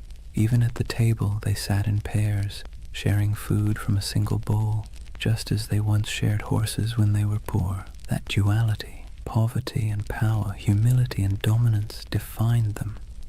To outsiders it made the Templars look almost supernatural. They were disciplined in a world that thrived on chaos. They didn't drink, gamble, or chase women. They didn't hoard gold for themselves, but for the order. Compared to the average Crusader knight, who often behaved like a drunk tourist with a sword, the Templars seemed godlike. But discipline has its price. Their strictness made them feared, but it also made them cold. And in a land that worshipped stories, coldness was suspicious. Rumors spread that they worshipped strange idols, that their prayers were not quite Christian, that beneath their white mantles they bore symbols not approved by Rome. None of it was true, yet, but you can see why people started to talk. The Templars were always apart. They answered to no king, no priest, and no local authority. They were an army within an army, a church within the church. And whenever men form a power that stands outside all others, paranoia soon follows. Still, in the 1130s and 1140s, those fears were whispers drowned out by praise.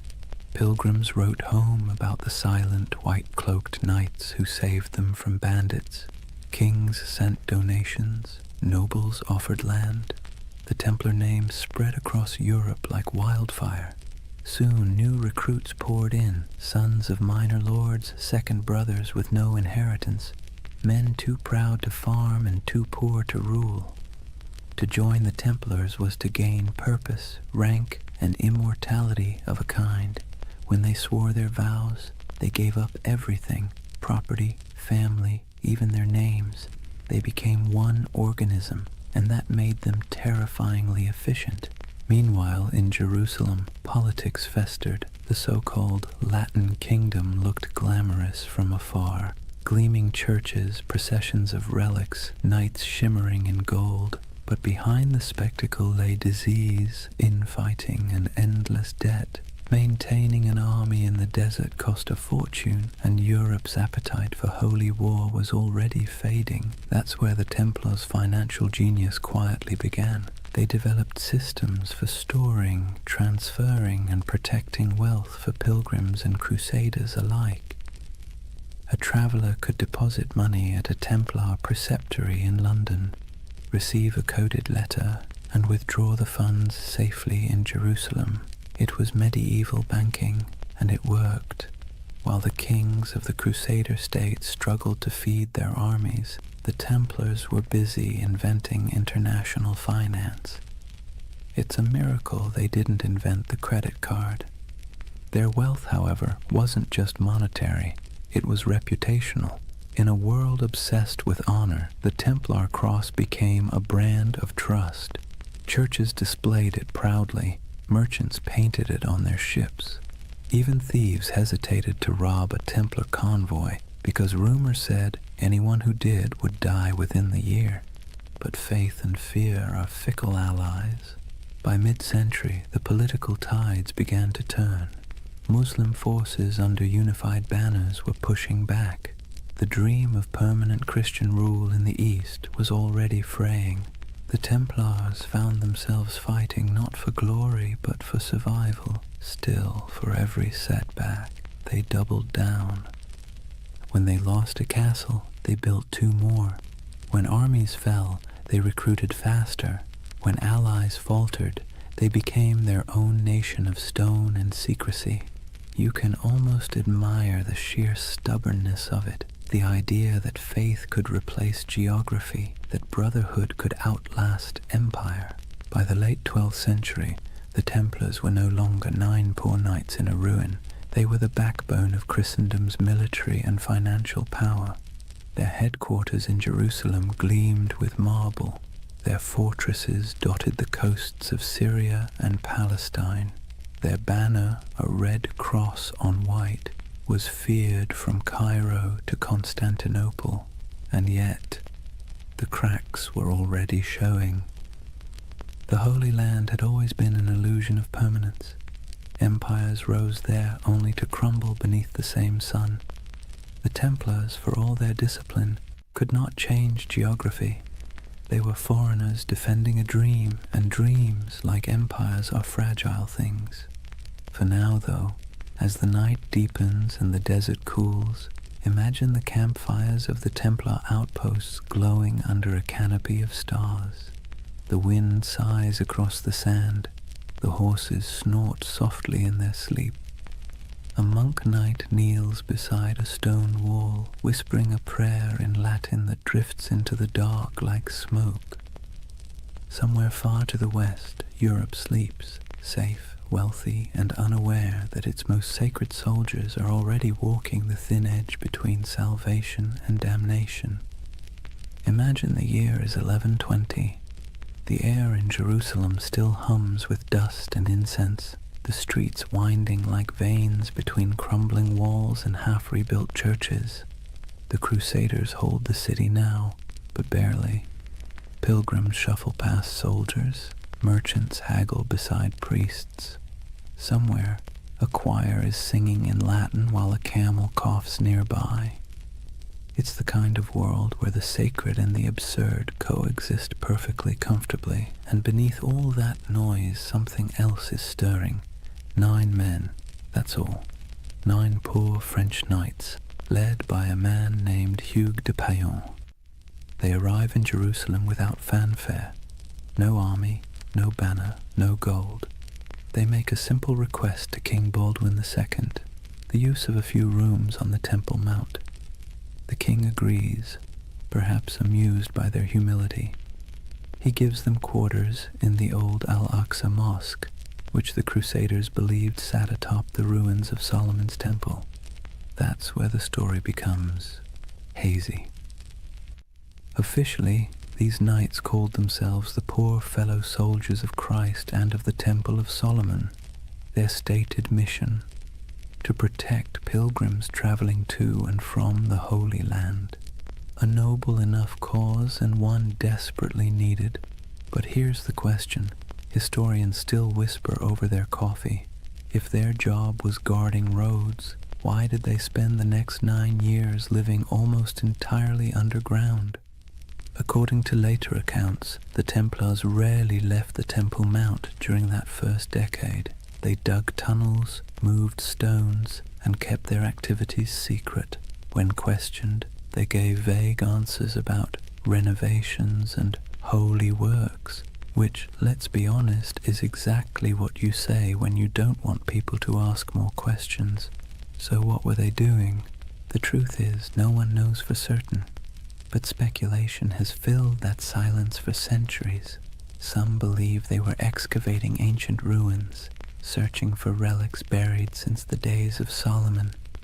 Others suggest they were hunting for texts, scrolls containing forgotten wisdom, early Gnostic writings, alchemical treatises, even architectural blueprints said to hold divine secrets. And then, of course, there's the most enduring rumor of all, the Holy Grail. It's easy to roll your eyes now, but picture it from their perspective. You're in the 12th century, sleeping on the ruins of the most mythic temple in history. You're a warrior who believes God speaks through symbols, and beneath your feet are thousands of years of rubble, Babylonian, Persian, Roman, Byzantine. If faith ever had a basement full of mysteries, this was it. The Templars' time under the Temple Mount became the seed of every legend that followed. Later chroniclers claimed they discovered something extraordinary, but were maddeningly vague about what that was. Some said they found the Ark of the Covenant. Others insisted they unearthed gold from Solomon's treasury. More imaginative souls suggested they uncovered proof of bloodlines, records linking Christ's family to European royalty. And then, of course, there were the occult theorists who decided the knights had learned sacred geometry, secret knowledge about the structure of the universe itself. Whatever the truth, one thing is certain. When the Templars finally emerged, they were not the same men who went in. They returned to Europe transformed, quietly powerful, almost unnervingly composed. Hugues de Payen travelled to France and sought an audience with Bernard of Clairvaux, one of the most influential churchmen of the age. Bernard was a Cistercian monk, a man so ascetic he considered sleep an indulgence and food a distraction. Yet he was also a brilliant strategist, the closest thing the medieval church had to a public relations genius. Hugues explained the mission, a brotherhood of knights bound by poverty, chastity, and obedience, dedicated to God but armed for war. Bernard immediately saw the potential. It was a paradox so perfect it had to be divine. Monks who killed, soldiers who prayed, holy poverty funded by the wealth of nations. In 1129, at the Council of Troyes, the Templars received official papal approval. They were no longer just a handful of wanderers. They were an order of the Church. Bernard even wrote a sermon for them, in praise of the new knighthood, describing the Templar as a man who fears neither demons nor men, because he bears Christ in his heart and steel in his hand. It was marketing genius. Overnight, the Templars went from mysterious diggers under a ruin to God's chosen army. Donations poured in, nobles offered land, peasants offered sons. The Templar banner, white for purity, red for martyrdom, became one of the most recognized symbols in Christendom. But still, the whispers persisted. Even as they rose, people kept asking, what did they find beneath that temple? Why did they never speak of those 9 silent years? The truth, if there is one, is probably less cinematic and more bureaucratic. Archaeology as we know it didn't exist. Digging beneath ancient ruins wasn't about science. It was about faith and superstition. Maybe they really did find something sacred. Maybe they found nothing but stones. But it almost didn't matter. The mystery itself was more powerful than any treasure, and the Templars knew how to use that. You see, medieval Europe adored relics because relics made the invisible visible. A saint's bone could turn a dusty chapel into a pilgrimage site. A scrap of cloth from Christ's robe could transform a forgotten village into a holy destination. The Templars, deliberately or not, became a living relic. They didn't need to show proof of miracles. Their very existence was the miracle. Their silence became their sanctity, their secrecy, their strength. And silence travels farther than any sermon. When you think of the early Templars, don't picture roaring armies. Picture candlelight flickering in a stone corridor, the faint echo of Latin prayers, the sound of picks striking stone somewhere deep beneath the earth. 9 men convinced that God had chosen them for something they didn't fully understand, but could feel like a heartbeat in the dark. The idea of the hidden runs through everything they did afterward. Their architecture, simple, geometric, full of hidden passages.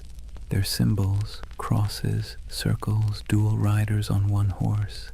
Even their banking system, which relied on coded letters and secret ledgers, carried that same shadowy precision. It's as if the memory of that underground decade never left them. They had been under the world, and when they emerged, they brought a little of the underworld with them. By the time they were formally recognized, the order already had chapters spreading across Europe. Preceptories in Paris, London, and Aragon became both fortresses and treasuries. Templar seals began to appear on documents everywhere. a sign that whatever business was being done, it was trustworthy, incorruptible, and conveniently untouchable by taxes. They were monks, they were soldiers, they were accountants, and they were untouchable. If it sounds like a setup for disaster, that's because it was. But for now, their ascent felt unstoppable. Jerusalem glowed in their imagination as both a holy city and a buried promise. Whatever they had found, or thought they had found, gave them a sense of destiny that radiated outward. They built fortresses across the Holy Land like a constellation, each one a star of faith, light against the desert. They moved with precision, their ranks swelling from 9 to hundreds. Their banners fluttered beside kings, yet their loyalty remained solely to the order and to God, or at least their version of him. And through it all, that mystery under the temple lingered, quiet and magnetic. Even centuries later, when the Templars were long gone, legends kept sprouting like weeds. Freemasons claimed descent from their architects. Alchemists said their secrets survived in hidden manuscripts. Occultists saw them as guardians of forbidden wisdom. Historians, somewhat exasperated, kept insisting they were just monks with good bookkeeping skills. But deep down, everyone wanted to believe there was something more, that somewhere beneath the dust of Jerusalem, a secret still slept. So perhaps it's fitting that the story of the Knights Templar begins not with battle, but with silence, not with conquest, but with curiosity. Because if history has taught us anything, it's that the most powerful empires are often built on unanswered questions. The Templars' first great victory wasn't on a battlefield, it was in the imagination, and that, more than gold or relics or papal favor, would carry them into legend. Picture Rome in the early 12th century, a city that smells of candle wax and incense, but also of politics. Papal banners hang limp in the sun. Monks shuffle through marble corridors whispering in Latin, and outside the streets reek of tanneries and ambition. The church by now was more than a faith. It was the nervous system of Europe, pulsing through every kingdom, dictating who ruled, who knelt, and who burned.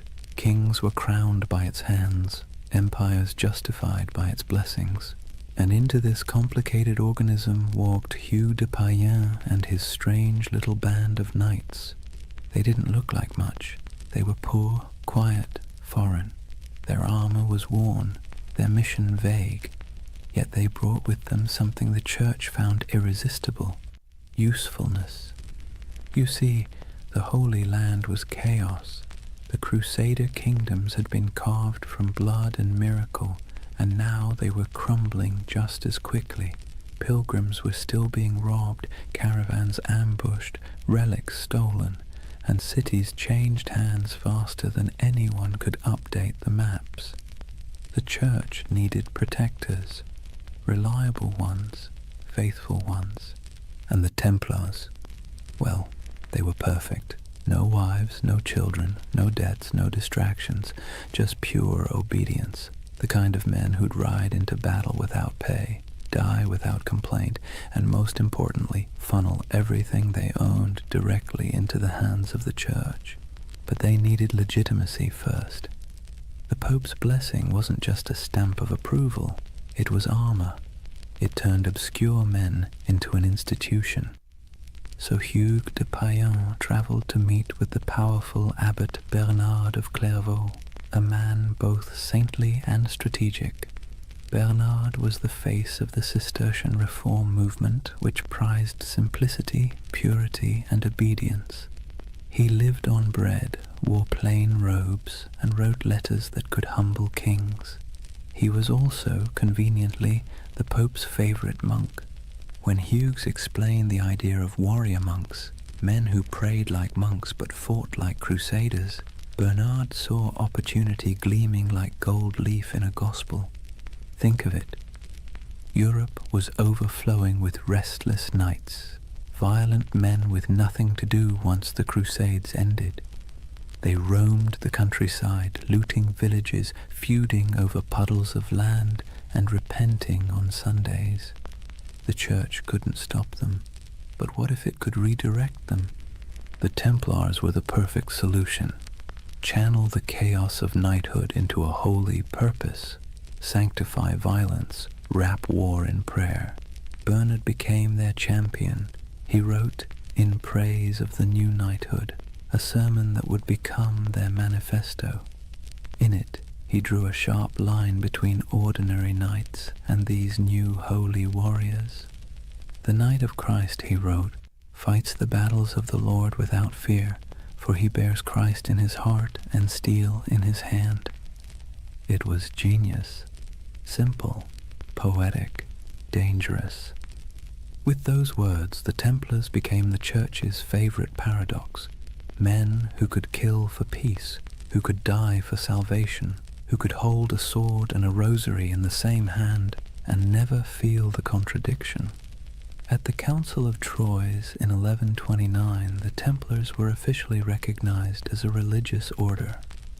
Pope Honorius II approved their rule, a strict code of conduct modeled after monastic life but adapted for war. They took vows of poverty, chastity, and obedience. They ate in silence. They wore plain white mantles to symbolize purity, later marked by a red cross, the color of martyrdom. They slept in communal dormitories, their armor near at hand. They prayed 8 times a day. And yet they were also soldiers, men who trained for battle, guarded caravans, and fought with terrifying precision. It was an impossible combination, but that was the point.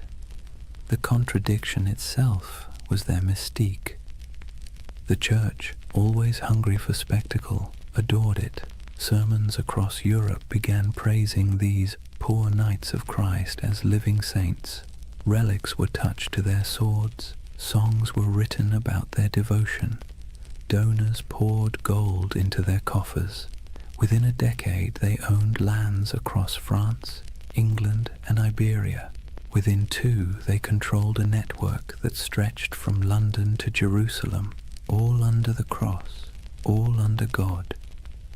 The irony, of course, was that their vow of poverty made them one of the richest organizations in Europe. Nobles who couldn't join gave donations instead. Merchants stored money in Templar houses for safekeeping, the world's first reliable banking network. Pilgrims could deposit coins in Paris and withdraw them in Acre. It was faith-based finance, centuries before anyone invented the word finance, and all of it tax-free. The papal bulls that followed granted them extraordinary privileges. Templars answered only to the Pope himself. They could cross borders freely, build their own churches, even collect tithes. Kings couldn't touch them. Bishops couldn't question them. They were a country within a country, a kingdom without a king. And perhaps most importantly, they believed their mission was divine. Every Templar fortress was built like a sermon in stone, simple, geometric, symmetrical. Their architecture rejected ornamentation, favoring clean lines and silent strength. Every chapel pointed east toward Jerusalem. Every wall was both defense and devotion. They didn't just build structures, they consecrated the landscape. Travelers who saw them described the order as unnervingly calm. They marched without shouting. They fought without looting. They prayed without hesitation. To their enemies they were terrifying. To their allies, indispensable. And to themselves, they were chosen. You can almost hear it in the rhythm of their days, the steady tolling of bells, the scraping of armor on stone floors, the murmured prayers before dawn, each man believing he was part of something eternal. But let's be clear, beneath the holiness there was also bureaucracy. For every knight who swung a sword, A dozen servants and scribes managed logistics, accounts, and correspondence. Templar commanderies became administrative hubs full of ledgers, seals, and shipments. They dealt in contracts as often as crusades. Still, their image remained pure. To medieval Europe, the Knights Templar were walking proof that heaven and earth could coexist, that spiritual discipline could be forged into literal steel. But to the cynical eye, they were something even more interesting, the Church's experiment in privatized holiness. They were what happens when faith becomes an organization, efficient, obedient, and profitable. By the mid-12th century, the Templars had become indispensable. Crusader kings relied on them for defense. Merchants trusted them with their fortunes. Popes used them as envoys and bankers. If you wanted something done quickly, quietly, and absolutely, you called the Templars. But with power came something more dangerous than sin, perception. People began to notice that the order's members rarely answered questions. They had their own language, their own symbols, their own rites. Their headquarters, a vast round church in London modelled after the Holy Sepulchre in Jerusalem, seemed deliberately mysterious. And then there were the rumours, always the rumours. Some said they still possessed what they found under Solomon's temple. Others claimed they performed secret ceremonies, that they whispered oaths in the dark, that they had seen things no mortal should. And yet the Church did not question them, not yet. For now Rome was content. The Templars had become everything it could hope for, holy warriors, loyal bankers, global agents of faith. But you can sense the shift coming, can't you? The same way you feel a storm before it breaks. Because no institution, no matter how divine, can grow this fast, this powerful, without making enemies. Kings who owed them money began to resent them. Clergy jealous of their wealth began to whisper, and the pilgrims they once protected began to wonder if these poor knights might be serving something other than God. But that part of the story comes later. For now the order stands at its shining zenith, a creation of faith and fear, cloaked in purity but humming with power. The Vatican's blessing had turned them from a rumor into a reality, and that reality would reshape the medieval world in ways no one, not even the Pope, could have imagined. It's almost poetic, really. The Church had set out to sanctify war, and in the process it had created something far more potent, the first multinational corporation of the soul. And as history will show, nothing that powerful ever stays holy for long.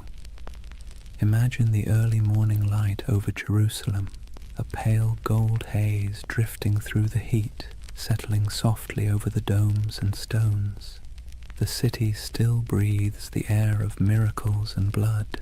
Pilgrims shuffle along narrow streets, whispering prayers in every language. Merchants haggle in the shadow of sacred ruins, and the sound of distant bells drifts through the desert wind like a memory that refuses to fade. And somewhere among the hills, a line of riders moves slowly, white mantles gleaming, swords at their sides, red crosses stitched over their hearts. The Knights of the Temple. They ride in silence, always in silence. To the people watching they seem otherworldly, not nobles, not monks, something in between. They do not laugh or boast. They rarely remove their helmets in public, and when they pass through a market, the crowd parts as if by instinct. It's said that a Templar's gaze could freeze a man, not with fear, but with the strange gravity of conviction. In that moment, the myth was already being born. The story spread faster than their horses could ride. Word of a brotherhood who answered only to God, men who took no wives, owned no lands, and gave everything to their order, soldiers who prayed before battle and confessed after killing, knights who marched under the sign of the cross but lived by a code sharper than any blade. Europe adored them. The Church, of course, encouraged it. Myths are good for business, and the Templars were perfect propaganda. They embodied everything the papacy wanted the faithful to believe: purity, discipline, divine protection. Sermons compared them to angels with swords. Paintings showed them glowing in battle, untouched by arrows, faces calm in the chaos of holy war. But the truth was more human and, in a way, more beautiful. Most Templars were ordinary men drawn from a world that offered few choices, younger sons of minor nobles who'd inherited nothing, restless adventurers, repentant sinners, and zealots in search of purpose. They joined not because they were fearless, but because the world outside offered even less certainty. And for all its rules and austerity, the temple offered something rare: belonging. In a Europe fractured by war, famine, and class, the Order was one of the few places where a man's worth wasn't defined entirely by birth. Inside the walls of a commandery, everyone wore the same cloak, ate the same bread, followed the same hours of prayer. Rich or poor, noble or peasant, all knelt together before dawn. It was unity by discipline, equality by surrender. And yet, the outside world saw only mystery. They were everywhere and nowhere, riding on crusades, manning castles, managing estates, escorting pilgrims. A traveler might encounter a Templar outpost in the forests of Burgundy, another in the sands of Antioch, another on a cold island in the North Sea, and each one would look exactly the same: white walls, red crosses, silence. They had become an idea that transcended geography. When they rode into battle, their presence was like a symbol made flesh. Chroniclers described them as unbreakable formations of white and red, banners flapping, hooves thundering, lances angled in perfect symmetry. They rode in pairs, one knight, one sergeant, their discipline tighter than any army before them, and they didn't retreat, ever. There's a story, probably exaggerated but worth repeating, that at the Battle of Montgisard in 1177, fewer than 100 Templars helped turn the tide against Saladin's massive army. Outnumbered 20 to 1, they charged headlong into the desert heat, cutting through enemy lines in a frenzy of faith and exhaustion. When it was over, their commander supposedly knelt in the sand and whispered a single prayer: Non nobis Domine, non nobis sed nomini tuo de gloriam. Not unto us, O Lord, but to your name give glory. It's the kind of story medieval Europe lived for, and like all great stories, it spread, changed and grew until the facts hardly mattered anymore. The Templars were no longer just men. They were a myth in motion. They became shorthand for courage, for purity, for divine purpose. And that, ironically, was the beginning of their undoing. Because the higher a legend rises, the further it has to fall. But for now, they stood at the edge of eternity. Their coffers swelled with donations. Their castles gleamed across Christendom like white stars on a dark sea. Their red cross was the most recognized symbol in Europe. Kings sought their loans. Bishops sought their blessing. Pilgrims sought their protection. It must have felt like destiny, a divine reward for faith and sacrifice. And yet, beneath the surface, something subtle was changing. The order that began with 9 men and a dream was turning into a machine. Their vows of poverty persisted, but their treasuries overflowed. Their humility was genuine, but their power was growing beyond measure. Their lands stretched across thousands of miles. Their archives held contracts and secrets that kings would have killed to read. And because they answered only to the Pope, no monarch, no bishop, no secular court could touch them. They were untouchable, the Church's holy weapon, sharpened to perfection. But history, like the sea, is always shifting. The Crusader states were beginning to crumble. The Muslim world had learned from its defeats and was uniting under stronger leaders. Supply lines were long, morale was short, and faith, that delicate fuel, was flickering. The dream of permanent Christian dominion in the East was dying, and the Templars, who had built their identity on that dream, suddenly found themselves defending something that no longer existed. It's easy, centuries later, to imagine them as fanatics or villains, but maybe they were just men trapped in momentum, unable to stop the wheel they had helped set in motion. By the time their banners fluttered over the last surviving Crusader fortresses, their legend had already outgrown them. In Europe they were saints, in the East they were demons, and in their own hearts, who knows, perhaps a little of both. The ordinary knights must have felt it, the slow decay beneath the glory, the endless wars that achieved nothing, the heat, the sand, the weight of armor, the prayers whispered into silence, the feeling of being instruments of something divine, and yet increasingly something political. But legends don't need clarity, they need symbols, and the Templars had become the most powerful symbol in the medieval world, the perfect fusion of faith and violence. You can almost see it, a banner rippling against a stormy sky, red cross vivid against the white cloth, lightning flashing behind it.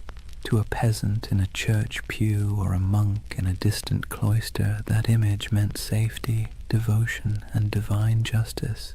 To a king in debt, it meant something else entirely. The story of the Templars was no longer being written by saints or chroniclers. It was being rewritten by envy, fear, and ambition. But for now, the curtain hasn't fallen, the candles still burn, the chants still echo in stone halls. The world hasn't yet turned against them. The 9 knights who once huddled beneath the Temple Mount have become an army, a network, a myth. Their legacy has taken on a life of its own, glowing, untouchable, and slightly unreal.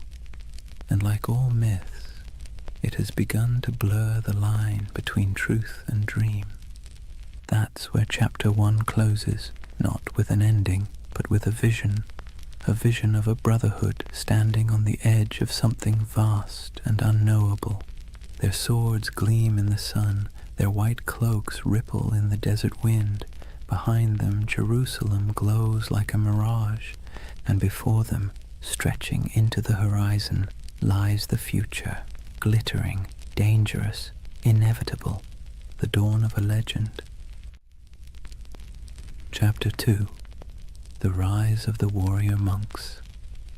Imagine standing on a cold morning plain somewhere in France, perhaps Champagne, perhaps Burgundy. The mist still clings to the fields, soft and silver, the kind that blurs the line between land and sky. Out of that fog rides a column of horsemen, their armor dull from travel, their cloaks heavy with dew. But as the light shifts, something crimson catches the dawn, a mark stitched across white cloth, simple yet unmistakable. A red cross. It would become one of the most recognizable symbols in all of human history. But at this moment, it is new, modest, a badge of belonging more than power. The men wearing it are quiet, focused, unremarkable to anyone but God. Yet this insignia, this fusion of cloth and conviction, is about to transform them into something the world has never seen, a standing army that answers only to faith. The Templars have begun to evolve. Their days of small vows and secret ceremonies under Jerusalem's ruins are over. The Church has given them legitimacy, a papal seal written in the flowing Latin of divine authority. They are now officially milites Christi, soldiers of Christ, and that single phrase changes everything. With papal backing came money, land, recruits, and something far more valuable, absolution. To die as a Templar was not merely to fall in battle, it was to ascend directly into paradise. No purgatory, no judgment, no delay. The battlefield became a kind of heavenly shortcut. It's hard to overstate how revolutionary that idea was in the 12th century. Medieval Europe was steeped in guilt. Sin was currency. Salvation was a negotiation. And suddenly, here was an order that offered redemption through action, through blood, dust, and obedience. For a restless noble, a wayward knight, or a sinner looking for cosmic forgiveness, the temple was irresistible. The Red Cross symbolized that promise. It wasn't just a banner of war. It was a visible reminder of invisible faith. When a knight knelt before the master of the temple and took his vows, poverty, chastity, obedience, the cross was placed on his cloak as both burden and blessing. From that moment, his life was no longer his own. He would own nothing. He would question nothing. He would fear nothing. And that paradox, total surrender creating total power, became the Templars' greatest strength. Their rules were strict, even monastic. No personal possessions beyond a few garments, no private letters, no hunting, no swearing, no unnecessary conversation. Meals eaten in silence, broken only by the sound of a reader reciting scripture. Even the horses were treated with dignity. No knight was allowed to beat his steed. To the outside world, this was alien. Most knights of the age were brash, boastful, and loud. They wore bright colors, hunted for sport, gambled, bragged about their kills. The Templars, by contrast, moved like shadows, a silent order of disciplined zealots. It's little wonder people began to fear them as much as they admired them. But discipline has a strange beauty to it. Imagine the symmetry of their camp at dawn. White tents in perfect rows, banners hanging still in the air. Each man waking at the same hour, dressing in the same garments, praying the same words. The clang of armor, the rasp of whetstones on steel, the steady rhythm of order in a world of chaos. They were becoming a living embodiment of the medieval dream, unity, faith, and control in a time when everything else seemed to crumble. And when they rode into battle, that unity was terrifying. Templars did not scatter, did not break rank, did not retreat unless ordered. Chroniclers described them as walls of iron, as storms given human form. Their charges were deliberate, almost ritualistic, a prayer in motion. They would advance in complete silence until contact, their lances lowering as one, hooves pounding like a heartbeat. And when the moment came, the cry broke like thunder, Non nobis Domine. Not for us, O Lord, but for you. Then chaos, then history. Every battle became a kind of mass, blood replacing incense, steel replacing song, and the world watched in awe. To the average medieval person, the Templars seemed immortal. When others fled, they stayed. When others hesitated, they rode forward. Stories spread of miraculous victories, of angels fighting beside them, of enemies struck blind by divine light. Whether any of it was true hardly mattered. Faith had become spectacle, but behind the spectacle was a machine. The Templars weren't just warriors. They were administrators, bankers, engineers. Their rule book, the Latin Rule, reads like both a spiritual guide and a military manual. Every moment of the day was accounted for, every piece of armor inspected, every coin recorded. Their efficiency was unmatched, and so was their wealth. By the mid-12th century, they controlled estates across Europe, vineyards in France, mills in England, castles in Spain, olive groves in Cyprus. donations poured in from nobles seeking spiritual insurance. And because Templars were sworn to poverty, those donations didn't dissipate, they accumulated. They began lending money to kings, transporting treasure across borders, and safeguarding pilgrims' deposits. If you were traveling to the Holy Land, you could leave your fortune with the Templars in Paris and withdraw it in Jerusalem. In effect, they invented the medieval checking account. Faith and finance. It's a partnership as old as civilization. But to the Templars, it wasn't greed. It was logistics. Money was a tool for God's work. Armies need supplies, ships, food, fortresses. And if the order had to run the most efficient financial network in Christendom to maintain that mission, so be it. They became, paradoxically, both the humblest and richest men in Europe. Their castles were built like sermons, austere, geometric, designed for endurance, not comfort. No stained glass, no gold leaf, just stone, purpose, and symmetry. Inside, their halls echoed with the quiet rhythm of devotion, the scrape of boots, the murmur of prayers, the metallic whisper of chainmail. To walk into a Templar commandery was to step into another world, a world where faith was function and order was sacred. And yet, for all their restraint, there was grandeur in their simplicity. Their red cross became more than fabric. It became an idea. When people saw it, they saw authority, salvation, and something close to fear. The same emblem that comforted pilgrims terrified heretics. It's strange how power works. The more humble they appeared, the more unstoppable they became. In a way, that red cross marked the beginning of a new era, not just for the Templars, but for the medieval imagination itself. It was the age of symbols, when meaning outweighed truth. A knight's banner could terrify more effectively than his sword. A relic could justify a war. A prayer could bend kings. And no symbol was stronger than that cross. Bold, clean, impossible to ignore. It was faith simplified into geometry.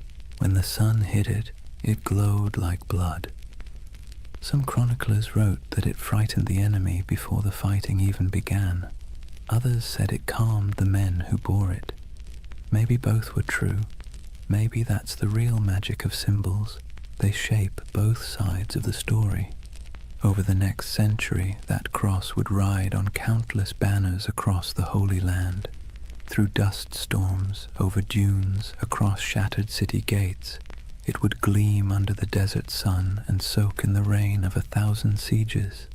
It would be seen by kings, slaves, monks, and merchants alike. And every time it appeared, it carried the same quiet message: obedience, faith, inevitability. From 9 nights came hundreds, then thousands. From humble vows came armies. From silence came history. And still, they prayed before battle, as they always had. Still, they whispered the same words. Still, they believed that death, if it came in service of God, was not an end, but a homecoming. It's easy, centuries later, to romanticize them, to picture gleaming armor, sacred banners, holy purpose. But beneath the poetry was exhaustion. They marched through deserts where the air shimmered like glass. They fought for cities that would fall again within a decade. They believed themselves instruments of divine will, yet the wars they waged often felt endless, abstract, and hollow. And that contradiction, devotion mixed with futility, is what makes their story so human. By the time the Red Cross became synonymous with power, its wearers had already begun to wonder what it meant. But for now, in this chapter of the story, there is still clarity, still unity, still purpose. The order of the temple stands at its peak, pure, confident, and unstoppable, 1,000 banners ripple in the wind, the sun gleams on polished armor, and the red cross burns like a brand upon the world. The world belongs for a moment to the knights of the temple. Imagine waking before dawn, not to an alarm or the gentle hum of a phone, but to a bell, deep, resonant, and unrelenting.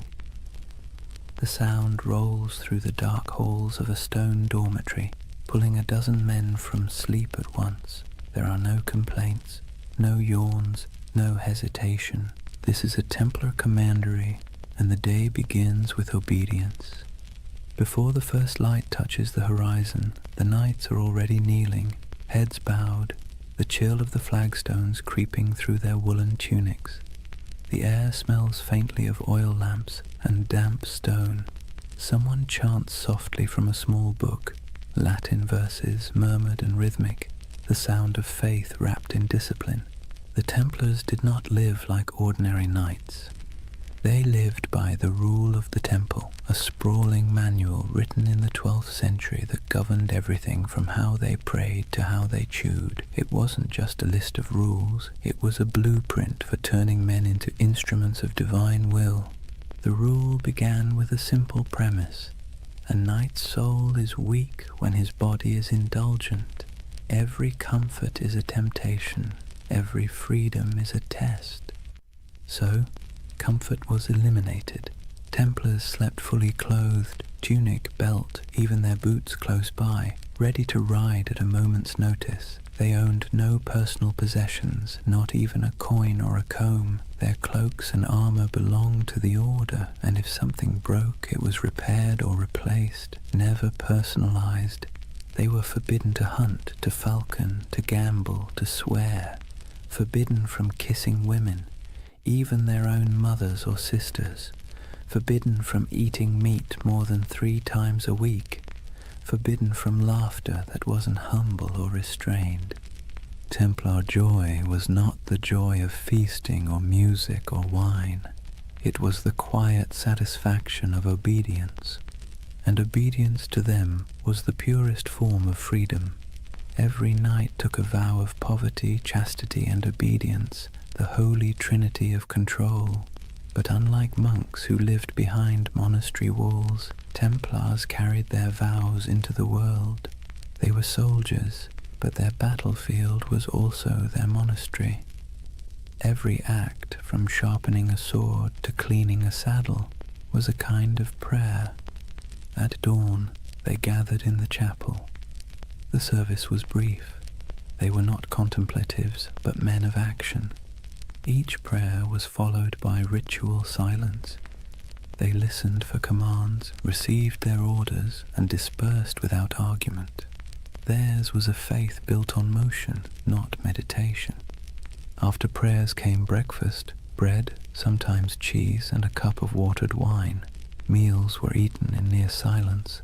As they ate, one brother stood at a lectern and read aloud from scripture or from the rule itself, reminding everyone that even the act of eating was a sacred task.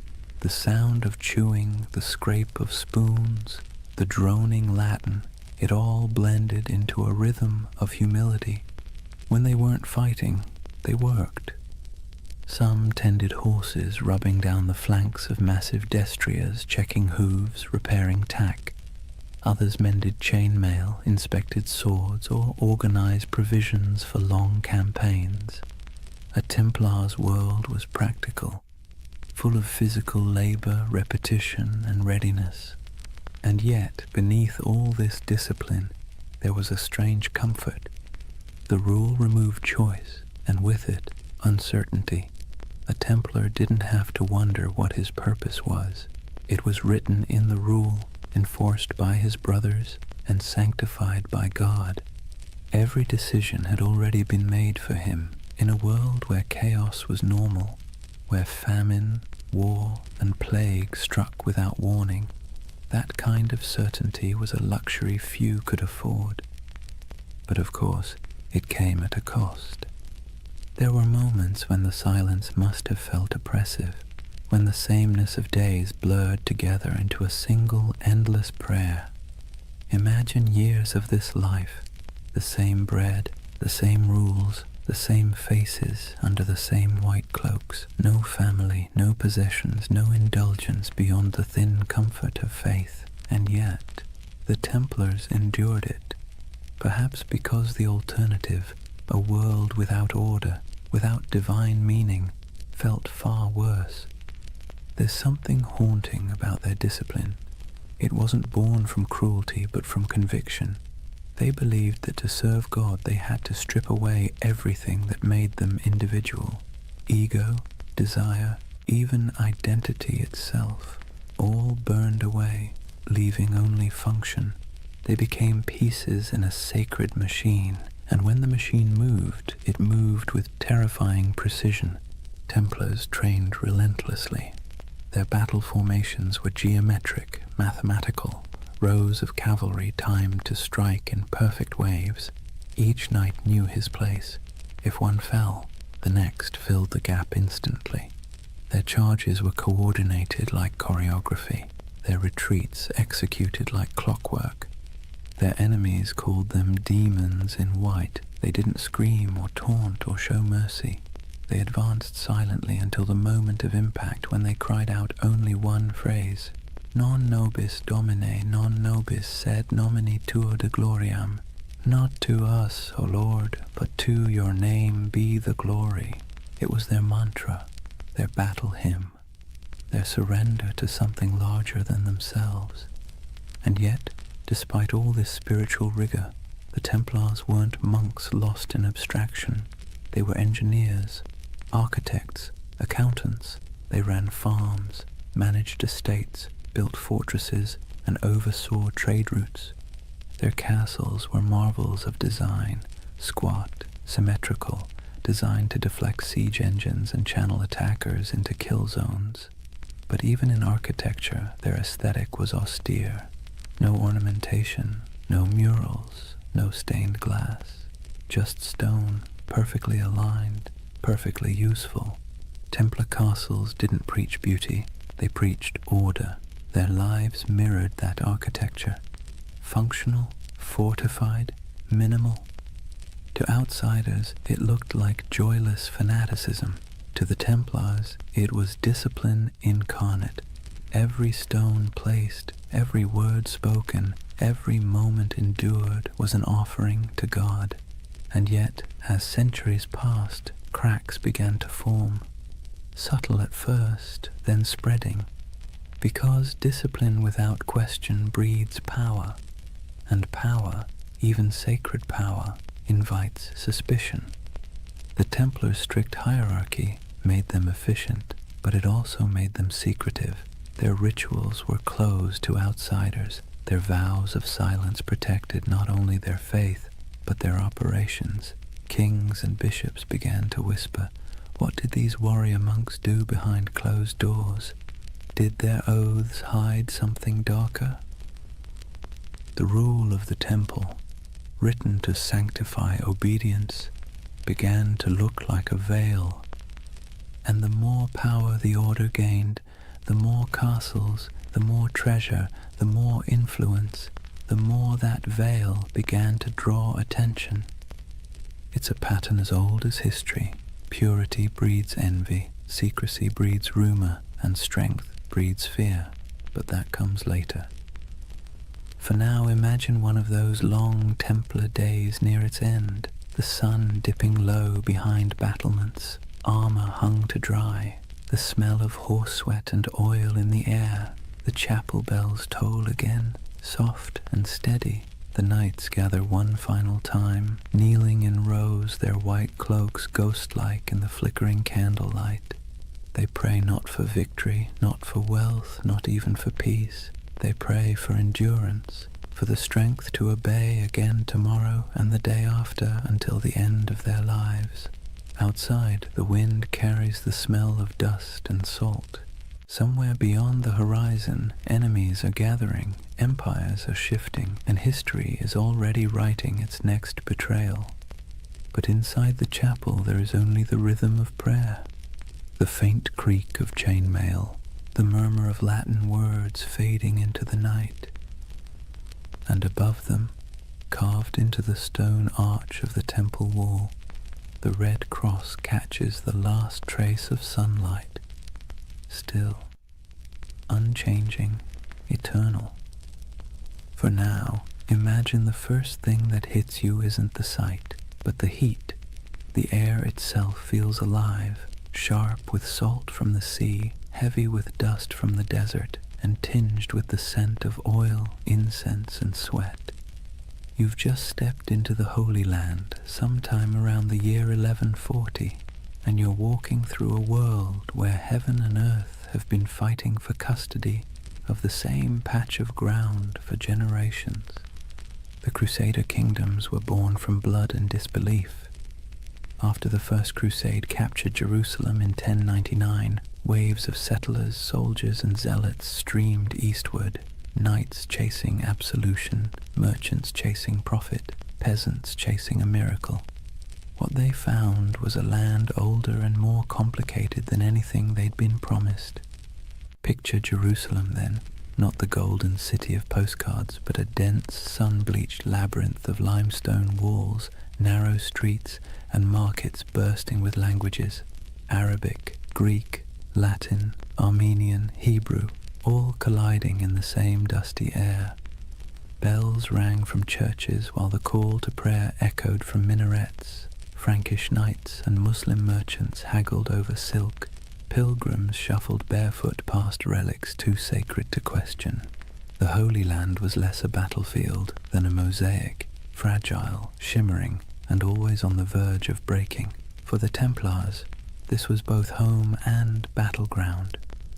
They arrived as guardians of faith but quickly became administrators of empire. They built massive fortresses to anchor the Crusader presence, stone giants rising from the desert like mirages made real. One of their most famous was Crac des Chevaliers, the castle of the knights. If you've ever stood on a cliff and felt the wind try to push you backward, you'll know the feeling of that place. Perched high above the Homs Gap in modern Syria, it was less a castle and more a declaration. Double walls, circular towers, arrow slits that could whisper death at 100 yards. The stones gleamed pale under the sun, and from its ramparts you could see for miles the mountains, the valleys, and the endless horizon of sand and sky. Inside, it was strangely orderly. Kitchens, chapels, barracks, even a bathhouse. You could live there for months without stepping outside, which was convenient, since stepping outside usually meant someone was trying to kill you. The Templars' castles weren't built to impress. They were built to endure. They were a theology of stone, faith expressed in geometry. The Crusader kingdoms themselves were strange hybrids, part European colony, part medieval experiment. French nobles ruled over Middle Eastern cities filled with Syrians, Greeks, and Jews. Mosques stood beside cathedrals. Crusader coins bore Latin inscriptions on one side and Arabic ones on the other. In some ways it worked. Trade flowed, cultures mixed, and for a brief shimmering moment East and West coexisted, not peacefully, but practically. Templars thrived in that liminal space. They spoke local languages, made deals with Muslim rulers, and hired Arab engineers to fortify their walls. Despite their reputation as fanatics, the Templars were pragmatists. They had to be. The Holy Land wasn't a sermon, it was survival. Still, survival came at a price. The heat wore on them, the endless patrols through sand and rock, the smell of blood baked into armor, the weight of divine expectation pressing down like the sun itself. Every campaign was a pilgrimage of exhaustion. Imagine a Templar caravan winding across the desert. Horses sweating beneath white banners marked with red crosses, sand grinding in every crevice of armor. They march in silence except for the creak of leather, the occasional clink of mail. Ahead lies an enemy they can't see, only the shimmer of heat on the horizon. By nightfall they camp beneath a vault of stars so clear it feels like a cathedral of light.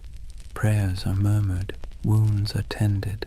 The men sleep on bare ground, swords within reach, their faith both pillow and weapon.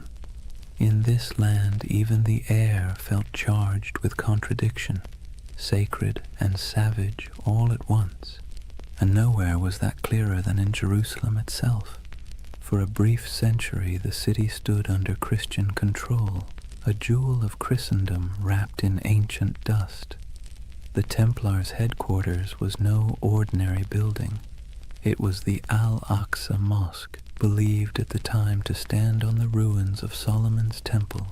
To the Muslim world it was one of Islam's holiest sites. To the Templars it was the very foundation of their identity, the Temple of Solomon, the birthplace of their name. They turned its halls into barracks, its courtyards into stables, its shadowed corners into places of prayer and secrecy. There, in the dim glow of oil lamps, the Templars trained, planned, and perhaps, as rumors later claimed, uncovered something ancient. Some said they found relics buried beneath the Temple Mount, the Ark of the Covenant, the Holy Grail, scrolls of forgotten wisdom. Others said they simply found nothing and invented mystery to fill the void. Whatever the truth, their presence in Jerusalem became mythic. The sight of their white mantles moving through the streets, calm, silent, immaculate, inspired awe and unease in equal measure.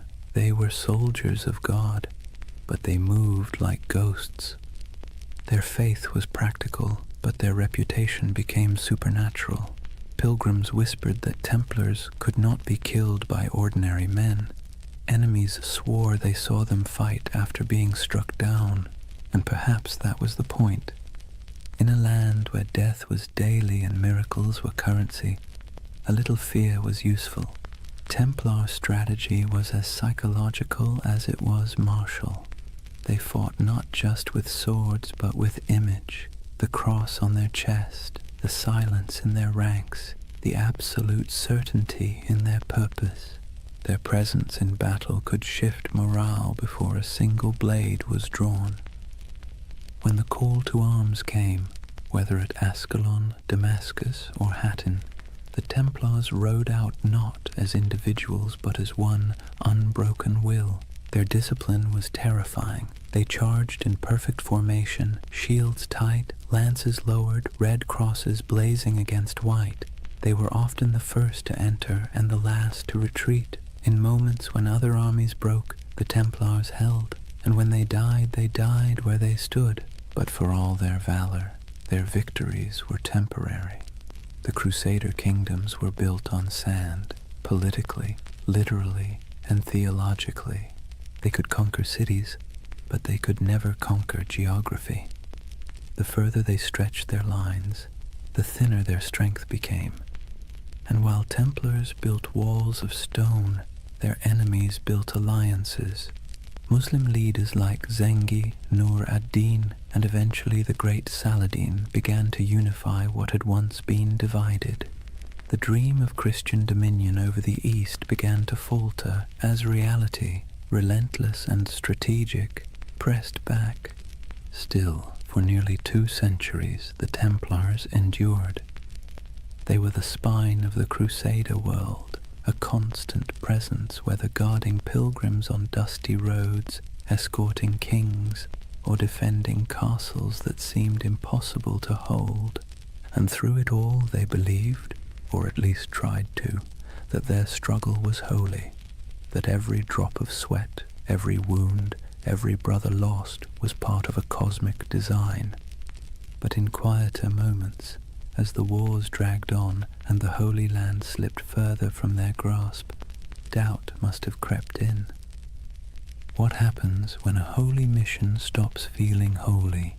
When obedience begins to feel like futility?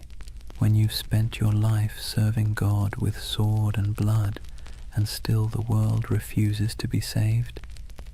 History doesn't record their private thoughts. But you can imagine the silence inside those massive stone fortresses, the kind of silence that comes after years of praying into a void. The Templars' castles still stand in ruins across the Middle East, in Syria, in Israel, in Turkey, their stones sun-bleached, their halls open to the wind. Stand in one, and you can almost hear the echoes, hooves on cobblestone, the whisper of chainmail, the low murmur of prayer. Those walls remember. They remember a time when faith and empire shared the same heartbeat, when men rode into battle convinced they were defending heaven itself. And maybe, in their own way, they were.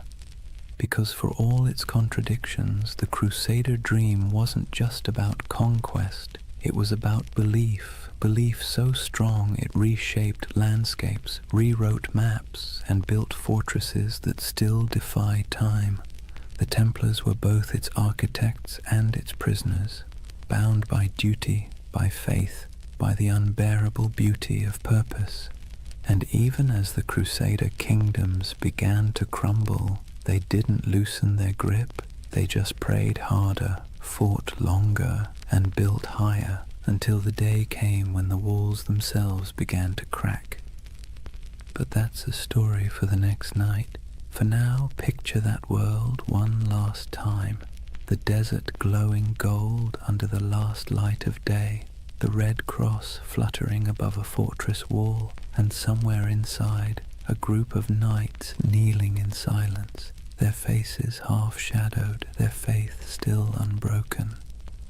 The wind moves through the stones like a sigh, the candles flicker, and the Holy Land sleeps, as it always has, torn between heaven and earth. Imagine standing in a candle-lit chamber somewhere in Paris in the early 1200s. The air smells of beeswax and damp stone. At a table sits a man in white robes marked with a red cross, quill poised above parchment.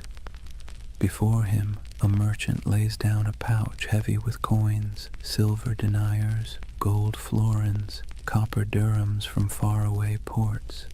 The knight nods, seals the parchment with wax, and hands the merchant a folded document stamped with the sigil of the temple. "Show this in Jerusalem," he says, "and you'll receive the same sum." The merchant bows, the pouch stays, the man leaves.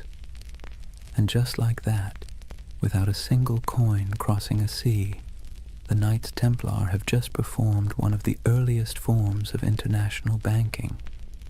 You see, the Templars weren't just warriors, they were administrators, financiers and logisticians of staggering sophistication. While kings still measured their treasuries in piles of glittering metal, the Templars had already learned that information, records, signatures, trust was worth more than gold. Their network stretched from the windswept shores of England to the sun-scorched walls of Jerusalem, a chain of commanderies that functioned as safe houses, training centers, warehouses, and financial hubs all at once.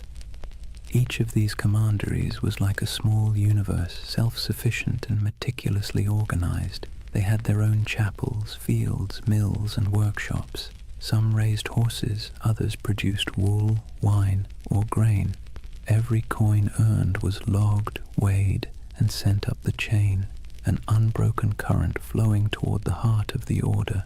And through this system, the Templars quietly became one of the richest organizations in the medieval world. The irony, of course, is that they began with vows of poverty, but vows are tricky things. The Templars themselves owned nothing. The order owned everything, and that subtle distinction let them accumulate wealth without technically breaking faith. Their financial system worked with an elegance that modern bankers would envy. A pilgrim traveling from London to Jerusalem could deposit money at a temple house in England and receive a coded letter of credit. Along the route, through Paris, Marseille, Acre, and finally to the Holy City, Templar commanderies would honor the note. deduct expenses, and mark it in ledgers kept under strict guard. The traveler never had to risk carrying his fortune across pirate-infested seas or bandit-strewn roads. In a way, the Templars invented something that feels astonishingly modern, a secure international trust network, and unlike kings or nobles, they were trusted by everyone. Christian, Jew, Muslim, it didn't matter. The Red Cross was as good as a vault door. The Templar ledger became a passport through chaos. Picture the roads of Europe in the 13th century, narrow tracks winding through forests and mountains, lined with monasteries, taverns, and thieves. Now picture a convoy of Templar couriers riding fast, cloaked in white, armed but calm. They carried more than messages. They carried secrets, diplomatic letters, royal decrees, coded inventories, even treaties. A letter stamped with the seal of the temple traveled like lightning compared to anything else in the medieval world. And where there were secrets, there were suspicions. People whispered that the Templars had mastered cryptography, that their ledgers contained hidden symbols, that their archives were guarded by curses. In truth, it was discipline, not magic, that kept their system running. But to the medieval mind, efficiency itself felt supernatural. Each regional commandery reported to a central master, who in turn answered to the Grand Master in Jerusalem and later Paris. The chain of communication was ironclad, the discipline absolute. Orders passed down with the precision of a monastic liturgy. Every brother knew his rank, his duty, and the exact limits of his authority. Templar correspondence reveals a world that hummed like a machine. Cargoes of wheat, shipments of crossbow bolts, barrels of wine, all recorded, all accounted for. Even the smallest commandery in rural France or Scotland was part of a vast, synchronized network, a medieval multinational that existed centuries before the word corporation would be invented. And yet, for all this order, there was mystery. The Templar headquarters in Paris, known simply as La Maison du Temple, was a fortress of stone walls and tall towers surrounded by gardens and workshops. Inside lay one of the greatest treasuries in Europe, a glittering hoard of gold, silver, jewels, and documents so valuable that kings themselves stored their wealth there. King Louis VII did. So did Henry III of England. Even the Pope trusted the Templars to manage funds for crusades. When monarchs needed loans, it was often the temple that provided them. When nobles needed to transfer land, the temple served as intermediary. They were accountants of God, and for a time it seemed even heaven owed them interest. But power has a way of creating shadows. As their influence spread, so did envy. Clergy whispered that the Templars had grown too rich, too independent. Kings resented being indebted to monks with swords.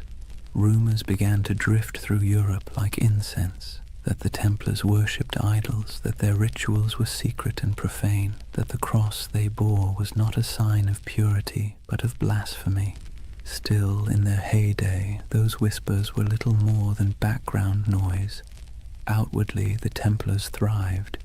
Their fortresses dotted Europe and the Levant, solid, silent, identical in style, as if each had been built from the same blueprint. Stone geometry repeating across continents. They didn't just build castles, they built infrastructure, bridges, ports, farms. They managed trade routes that linked the Mediterranean to northern Europe. They established supply lines for crusading armies that stretched across thousands of miles. Without them, the very logistics of holy war might have collapsed. It's easy to forget that behind every knight charging into battle was a chain of bakers, blacksmiths, and scribes keeping the machine running. The Order's power didn't come from miracles. It came from ledgers, but not all their wealth was material. the Templars also held something far more dangerous: information. Through their far-flung network, they gathered intelligence about politics, trade, and warfare from every corner of Christendom. They knew which kings were broke, which roads were unsafe, which alliances were shifting. In an age before newspapers, that knowledge was gold. Their reach was so vast that you could travel from Scotland to Syria and never truly leave their shadow. Every few days' journey, you'd find another Templar house, white walls, red cross, the same rhythm of prayer and order. Their presence was both reassuring and unnerving, like a vast skeleton under the skin of medieval Europe. To ordinary people, they must have seemed immortal. Their discipline never wavered, their symbols never changed. Generations rose and fell, and still the Templars endured, unmoved, unstoppable. Even their dress added to the myth. While nobles flaunted velvet and jewels, Templars wore plain wool, dyed white for purity. Their only ornament was the red cross, a reminder of both sacrifice and authority. When they moved through a town, heads bowed, they looked less like men than like an idea, one that walked and breathed and collected rent. And it wasn't only men. Though the order itself was male, its network included women, nuns, widows, and lay sisters who worked in the commanderies, managing estates, caring for pilgrims, brewing ale, and keeping the wheels turning. History rarely mentions them, but without them, the Temple's empire of faith would have faltered. By the mid-13th century, the Templars had reached their zenith. Their ships carried goods across the Mediterranean. Their estates covered vast tracts of Europe. Their influence seeped into every court, every treasury, every crusade, and yet, like all empires, they had already sown the seeds of their own decline. The Holy Land, their reason for existing, was slipping away. Muslim forces were reclaiming city after city. The Crusader states were shrinking, and with them the spiritual justification for the Temple's existence. But the Templars adapted. They shifted their focus westward, becoming less of a crusading order and more of a financial and political one. Their castles became banks, their swords gathered dust, their prayers became ledgers, and with each ledger their power grew. But so did resentment. Imagine being a king and realizing that the most efficient, trustworthy, and wealthy organization in your realm doesn't answer to you. It answers to no one but God, and maybe the Pope. That unease was the first tremor before the fall. But for now, in the candlelit rooms of the 1200s, the world still looked stable. Templar scribes bent over parchment, quills scratched, coins clinked softly in wooden chests. Outside, the moonlight shimmered on stone, and the red cross of the order fluttered faintly in the night wind. It was a world of precision, discipline, and quiet ambition. A world that believed itself eternal. And perhaps, for a while, it was. Picture a long stone hall lit by morning light through narrow slits in the wall. The air smells faintly of straw and cold iron. Dozens of men kneel side by side, white mantles draped over their shoulders, red crosses stark against the fabric. No one speaks. The only sounds are the shuffle of boots, the whisper of breath, and the faint crackle of a torch. It's not a church exactly, not a barracks either. It's both, and that contradiction is the essence of the Knights Templar. Discipline was their creed. Every movement, every word, every thought was governed by the rule of the temple, a sprawling set of commandments written in the early 12th century that blended the rigidity of a monastery with the brutality of a battlefield. And yet, for all its severity, there was beauty in that order, a rhythm that shaped their days like the tolling of distant bells. They rose before dawn to pray, their voices echoing in unison. Then came the chores, feeding horses, sharpening weapons, tending armor, mending cloaks, cleaning wounds. Breakfast was simple: bread, sometimes watered wine, rarely meat. Then training, endless training, sword drills in formation, mounted charges across dusty fields, bow practice until fingers blistered. To the outside world, they were holy warriors. To themselves, they were servants of God, of each other, and of discipline itself. Templars lived by vows of poverty, chastity, and obedience, but those words meant something very different in their world. Poverty meant no personal possessions, but the order itself owned vast estates. Chastity meant avoiding women entirely, even in conversation, an easier rule to write than to live by. And obedience meant complete submission to one's commander, even unto death.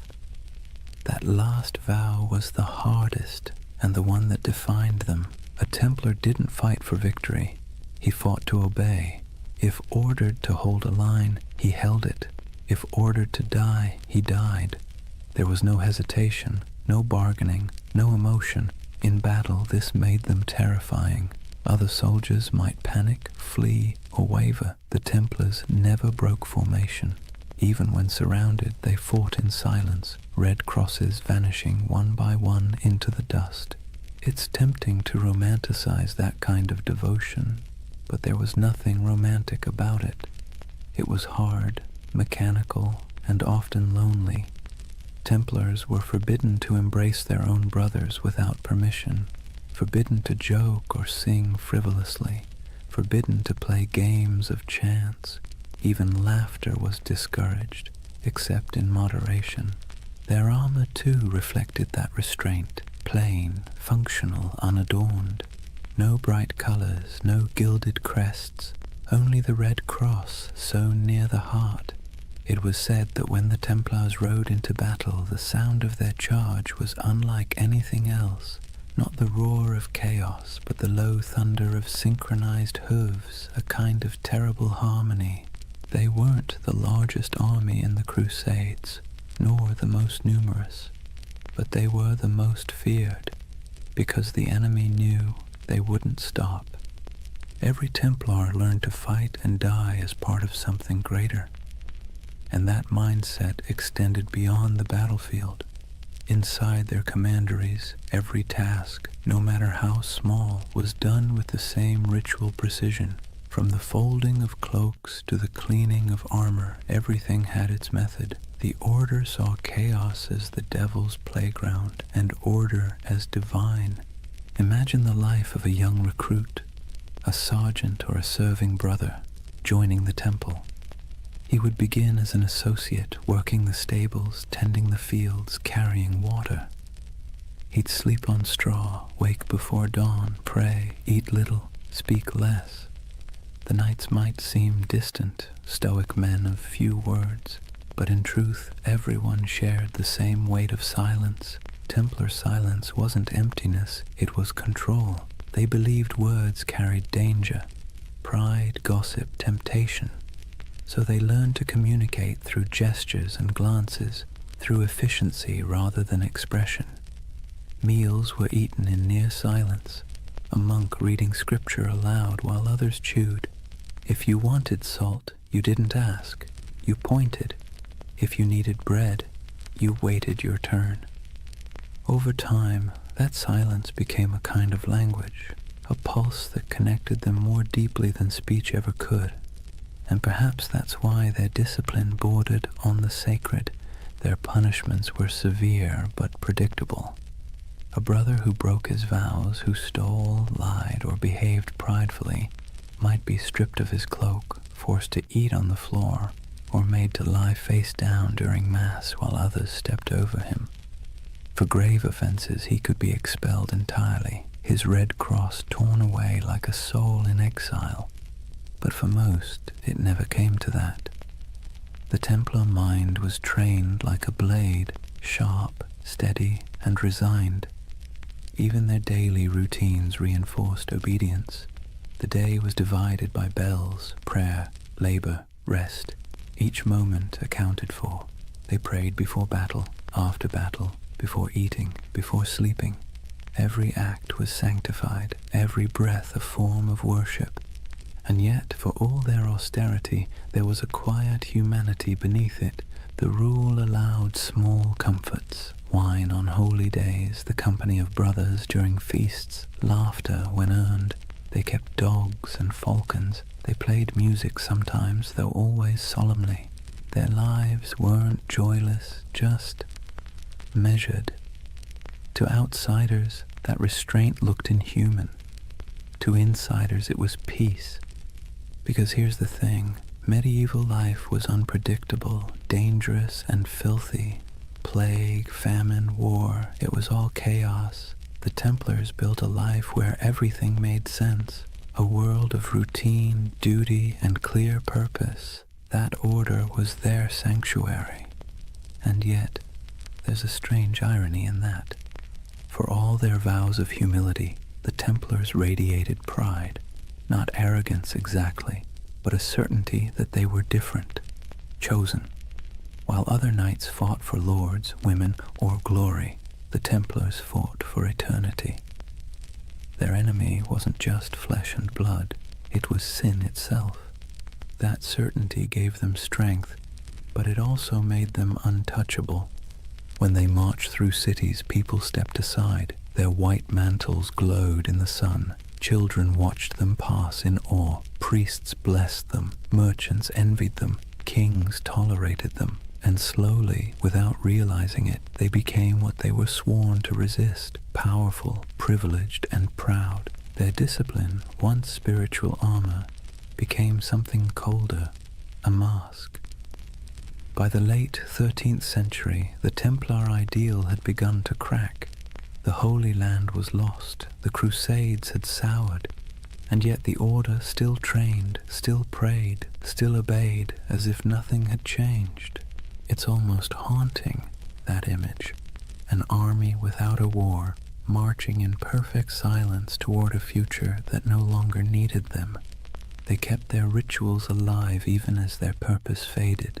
The morning prayers, the vows, the cold meals, the endless drills, like monks in armor performing the same liturgy long after the congregation had gone home.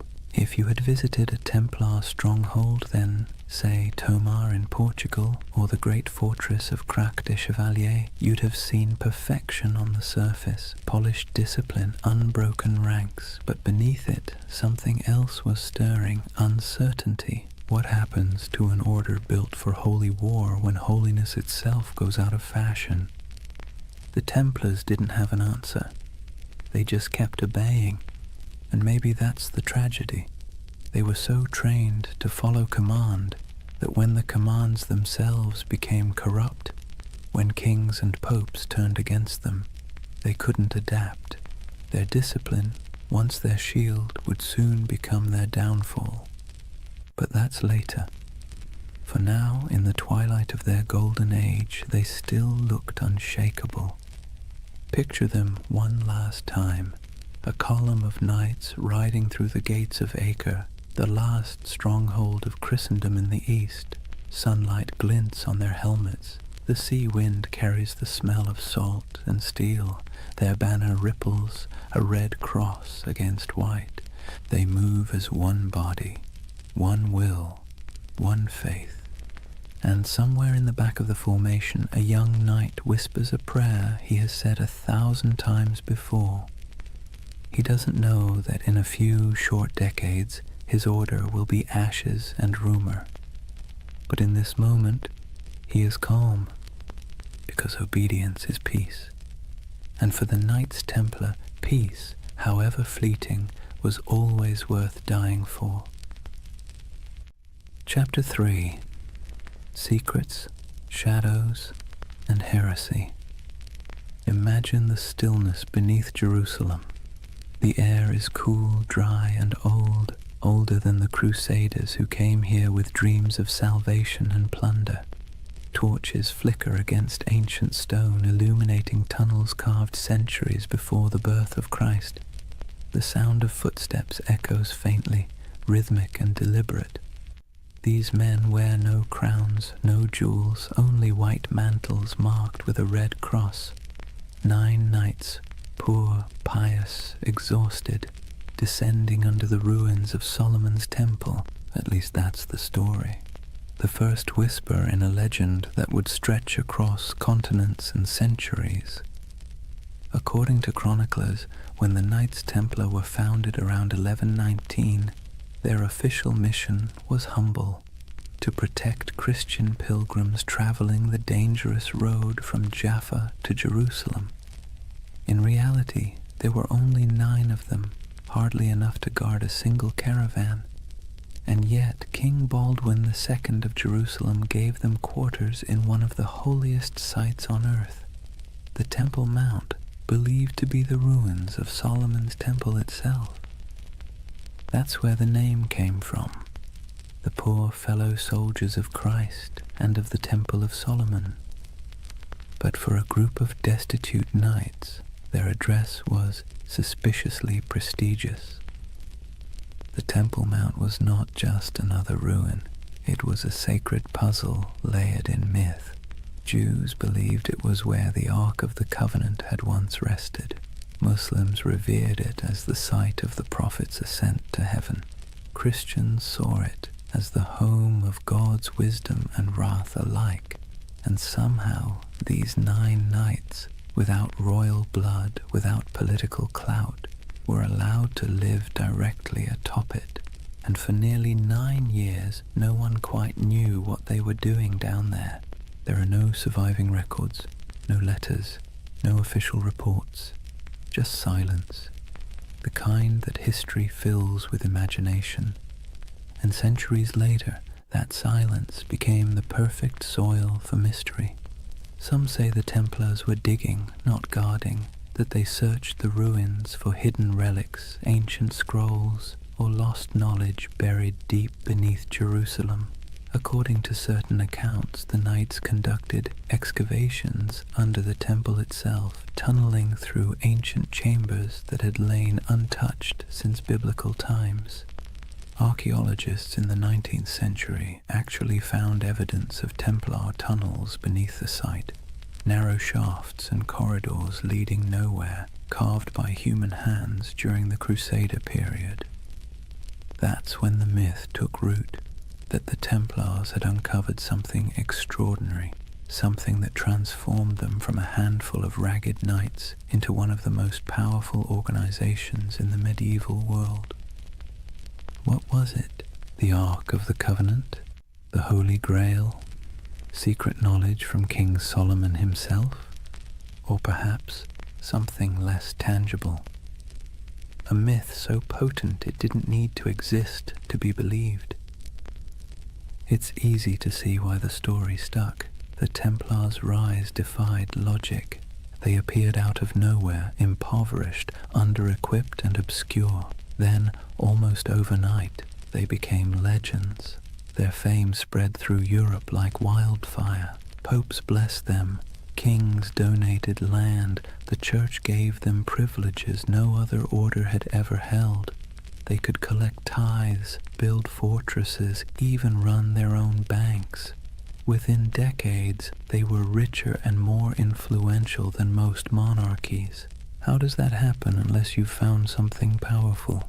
Of course, the historian in us can explain it rationally. Europe was full of eager donors. The Crusades were romanticized as a holy cause. The church wanted soldiers who could fight without being corrupted by greed, and the Templars fit that image perfectly.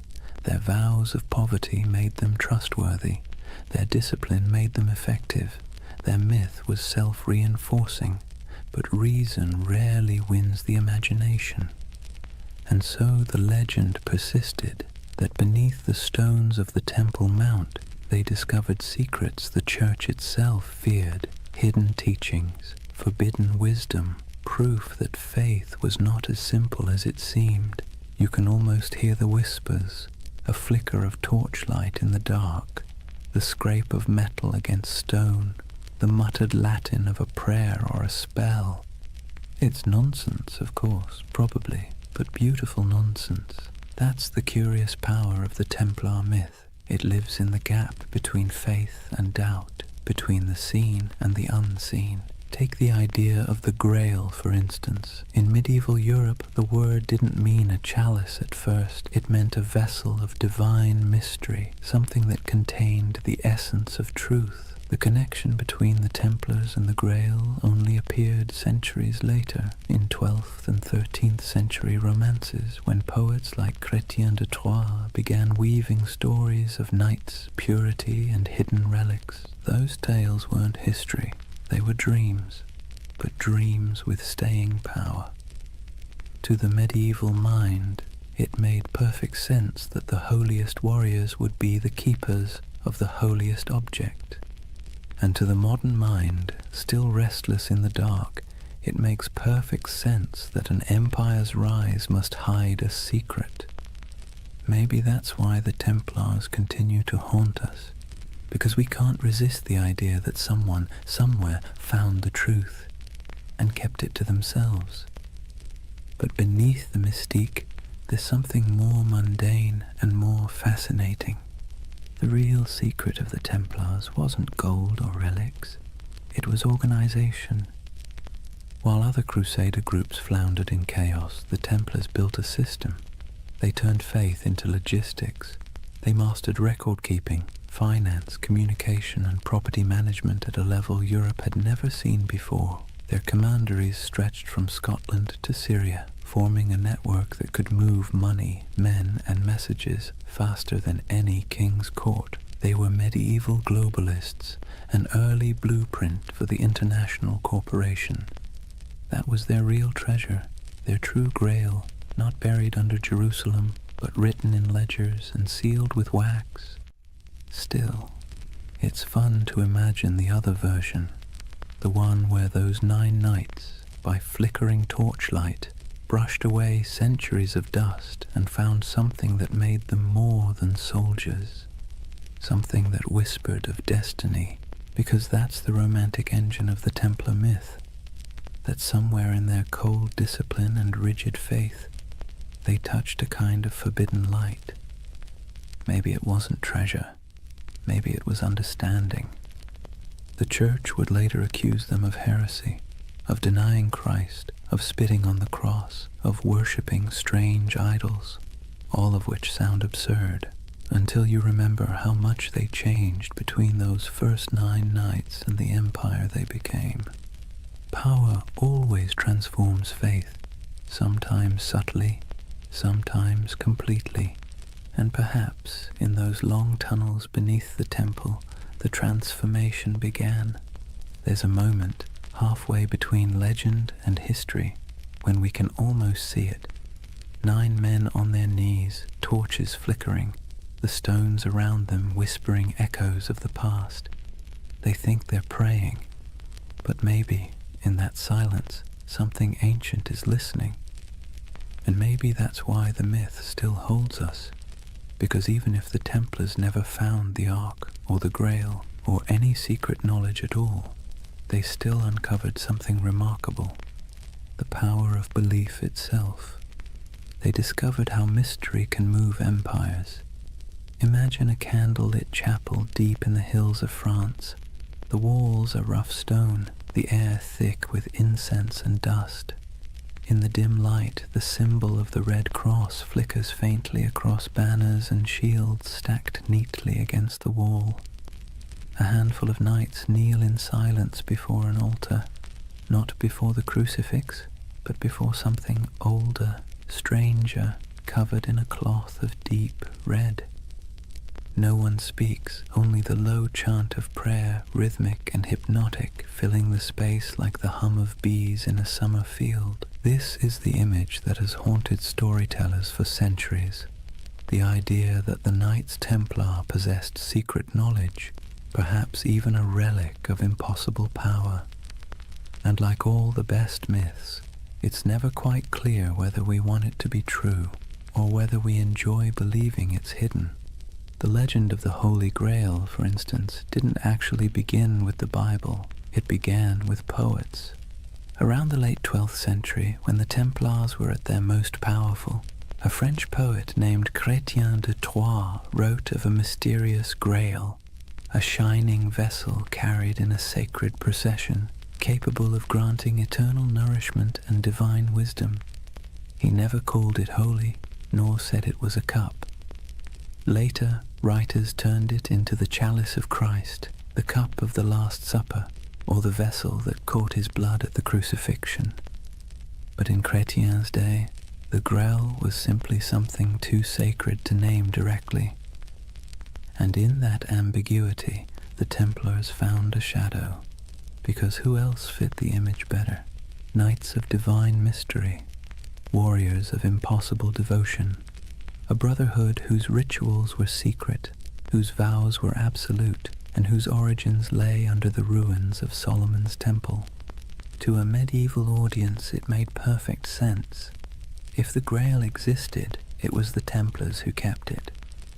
Over the centuries, the Grail and the Templars fused together into a single enduring myth, a marriage of chivalry and mysticism that no amount of historical evidence has ever been able to undo.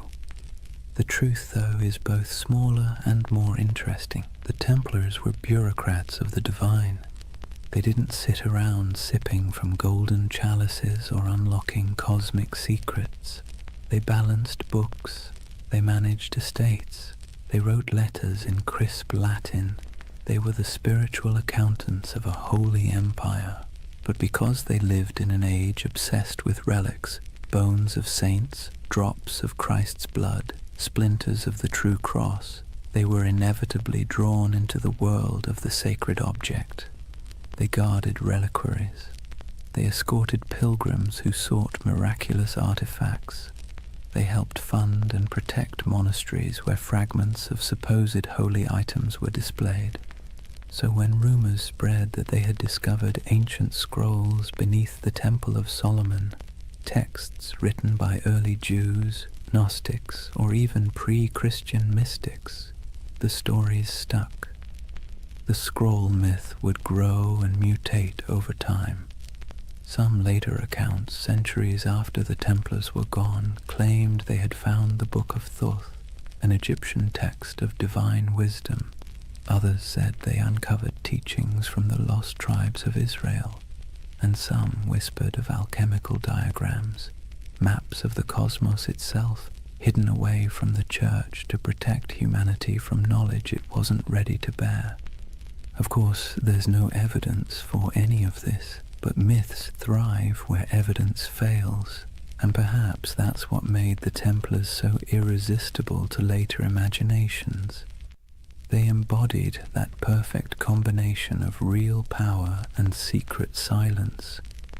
The Church itself fueled much of it, unintentionally, because the Templars, though loyal to Rome, answered to no king, no bishop, no worldly authority.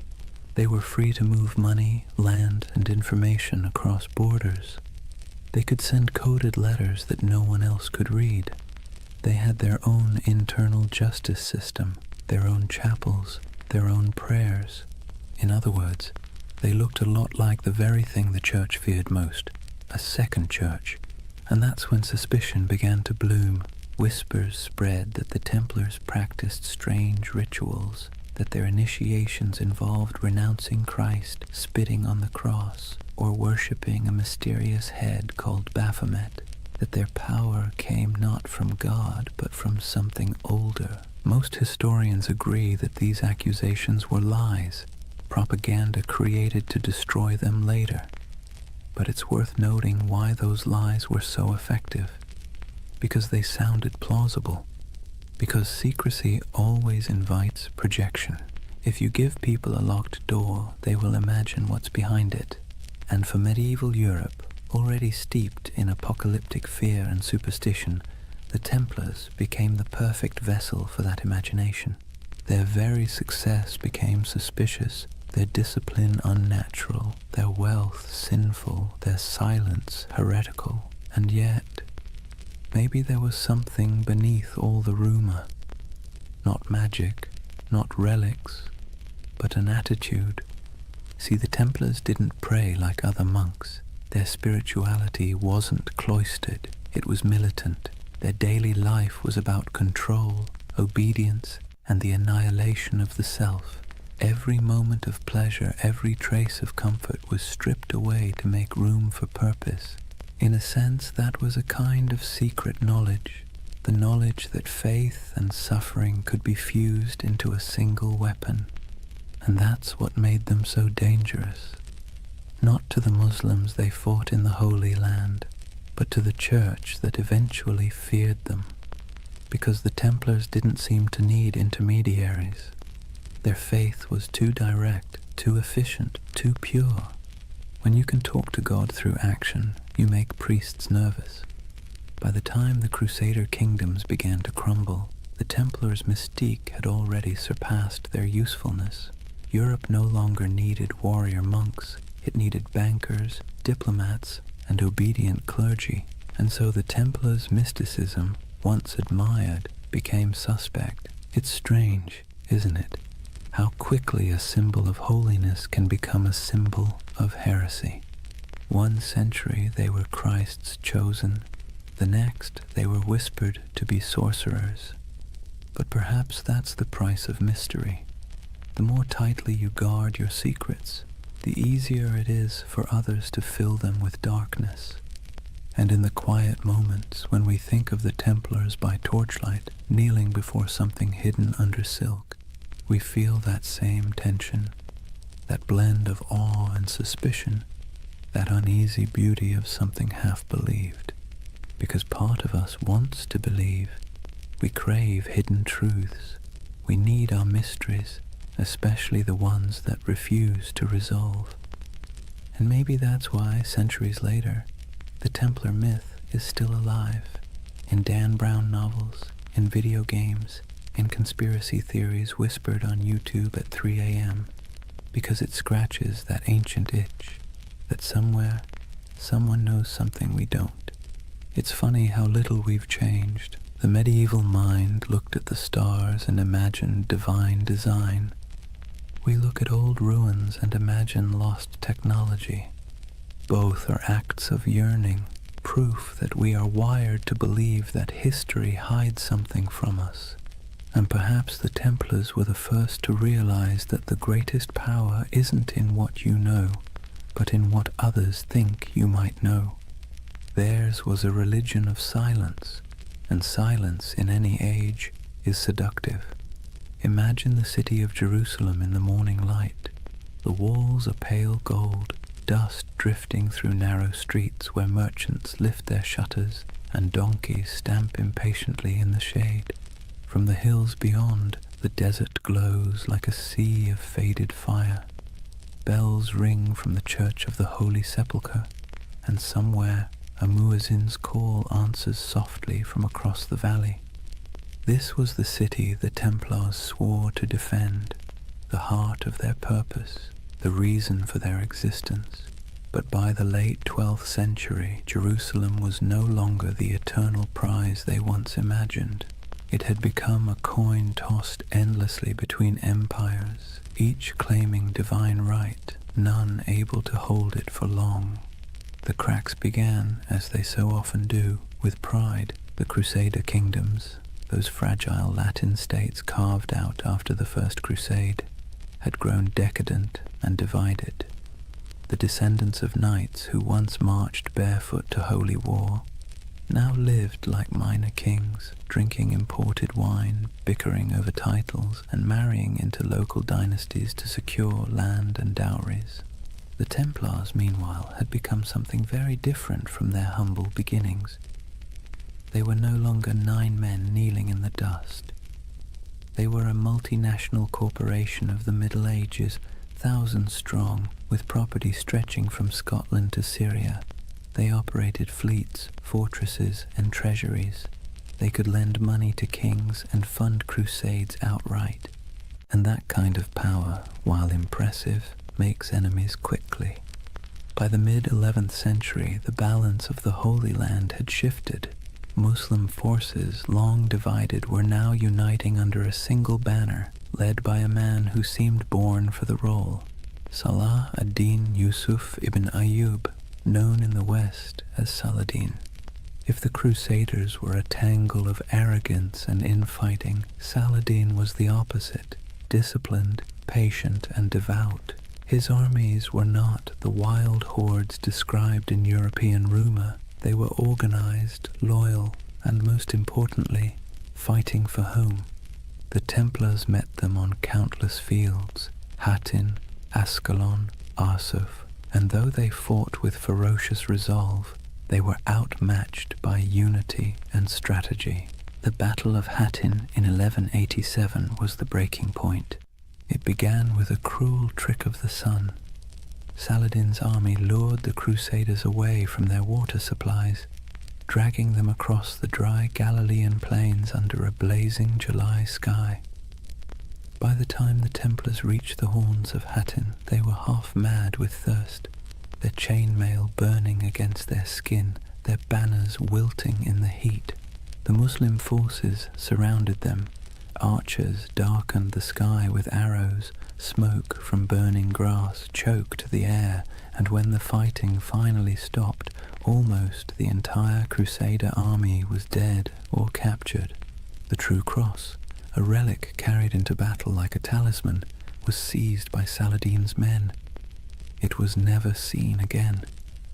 The Templar Grand Master Gerard de Riedfort was taken alive. Saladin spared him, though many of his brothers were executed. He would live long enough to watch the walls of Jerusalem fall later that same year. When word reached Europe that the Holy City was gone, it was as if the world itself had cracked open. Sermons thundered across cathedrals, blaming sin, pride, and divine wrath. Monarchs trembled, pilgrims wept.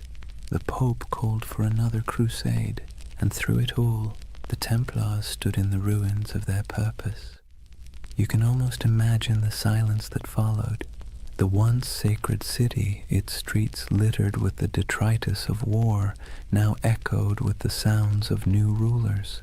The Templar headquarters on the Temple Mount was emptied, their altars dismantled, their treasures seized. What began as a holy mission now looked suspiciously like a failure of faith. For the first time, the Templars were without their holy ground, and without Jerusalem. They were forced to confront an uncomfortable truth. If the temple was gone, what exactly were they the knights of anymore? But endings have a way of becoming beginnings. Driven from the holy city, the Templars retreated to the coast, to Acre, Tyre, and Cyprus, where they rebuilt themselves as the guardians of ports and pilgrims rather than of the temple itself. Their castles became symbols of endurance. Crac des Chevaliers in Syria rose like a stone crown over the hills, its walls layered and massive, designed to resist even the most determined siege. Safed Tortosa, Athlit, each fortress a defiant miracle of engineering, built with geometry, patience, and faith in stone. In those high towers, the Templars kept the flame of their order alive. But it was different now. Less about holy destiny, more about survival. Their discipline hardened into something colder. Their prayers became shorter, their eyes sharper. They trained recruits not to imagine glory, but to endure isolation, hunger, and the dull ache of endless duty. And yet, despite all this loss, their legend somehow grew. Europe romanticized them even as the Holy Land slipped away. Chroniclers back home painted the Templars as holy martyrs, holding back the tide of heathens. Donations poured in. New recruits arrived from noble families eager for redemption. It's one of history's great ironies. The worse they failed in the East, the more powerful they became in the West. But under the surface, something had changed. Their order was no longer about the sacred geography of Jerusalem. It was about the machinery of power. And in that subtle shift from spiritual to financial, the seeds of their downfall were already being sown.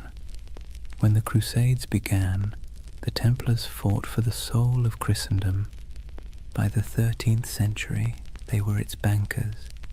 They lent to kings and nobles, secured transport for crusading armies, and managed estates that rivaled monasteries in wealth. Their temples in Paris, London, and Aragon became repositories for gold and secrets. Some said their vaults held the lost relics of the East. Others whispered that beneath their churches, tunnels led to rooms where initiates swore oaths in candlelight, swearing not to crown or cross, but to something older. In truth, those basements probably held nothing more exotic than ledgers and coin chests, but perception, as always, was more dangerous than reality. To kings in debt, the Templars' wealth was an insult. To the Church, their independence was heresy. And so, while the Templars rebuilt their fortresses and continued their crusading vows, the world around them quietly changed. New powers rose, old faiths fractured. Europe began to turn inward, to trade, to politics, to profit. The dream of Jerusalem faded like smoke on the horizon. The Templars became relics themselves, living fossils of an age of faith that no longer fit the world they helped create. And perhaps that's the tragedy at the heart of their story. They were men who built a system so efficient, so disciplined, that it outlasted their original purpose. Their creed was supposed to die with Jerusalem, but it didn't. It calcified. It spread through Europe's veins, into its banks, its armies, its bureaucracies. Even as they prayed for salvation, they were laying the groundwork for capitalism, for modern finance, for the idea that faith could be managed like currency. When you think about it, that might be their most heretical legacy of all. In the distance, though, back on those coastal walls, you can almost still hear the wind off the sea whistling through the battlements of Acre. The Templar banners still flutter there in imagination, crimson crosses fading against the salt air. They never stopped believing they could reclaim the Holy Land. They never stopped waiting for the day the horns would sound again. But faith, like empire, has tides, and the tide was already receding. Imagine standing on the ramparts of Acre at twilight. The sea stretches endlessly westward, glowing copper beneath the dying sun.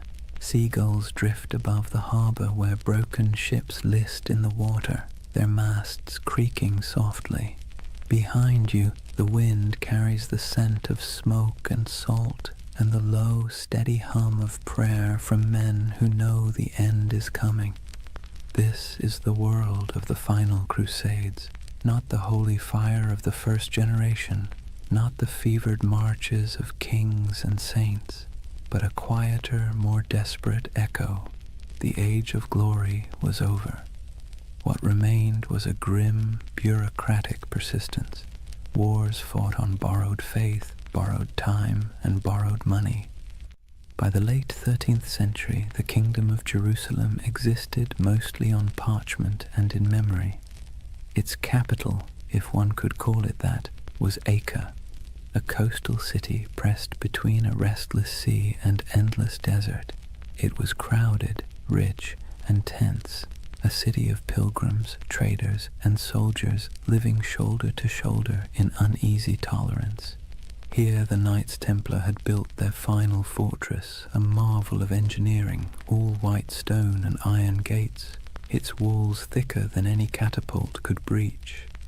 Within those walls, gold and relics were stored in vaults beneath torchlit halls.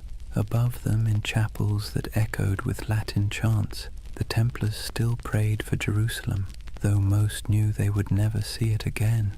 They had become the custodians of a dream already dying. The last crusades were not holy wars anymore. They were logistics operations, charters, supply lines, contracts. The romantic image of knights charging across the desert had long since been replaced by the grinding reality of politics. Kings back in Europe promised armies and delivered excuses. Popes issued bulls calling for redemption and sent none. The Templars and their rivals, the Knights Hospitaller, did what they could. They fortified the remaining coastal strongholds, trained recruits from France and England, and negotiated uneasy truces with Muslim rulers, who now viewed them less as enemies and more as relics of a fading age. For nearly a century, the Templars held their line. A few miles of coast, a handful of towers, and the weight of an entire lost empire on their shoulders. Then, in 1291, the inevitable came. A vast Mamluk army, disciplined, relentless, and armed with the confidence of history, swept across the plains toward Acre. Their banners blackened the horizon. Their engines rolled like thunder. Inside the city, panic spread like wildfire. Citizens fled to the harbor, merchants burned their ledgers, priests carried relics to the ships, whispering prayers that no one believed would work. The Templars, as always, took their positions. From the battlements, they could see the Mamluk campfires stretching endlessly into the desert night. The siege began with drums, then fire, then days of unbroken assault. It was not the glorious last stand of legend. It was chaos. Stones crashed into the towers, arrows rained like iron hail, walls cracked and bled dust. The Templars fought with methodical silence, their discipline unbroken even as everything around them burned. Eyewitnesses would later write that when the outer wall finally collapsed, the sound was like a mountain giving way. Within days, Acre was gone. The Templar fortress fell piece by piece, and those who survived fled to their ships, carrying little more than their order's banner and the bitter taste of failure.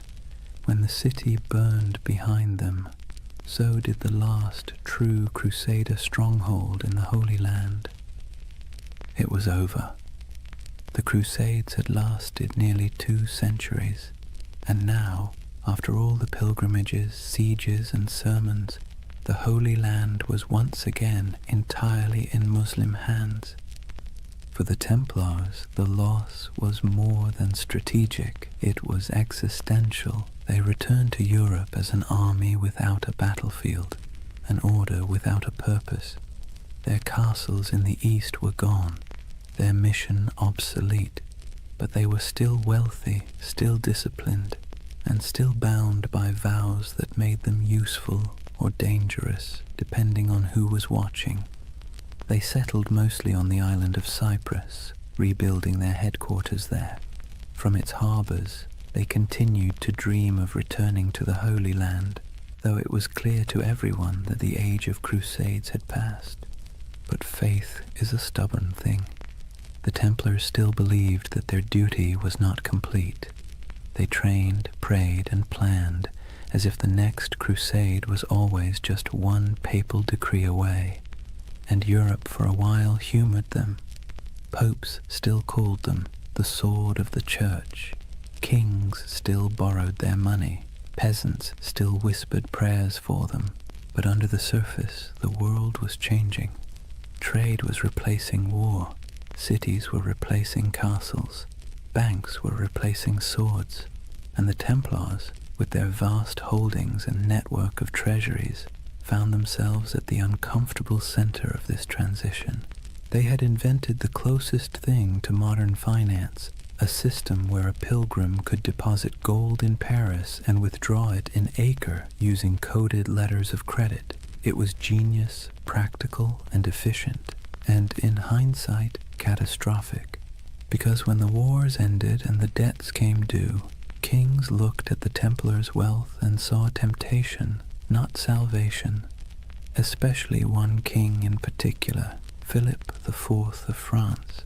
Philip was a man both pious and paranoid. He owed the Templars enormous sums of money, loans for his wars, his court, his vanity. But he also saw their independence as an affront. They answered not to him, but to the Pope.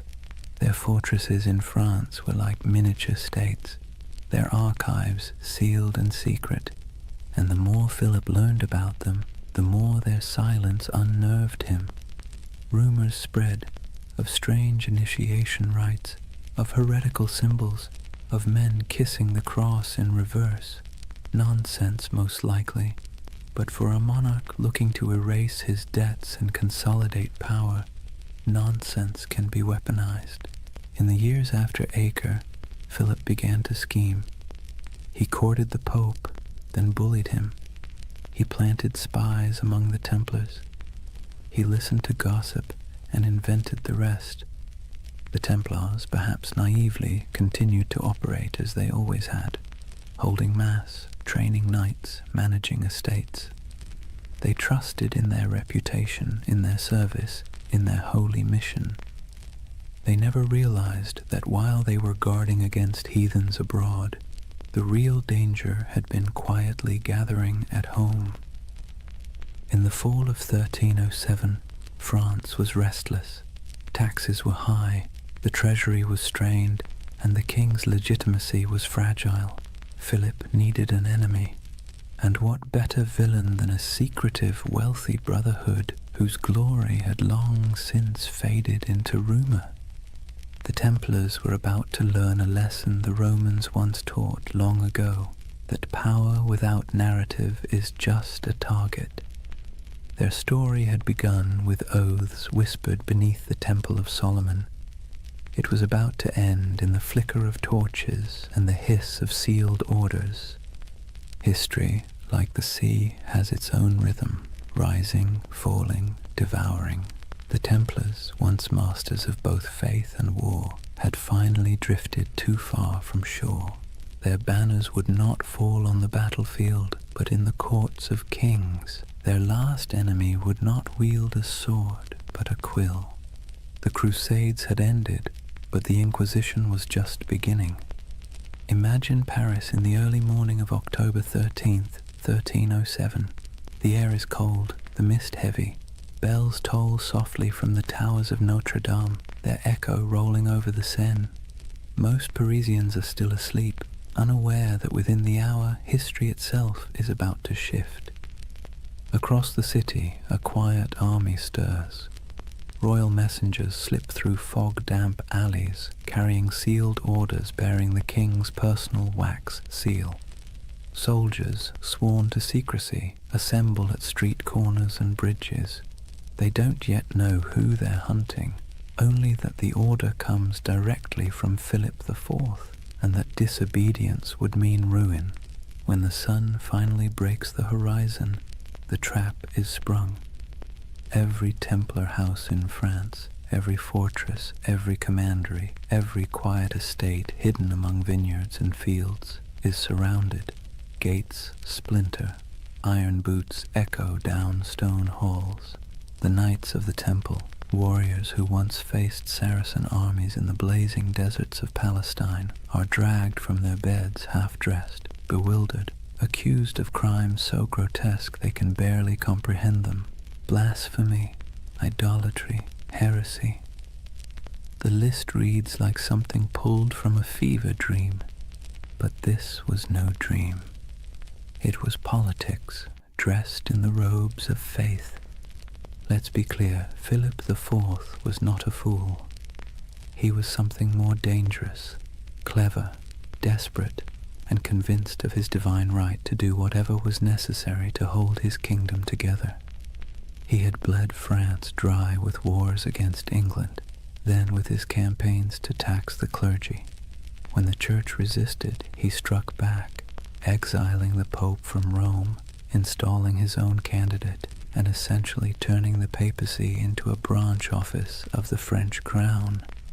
That Pope was Clement V, a man whose spine was as soft as the velvet cushions he sat on. Officially, he ruled from Rome.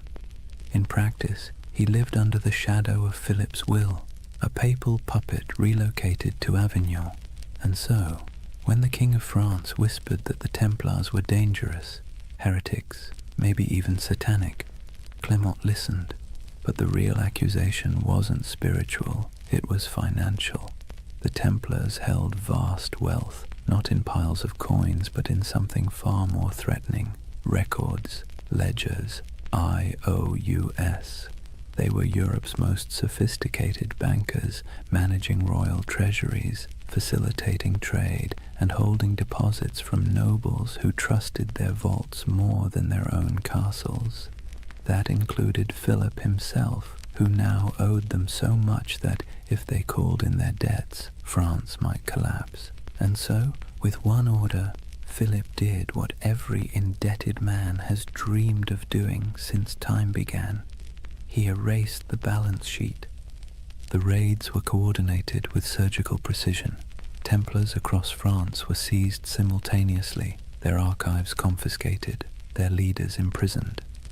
Jacques de Molay, the Grand Master, was arrested in Paris, along with his top commanders. He had been a guest of honor at the king's court just days before, attending the funeral of Philip's sister. Now his hospitality was rewarded with chains. The interrogations began almost immediately. The king's agents, men of ink and iron, demanded confessions to every sin imaginable. They accused the Templars of denying Christ, of spitting on the cross during initiation, of worshipping a mysterious idol called Baphomet. They spoke of obscene rituals, secret kisses, and dark oaths taken by candlelight. And under torture, men will say anything. By the week's end, confessions poured in, broken, contradictory, desperate. Some swore they had been tricked, others simply wept and signed whatever parchment was placed before them. The king had his proof. But outside the dungeons, the world was less convinced. The charges made no sense. The Templars were fanatically religious, sworn to poverty, chastity, and obedience. Their prayers structured their lives so tightly that even eating and sleeping were acts of devotion. To accuse them of heresy felt like accusing monks of witchcraft. But logic was irrelevant. The spectacle was the point. Philip had turned the trial into theatre. He invited clergy, nobles, and the public to hear the confessions. He displayed the trembling knights as examples of corruption and divine justice. He presented himself as the defender of Christendom, cleansing it of hidden rot. And for a public weary of taxes, famine, and failed wars, it worked. People love a villain, especially one that used to be untouchable. Meanwhile, Clement V hesitated. As head of the church, the Templars were technically under his jurisdiction, not Philip's, and he knew, deep down, that the charges were absurd.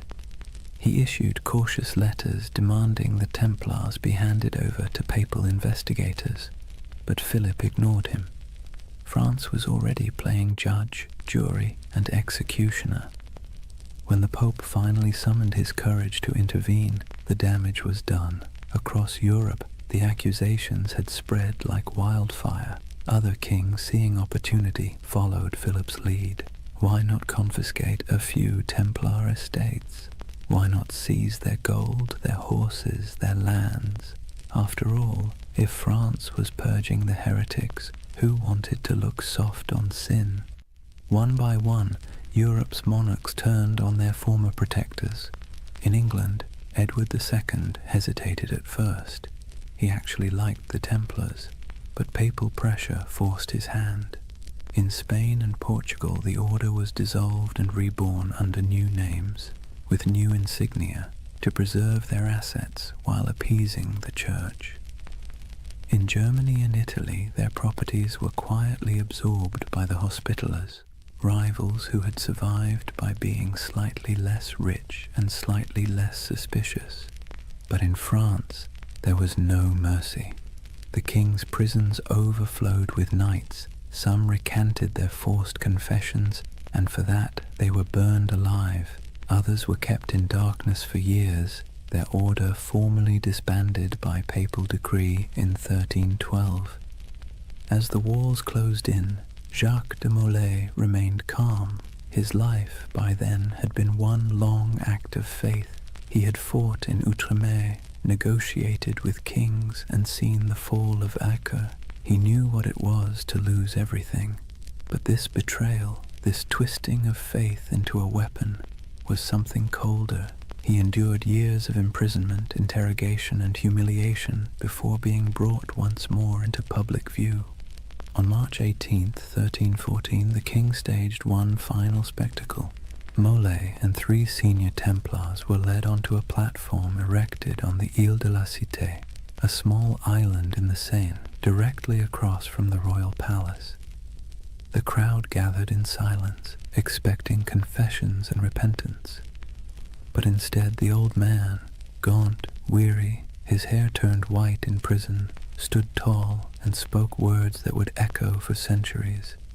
He retracted every confession, declared the order innocent, condemned the lies, the cruelty, the injustice. The crowd gasped. The executioners hesitated. Even Philip's officials seemed unsure what to do. But the king, unmoved, ordered the fires lit immediately, and as the flames climbed, witnesses said Jacques de Molay did not scream. He stood, unmoving, until the smoke swallowed him. According to legend, with his final breath, he called down a curse, summoning the Pope and the king to meet him before God within a year. It sounds like myth, but here's the strange part. Both men did die within 12 months. Philip collapsed suddenly during a hunting trip. Clement succumbed to illness not long after. Their bodies, it was said, refused to rest peacefully. One burned, one desecrated by lightning. History, for once, indulged in poetic justice, and so ended the Knights Templar, at least on paper. Their castles were seized, their treasure vanished, their order dissolved, but their legend, that refused to die. Whispers began immediately, of ships slipping away from La Rochelle under cover of night, carrying gold, relics, and sacred texts, of surviving knights who fled north to Scotland or vanished into the Alps, of secret brotherhoods, the Freemasons, the Rosicrucians, who claimed descent from the last guardians of the temple. It's hard to tell where history ends and myth begins. Maybe they're the same thing now, a story too powerful to stay buried. The fires of Paris went out, the ashes scattered. But in the imagination of every generation since, the Templars never stopped riding. Their red crosses still gleam faintly in the dark corners of our collective memory, where faith and conspiracy meet like 2 mirrors reflecting forever. Chapter 4. The Fall, the Curse, and the Immortal Legend. Take a deep breath and picture it again. Paris, 1314. The sun setting behind the grey spires, the river glinting like a blade, the crowd dispersing after the execution, their murmurs fading into the wind. For a moment, the city feels hollow. The flames have gone out, the smoke has thinned, and all that remains of the Knights Templar is the faint scent of burning oak and the whisper of rumour. It should have ended there, but history, like fire, has a way of smouldering long after the last spark dies. They say Jacques de Molay's final words were a curse.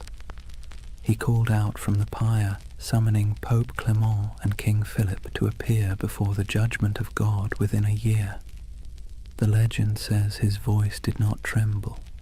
It carried through the crowd, past the walls of Paris, past the gilded windows of the royal palace, carried by the smoke as if heaven itself were listening.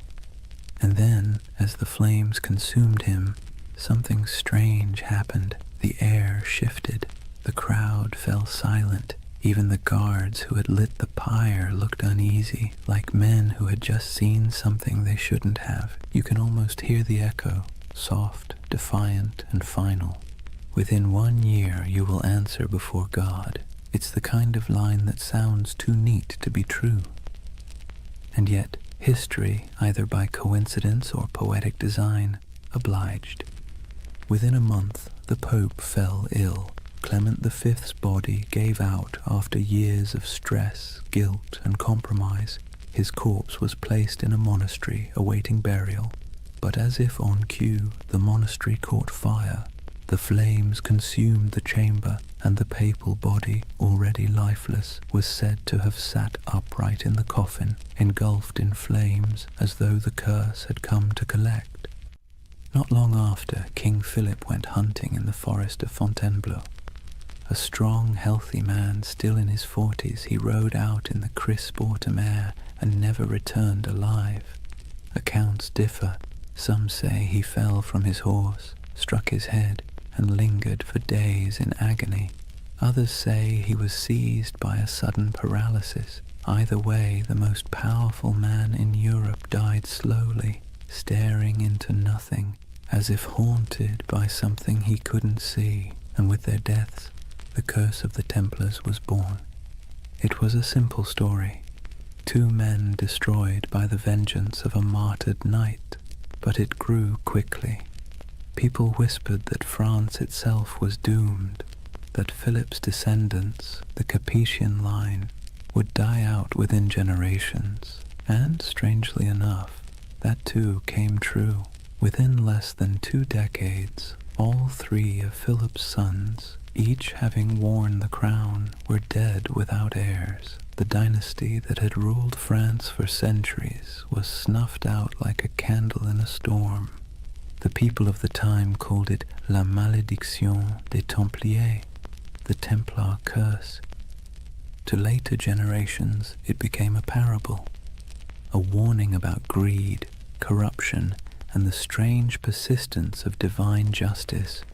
Of course, historians will tell you it was all coincidence, and maybe they're right. But that's the beautiful thing about history. It leaves just enough cracks for the imagination to pour through. When you close your eyes and think of those final days, it's not hard to believe that something larger was at work, a kind of cosmic balancing act, subtle and cruel.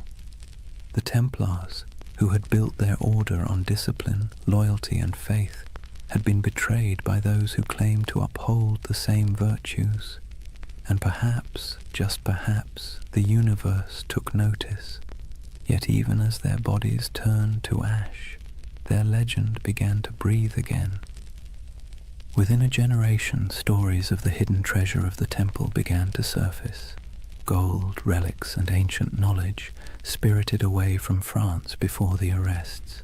Ships loaded in secret at the port of La Rochelle, sailing west into the mist. Some claimed they vanished into Scotland, others into Portugal, and some said they crossed the ocean itself, centuries before Columbus, to lands unknown. The myth of the lost Templar fleet became the fuel for countless tales. Sailors swore that on stormy nights they'd seen ghost ships bearing red crosses on their sails, gliding silently across the waves. Monks whispered of secret vaults beneath cathedrals where the last Templars hid sacred relics. And among peasants and pilgrims alike, a quiet belief took root.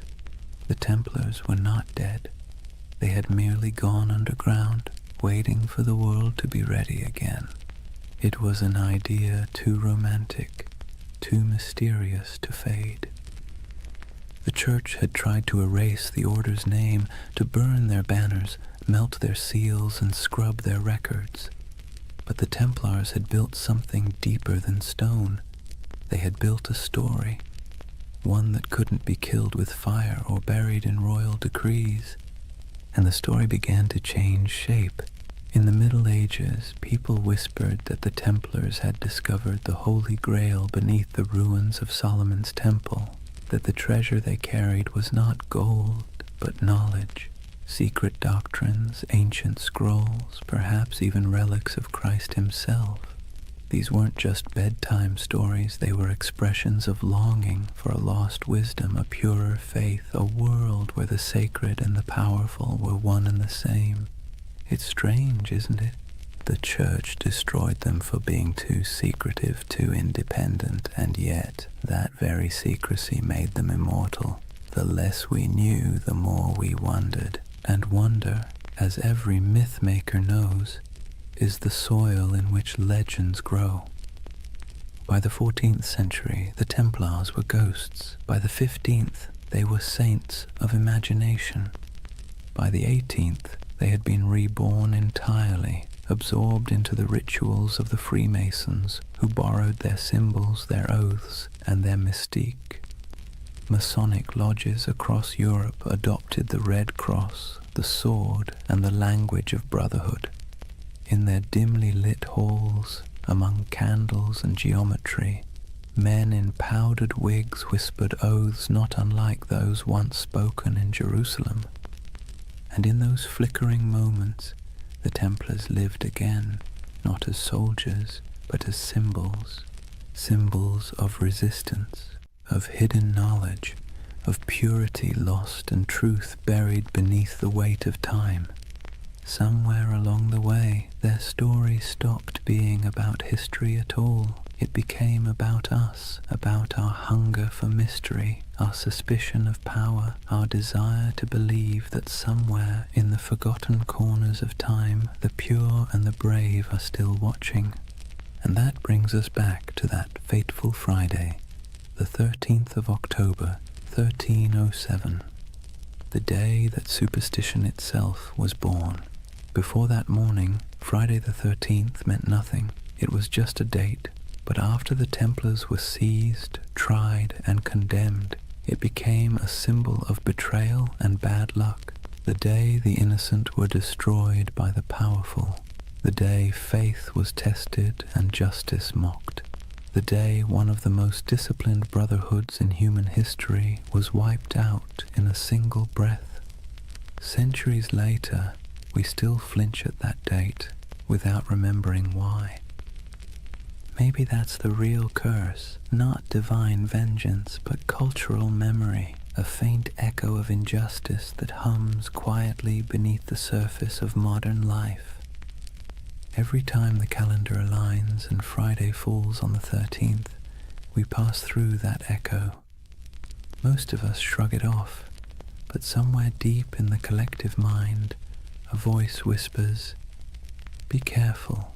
It's the whisper of a fire crackling on an island in the Seine. The whisper of 9 knights kneeling in the dark, taking oaths no one else would ever hear. History loves to bury its ghosts, but ghosts, if nothing else, are patient, and so the legend of the Templars endures, not as a warning, not as dogma, but as a lullaby for the restless, a story that reminds us that even in corruption, there can be faith. Even in endings, there can be echoes. That the night, however dark, always remembers the shape of its stars. Close your eyes for a moment and imagine the sea, a cold wind blowing from the west, the smell of salt, iron, and rain. It's October of 1307, just days after the arrests began. France is tightening like a fist. Across the countryside, Templar commanderies, once bustling with horses, treasure, and prayer, now sit silent under royal seals. Soldiers ransack vaults, priests pore over ledgers, and the knights, those who survive the sudden sweep, vanish like smoke, or at least, that's what history says. But if you listen carefully, beneath the crackle of parchment and the scratching of quills, you'll hear the ocean whispering another version. At the western edge of France, in the port of La Rochelle, witnesses claim they saw something strange. A convoy of ships flying the Red Cross of the Temple quietly slipped out to sea just before the arrests. The official records say nothing, but rumors say otherwise. Some say the ships were loaded with gold, silver, relics, and documents, everything the order held sacred. Others say they carried only men, brothers who refused to die in chains. Either way, when the king's men arrived to confiscate the Templar fleet, the docks were empty. Every ship was gone, vanished into the grey Atlantic mist. Where did they go? That question has haunted historians for centuries. Some claim they sailed north to Scotland, where King Robert the Bruce, excommunicated by the church, might have welcomed the outlawed knights. Scotland, after all, was in rebellion. Its land was cold, rugged, and far from papal reach. It's said that on the eve of Bannockburn in 1314, the same year Jacques de Molay was burned, a small band of armoured riders appeared on the battlefield, carrying the Red Cross. They turned the tide against the English, then disappeared as swiftly as they came. Is it true? Probably not, but as every good myth knows, plausibility is optional when the imagination takes hold. Others believe the Templars went west, farther than any Christian ship had gone, that they reached the shores of Portugal, and from there, the New World itself, centuries before Columbus. In Portugal, after all, the Templar legacy is easy to trace. King Denis, who admired the order's discipline and skill, quietly rebranded them as a new brotherhood, the Order of Christ. Same men, same property, same goals, different name. Under that new banner, they built fortresses, trained explorers, and financed voyages. Centuries later, one of their spiritual heirs, a man named Prince Henry the Navigator, would launch the Age of Exploration, and the Red Cross of the Templars would appear again, painted on the sails of caravels bound for Africa, India, and beyond. You've seen it before, even if you didn't notice it. The ships of Columbus, the sails of Vasco da Gama, the Red Cross fluttering against the wind. A silent inheritance, passed from the knights who once guarded pilgrims to the sailors who remapped the world. And so, some say, the Templars never truly vanished. They evolved. They traded swords for sextants and Jerusalem for the horizon. But there's another theory, quieter, stranger, almost tender in its melancholy, that many of the surviving Templars simply went home. Imagine them. Men in their 40s or 50s, scarred from years of crusade, watching everything they believed in collapse. Some fled across borders, shaving their beards, burning their mantles, blending back into ordinary life. A few became monks in other orders. A few became mercenaries fighting in wars for causes that meant less to them than the discipline itself. And some perhaps wandered until they disappeared entirely. It's easy to picture one, an old knight on a country road in Burgundy, walking beside a thin horse, whispering the prayers he'd once spoken in Latin under vaulted stone. The world had moved on, but his habits hadn't. He still woke before dawn. He still ate in silence. He still believed that somewhere, somehow, the temple would rise again. History doesn't record their names, but you can almost feel their absence, like a missing note in a song.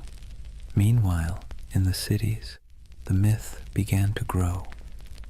People whispered that the knights had gone underground, forming secret brotherhoods that passed their wisdom down through generations. Some pointed to the Freemasons, whose ceremonies echoed Templar oaths of loyalty and secrecy. Others to the Rosicrucians, the mystics of the Renaissance who claimed to guard ancient knowledge. And later still, to shadowy organizations whispered about in smoky taverns, societies of men who spoke in symbols, who wore rings marked with crosses, and who always seemed to know more than they should. Whether any of it was true didn't matter. What mattered was that the idea felt true, because deep down, humanity hates endings. We don't like to believe that things simply stop, that great movements vanish overnight.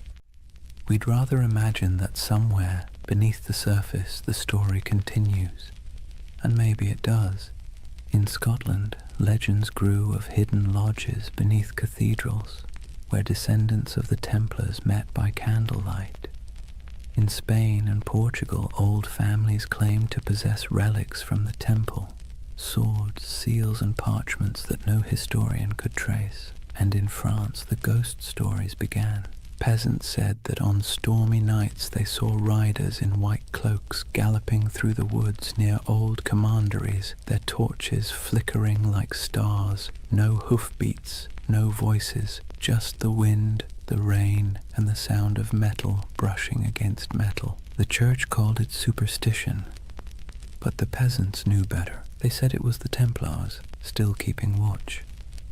Centuries later, during the French Revolution, when mobs looted churches and burned archives, strange things were found. Stone carvings of Templar crosses hidden behind altars, letters sealed with wax bearing the order's symbol, and cryptic diagrams suggesting that not everything had been destroyed. Even Napoleon, the great skeptic, was rumored to have been fascinated by them. When he invaded Egypt in 1798, he brought with him not just soldiers, but scholars, engineers, and, oddly enough, men obsessed with the Templar myth. They saw the pyramids, the ruins of ancient Alexandria, and believed they were walking in the same footsteps as those mysterious knights who had once dug beneath Solomon's temple. It was as if every century rediscovered the Templars anew, each generation projecting its own dreams onto their ghost. For the Renaissance, they were seekers of hidden wisdom. For the Enlightenment, martyrs of superstition. For the modern age, symbols of rebellion against authority.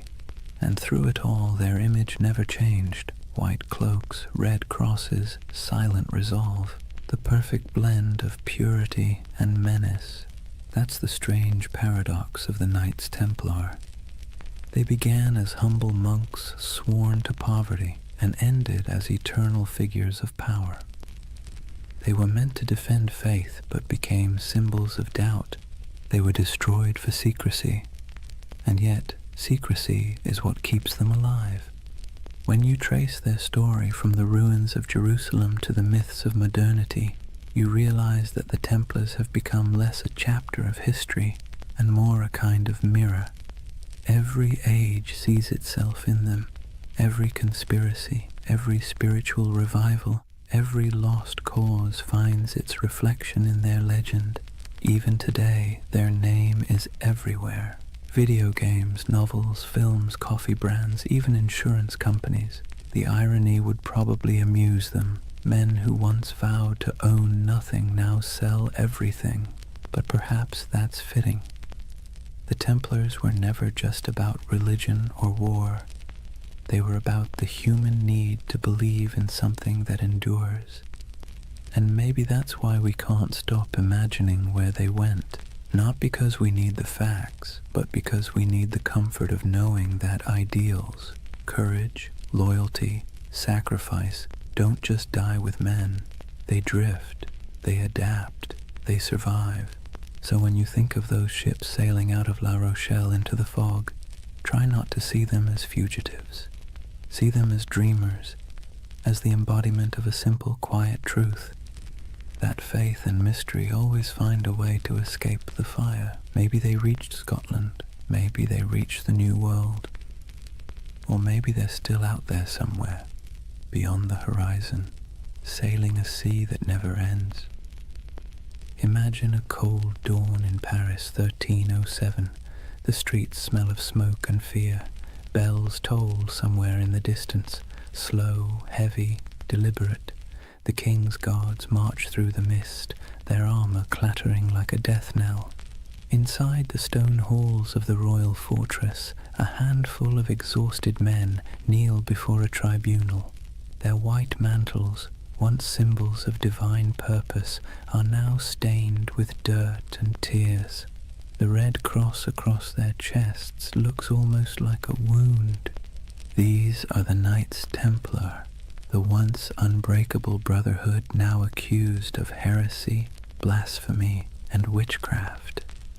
Their Grand Master, Jacques de Molay, stands among them.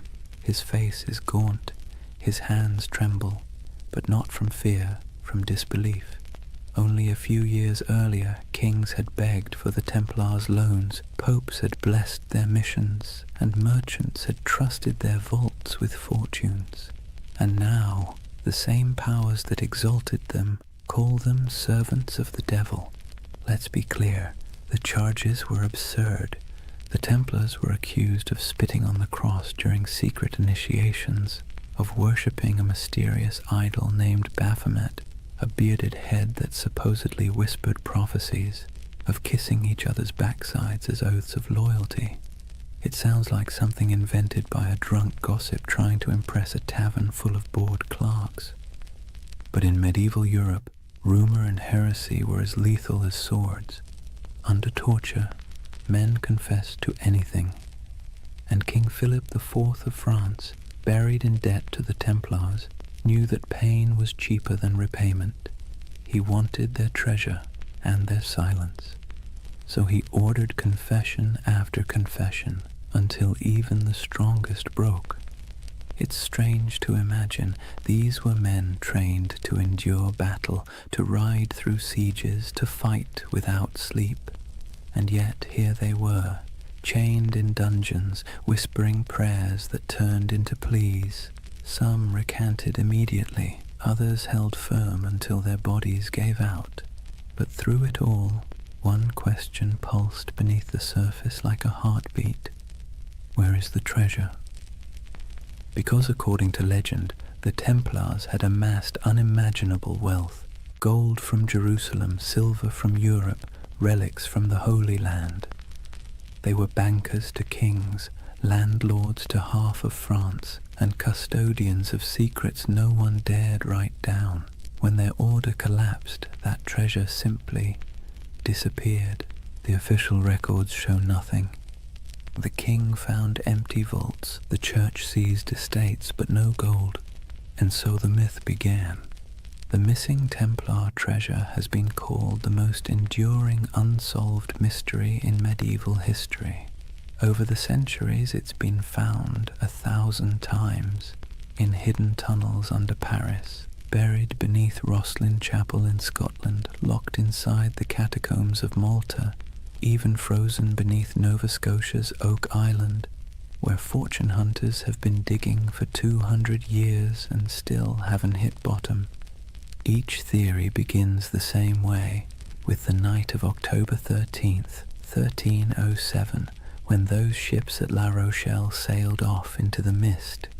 And each theory ends the same way, with an empty map and more questions. But maybe the treasure wasn't gold at all. Maybe what they protected wasn't wealth, but knowledge. There's a quiet rumor, older than the Freemasons, older than most conspiracy theories, that the Templars discovered something beneath the ruins of Solomon's temple during their early years in Jerusalem. What it was, no one agrees on. Some say it was the Holy Grail, not a cup, but a secret bloodline. Others claim it was the Ark of the Covenant, still humming with divine energy. And a few whisper that it was something far less biblical, ancient texts from before recorded history, knowledge so profound it could rewrite theology itself. Whatever it was, the rumor insists that the Templars hid it, not in one place, but in many. Fragments scattered like seeds across Europe, buried under chapels, sealed in crypts, or disguised as relics. You can almost imagine it. Stone corridors lit by flickering torches, brothers moving in silence, passing relics wrapped in linen. No words spoken, no records written, only vows that what was found in the Holy Land must never be lost again. It's beautiful, isn't it?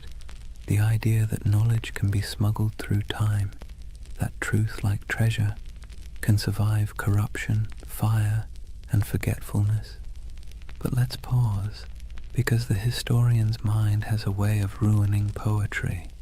The truth is, most of what the Templars had was painfully ordinary. Farms, mills, vineyards, warehouses. Their treasure was bookkeeping. Still, the legend persists, because it speaks to something deeper, a yearning for meaning behind mystery. We want to believe that somewhere beneath the dust, something sacred still waits to be uncovered, and maybe, in a way, it does. Because even stripped of myth, the story of the Templar trials is a perfect reflection of how power consumes its own creation. King Philip's campaign wasn't just about greed, it was about fear, the kind that festers when kings realize faith answers to no one. The Templars had grown too independent. Their wealth was international. Their loyalty was to God, not to any throne. They were an early version of globalization, efficient, disciplined, untaxed. They'd become everything monarchs hate, powerful, moral, and incorruptible. And so Philip did what tyrants always do when faced with something they can't control. He called it evil.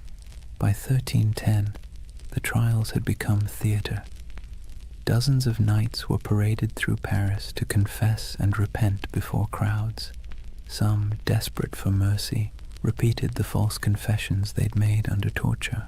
Others refused, and for that they were burned. The flames were said to burn clean. No black smoke, only white. People whispered it was the Holy Spirit taking their souls.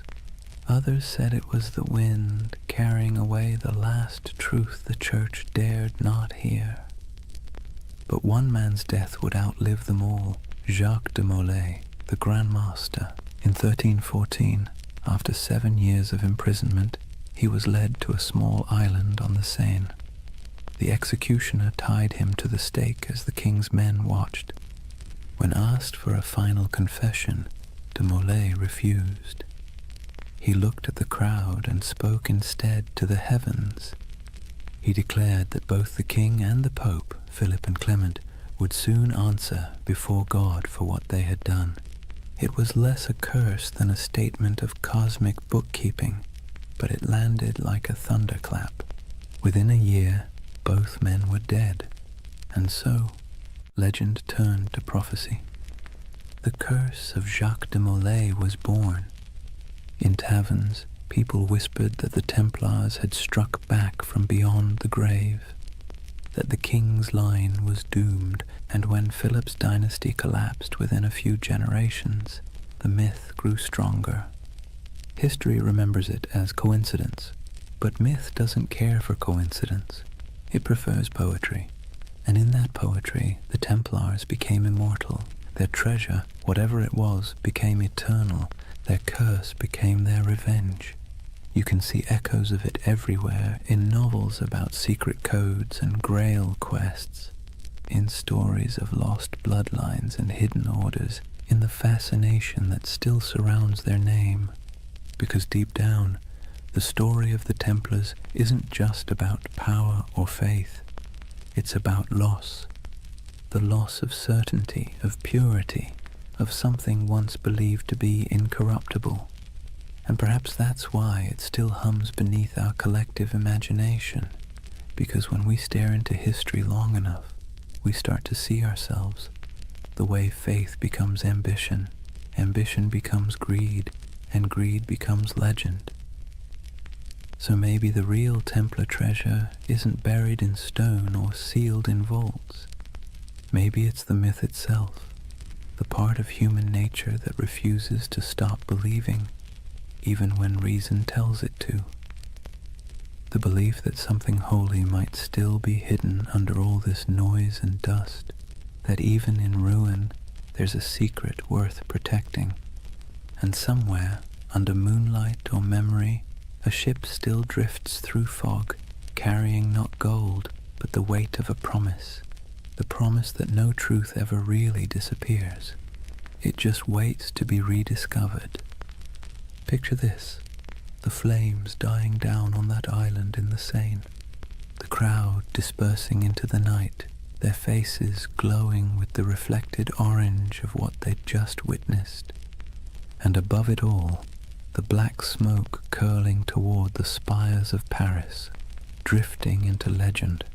Jacques de Molay was dead, but his curse, if you believe in such things, had already taken root. The chroniclers of the time, even the cautious ones, couldn't ignore what happened next. Within months, Pope Clement V was dead of illness.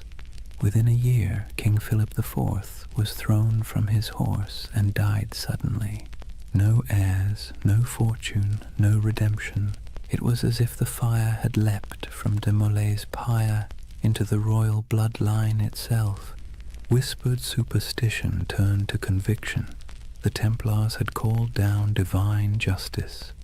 And that's where history ends and myth truly begins, because after that day the Knights Templar ceased to exist in the record. Their castles were seized, their lands divided, their members absorbed into other orders or driven into hiding. But their name, their symbol, only grew stronger. You can destroy a building, you can hang a man, but you can't kill an idea that has already become a myth. Let's be honest. The world loves a good mystery wrapped in moral ambiguity. The Templars were the perfect storm, part saint, part sinner, disciplined yet secretive, blessed yet cursed. And so, century after century, their shadow kept resurfacing in new disguises. In medieval Germany, people whispered that the Templars had gone underground, literally tunneling beneath mountains to guard their hidden treasure.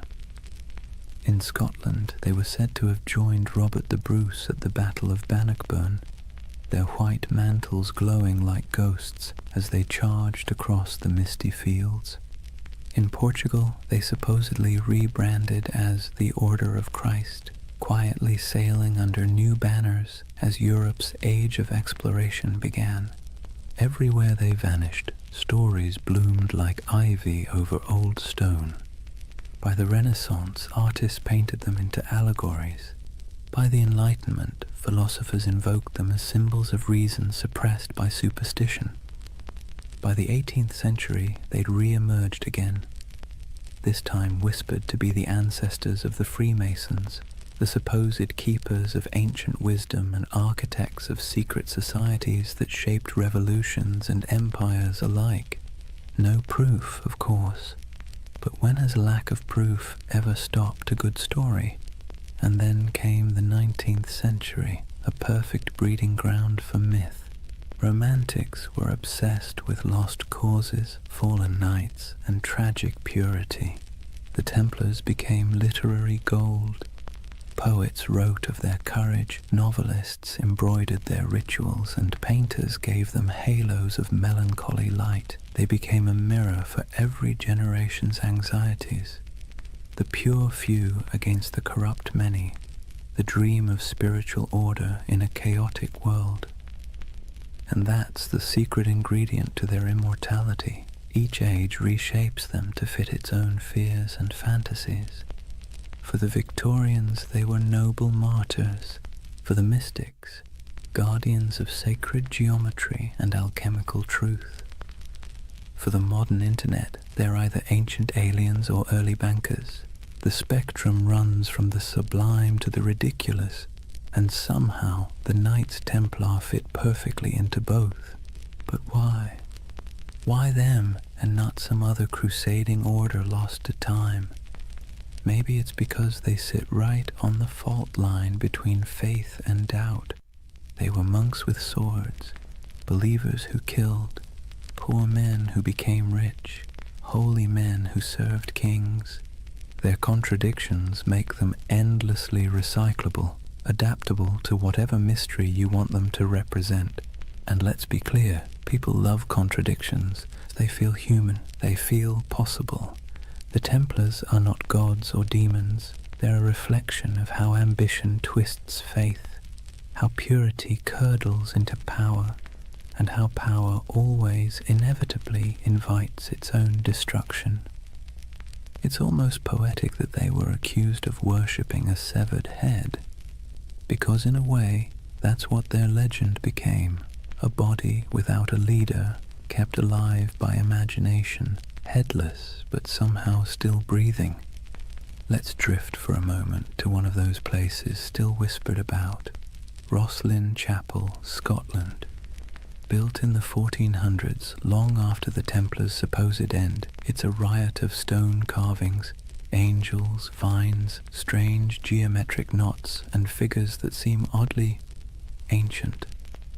In the quiet of that chapel, with dust in the sunlight and the faint echo of distant hymns, you can almost believe the stories, that beneath its floor lies a vault, and in that vault lies a secret, one so profound it could change everything we know about history. But then again, maybe it's just a crypt, maybe it's just stone and shadow, and maybe that's the point, that the real magic of the Templars isn't what they left behind, but what we keep searching for. Even their curse, that famous curse of de Molay, wasn't a curse at all until later writers made it one. It was a final speech, a cry for divine justice, but humans can't resist dramatizing justice into vengeance. We want the universe to mean something, to balance the scales, so we turn dying words into cosmic verdicts, and over time, that became the mythology we know today. Friday the 13th, the day of the arrests, turned into a symbol of bad luck. Their crosses became icons of mystery. Their disappearance became proof of survival. It's all absurd, and yet strangely comforting, because buried within the fantasy is a wish that truth survives corruption, that goodness hides rather than dies, that somewhere there's still a secret order of noble souls keeping the flame alive in a world that's long gone dark. And who knows, maybe that's true, not in the literal sense, but in the sense that stories are secret orders. Each retelling keeps the memory alive. Each listener becomes an initiate, one more person who knows that once there were men who tried to turn faith into action and paid the price. So when you hear their name, the Knights Templar, maybe don't imagine treasure or curses or cryptic symbols. Imagine something quieter, a group of men kneeling under torchlight, making promises they could never keep but tried to anyway. Imagine their breath clouding in the cold air, their armor cold against their skin, their hearts probably as uncertain as yours or mine. And perhaps in that uncertainty lies their true immortality, because we don't remember them as saints or villains. We remember them as the dream that somewhere in the chaos of history, people once believed they could create something pure, something incorruptible, something worth dying for. And though their towers have fallen and their banners turned to dust, the idea still flickers. In stone carvings, in folk tales, in the glow of every conspiracy theory forum at 3 a.m., the Templars endure not because they were flawless, but because they were human. And humans have always dreamed of perfection, even as we fall short of it. So when you finally close your eyes tonight, imagine the world they left behind. Imagine the quiet after the fire, the soft sound of waves against forgotten shores. Somewhere a candle burns low, somewhere an oath is whispered again, and somewhere in the deep rhythm of history the order still rides, not in armor but in memory, because the truth is, nothing truly holy ever dies. It simply changes shape and waits to be remembered. So now we reach the end, or rather, the echo. The story of the Knights Templar doesn't really end. It simply fades like candlelight in a long corridor, stretching further and further into shadow. If you've stayed with me through this entire journey, through crusades and curses, through deserts and dungeons, take a moment to notice the quiet. The world they built and the world they lost are both long gone, but the silence they left behind still hums with meaning. Imagine it, Europe asleep under frost, old cathedrals creaking with age, the moonlight brushing against statues of long-forgotten knights. In that stillness, you can almost hear them, the faint clink of armor, the whisper of prayer, the soft murmur of devotion and doubt braided together. Because that's what the Templars really were. Not gods, not monsters, just men standing at the fragile intersection between the sacred and the human. They tried to build heaven with earthly tools, swords, stone, oaths, and hope. And like everyone who's ever reached too high, they fell. But falling doesn't mean failure. It just means the dream became too heavy for the age that held it. History loves to paint the Templars as symbols of greed, of purity, of secrets, of sin. But perhaps they were simply mirrors, reflecting what every civilization fears most. That no matter how powerful we become, or how righteous we think we are, time will eventually unmake us, fold us back into silence. And yet, the beauty is that silence isn't nothing. It's the space where memory lives, it's where myths breathe, and it's where you, right now, can find peace. As you drift, think of how strange it is that the same stones that witnessed their vows now lie beneath traffic, beneath cities, beneath centuries of dust. But if you look closely, the pattern is still there, in church floor tiles, in the geometry of modern skylines, in the lingering idea that faith, when coupled with discipline, can move empires. Every age finds its Templars, not in armor, but in conviction, not guarding pilgrims, but guarding truth, or art, or compassion, or whatever fragile thing seems worth defending in their time.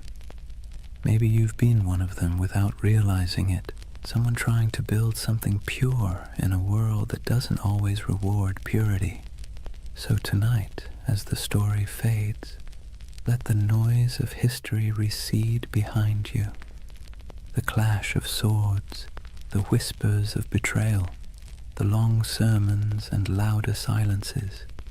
Let them dissolve into the steady rhythm of your breath, because this is what remains when the myths fall quiet. A reminder that even the grandest empires, the greatest orders, and the most secret brotherhoods eventually return to stillness. And in that stillness, something eternal stirs, not banners, not blood, but the simple, persistent urge to remember that once humans dreamed of divine perfection, that they believed in sacred duty, that they tried, however imperfectly, to bridge the distance between heaven and earth. And maybe that's enough. If you close your eyes now, you might see them one last time, riding slowly into the horizon, the sun setting behind them, their white mantles glowing faintly in the fading light. No words, no music, just the sound of hooves in the sand, steady as a heartbeat. And then quiet, the kind of quiet that carries centuries. So let the world of the Templars drift away.